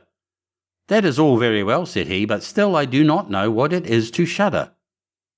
Then the gold was brought up and the wedding celebrated, but however so much the young king loved his wife, and however happy he was, he still said always, If I could but shudder, if I could but shudder. And this at last angered her. Her waiting maid said, I will find a cure for him. He shall soon learn what it is to shudder. She went out to the stream which flowed through the garden, and had a whole bucketful of gudgeons brought to her. At night, when the young king was sleeping, his wife was to draw the clothes off him and empty the bucketful of cold water with the gudgeons in it over him, so that the little fishes would sprawl about him. Then he woke up and cried, Oh, what makes me shudder so? What makes me shudder so, dear wife? Ah, now I know what it is to shudder. End of Chapter 58. Chapter 59. King Grizzly-Beard. A great king of a land far away in the east had a daughter who was very beautiful, but so proud and haughty and conceited that none of the princes who came to ask her in marriage was good enough for her, and she only made sport of them. Once upon a time the king held a great feast, and asked thither all her suitors, and they all sat in a row, ranged according to their rank, kings and princes and dukes and earls and counts and barons and knights. Then the princess came in, and as she passed by them she had something spiteful to say to every one. The first was too fat. He's as round as a tub, said she. The next was too tall. What a maypole, said she. The next was too short. What a dumpling, said she. The fourth was too pale, and she called him wall-face. The fifth was too red, so she called him coxcomb. The sixth was not straight enough, so she said he was like a green stick that had been laid to dry over a baker's oven. And thus she had some joke to crack upon every one. But she laughed more than all at a good king who was there. Look at him, said she. His beard is like an old mop. He shall be called Grizzly-Beard. So the king got the nickname of Grizzly-Beard. But the old king was very angry when he saw how his daughter behaved and how she ill-treated all his guests. And he vowed that, willing or unwilling, she should marry the first man, be he prince or beggar, that came to the door. 2 days after, there came by a travelling fiddler who began to play under the window and beg alms. And when the king heard him, he said, Let him come in.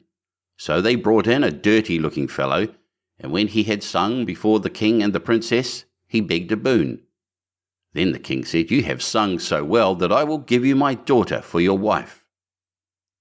The princess begged and prayed, but the king said, I have sworn to give you to the first comer, and I will keep my word. So words and tears were of no avail. The parson was sent for, and she was married to the fiddler. When this was over, the king said, Now get ready to go. You must not stay here. You must travel on with your husband. Then the fiddler went his way and took her with him, and they soon came to a great wood. Pray, said she, whose is this wood? It belongs to King Grizzly-Beard, answered he. Hadst thou taken him, all had been thine. Ah, unlucky wretch that I am, sighed she. Would that I had married King Grizzly-Beard. Next they came to some fine meadows. Whose are these beautiful green meadows, said she. They belong to King Grizzly-Beard. Hadst thou taken him, they had all been thine.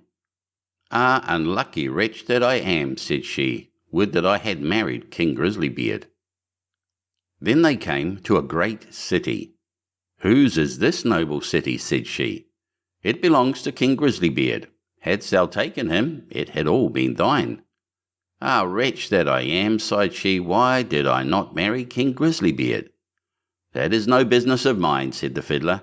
Why should you wish for another husband? Am not I good enough for you? At last they came to a small cottage. What a paltry place, said she. To whom does that little dirty hole belong? Then the fiddler said, That is your and my house, where we are to live. Where are your servants? Cried she. What do we want with servants? Said he. You must do for yourself whatever is to be done. Now make the fire and put on water and cook my supper, for I am very tired. But the princess knew nothing of making fires and cooking, and the fiddler was forced to help her. When they had eaten a very scanty meal, they went to bed. But the fiddler called her up very early in the morning to clean the house.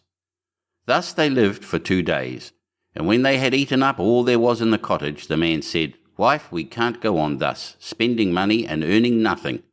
You must learn to weave baskets. Then he went out and cut willows and brought them home, and she began to weave, but it made her fingers very sore. I see this work won't do, said he. Try and spin. Perhaps you will do that better. So she sat down and tried to spin, but the threads cut her tender fingers till the blood ran. See now, said the fiddler, you are good for nothing. You can do no work. What a bargain I have got. However, I'll try and set up a trade in pots and pans, and you shall stand in the market and sell them." "Alas," sighed she, "if any of my father's court should pass by and see me standing in the market, how they will laugh at me." But her husband did not care for that, and said she must work if she did not wish to die of hunger. At first the trade went well, for many people, seeing such a beautiful woman, went to buy her wares and paid their money without thinking of taking away the goods. They lived on this as long as it lasted, and then her husband bought a fresh lot of ware, and she sat herself down with it in the corner of the market. But a drunken soldier soon came by and rode his horse against her stall and broke all her goods into 1,000 pieces. Then she began to cry, and knew not what to do. "Ah, what will become of me?" said she. "What will my husband say?" So she ran home and told him all. "Who would have thought you would have been so silly," said he, "as to put an earthenware stall in the corner of a market where everybody passes? But let us have no more crying. I see you are not fit for this sort of work, so I have been to the king's palace and asked if they did not want a kitchen maid, and they say they will take you, and there you will have plenty to eat." Thus the princess became a kitchen maid and helped the cook to do all the dirtiest work, but she was allowed to carry home some of the meat that was left, and on this they lived. She had not been there long before she heard that the king's eldest son was passing by, going to be married, and she went to one of the windows and looked out. Everything was ready, and all the pomp and brightness of the court was there. Then she bitterly grieved for the pride and folly which had brought her so low. And the servants gave her some of the rich meats which she put into her basket to take home. All on a sudden, as she was going out, in came the king's son in golden clothes, and when he saw a beautiful woman at the door, he took her by the hand and said she should be his partner in the dance. But she trembled for fear, for she saw that it was King GRISLY-BEARD who was making sport of her. However, he kept fast hold and let her in. The cover of the basket came off so that the meats in it fell about. Then everybody laughed and jeered at her, and she was so abashed that she wished herself 1,000 feet deep in the earth. She sprang to the door to run away, but on the steps King GRISLY-BEARD overtook her and brought her back and said, "Fear me not, I am the fiddler who has lived with you in the hut. I brought you there because I really loved you. I am also the soldier that overset your stall. I have done all this only to cure you of your silly pride and to show you the folly of your ill treatment of me. Now all is over, you have learnt wisdom, and it is time to hold our marriage feast." Then the chamberlains came and brought her the most beautiful robes, and her father and his whole court were there already and welcomed her home on her marriage. Joy was in every face and every heart. The feast was grand, they danced and sang, all were merry, and I only wish that you and I had been of the party. End of chapter 59. Chapter 60. Iron Hans. There was once upon a time a king who had a great forest near his palace, full of all kinds of wild animals. One day he sent out a huntsman to shoot him a roe, but he did not come back. "Perhaps some accident has befallen him," said the king, and the next day he sent out 2 more huntsmen who were to search for him, but they too stayed away. Then on the 3rd day he sent for all his huntsmen and said, "Scour the whole forest through, and do not give up until you have found all 3. But of these also none came home again, none were seen again. From that time forth no one would any longer venture into the forest, and it lay there in deep stillness and solitude, and nothing was seen of it, but sometimes an eagle or a hawk flying over it. This lasted for many years, when an unknown huntsman announced himself to the king as seeking a situation, and offered to go into the dangerous forest. The king, however, would not give his consent, and said, "It is not safe in there. I fear it would fare with you no better than with the others, and you would never come out again." The huntsman replied, "Lord, I will venture in at my own risk. Of fear I know nothing." The huntsman therefore betook himself with his dog to the forest. It was not long before the dog fell in with some game on the way and wanted to pursue it, But hardly had the dog run 2 steps when it stood before a deep pool, could go no farther, and a naked arm stretched itself out of the water, seized it, and drew it under. When the huntsman saw that, he went back and fetched 3 men to come with buckets and bail out the water. When they could see to the bottom, there lay a wild man whose body was brown like rusty iron, and whose hair hung over his face down to his knees. They bound him with cords and led him away to the castle. There was great astonishment over the wild man. The king, however, had him put in an iron cage in his courtyard, and forbade the door to be opened on pain of death, and the queen herself was to take the key into her keeping. And from this time forth everyone could again go into the forest with safety. The king had a son of 8 years, who was once playing in the courtyard, and while he was playing, his golden ball fell into the cage. The boy ran thither and said, "Give me my ball out." "Not till you have opened the door for me," answered the man. "No," said the boy, "I will not do that. The king has forbidden it," and ran away. The next day he again went and asked for his ball. The wild man said, "Open my door," but the boy would not. On the 3rd day the king had ridden out hunting, and the boy went once more and said, "I cannot open the door even if I wished, for I have not the key." Then the wild man said, "It lies under your mother's pillow. You can get it there." The boy, who wanted to have his ball back, cast all thought to the winds and brought the key. The door opened with difficulty, and the boy pinched his fingers. When it was opened, the wild man stepped out, gave him the golden ball, and hurried away. The boy had become afraid. He called and cried after him, "O wild man, do not go away, or I shall be beaten." The wild man turned back, took him up, set him on his shoulder, and went with hasty steps into the forest. When the king came home, he observed the empty cage and asked the queen how that had happened. She knew nothing about it, and sought the key, but it was gone. She called the boy, but no one answered. The king sent out people to seek for him in the fields, but they did not find him. Then he could easily guess what had happened, and much grief reigned in the royal court. When the wild man had once more reached the dark forest, he took the boy down from his shoulder and said to him, "You will never see your father and mother again, but I will keep you with me, for you have set me free, and I have compassion on you. If you do all I bid you, you shall fare well. Of treasure and gold have I enough, and more than anyone in the world." He made a bed of moss for the boy on which he slept, and the next morning the man took him to a well and said, "Behold, the gold well is as bright and clear as crystal. You shall sit beside it, and take care that nothing falls into it, or it will be polluted. I will come every evening to see if you have obeyed my order." The boy placed himself by the brink of the well, and often saw a golden fish or a golden snake show itself therein, and took care that nothing fell in.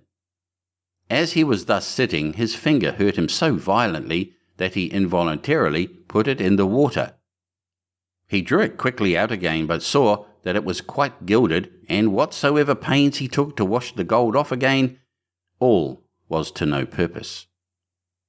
In the evening Iron Hans came back, looked at the boy, and said, "What has happened to the well?" "Nothing, nothing," he answered, and held his finger behind his back that the man might not see it. But he said, "You have dipped your finger into the water. This time it may pass, but take care you do not again let anything go in." By daybreak the boy was already sitting by the well and watching it. His finger hurt him again, and he passed it over his head. Then unhappily a hair fell down into the well. He took it quickly out, but it was already quite gilded. Iron Hans came and already knew what had happened. "You have let a hair fall into the well," said he. "I will allow you to watch by it once more, but if this happens for the 3rd time, then the well is polluted and you can no longer remain with me." On the 3rd day the boy sat by the well and did not stir his finger, however much it hurt him. But the time was long to him, and he looked at the reflection of his face on the surface of the water. And as he still bent down more and more while he was doing so, and trying to look straight into the eyes, His long hair fell down from his shoulders into the water. He raised himself up quickly, but the whole of the hair of his head was already golden and shone like the sun. You can imagine how terrified the boy was. He took his pocket handkerchief and tied it round his head in order that the man might not see it. When he came, he already knew everything and said, "Take the handkerchief off."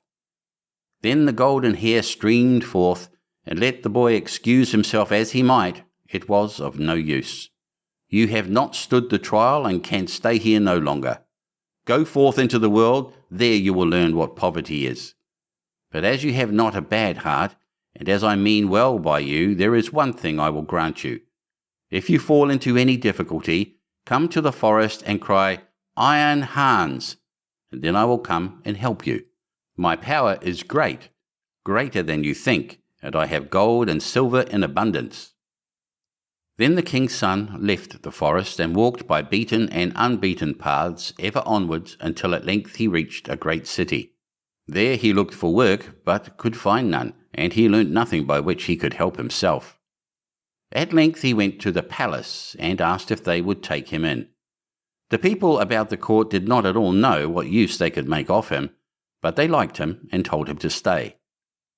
At length the cook took him into his service and said he might carry wood and water and rake the cinders together.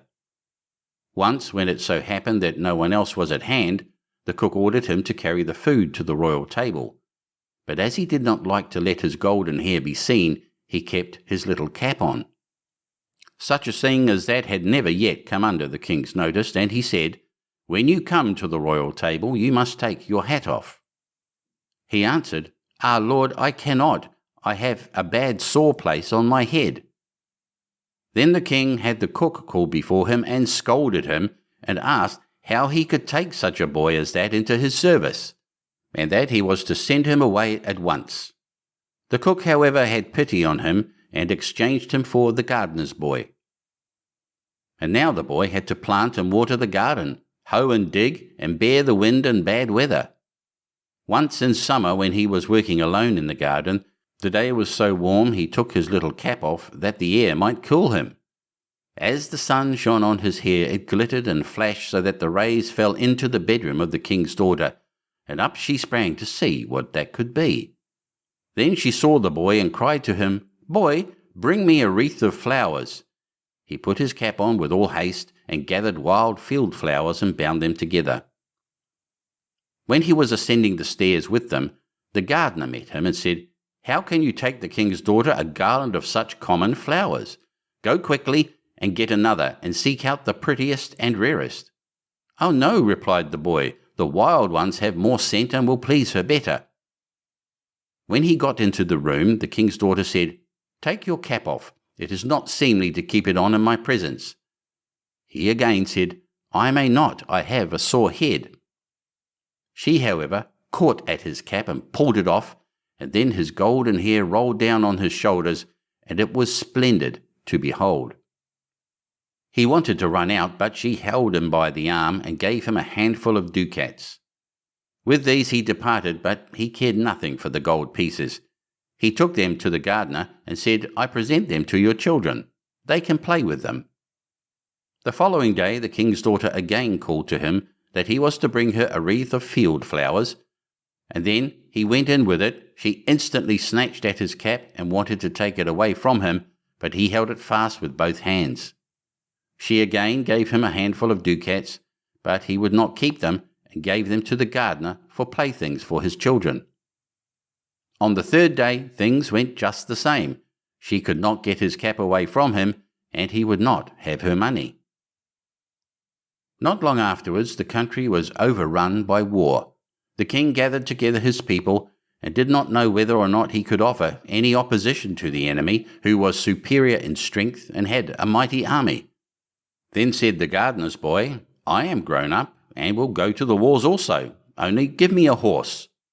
The others laughed and said, "Seek one for yourself when we are gone. We will leave one behind us in the stable for you." When they had gone forth, he went into the stable and led the horse out. It was lame of one foot and limped hobblety-jib, hobblety-jib. Nevertheless he mounted it and rode away to the dark forest. When he came to the outskirts he called, "Iron Hans," 3 times so loudly that it echoed through the trees. Thereupon the wild man appeared immediately and said, "What do you desire?" "I want a strong steed, for I am going to the wars." "That you shall have, and still more than you asked for." Then the wild man went back into the forest, and it was not long before a stable boy came out of it, who led a horse that snorted with its nostrils and could hardly be restrained, and behind them followed a great troop of warriors entirely equipped in iron, and their swords flashed in the sun. The youth made over his 3-legged horse to the stable boy, mounted the other, and rode at the head of the soldiers. When he got near the battlefield, a great part of the king's men had already fallen, and little was wanting to make the rest give way. Then the youth galloped thither with his iron soldiers, broke like a hurricane over the enemy, and beat down all who opposed him. They began to flee, but the youth pursued and never stopped until there was not a single man left. Instead of returning to the king, however, he conducted his troop by byways back to the forest and called forth Iron Hans. "What do you desire?" asked the wild man. "Take back your horse and your troops and give me my 3-legged horse again." All that he asked was done, and soon he was riding on his 3-legged horse. When the king returned to his palace, his daughter went to meet him and wished him joy of his victory. "I am not the one who carried away the victory," said he, "but a strange knight who came to my assistance with his soldiers." The daughter wanted to hear who the strange knight was, but the king did not know, and said he followed the enemy, and I did not see him again. She inquired of the gardener where his boy was, but he smiled and said, "He has just come home on his 3-legged horse, and the others have been mocking him, and crying, 'Here comes our hobbledy-jib back again.' They asked too, 'Under what hedge have you been lying sleeping all the time?' So he said, 'I did the best of all, and it would have gone badly without me.' And then he was still more ridiculed. The king said to his daughter, 'I will proclaim a great feast that shall last for 3 days, and you shall throw a golden apple. Perhaps the unknown man will show himself.' When the feast was announced, the youth went out to the forest and called Iron Hans. 'What do you desire?' asked he. 'That I may catch the king's daughter's golden apple.' 'It is as safe as if you had it already,' said Iron Hans. 'You shall likewise have a suit of red armour for the occasion, and ride on a spirited chestnut horse.' When the day came, the youth galloped to the spot, took his place amongst the knights, and was recognized by no one. The king's daughter came forward and threw a golden apple to the knights, but none of them caught it but he. Only as soon as he had it, he galloped away. On the second day, Iron Hans equipped him as a white knight and gave him a white horse. Again he was the only one who caught the apple, and he did not linger an instant but galloped off with it. The king grew angry and said, "That is not allowed. He must appear before me and tell his name." He gave the order that if the knight who caught the apple should go away again, they should pursue him, and if he would not come back willingly, they were to cut him down and stab him. On the third day he received from Iron Hans a suit of black armour and a black horse, and again he caught the apple. But when he was riding off with it, the king's attendants pursued him, and one of them got so near him that he wounded the youth's leg with the point of his sword. The youth nevertheless escaped from them, but his horse leapt so violently that the helmet fell from the youth's head, and they could see that he had golden hair. They rode back and announced this to the king. The following day the king's daughter asked the gardener about his boy. "He is at work in the garden. The queer creature has been at the festival too, and only came home yesterday evening. He has likewise shown my children 3 golden apples which he has won." The king had him summoned into his presence, and he came and again had his little cap on his head. But the king's daughter went up to him and took it off, and then his golden hair fell down over his shoulders, and he was so handsome that all were amazed. "Are you the knight who came every day to the festival, always in different colours, and who caught the 3 golden apples?" asked the king. "Yes," answered he, "and here the apples are," and he took them out of his pocket and returned them to the king. If you desire further proof, you may see the wound which your people gave me when they followed me. But I am likewise the knight who helped you to your victory over your enemies. If you can perform such deeds as that, you are no gardener's boy. Tell me, who is your father?" "My father is a mighty king, and gold have I in plenty, as great as I require." "I well see," said the king, "that I owe my thanks to you. Can I do anything to please you?" "Yes," answered he, "that indeed you can. Give me your daughter to wife." The maiden laughed and said, "He does not stand much on ceremony, but I have already seen by his golden hair that he was no gardener's boy." And then she went and kissed him. His father and mother came to the wedding and were in great delight, for they had given up all hope of ever seeing their dear son again. And as they were sitting at the marriage feast, the music suddenly stopped, the doors opened, and a stately king came in with a great retinue. He went up to the youth, embraced him, and said, "I am Iron Hans, and was by enchantment a wild man, but you have set me free. All the treasures which I possess shall be your property." End of chapter 60. Chapter 61. Catskin. There was once a king whose queen had hair of the purest gold, and was so beautiful that her match was not to be met with on the whole face of the earth.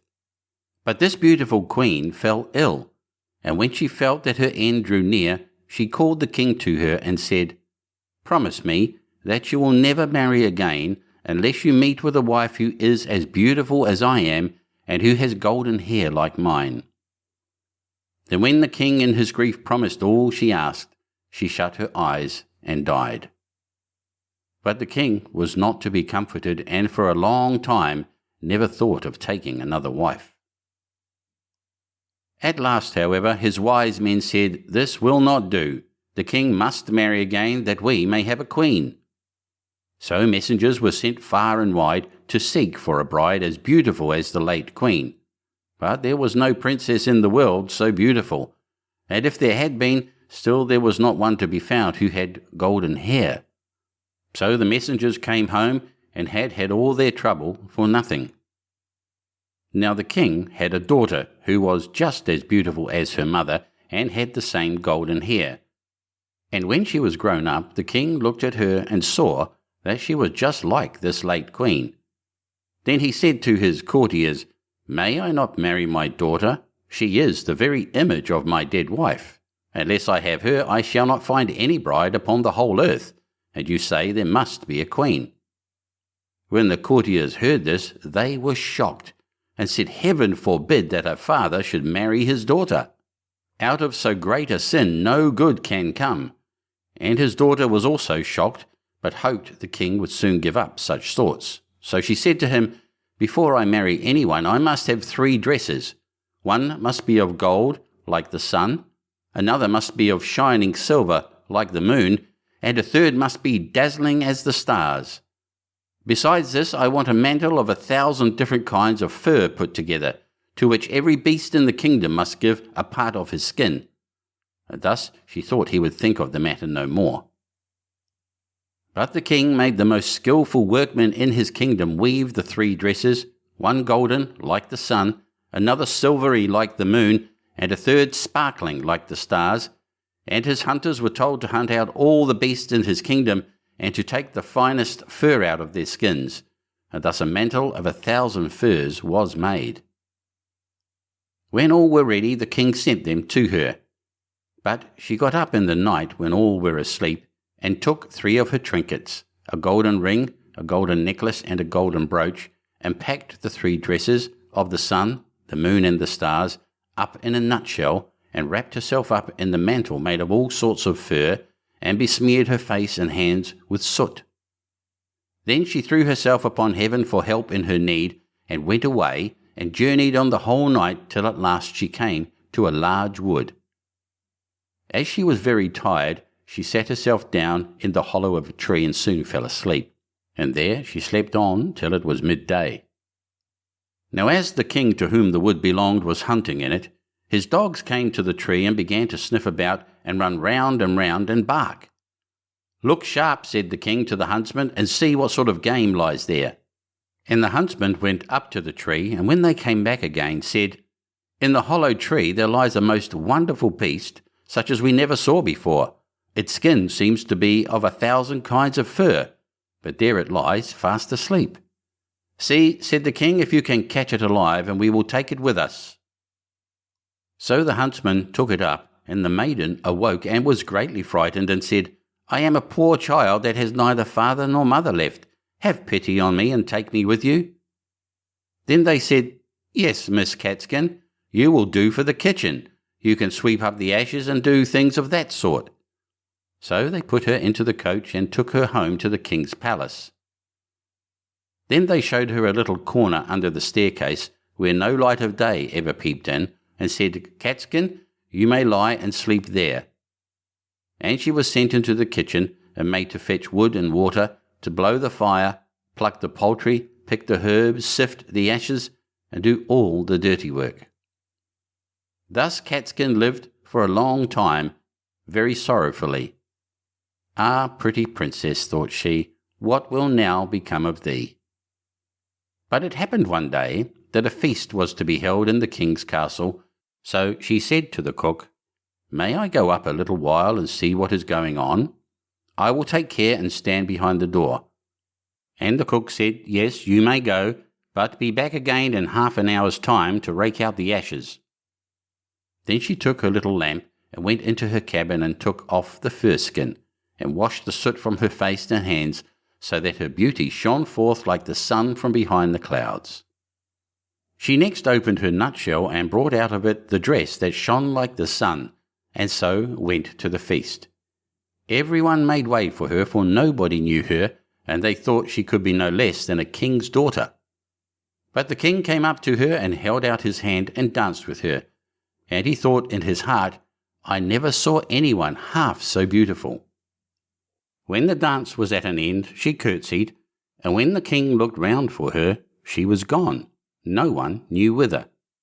The guards that stood at the castle gate were called in, but they had seen no one. The truth was that she had run into her little cabin, pulled off her dress, blackened her face and hands, put on the fur-skin cloak, and was Catskin again. When she went into the kitchen to her work and began to rake the ashes, the cook said, "Let that alone till the morning, and heat the king's soup. I should like to run up now and give a peep, but take care you don't let a hair fall into it, or you will run a chance of never eating again." As soon as the cook went away, Catskin heated the king's soup and toasted a slice of bread first, as nicely as ever she could. And when it was ready, she went and looked in the cabin for her little golden ring, and put it into the dish in which the soup was. When the dance was over, the king ordered his soup to be brought in, and it pleased him so well that he thought he had never tasted any so good before. At the bottom he saw a gold ring lying, and as he could not make out how it had got there, he ordered the cook to be sent for.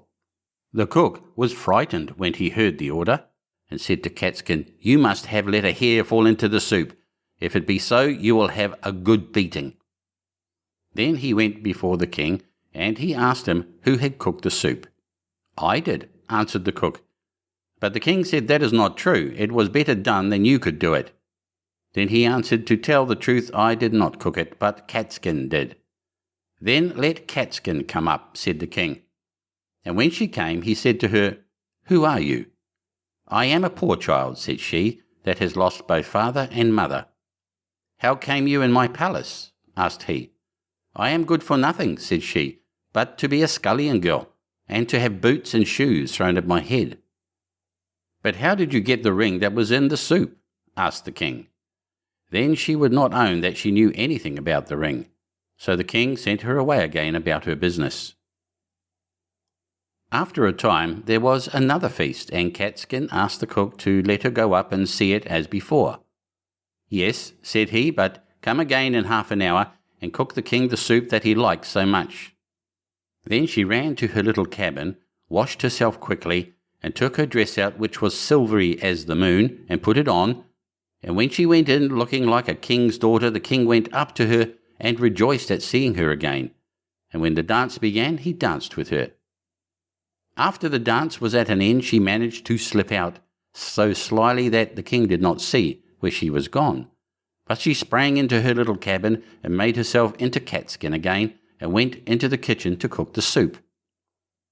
Whilst the cook was above stairs, she got the golden necklace and dropped it into the soup. Then it was brought to the king, who ate it, and it pleased him as well as before, so he sent for the cook, who was again forced to tell him that Catskin had cooked it. Catskin was brought again before the king, but she still told him that she was only fit to have boots and shoes thrown at her head. But when the king had ordered a feast to be got ready for the third time, it happened just the same as before. "You must be a witch, Catskin," said the cook, "for you always put something into your soup so that it pleases the king better than mine." However, he let her go up as before. Then she put on her dress, which sparkled like the stars, and went into the ballroom in it, and the king danced with her again and thought she had never looked so beautiful as she did then. So whilst he was dancing with her, he put a gold ring on her finger without her seeing it, and ordered that the dance should be kept up a long time. When it was at an end, he would have held her fast by the hand, but she slipped away and sprang so quickly through the crowd that he lost sight of her, and she ran as fast as she could into her little cabin under the stairs. But this time she kept away too long, and stayed beyond the half hour. So she had not time to take off her fine dress, and threw her fur mantle over it, and in her haste did not blacken herself all over with soot, but left one of her fingers white. Then she ran into the kitchen and cooked the king's soup, and as soon as the cook was gone, she put the golden brooch into the dish. When the king got to the bottom, he ordered Catskin to be called once more, and soon saw the white finger and the ring that he had put on it whilst they were dancing. So he seized her hand and kept fast hold of it, and when she wanted to loose herself and spring away, the fur cloak fell off a little on one side, and the starry dress sparkled underneath it. Then he got hold of the fur and tore it off, and her golden hair and beautiful form were seen, and she could no longer hide herself. So she washed the soot and ashes from her face, and showed herself to be the most beautiful princess upon the face of the earth. But the king said, "You are my beloved bride, and we will never more be parted from each other." And the wedding feast was held, and a merry day it was, as ever was heard of or seen in that country, or indeed in any other. End of chapter 61. Chapter 62, Snow White and Rose Red. There was once a poor widow who lived in a lonely cottage. In front of the cottage was a garden wherein stood 2 rose trees, one of which bore white and the other red roses.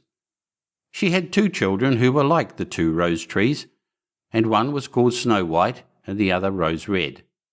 They were as good and happy, as busy and cheerful as ever 2 children in the world were, only Snow White was more quiet and gentle than Rose Red.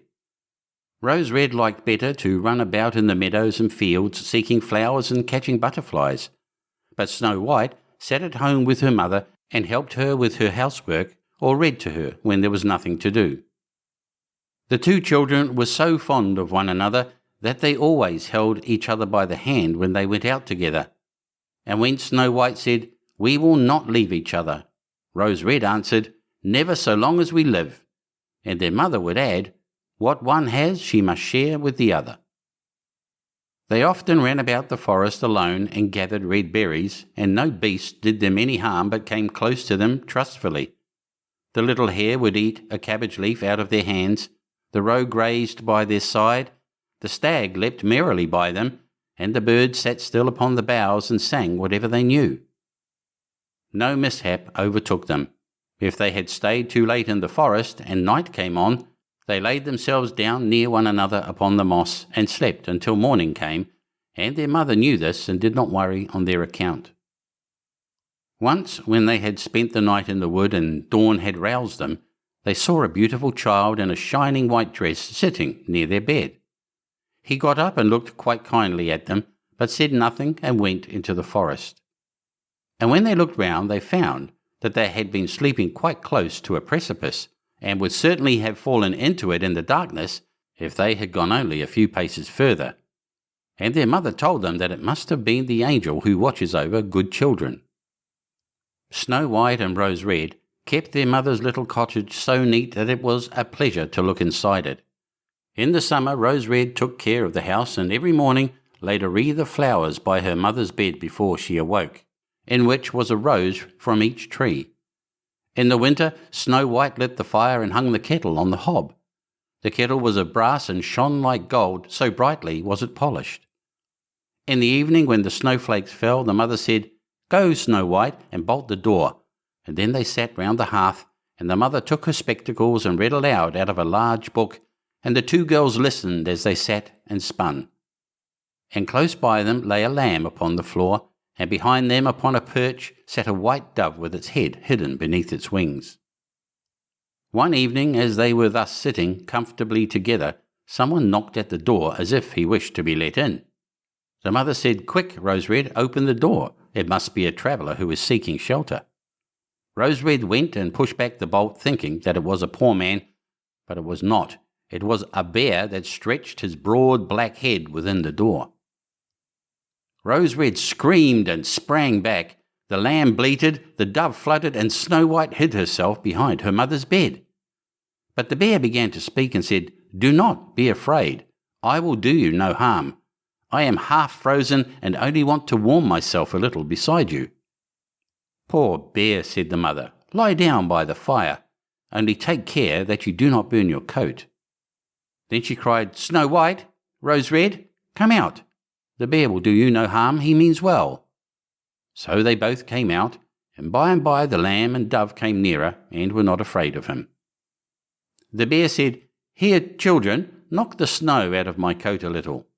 So they brought the broom and swept the bear's hide clean, and he stretched himself by the fire and growled contentedly and comfortably. It was not long before they grew quite at home and played tricks with their clumsy guest. They tugged his hair with their hands, put their feet upon his back and rolled him about, or they took a hazel switch and beat him, and when he growled they laughed. But the bear took it all in good part. Only when they were too rough he called out, "Leave me alive, children. Snow White, Rose Red, will you beat your wooer dead?" When it was bedtime and the others went to bed, the mother said to the bear, "You can lie there by the hearth, and then you will be safe from the cold and the bad weather." As soon as day dawned, the two children let him out, and he trotted across the snow into the forest. Henceforth the bear came every evening at the same time, laid himself down by the hearth, and let the children amuse themselves with him as much as they liked, and they got so used to him that the doors were never left fastened until their black friend had arrived. When spring had come and all outside was green, the bear said one morning to Snow White, "Now I must go away and cannot come back for the whole summer." "Where are you going then, dear bear?" asked Snow White. "I must go into the forest and guard my treasures from the wicked dwarfs.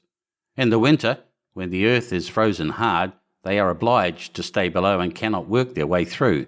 But now, when the sun has thawed and warmed the earth, they break through it, and come out to pry and steal, and what once gets into their hands and in their caves does not easily see daylight again." Snow White was quite sorry at his departure, and as she unbolted the door for him and the bear was hurrying out, he caught against the bolt and a piece of his hairy coat was torn off, and it seemed to Snow White as if she had seen gold shining through it, but she was not sure about it. The bear ran away quickly and was soon out of sight behind the trees. A short time afterwards the mother sent her children into the forest to get firewood. There they found a big tree which lay felled on the ground, and close by the trunk something was jumping backwards and forwards in the grass, but they could not make out what it was. When they came nearer they saw a dwarf with an old withered face and a snow-white beard a yard long. The end of the beard was caught in a crevice of the tree, and the little fellow was jumping about like a dog tied to a rope and did not know what to do. He glared at the girls with his fiery red eyes and cried, "Why do you stand there? Can you not come here and help me?" "What are you up to, little man?" asked Rose Red. "You stupid prying goose," answered the dwarf. I was going to split the tree to get a little wood for cooking. The little bit of food that we people get is immediately burnt up with heavy logs. We do not swallow so much as you coarse, greedy folk. I had just driven the wedge safely in, and everything was going as I wished, but the cursed wedge was too smooth and suddenly sprang out, and the tree closed so quickly that I could not pull out my beautiful white beard.